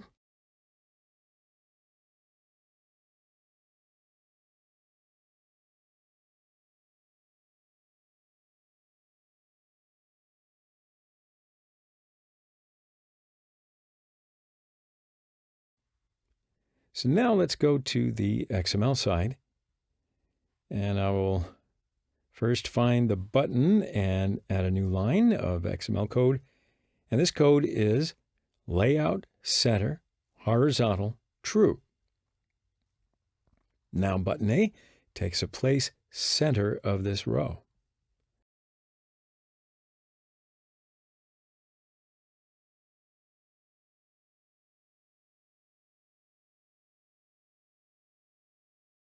And I'm going to add another line of code. So this time, center vertical is true.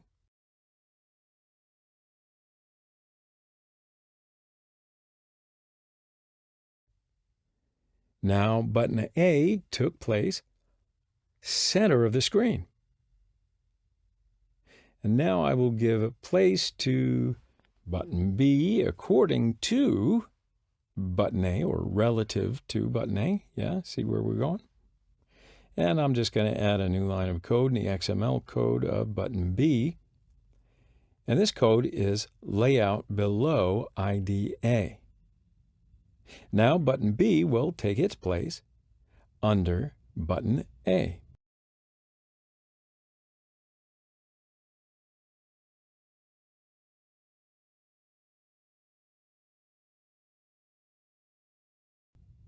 Now, if I want button B to be in alignment with button A, I should just add a new line of code. Layout center horizontal true. And now button B is under button A.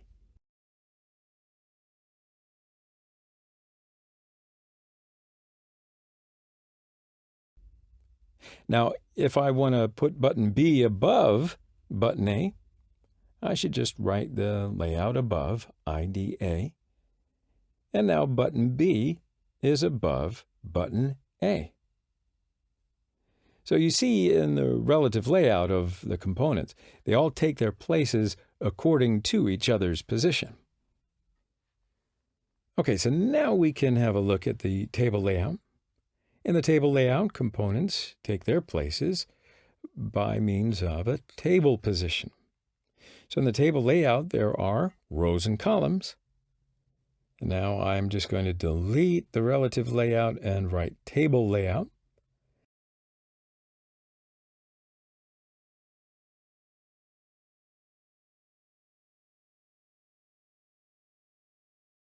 Now also, we need to add some rows in this table layout. So I'll add 3 rows.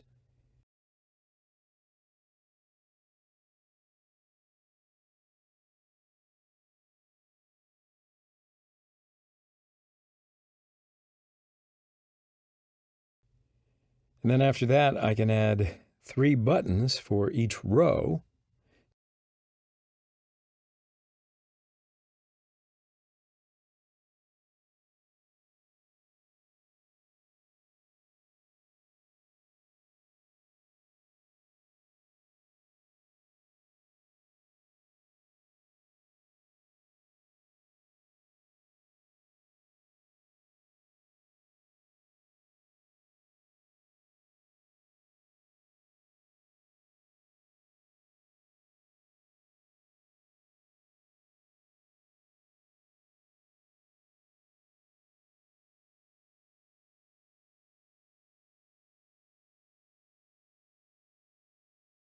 So now we have 9 buttons on the table layout in a table position. So where can I use a table layout? Let's say, for example, I want to design a calculator. We can use the table layout.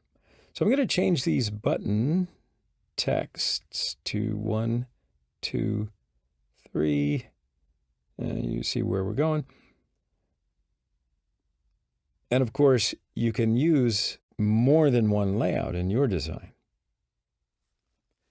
So I think that wraps this video. We'll continue in the next one. See you then. Text views. Hello everyone, it's time to talk about text views in this video. So we spoke about components in Android Studio in the last video. We mentioned some layouts, and right now we're going to talk about which Android components to place on these layouts. One of them is text view. So what exactly is text view and what can you do with it? So text view is a component to show text to the users. I know it seems elementary, but stay with me. You can use text views as labels or to print some results on the screen or to print some notifications on the screen and that kind of thing. Text views can be used in a lot of different areas. So it's pretty much the most commonly used component. So we'll go back to Android Studio and have a look at how text views work in practice. Now we can add text views 2 different ways to Android applications. And of course, the first one is to drag and drop it into the Android Studio like this. All I'll do is drag text view, drop it under the relative layout.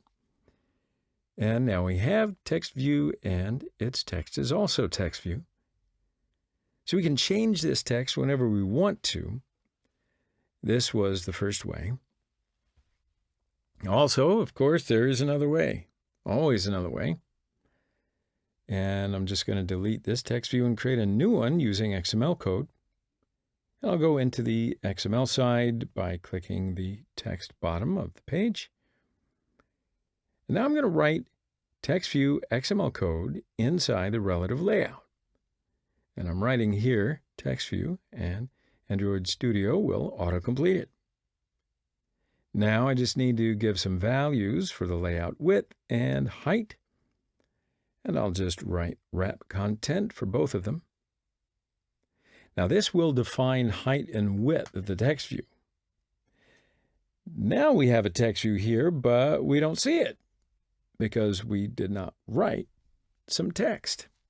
So I'm going to add a new line of text inside the text view using XML code. I'll write inside text view hello world And to do this, I will just need to write Android:text, and inside the quotation marks, I will write text.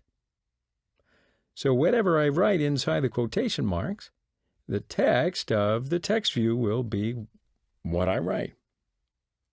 So now the text of text view is Hello World. So I choose wrap content for height and width of text view. And then setting a text view size to wrap content will force it to expand only far enough to contain the values it contains. Right? So if I add new words to the text, the size of the text view will be bigger. And if I change it to a bigger number size inside the text view, the height of the text view will also be bigger.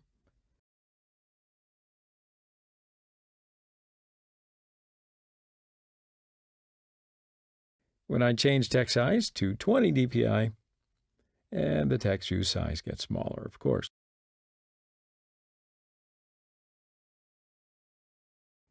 So when I change text size to 40 dpi, text view's size gets bigger, way bigger.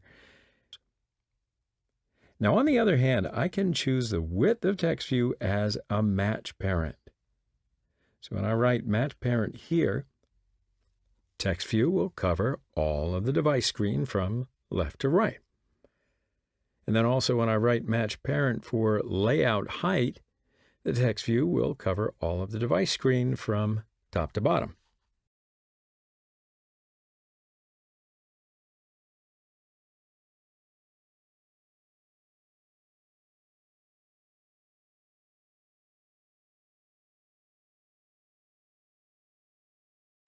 So now I'll choose wrap content for layout height.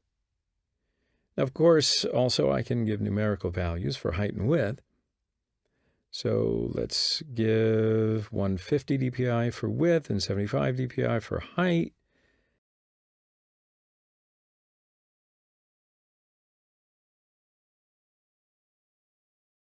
And also I'm going to drag text view to the center of the screen.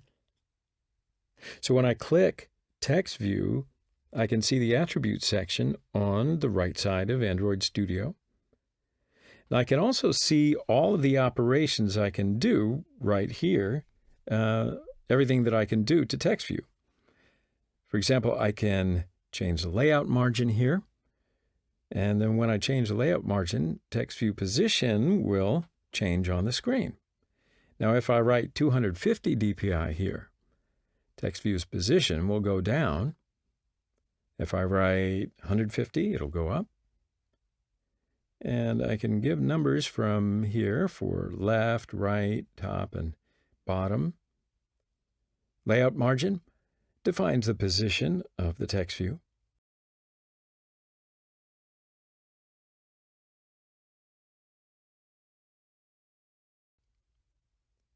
Also, there's another attribute here. It's called padding. If you're not familiar with padding, padding defines the text position inside text view. So if I write 25 in the left box, see how the text will go 25 dpi from left to right. So if I write 10 in the top box, the text will go 10 dpi from top to bottom. Also, I can change the text size in the attribute section. So if I choose 24 dpi, the text will be bigger. When I choose 14 dpi, the text will be smaller. Now, all the changes that we made in the attribute section will be added in the background as XML code. Now, if you want, you can write XML code to do the same operations, or you can use the attribute section. So let's see what else we can do in the attribute section.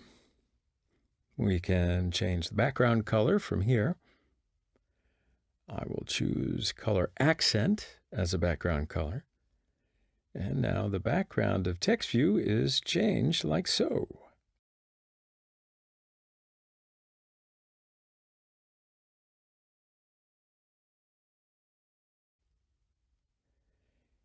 Also, there is clickable stuff here. It means that when you click on the text view, some operation can be done. You can change true or false here.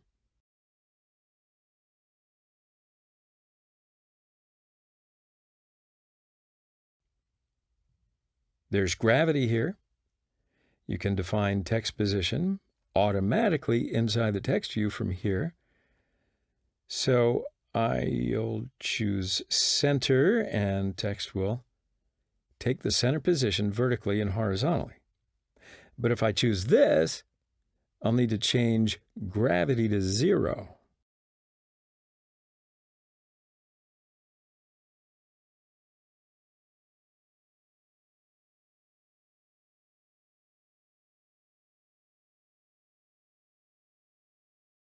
See? And now we can change text color from here as well. So for example, let's say that I want to choose white, and the text color will be white. We can do a lot of operations from here. But also we can do these operations on the Java side. You don't think I was going to leave that out, do you? But before we work using Java code, we will need to give an ID to this text view. You remember when we talked about it before? So on the Java side, this text view needs to be given an ID in order to be recognized. So I'm going to give it text example as an ID.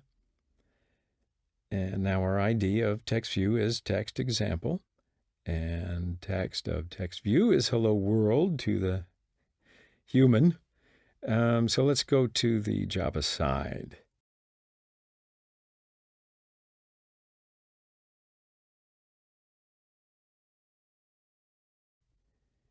And now I can just delete these codes that I wrote before.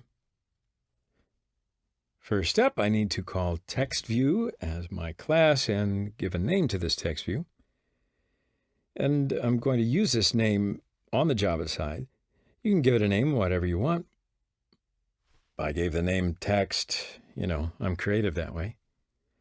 Now, after that, I do need to call this text in the create method. So I will write text equals, and then inside parentheses, text view again. Now this is typecasting in Java. And I will write find view by ID. And I will call text view from the XML side using its ID. And I'll write inside the parentheses r.id.text example. So see, now we have assigned text view to the text we created on the Java side. Now I can do all of the operations that I've done on the XML side here, but how will I do this? I'll just write text here, and I will add point here. Then after the point, I can see all of the operations automatically. And I can set a new text from here. So there are plenty of operations here that I can choose from. For example, I can choose set text color.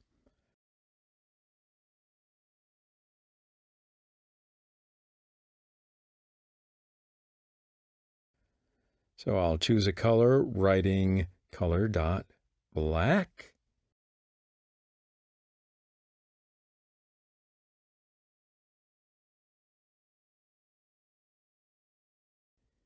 And then when I write this code, nothing has changed on the XML side. The changes will be applied when I run this application on the device. So I'll click Run, and I choose a virtual device and click OK. And then, after the device opens, I can see the changes in the application. So it'll take some time to get to the device online. There we go. Now you can see that the text color is black. Cool.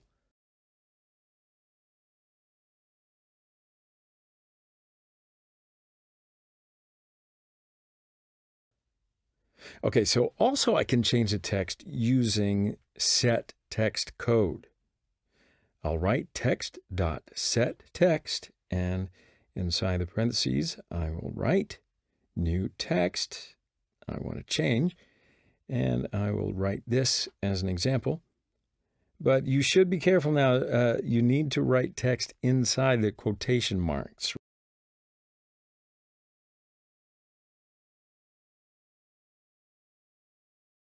Right? And I'll just run it again.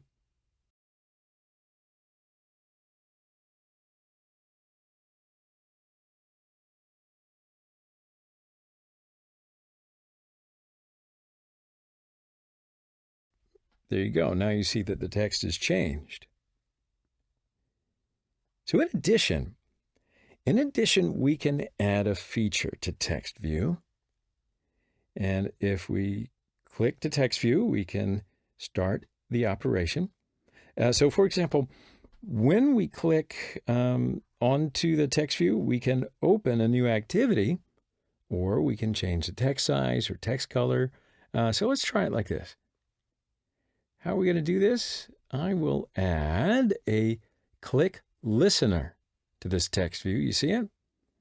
I will write text.setOnClickListener, and then inside the parentheses, new view on click listener. And I will write new codes inside the onClick method. Now, of course, these codes will work only when I click to the text view, right? I will write inside the onClick method text.setBackgroundColor color.white.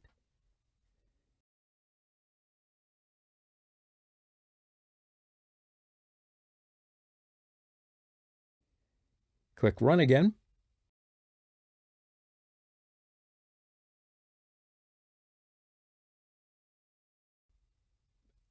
And after a while, the device is running. And now you can see here that there's not any changes in the text view. How come? After I click on the text view, the code will work and the text color will be white. So let's change the background color of the text view. I will write text.setBackgroundColor color.black.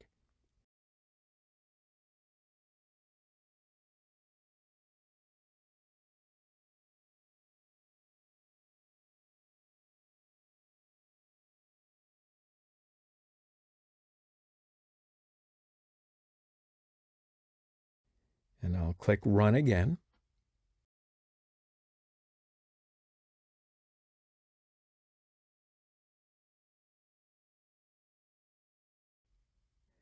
Now you can see that after I click Text View, the text color will be white and the background of the text view will be black. So we can do a ton of other operations here. But for now, that's enough for one video, believe me. There are other components that we need to learn, so make haste. I'll see you in the next video. Buttons. Hello, everyone. I want to speak about buttons in this video. No, not the ones on your jumper, your sweater, anywhere else, your shirt. Buttons on Android components. So when you click on buttons, buttons will do specific operations. Buttons are one of the most useful components, and I'm thrilled to be able to tell you about them. So if I want to count 3 of the most used components, I'll definitely say buttons, text views, and edit texts. So in the last video, we spoke about text view. This video is about buttons, and we're going to speak about edit text in the next video. I know, I'm transparent, aren't I? So let's go ahead into the Android Studio without losing any more time. So we have an open project from the last video, and we have a text view in this project. So now we're going to add a new button to the project. And as you perhaps remember before, we can add a new button in 2 ways. First one is drag and drop. Boom, I added a new button. And of course, I can drag it wherever I want and change my mind. And That's because I use relative layout. It just snaps like that. Now, the second way to add a new button is by using XML code. So why don't we add a second button using XML code? Now, just go over to the XML side, and you can see here XML code that I've added a button before. I'm going to write button here, and Android Studio will autocomplete it.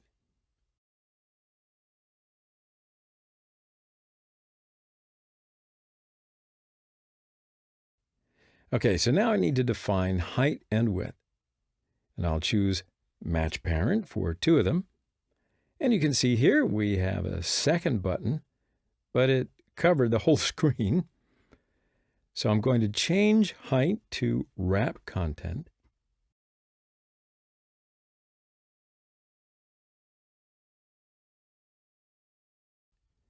Okay, so now the button covered the screen just from left to right. Now we need to give some text to this button.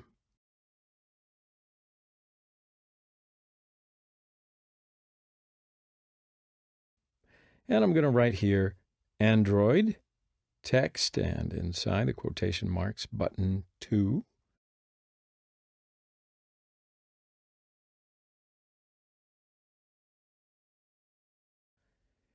And now you can see the button and button 2. So why don't we change the width of button 2 to be wrap content?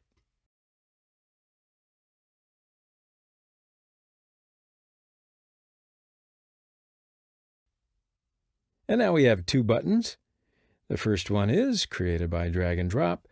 The second one is by using XML code. Now we can do a lot of operations with these buttons, right? We can do these operations in the attributes section. So we can define height and width here.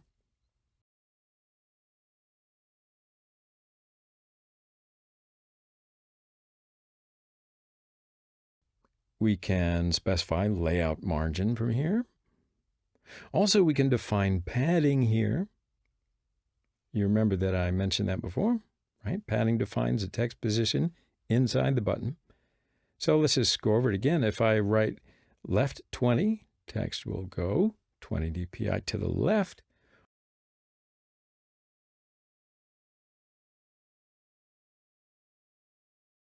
Also, when I write 20 dpi, text will go 20 dpi down. Now I can change the button text from here too. So I'll just write in here quickly, do your magic, and you can see the button got bigger because the button width is wrap content. Okay, so when the text gets longer, the button will get bigger in order to cover the text.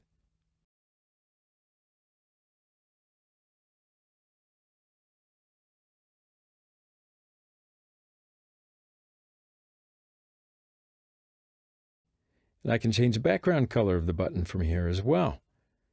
And I'll choose a color from here, and the button color will change. Now also I can choose the button to be clickable or not. Now you can probably think of why I put a button in the project, and I didn't do it to be clickable. So if I do not click the button, why did I put a button there? Well, this is important because you can do regulation on your project, and you can do your buttons to be clickable after some other operation. So in other words, before these operations happen, the button will not be clickable. You get me? For example, if you design a game, and inside the game there is a next section button, but you don't want the player to pass on to the next section before they, make a, specific score. Well, you can specify that after the player collects a score, the next section button will be clickable. So then the player can pass to the next level after they make the required score. Also, we can change the text color from here.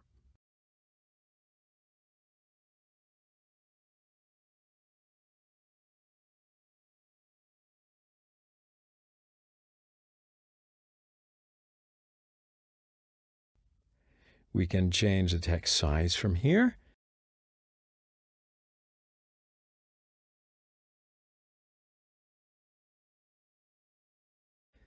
Also, another important thing, we can do our button to be visible or invisible. Now you get it. So if I choose invisible, the button will not be seen. So this feature, of course, can be used for the same purpose and that I mentioned about being clickable or not clickable. Inclickable, I almost said. Inclickable.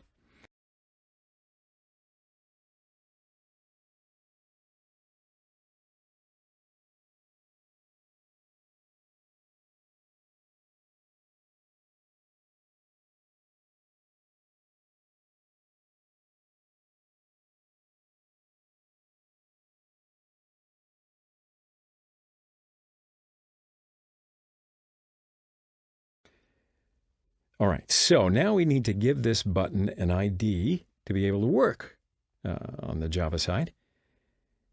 So Android Studio gave this button an ID. It is button. All right, so if you want, you can change it. But you know what? I'm going to change it, and I will give it the ID do magic. Great. So now the ID of this button is do magic, and the text of the button is do your magic. So are you ready? Let's go over to the Java side. So there are some codes here before we wrote, so I'm going to delete some of it. And now I need to define that button in here. So I expanded import part above. And you can see here when I defined text view, Android Studio imported android.widget.textView. Now you must import it in order to work with TextView. And in the same way, when I write here button and I do not choose autocomplete, the word button will be read because we did not import the button class inside the project. So that means I'll just need to import the button class. How am I going to do that? See here, when I write button, and then after that I press Control and space at the same time on the keyboard. After that, Android Studio will show me what I can import. And then I'll just double-click Android.widget as my option. And you see here, Android Studio imported Android.widget.button. And the button word is not read anymore. So now I need to give a name to this button in order to work here on this button. Let's see, I'll give the name button, but you can give whatever name you want, of course. Also, I'm going to need to define this button inside the onCreate method. So I'll write button equals find view by ID. Now, before I continue, I need to explain something. Not that. When I defined text view, I wrote text view again inside the parentheses for typecasting. You remember? So in the old version of Android Studio, you needed to do typecasting. But in the new version of Android Studio, you do not need to do typecasting. Right? So after you get that explanation, I can continue. So after I write find view by ID, I will write inside the parenthesis r.id.doMagic. Because the ID of my button was doMagic. So now I've defined the button on the Java side. I can do everything in here. So I will write button after dot, and you can see the operations that I can do.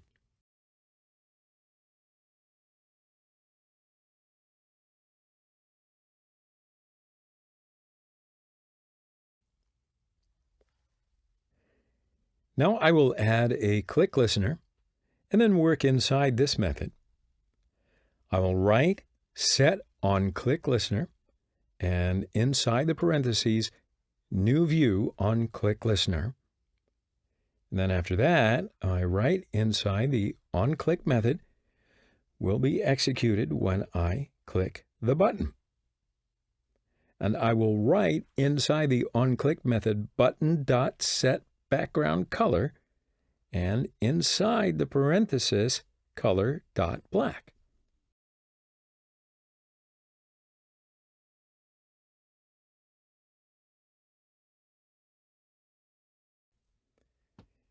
So this code will then change the background color of the button after I click that button. I mean, that's a predicted result. We'll run it and we'll see.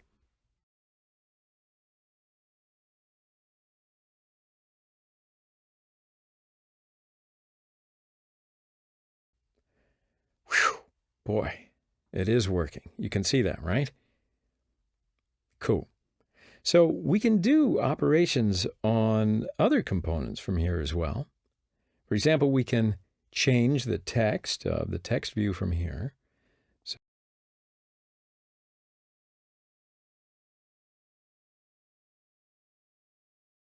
So let me write text.setText and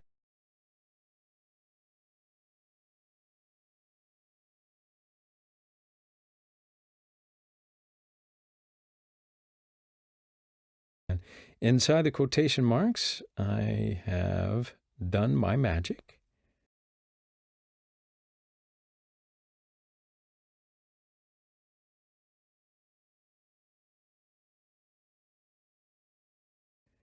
Okay, so let's run it.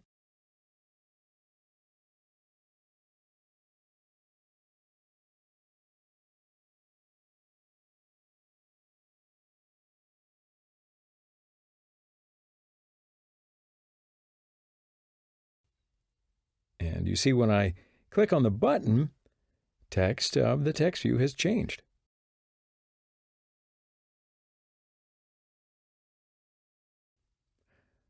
Now also I can do invisible for this text view. So I'm going to write text.setVisibilityView.invisible. Let's run the app.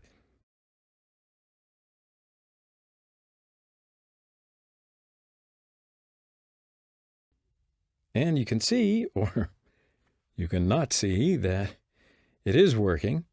So when I click the button, text view gets invisible. So in other words, you see that it is working because you don't see. Well, okay, well, never mind. You see that invisible is visible. No. Okay. Now I will do the invisible button itself.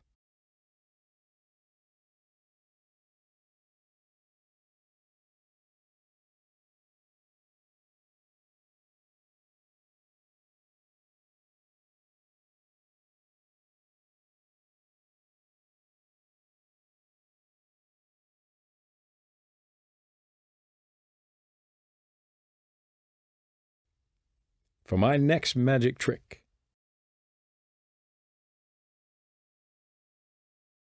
so you see here that there is another button, but when I click it, it doesn't work. Why? Because we haven't written codes for this button. Now, of course, we can do many more things here, but I just want to point out another topic about buttons. I know, I'm button crazed. I'm obsessed. The design of buttons is as important as its codes. So because of this, you need to learn different types of button designs. Do I need to say it again? Button types or button designs are as important as its codes. For example, you would want to shape a button to be oval or circular or rectangular. And then when we want to change the button design, we'll need to create a new XML file. So I will right-click the drawable folder, and then after that, I will choose New, Drawable Resources File, and it will open in a new window. Now I need to give a name to this new XML file, And I will give the name button shape to this file. Click OK. And now we have a new XML file, and its name is button shape. Stay with me. There are some codes here, and these are the codes that when we click each button, how its design will be created. So I will delete these codes because I will not work with this right now. I just want to change the shape. So I'm going to define the shape, writing Android shape oval.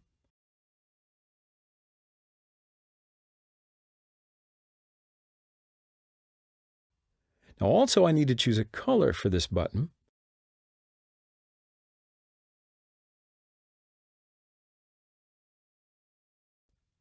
So there are two types of colors, basically solid and stroke.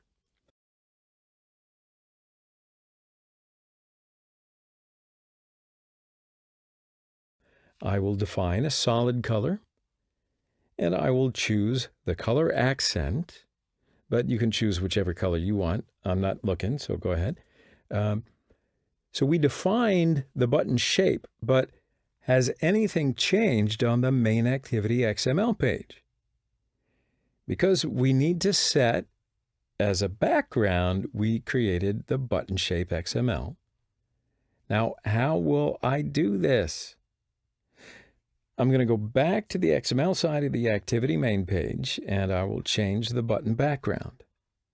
I will add the button shape XML file under the drawable folder that we created before. And now you can see the button has taken the oval shape. But we defined the width and height to be wrap content. Need to change that too. So I'll change two of them to 150 dp.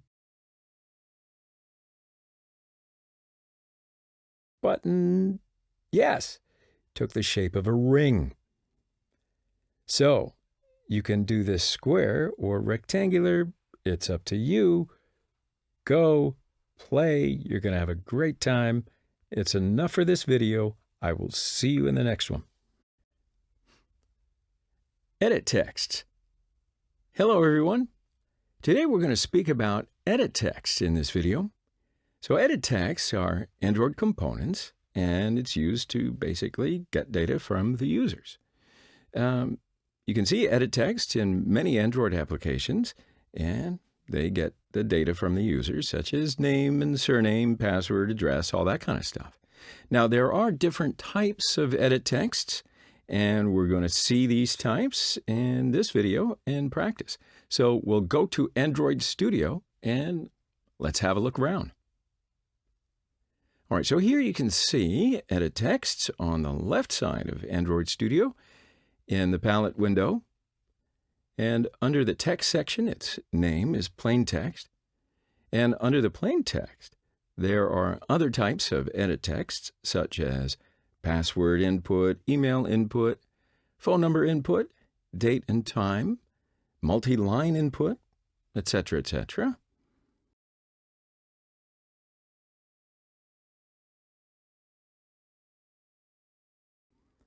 Now, before we start getting into edit text, let's change the relative layout to the linear layout. And now we can learn how to work with linear layout. So what I did was I deleted relative layout from the XML side and wrote linear layout here. Also, the orientation of the linear layout is vertical, and you can see that here. So what I'll do is I'll drag and drop a plain text under the linear layout, and there we go. We have an edit text. Now, the idea of this edit text is edit text, and the text of edit text is name. So when we run this application, the users will enter data from here, such as name, right? So let's just run it and see what happens.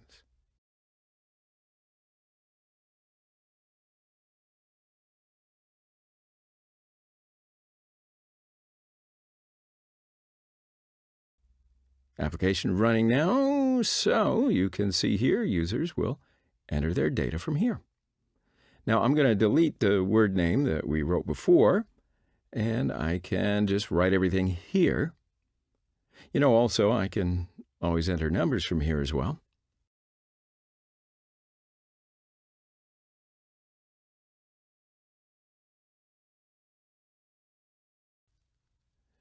So let's add another edit text. Let me add password edit text and numerical password edit text and numerical edit text that you can just enter numerical numbers from here, and also the multi-line edit text.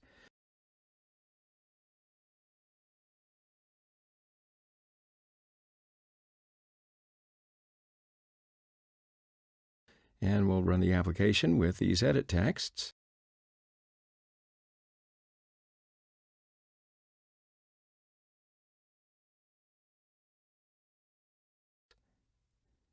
Great, so the first one is standard edit text, and you can enter numbers and characters. The second one is the password edit text. So when you enter password in this enter text, numbers and characters will not be seen, right? And you can enter this password edit text, numbers and characters. It's alphanumeric, just like you would want it to be. And the third one is also a password edit text, but users can only enter numbers and not characters. Also, numbers will not be seen in this type of edit text.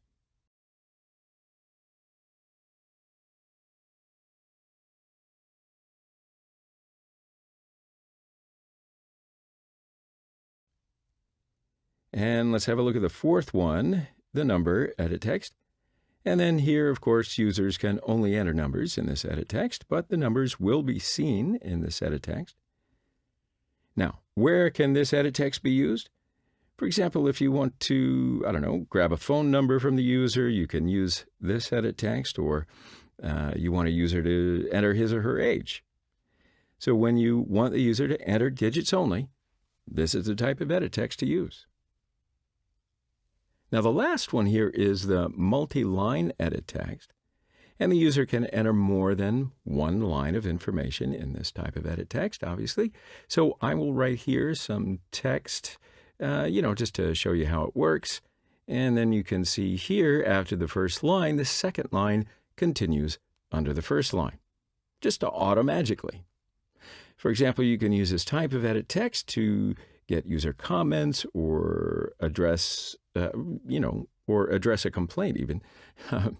There are not going to be many of those, but whatever you need it to do. But in the first one, when the user enters more than one line, after the line has finished, the head of the line will not be seen.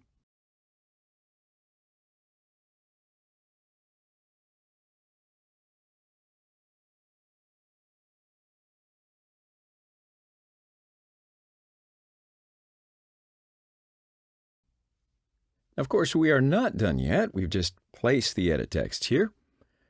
So we need to get the information and use it somehow, right?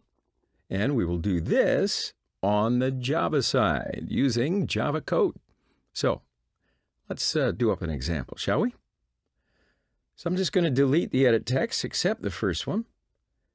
Now also let me add a button and a text view. So I will develop an Android application, right? And the user will enter the name from the edit text, and after they click on the OK button, the name will be seen on the text view. So I'm going to delete the text of the edit text, but it will not be empty. And I will add a hint to the edit text. Now the hint, of course, is a tip given to the user to understand what the user will write in the edit text. I mean, unless you're making a guessing game, but for this example, we're just going to write in the hint section, please write your name.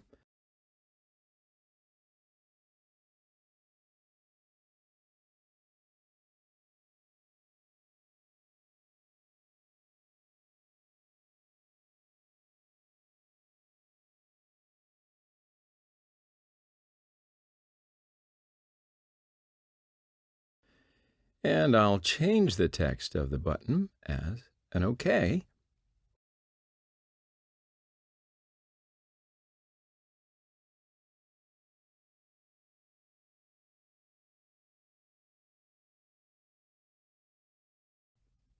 And I also deleted the text of text view.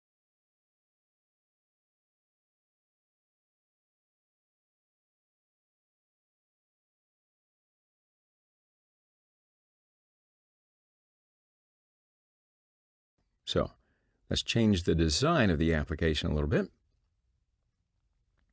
Now I'm going to give a layout margin here of 50 dp from top to the edit text. And I will give some space between the edit text and the button, about 30. And in the same way, the button and text view.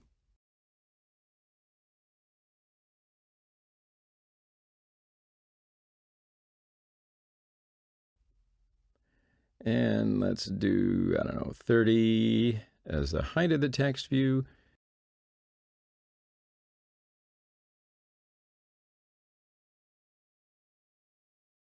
And I'll change the width of the edit text. And let's make it 200. It's a little too small. Let's make it 300.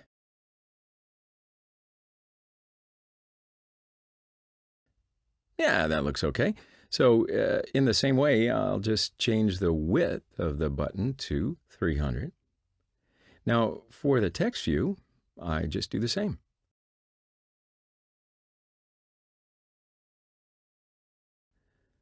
So that means I will place these three components into the center of the screen horizontally.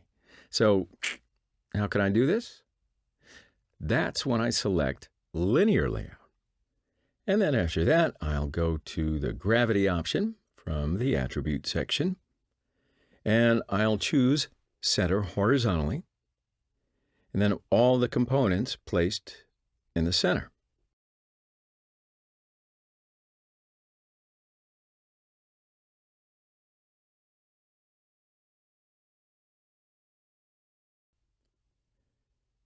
Now I will add a text on the text view. Could be, result.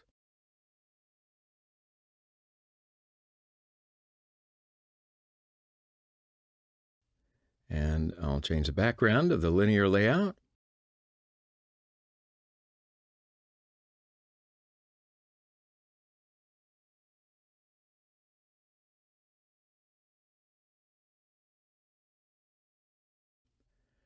And let's change the background of the other components too. And I'm going to choose white for these three components.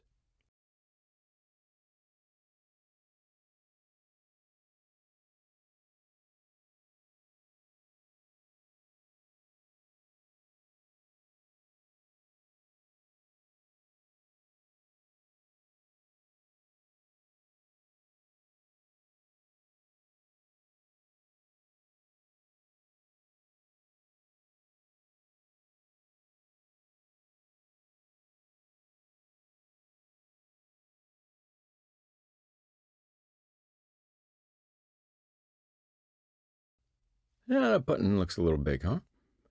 So let me change it to 200.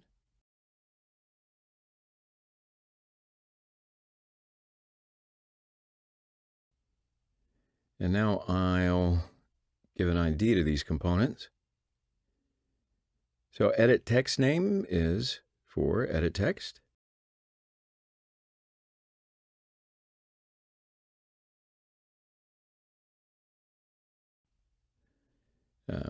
Button OK is for the button. And text view result is for the text view. So I think it's okay. Let's have a look. We'll run it and we'll see it on the phone. Okay, so the application is working. Now you can see the hint in here. And I write Arnold here, click OK. Arnold should be seen on the text view instead of result. So the application is not doing this right now. Well, because we have not written the Java code, right? That's what you were thinking. So why don't we go over to the Java side and write some code? So the first thing I need is to define these three components. And I'll define edit text. Now, when I write edit text and choose from the autocomplete, Android Studio imports the required class android.widget.editText. So after I wrote edit text, I'll just need to give a name to this edit text. Let's just call it name, just to be clear. Okay, so secondly, I'll do the same thing for the button and give a name, okay. And the last component is text view. I'll just call it result.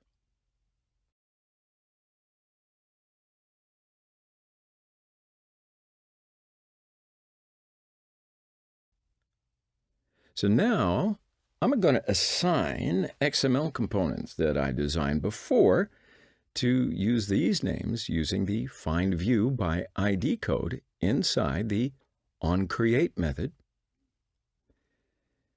So here I'm going to write name equals findViewById r.id.editTextName.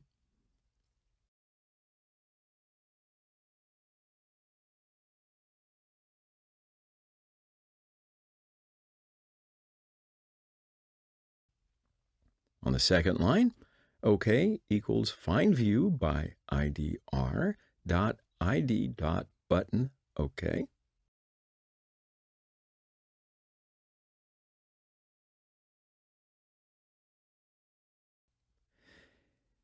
And in the same way, the result equals findViewById r.id.textViewResult.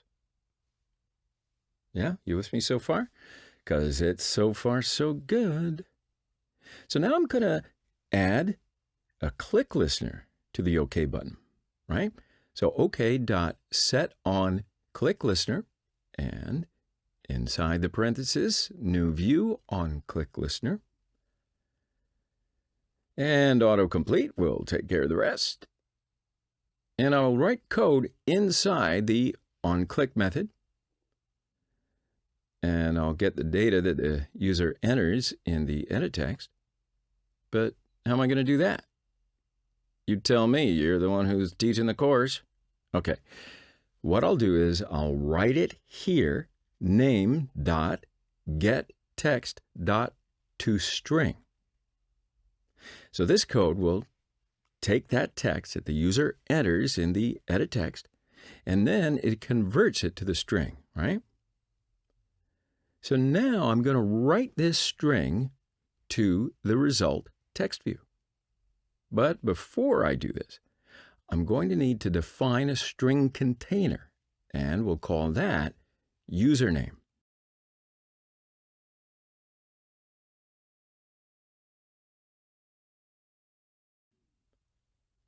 I will assign the text that I took from the edit text and put it into this username string. So because of this, I will write here username equals name.getText.toString. And then I can set the username on the text view. And I will write here result.setText, and inside the parenthesis, username. Right, so this is very important, and I hope you understand this. So rewind, set it up again in case you miss something. So what I did was I defined a container, and its name is username. After that, I took the text that the user entered and converted it to a string. And then I assigned this text to the username. And then lastly, I set this username to text view. So let's run the application and see how it works or not. All right, so the application opened, and I'll just write here name and click OK. Good, so it's working, right? So it takes the name I wrote in the edit text and then writes it to the text view instead of result. So I think that's plenty enough for this video. I hope you understood the edit text. Like I say, if not, just rewind and do it again. You'll get the hang of it. Until then, see you in the next video. Image view. Hello, everyone. So today we're going to talk about image view in this video. So image view is an Android component to, guess what? Display images. Now, you know that showing images is really important for your Android application. And if you use good photos, good graphics, and all that, your design's going to look great. And because of all this, image view is important to master. So let's get to Android Studio and learn image view and practice. Okay, so you know that we have this project from before, and we'll continue to work on it. So I will add an image view in this project. So where do we find image view? It's inside the palette window under the widgets on the left side of Android Studio. And I will drag image view and drop it in the linear layout. Now, first I'm going to rearrange this so that I put it as first component. Now this is a linear layout and its orientation is vertical. Now because of this, all the components will get their place from up to down, top to bottom, right? So when I drop image view, a new window opens. And this window is the resources window. And what I'll do here is choose a picture for the image view. And I'm just going to choose a picture that's inside my project that I had before. And I'll click OK. So now I can see this picture on the phone, but see there's a problem because I cannot see the other components. And the reason is the sizes of image view are match parent and wrap content. So the size of my image is too big. And then when image view uses the wrap content for height, the image covered all of the screen from top to bottom. So I will change the layout height and width to 300.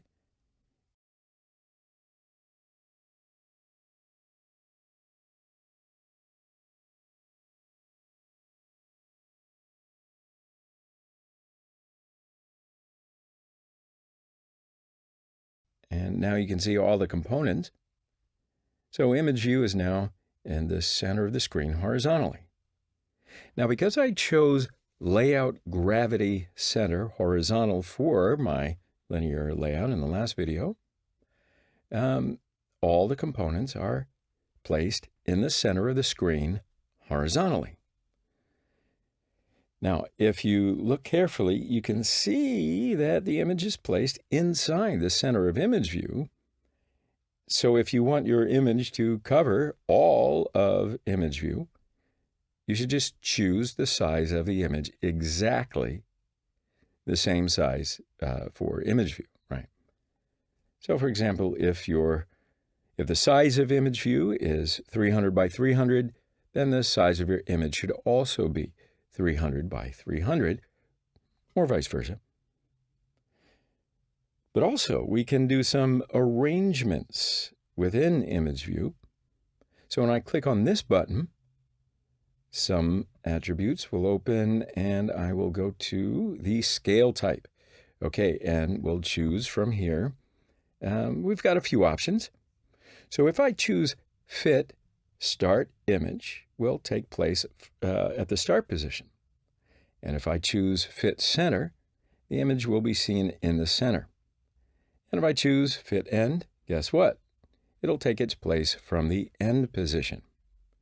Now, if I choose Fit XY, image will cover all of image view. But the image will be enlarged and it doesn't necessarily look good. So because of this, Fit Center is a good option. However, of course, it's up to you as the designer of your application. Alrighty then, so these are the things that we can do on the design page. We can also do something on the Java side using Java code. But before we go to Java side, I need to give this image view an ID, right? So let's give the image view example as an ID.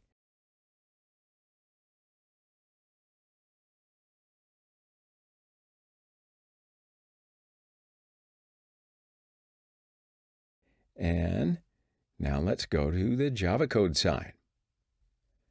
So what can we do here?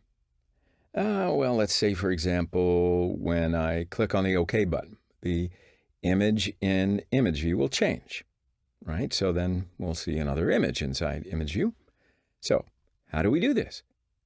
Well, first, I'll need to decide and define this image view on the Java side. And I will write the image view image. I'll give it a name such as image, and you can give a name whatever you want. And now I'll need to define its ID inside the onCreate method.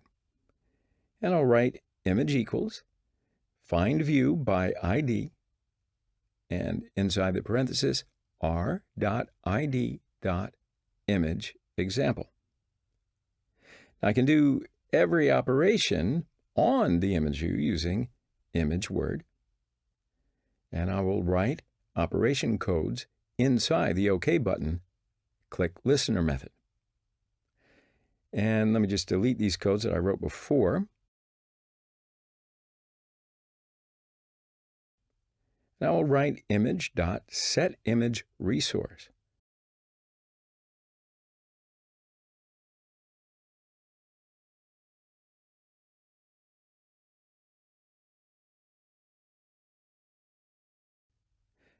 But before we continue, I'll need to do one more thing. You know what that is?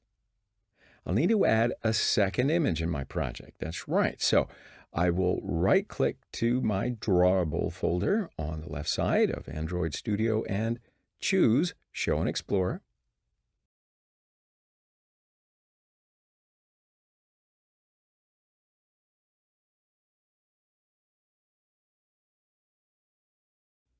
Drawable folder opens, and inside the drawable folder, I have one picture, and its name is A. So I will add a new image to this folder and call it B.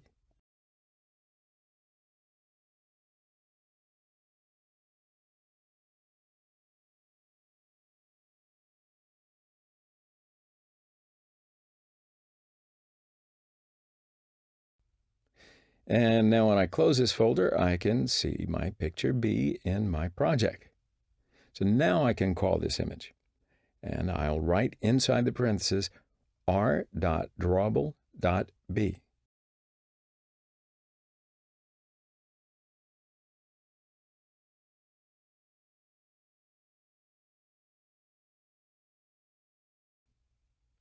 All right, everything's okay now. So when I click the OK button, the image will change to image B.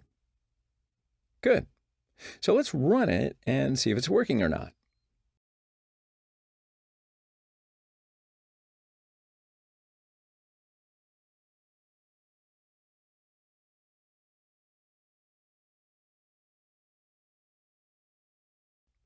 Application opens. When I click OK, image changes. So you see how you can do a lot of operations like this, but I think it's enough for this video. Play around with that, and I will see you in the next one. Checkbox. Hello, everyone. Today we're going to talk about the checkbox. It's very important. That's why I've devoted a whole video to it. So the checkbox is yet a different type of component in Android Studio. It is a kind of a button. It just accepts two positions, checked or unchecked. And it's often used as a component while developing Android applications, so we need to talk about it. Let's say, for example, that we want to develop a survey application or even a note-taking application. We'll pretty much want to use that checkbox, right? So let's go to Android Studio and see it in practice. before we lose any more time. So we have an earlier Android project from before, yes, and we will continue to build on this project. And what I'm going to do is add 2 checkboxes to this project. And the checkbox is under the buttons section in the palette window. And I'll just drag 2 checkboxes and drop them here. Now, what should we do with these checkboxes? Okay, so let's say, for example, asking for the gender of the user, right? So we'll have 2 checkboxes. One is for male, second one is female. Whichever one the user checks, we will write its gender into the text view here. And let's look at some of the features of the checkboxes. So we can define its height and width from here. And I can change the layout width from the match parent to the wrap content. And now its width is wrap content, but it's placed in the center, right? So that's because we defined gravity of the linear layout center horizontal. So let's do the same for the second checkbox. Okay, so now the 2 of them are placed in the center. So let's ask a question to the user. And for that, I will need to change the text of the text view and write what is your gender, and then the user will give an answer to this question, male or female for now. This is just an example. And I will change the text of the first text box to male and the text of the second box to female.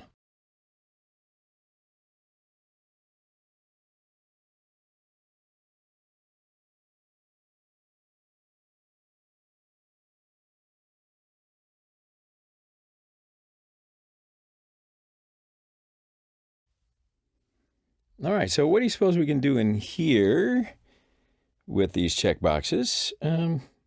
First off, let's define the default position for the checkbox from here. We can choose checked or unchecked as a default.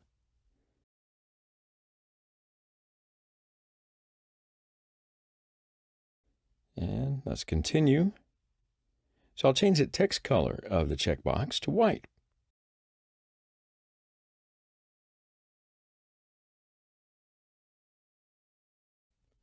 And I'll do the same for the second checkbox. And let's make the layout margin from the top 10 dp for the first checkbox.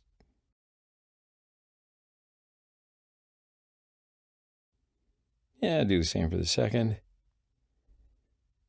If user checks male, text of the text view will change to male.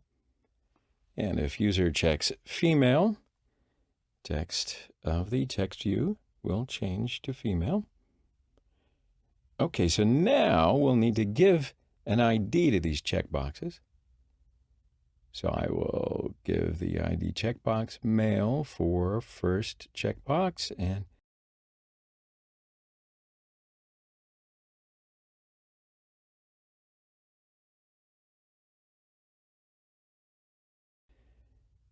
checkbox female for the second. Okay, so now we got to go to the Java side. And I'll go to the main activity. Okay, so first up on the Java side is define the checkboxes. So I will write right here, checkbox.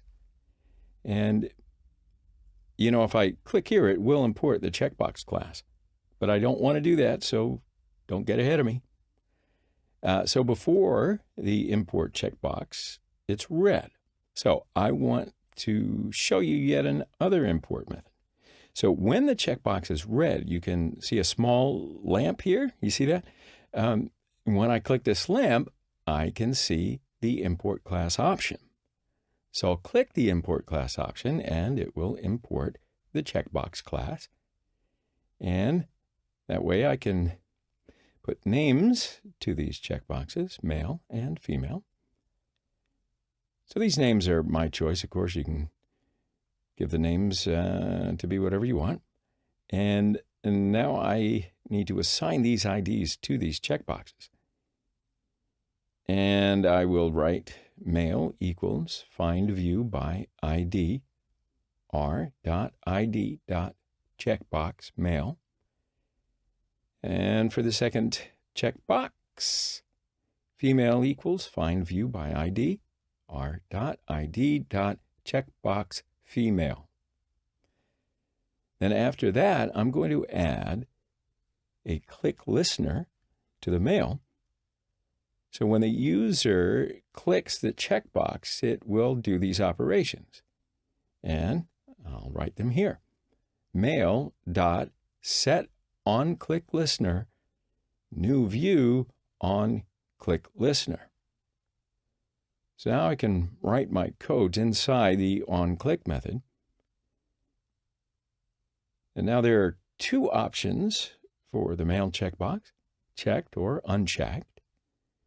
And I will write if mail dot is checked, this will control the checkbox is checked or unchecked. So if it is checked, it will return true. And if it's unchecked, it will return false. Okay, so quiz time. If it's checked, what's going to happen? I want to write mail to the text view.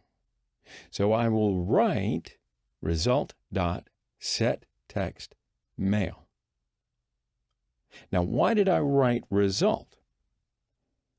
Because we gave result to the text view as the name from before. So if it's unchecked, I will write this question again, and I will write else, and then inside the brackets, result.setText. What is your gender?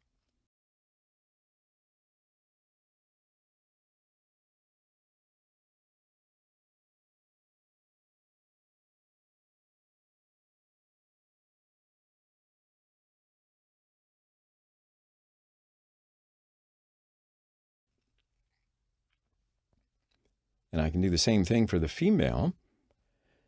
Female dot set on click listener, new view on click listener, and inside the on click method, if female is checked, result dot set text female.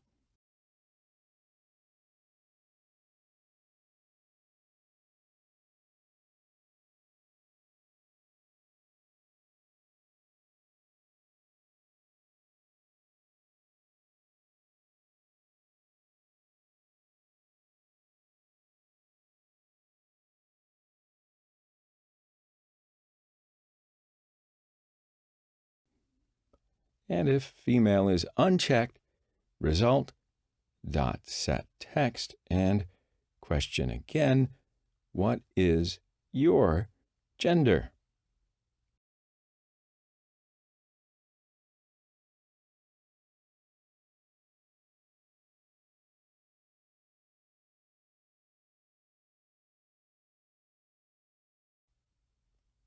Right? So now that I break it down, it's pretty simple, right?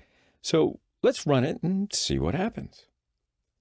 So the application is opening, and it's fully open, and you see if I check mail, text of the text view is changing to mail. Now let's uncheck mail. Text of the text view is changing to the question again. And if I check female, text of text view is changing to female. And if I uncheck female, text of the text view is changing to the question again. But I don't know if you see, we seem to have a problem here. What if I check both of them? Right? So for this example, I really don't want to let the user check both of them. So what am I going to do? How do I avoid this?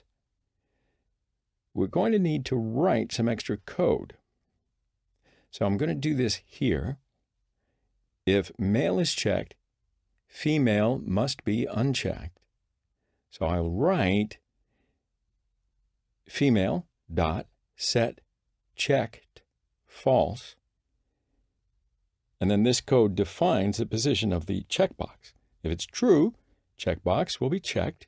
If it's false, checkbox will be unchecked. So with this code, if the male is checked, female will be unchecked. And I will do the same for the second checkbox, right? So this time I'm going to write male dot set checked false. If female is checked, the male will be unchecked. So let's run it again just to make sure.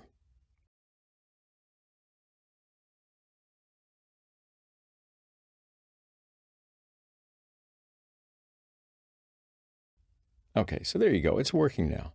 So when I check male, female is unchecked. When I check female, male is unchecked. Okay, so I think that's enough for this video, don't you? See you on the other side.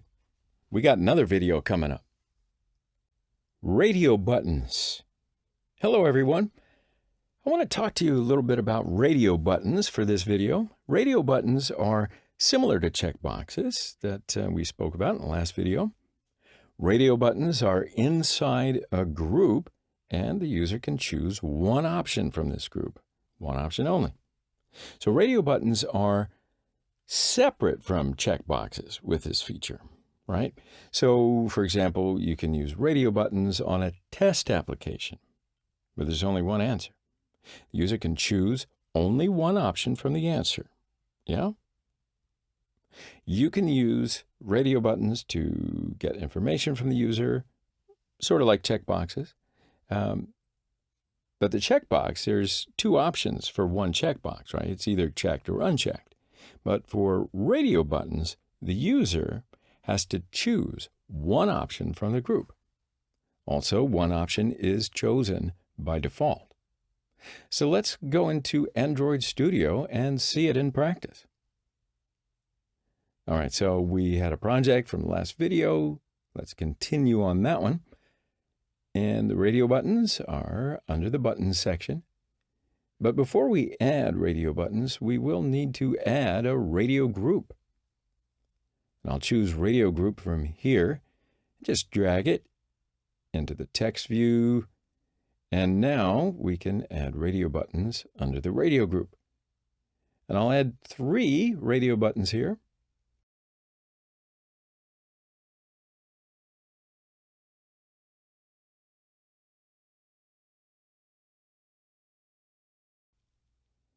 And now you can see radio buttons, but the other components cannot be seen.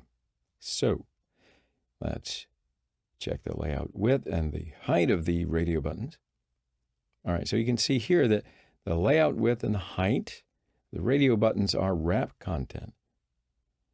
So we should see the other components normally, but if you check the layout height of the radio group, then you can see it is match parent. So because of this, we cannot see the other components.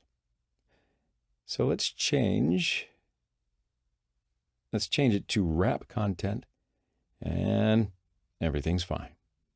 Now, when I choose wrap content for layout width, the radio buttons will take their place center horizontally. Why? Because we chose gravity of the linear layout center horizontal from before.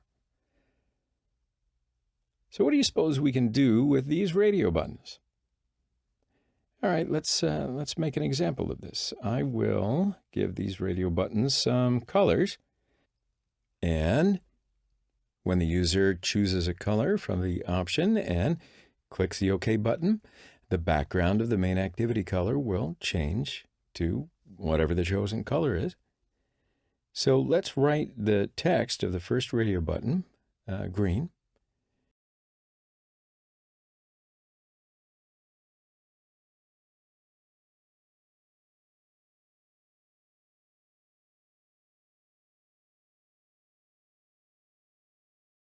And for the second one, I'll just write in red. For the last radio button, I'll write yellow.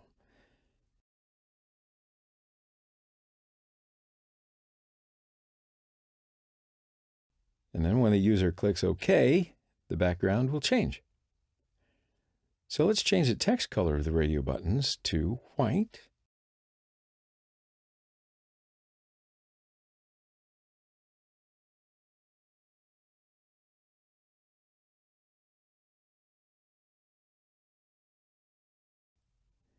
And I can do that from here.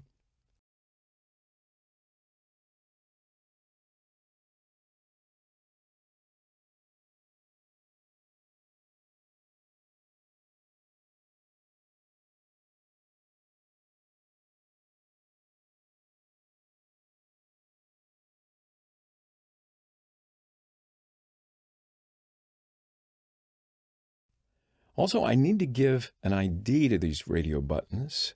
So for the first radio button, I'll make the radio button green as an ID. For the second one, I will write radio button red.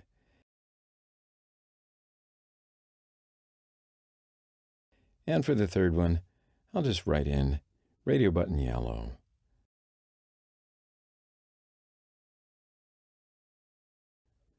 Now also, I will define the first radio button to be chosen as a default.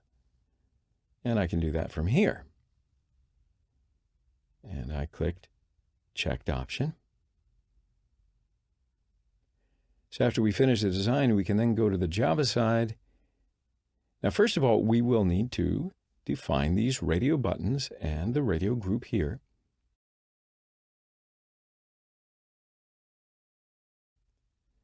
And I'll write radio group and give a name, and we'll just call it radio group.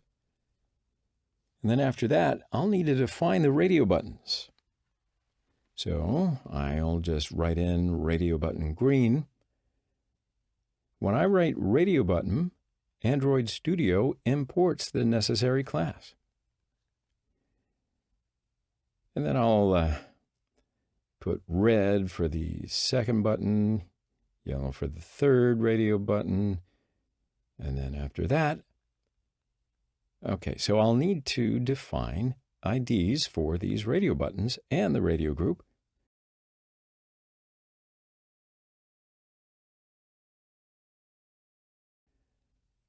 Write in radio group equals find view by ID.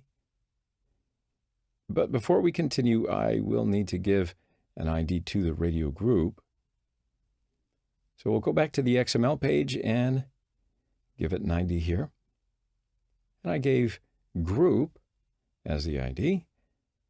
So now I can write r.id.group, and then here, green equals find view by ID r.id.radio button green.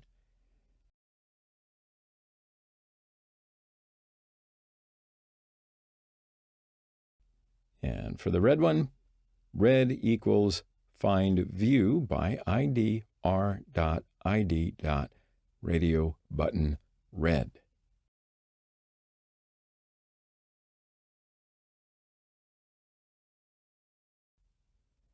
And lastly, for the yellow, yellow equals find view by ID r.id.radio button yellow.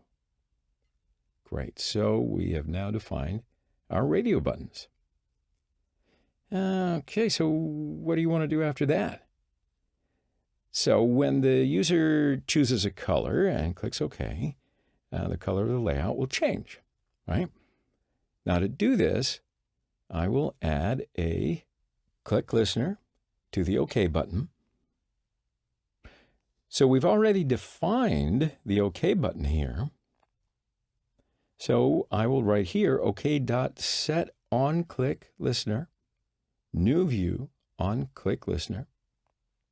And then inside the on click method, I will write my conditions. If green dot is checked,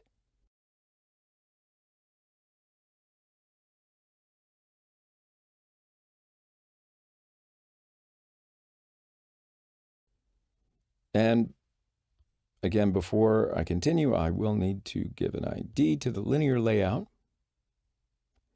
And I will give linear as the ID. And also, I'll need to define this linear layout on the Java side. And I'll write that here. Linear layout.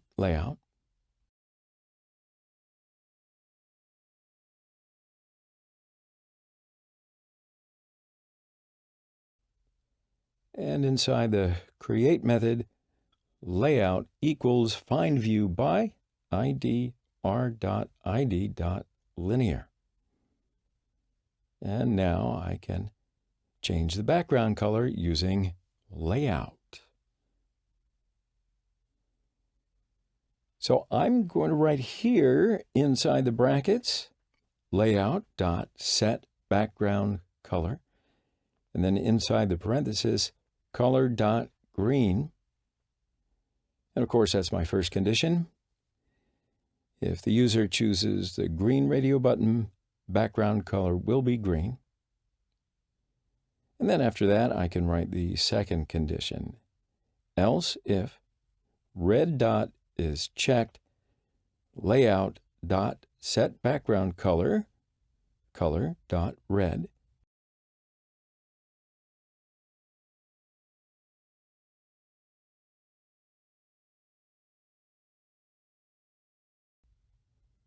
And for the third condition, else if yellow dot is checked, layout dot set background color, color dot yellow.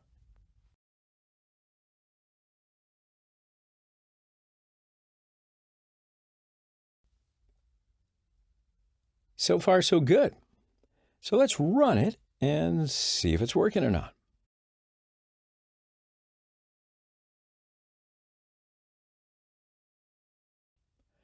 Application opens. So when the green radio button is selected, click OK. Background color is changed to green. And now I'll choose red and click OK. Uh-oh, the background color is red. Shall we go 3 for 3? I choose yellow and the background is yellow. Now, you should see that I can only choose one option on these radio buttons, right? So pretty much the use of radio buttons is easy. And again, I think it's enough for this video. See you in the next one. Toggle button. Hello, everyone. We're going to speak about toggle buttons in this video. The toggle button gives us 2 options. Well, technically, it gives 2 options to the user. It will be on or off. That's the position of a toggle button. The thing is, you define what needs to be done whenever the user turns the toggle button to the on position. It is easy to use, so we'll go to Android Studio and we'll give it a go, see it in practice, because you know what? Time is running. Okay, so we had a project before. Let's continue this project, and we will add a toggle button. Now, you can see the toggle button under the button section. And I'll just drag a toggle button and drop it under the image view. The layout width of the toggle button is match parent. I'll change it to wrap content. And it's centered horizontally. Now, you know that because layout gravity of the linear layout is center horizontally. And now the toggle button will basically have 2 positions, 2 options, if you will. I will define what will happen in the on position as well as in the off position. So, what can we make it do when it takes the on position? For example, when it's flipped on, we can make it hide this image. And when it's flipped off, we can show the image again.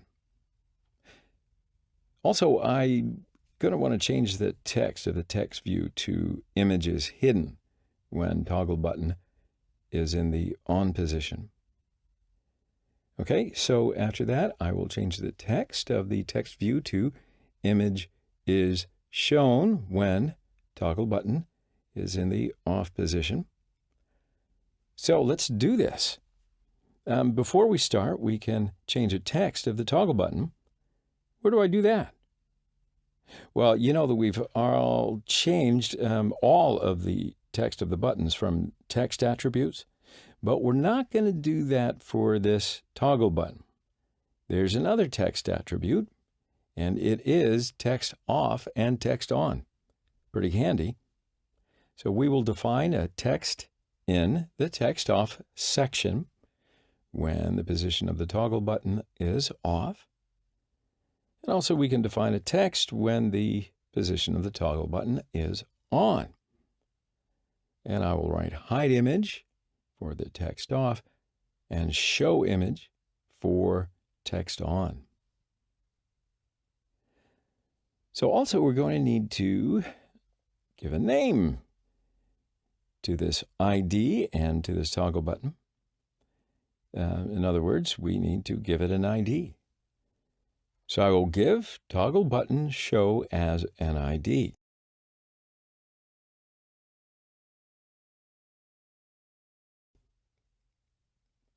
So now I can go to the Java code section. Now, first of all, I will need to define this toggle button on the Java side.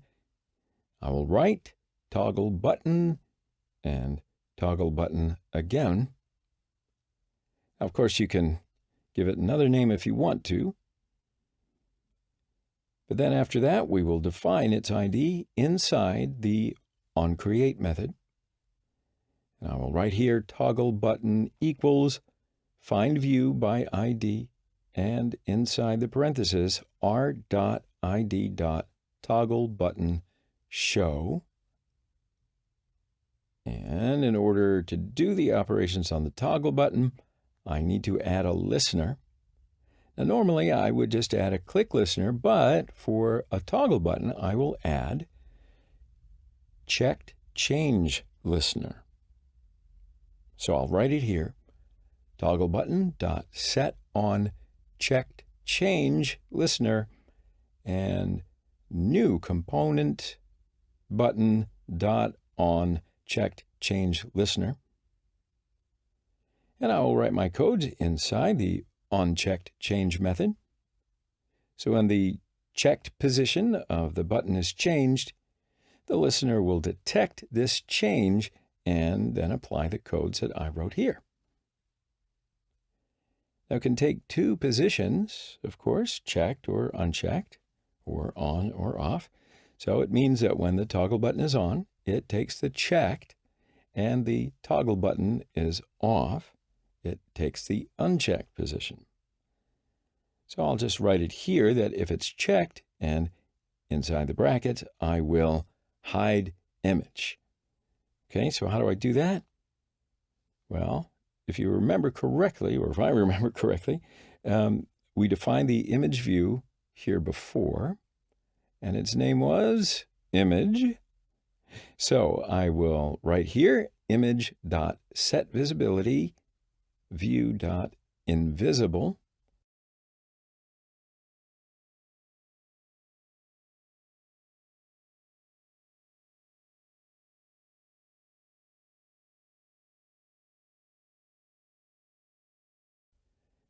Now also I will want to change the text of the text view.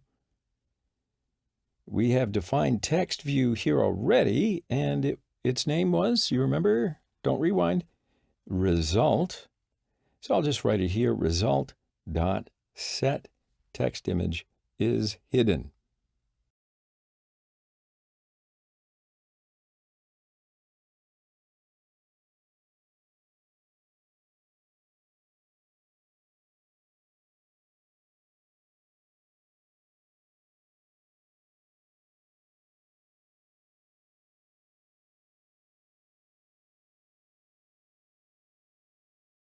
Okay? So after that, we can write the else condition. So that means that when the toggle button takes the off position again, I will right here image.setVisibility view.visible. Also, result.setTextImage is shown.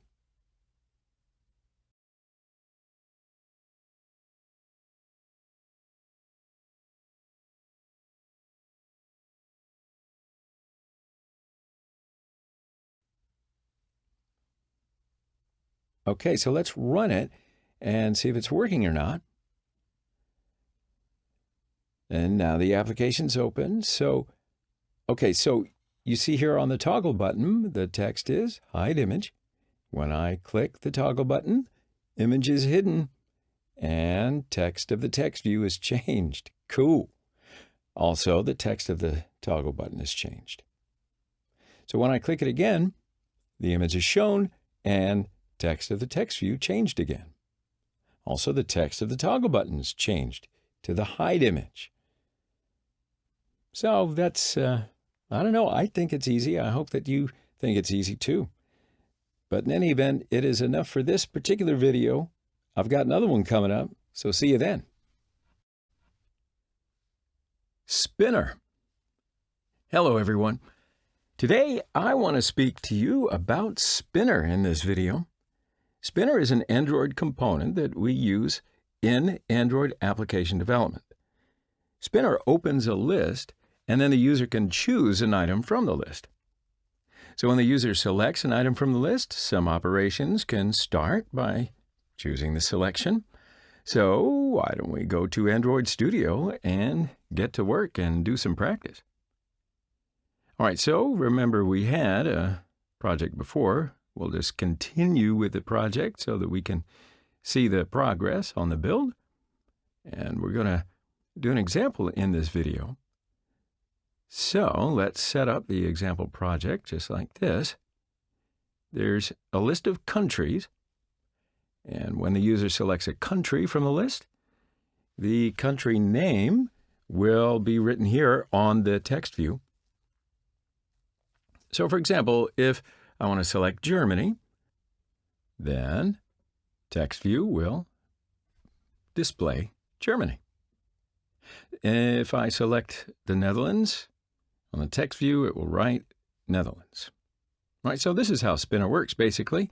So why don't we start to do this in the application? So first of all, we need a spinner.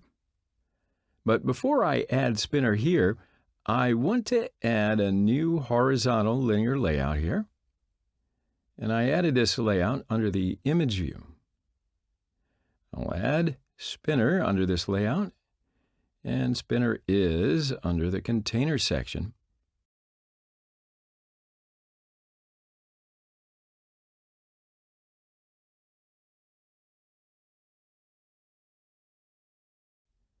Also, I'll add a text view.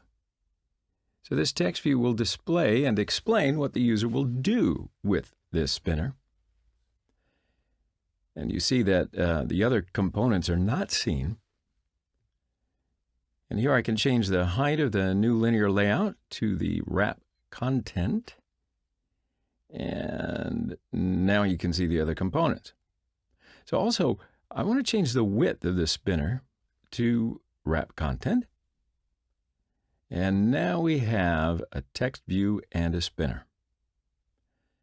So I'll change the text of the text view. I will write it here to select a country.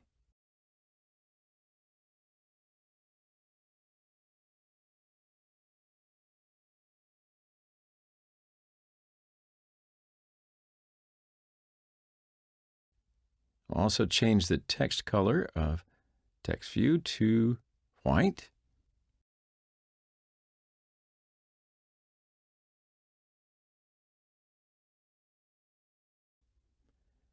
Okay, so now we need to give an ID to the spinner.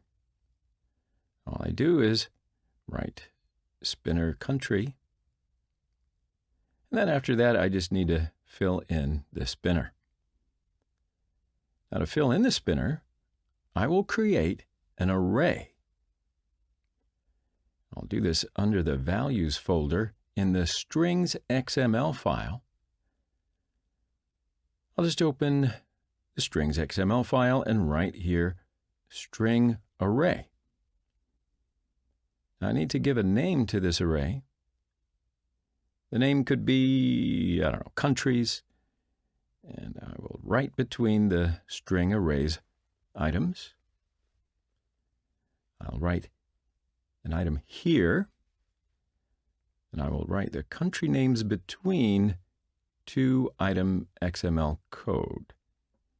So every item is an element of the array.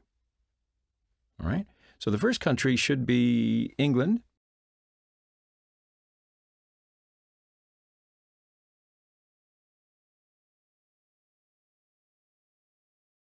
Second is Netherlands.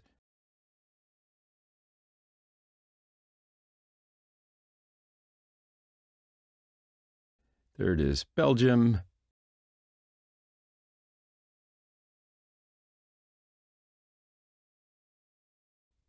Fourth is Germany. And fifth is Finland.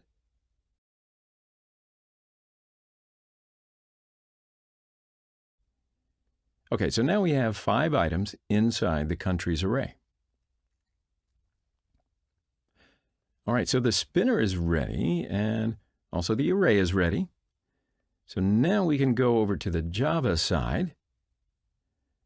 So first, I'll define spinner. I'll just write here spinner. Also, the name could be spinner again, doesn't matter. Well, I mean, for me it does because I like clarity. And then inside the onCreate method, spinner equals find new by idr.id.spinner country. All right, so now I need to take a moment to explain a very important bit here. We have a spinner and we have an array. To transfer information from the array to the spinner, I'll need to create an adapter. So in this case, what is an adapter? So let me just show you with a picture, because it's very important. I want you to have a look at this in detail. We will use the adapter in some of the other components as well. So now we're going to use this adapter for the spinner, but we'll also use it for the list view and the grid view for some of the next videos.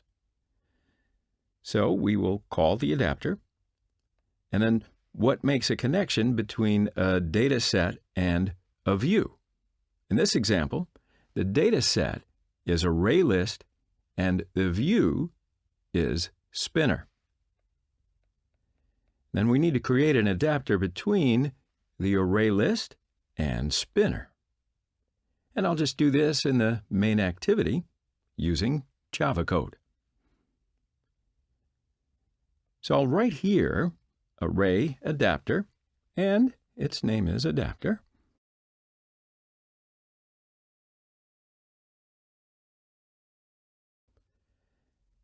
And I'm going to define this adapter inside the onCreate method. So here, the adapter equals array adapter.create from resources.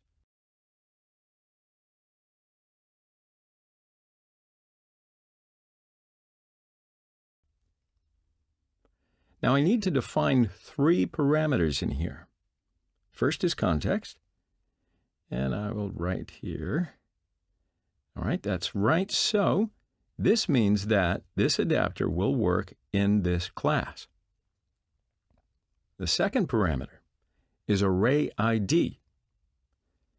And I'll write r.array.countries.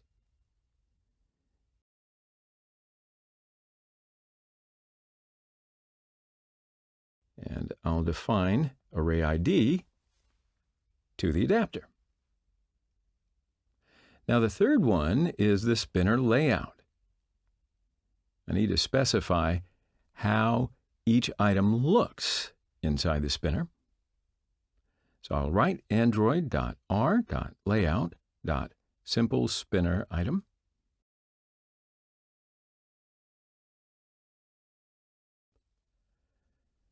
So now I need to specify the drop-down layout.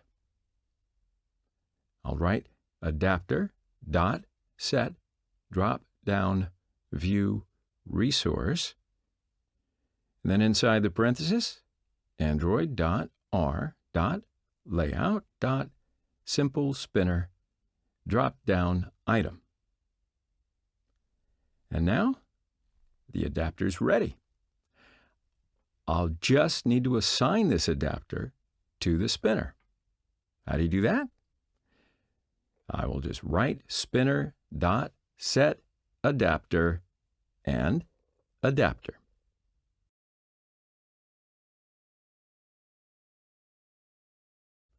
So now these codes will fill in the spinner with the countries array. Now, let's check it just to make sure that we have done this so far so good. You with me?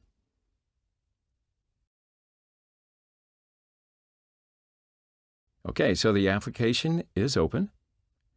And in the text view, writing select a country, spinner filled in with the country names. So what have we done up until this point? We have created a spinner and a data set, and then we have connected the spinner and the data set using the array adapter. And then after that, we needed to do one more thing. When the user selects a country from the spinner, the name of the country should be written in the text view. So let's continue.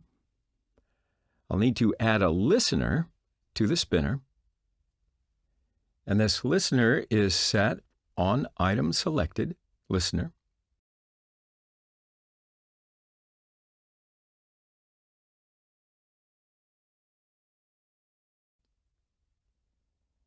And inside the parenthesis, new adapter view dot on item selected listener.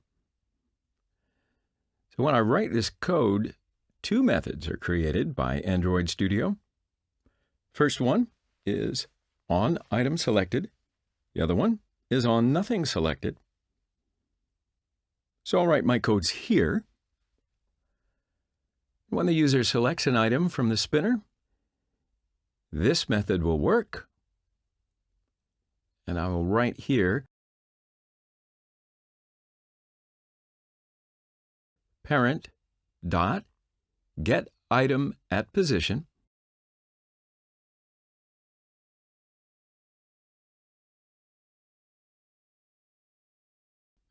And inside the parenthesis, position. Okay, so now what will this code do? It will take the text of the item in the selected position. And then after that, I will assign this text to a new string. So I've created a new string, and its name is country.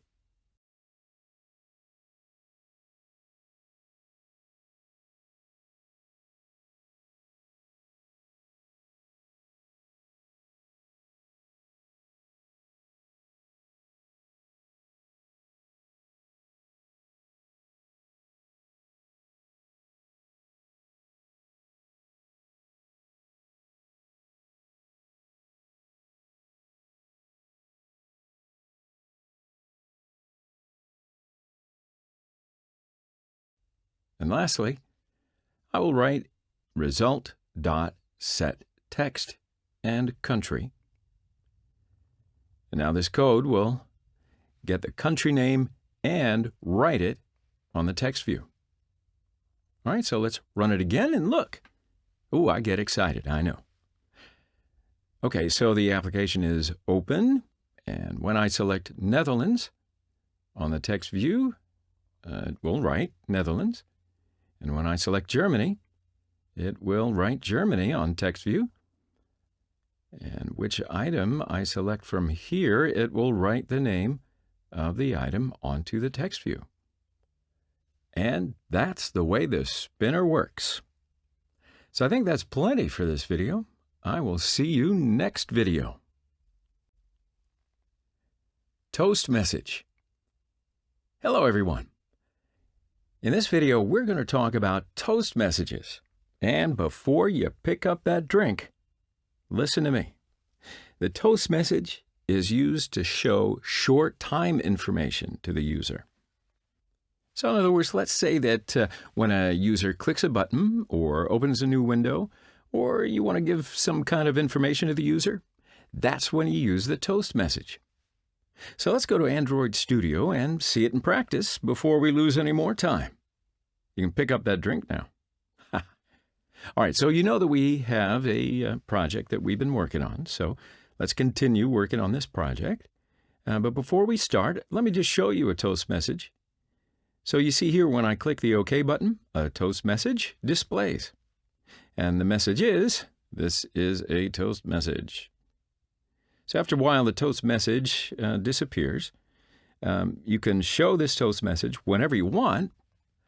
I display it whenever the user clicks the OK button, but you can display it when the user, clicks an image or downloads something. So why don't we look at how to actually do it? So displaying the toast message is pretty simple. We don't have to do anything on the design page. We'll do it just right here on the main directory.java page. So what I want is when the user clicks the OK button, the toast message will be displayed, right? So I'll just add a click listener to the OK button. And I defined the OK button before. You can see it here. And I'll just write inside the onCreate method, OK.set on click listener and new view on click listener. And after that, inside the onClick method, toast.makeText. And after makeText, it will get 3 parameters. The first one is getApplicationContext.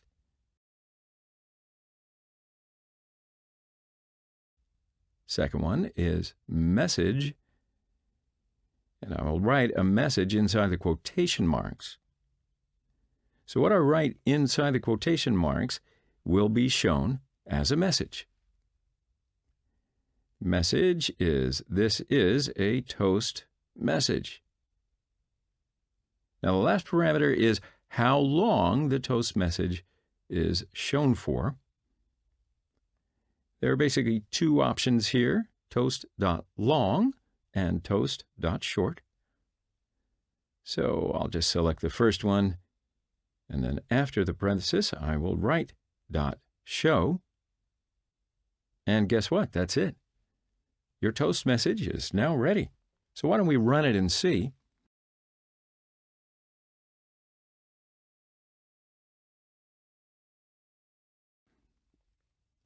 The application's open, and when I click OK, the toast message displays. And then after a while, it's gone. So I think that pretty much covers the toast message. I'll see you in the next video. Snack bar message. Hello everyone. In this video, we're going to talk about the snack bar message. Now, okay, before you start going to the obvious, like I wanted to, the snack bar message is a message method to, well, impart information, not wisdom, just information to the user. So it kind of looks like a toast message, but it's a little different. So it's displayed at the bottom of the device screen, and it has a close button in order to close the message whenever the user wants. So let's have a look at it in Android Studio. And of course, you know by now that we have an Android project here, and I'll just continue building this project. But before we start to create the snack bar message, I want to show you how it's going to work. So when I click the OK button, it'll display on the bottom of the screen. And when I click the close button, it will close, right? So in here, this is the message that is what we call the snack bar message. So you can give a message to the user here. You can see the difference between the toast message and the snack bar message here. So in the toast message, the message is shown, and after a while, it disappears. Also, the user cannot close the toast message. But in the snack bar message, the user can close the message whenever the user wants. All right, so let's create a snack bar message. It's pretty similar to the toast message. There's not much on the design page, and we will create it on the Java side. So what will we do? Okay, so let's say that when the user clicks the OK button, the snack bar message will display. And to do this, I'll just add a click listener to the OK button. And what will I write here? OK.set on click listener. New view on click listener.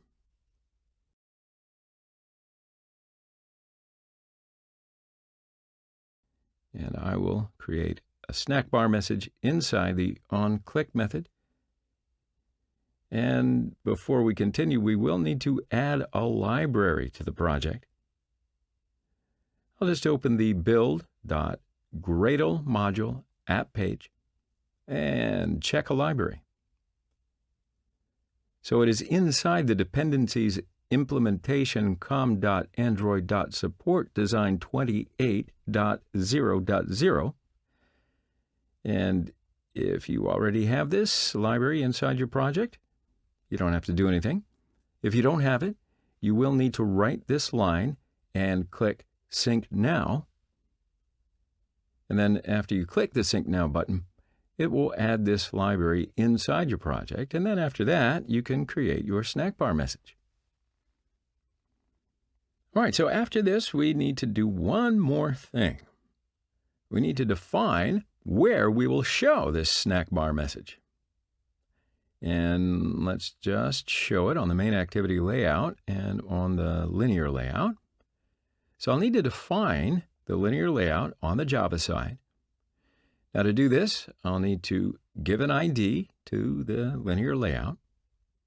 Now, of course, I've done this before, and the ID is linear. But also, I define linear layout on the Java side with this ID, and its name is linear layout. Okay, so after I do that, I'm ready to create the snack bar message. And I'll just write snackbar.make.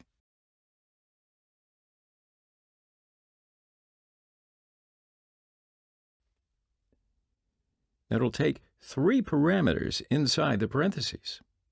So let's see, for the first one, that's where I will show this message. And I want to show it in a linear layout. So I will write here linear layout. The second one is message. So I will write my message inside the quotation marks. The message is, how about this is a snack bar message. And the third one is how much time the message will be displayed for.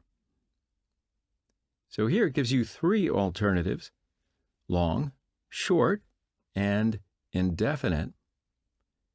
So in the long and short, the message will disappear after a while.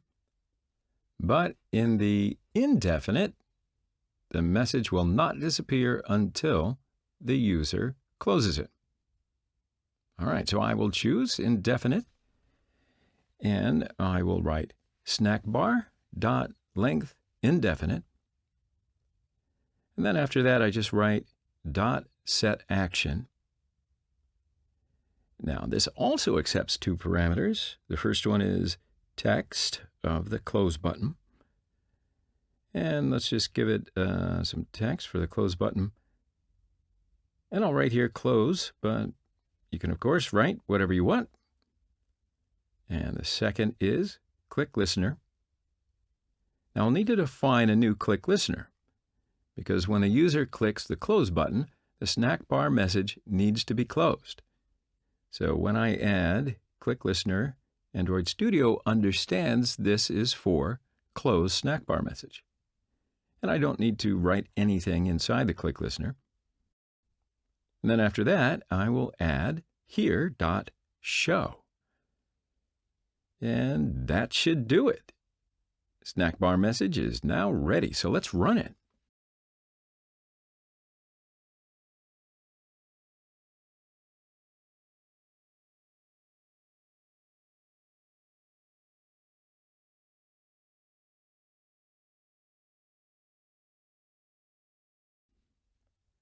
Okay, so the application opens, and I'll click the OK button, and the snack bar message is displayed.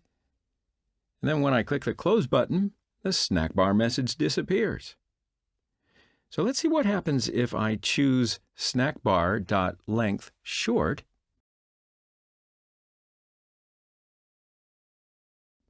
Let's run it again.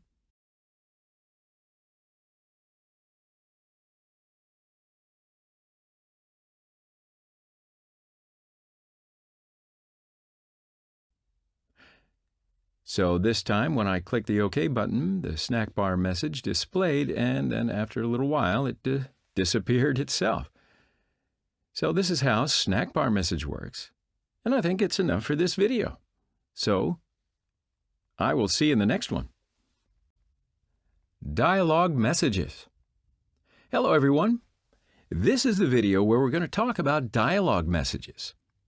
So a dialog message is another message type to give information to the user. Now, of course, unlike the other messages, the user interacts with a dialog message. So in a dialog message, a small window opens and the user is informed. And then after the information, the user decides what's going to happen next. So you can see how the dialog message, how it's going to work in a lot of different applications. You probably already recognize it. Let's say, for example, if you want to delete something, a dialog message opens and then asks you, hey, do you really want to delete this? And then after that, if you really want to delete it, you can click yes. Or if you don't want to delete it, you can click no. Another example could be if you want to close an application. A dialog message is shown, and then after that, you can choose to close it or not.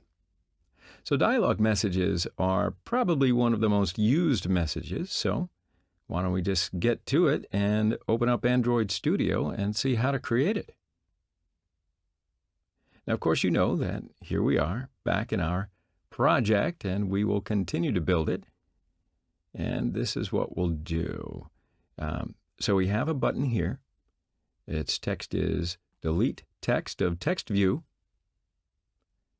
And also we have a text view here. So when I click this button, it will show me a dialog message before it deletes the text. So then after that, if I click yes, it will delete the text. If I click no, it will not delete the text. Now before we start, I just want to show you what it will look like. Okay, can you see?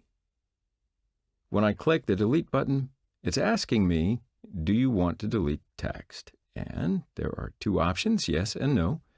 And when I click no, it disappears.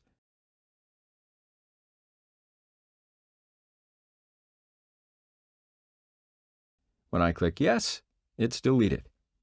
So, let's create it. So we create dialog messages on the Java side. So where will I write my code? When I click the delete button, I want to create a dialog message. And this is the delete button. We defined it before. Its name is OK. So I added a click listener to this OK button. So now I can create a dialog message inside the click listener.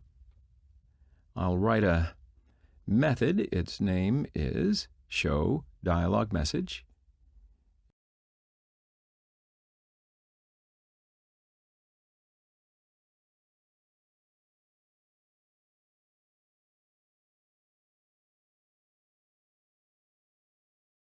And I will call this method here. But I'm going to write this method below because I don't want to mess in the onClick method, right? So I can do it in two ways. First one is I can write this method myself here. The second way is I can click this red lamp and choose Create this method. So after that, I'll need to choose the main activity here. And it created this method automatically. So now I will create a dialog message in here inside this method. Name of the dialog message is alert dialog, okay? And then I'll write here alert dialog dot builder.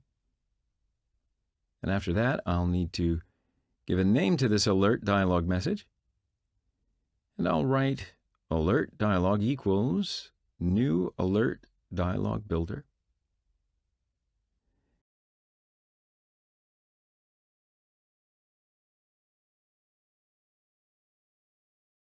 And I'll write inside parenthesis.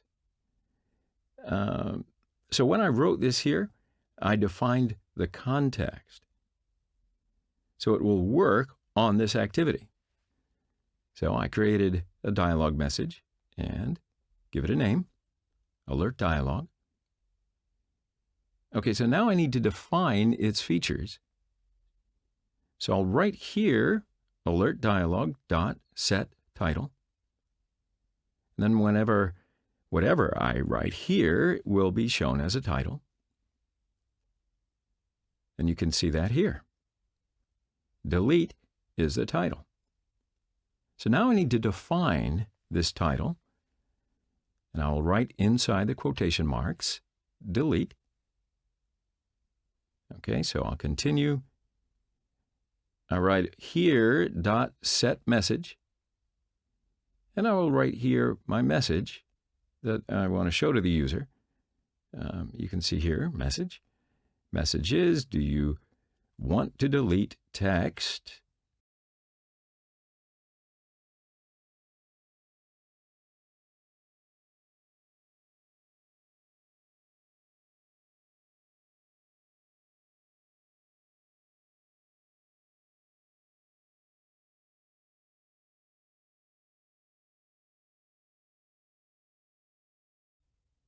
Okay, so far so good. So after the message, I will define the yes and no button. And how will I define these buttons? Write this here, set negative button. Negative button is no. So now I need to define the text of the button. I will write inside the quotation marks, no. And then after that, I need to add a listener to this no button. Because when the user clicks no, it needs to sense that and trigger some operations. So I will write after the comma, new dialog interface dot on click listener. So now when the user clicks on no, I'll write down what I want it to do.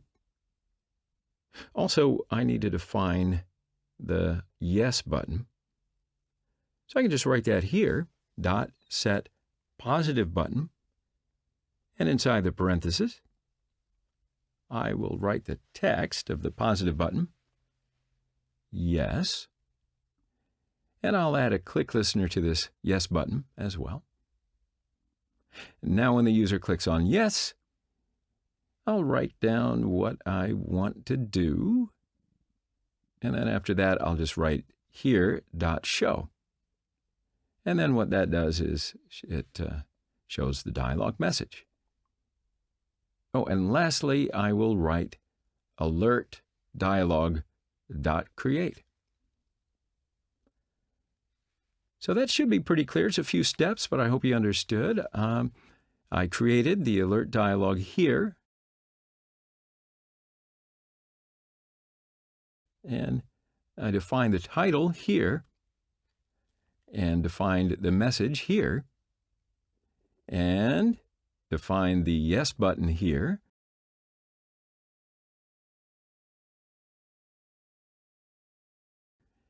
And then added a click button to this yes button. Now also, I defined the no button here and added a click listener in the same way. And I added here the show and writing alert dialog dot create. Alert dialog is now ready. So after that, I'll need to specify what will happen when the user clicks on no, right? So when the user clicks no, the alert dialog will be closed. So what'll I do? I'll write here dialog.cancel.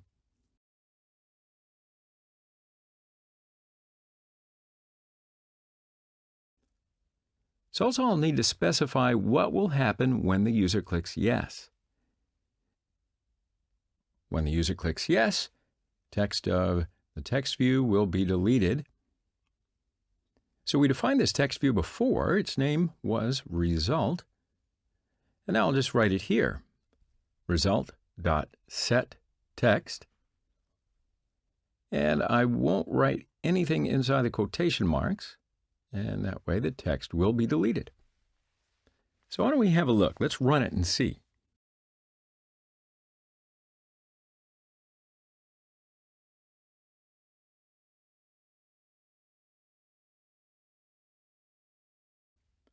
Applications open, and when I click the delete button, the alert dialog opens. And let's see what happens if I click no. The alert dialog is closed. If I click yes, it deletes the text. Great, so this is a fairly simple but accurate example of two buttons for the alert dialog.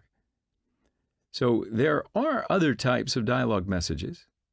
We learned this type, and we will see some other types in the next upcoming videos.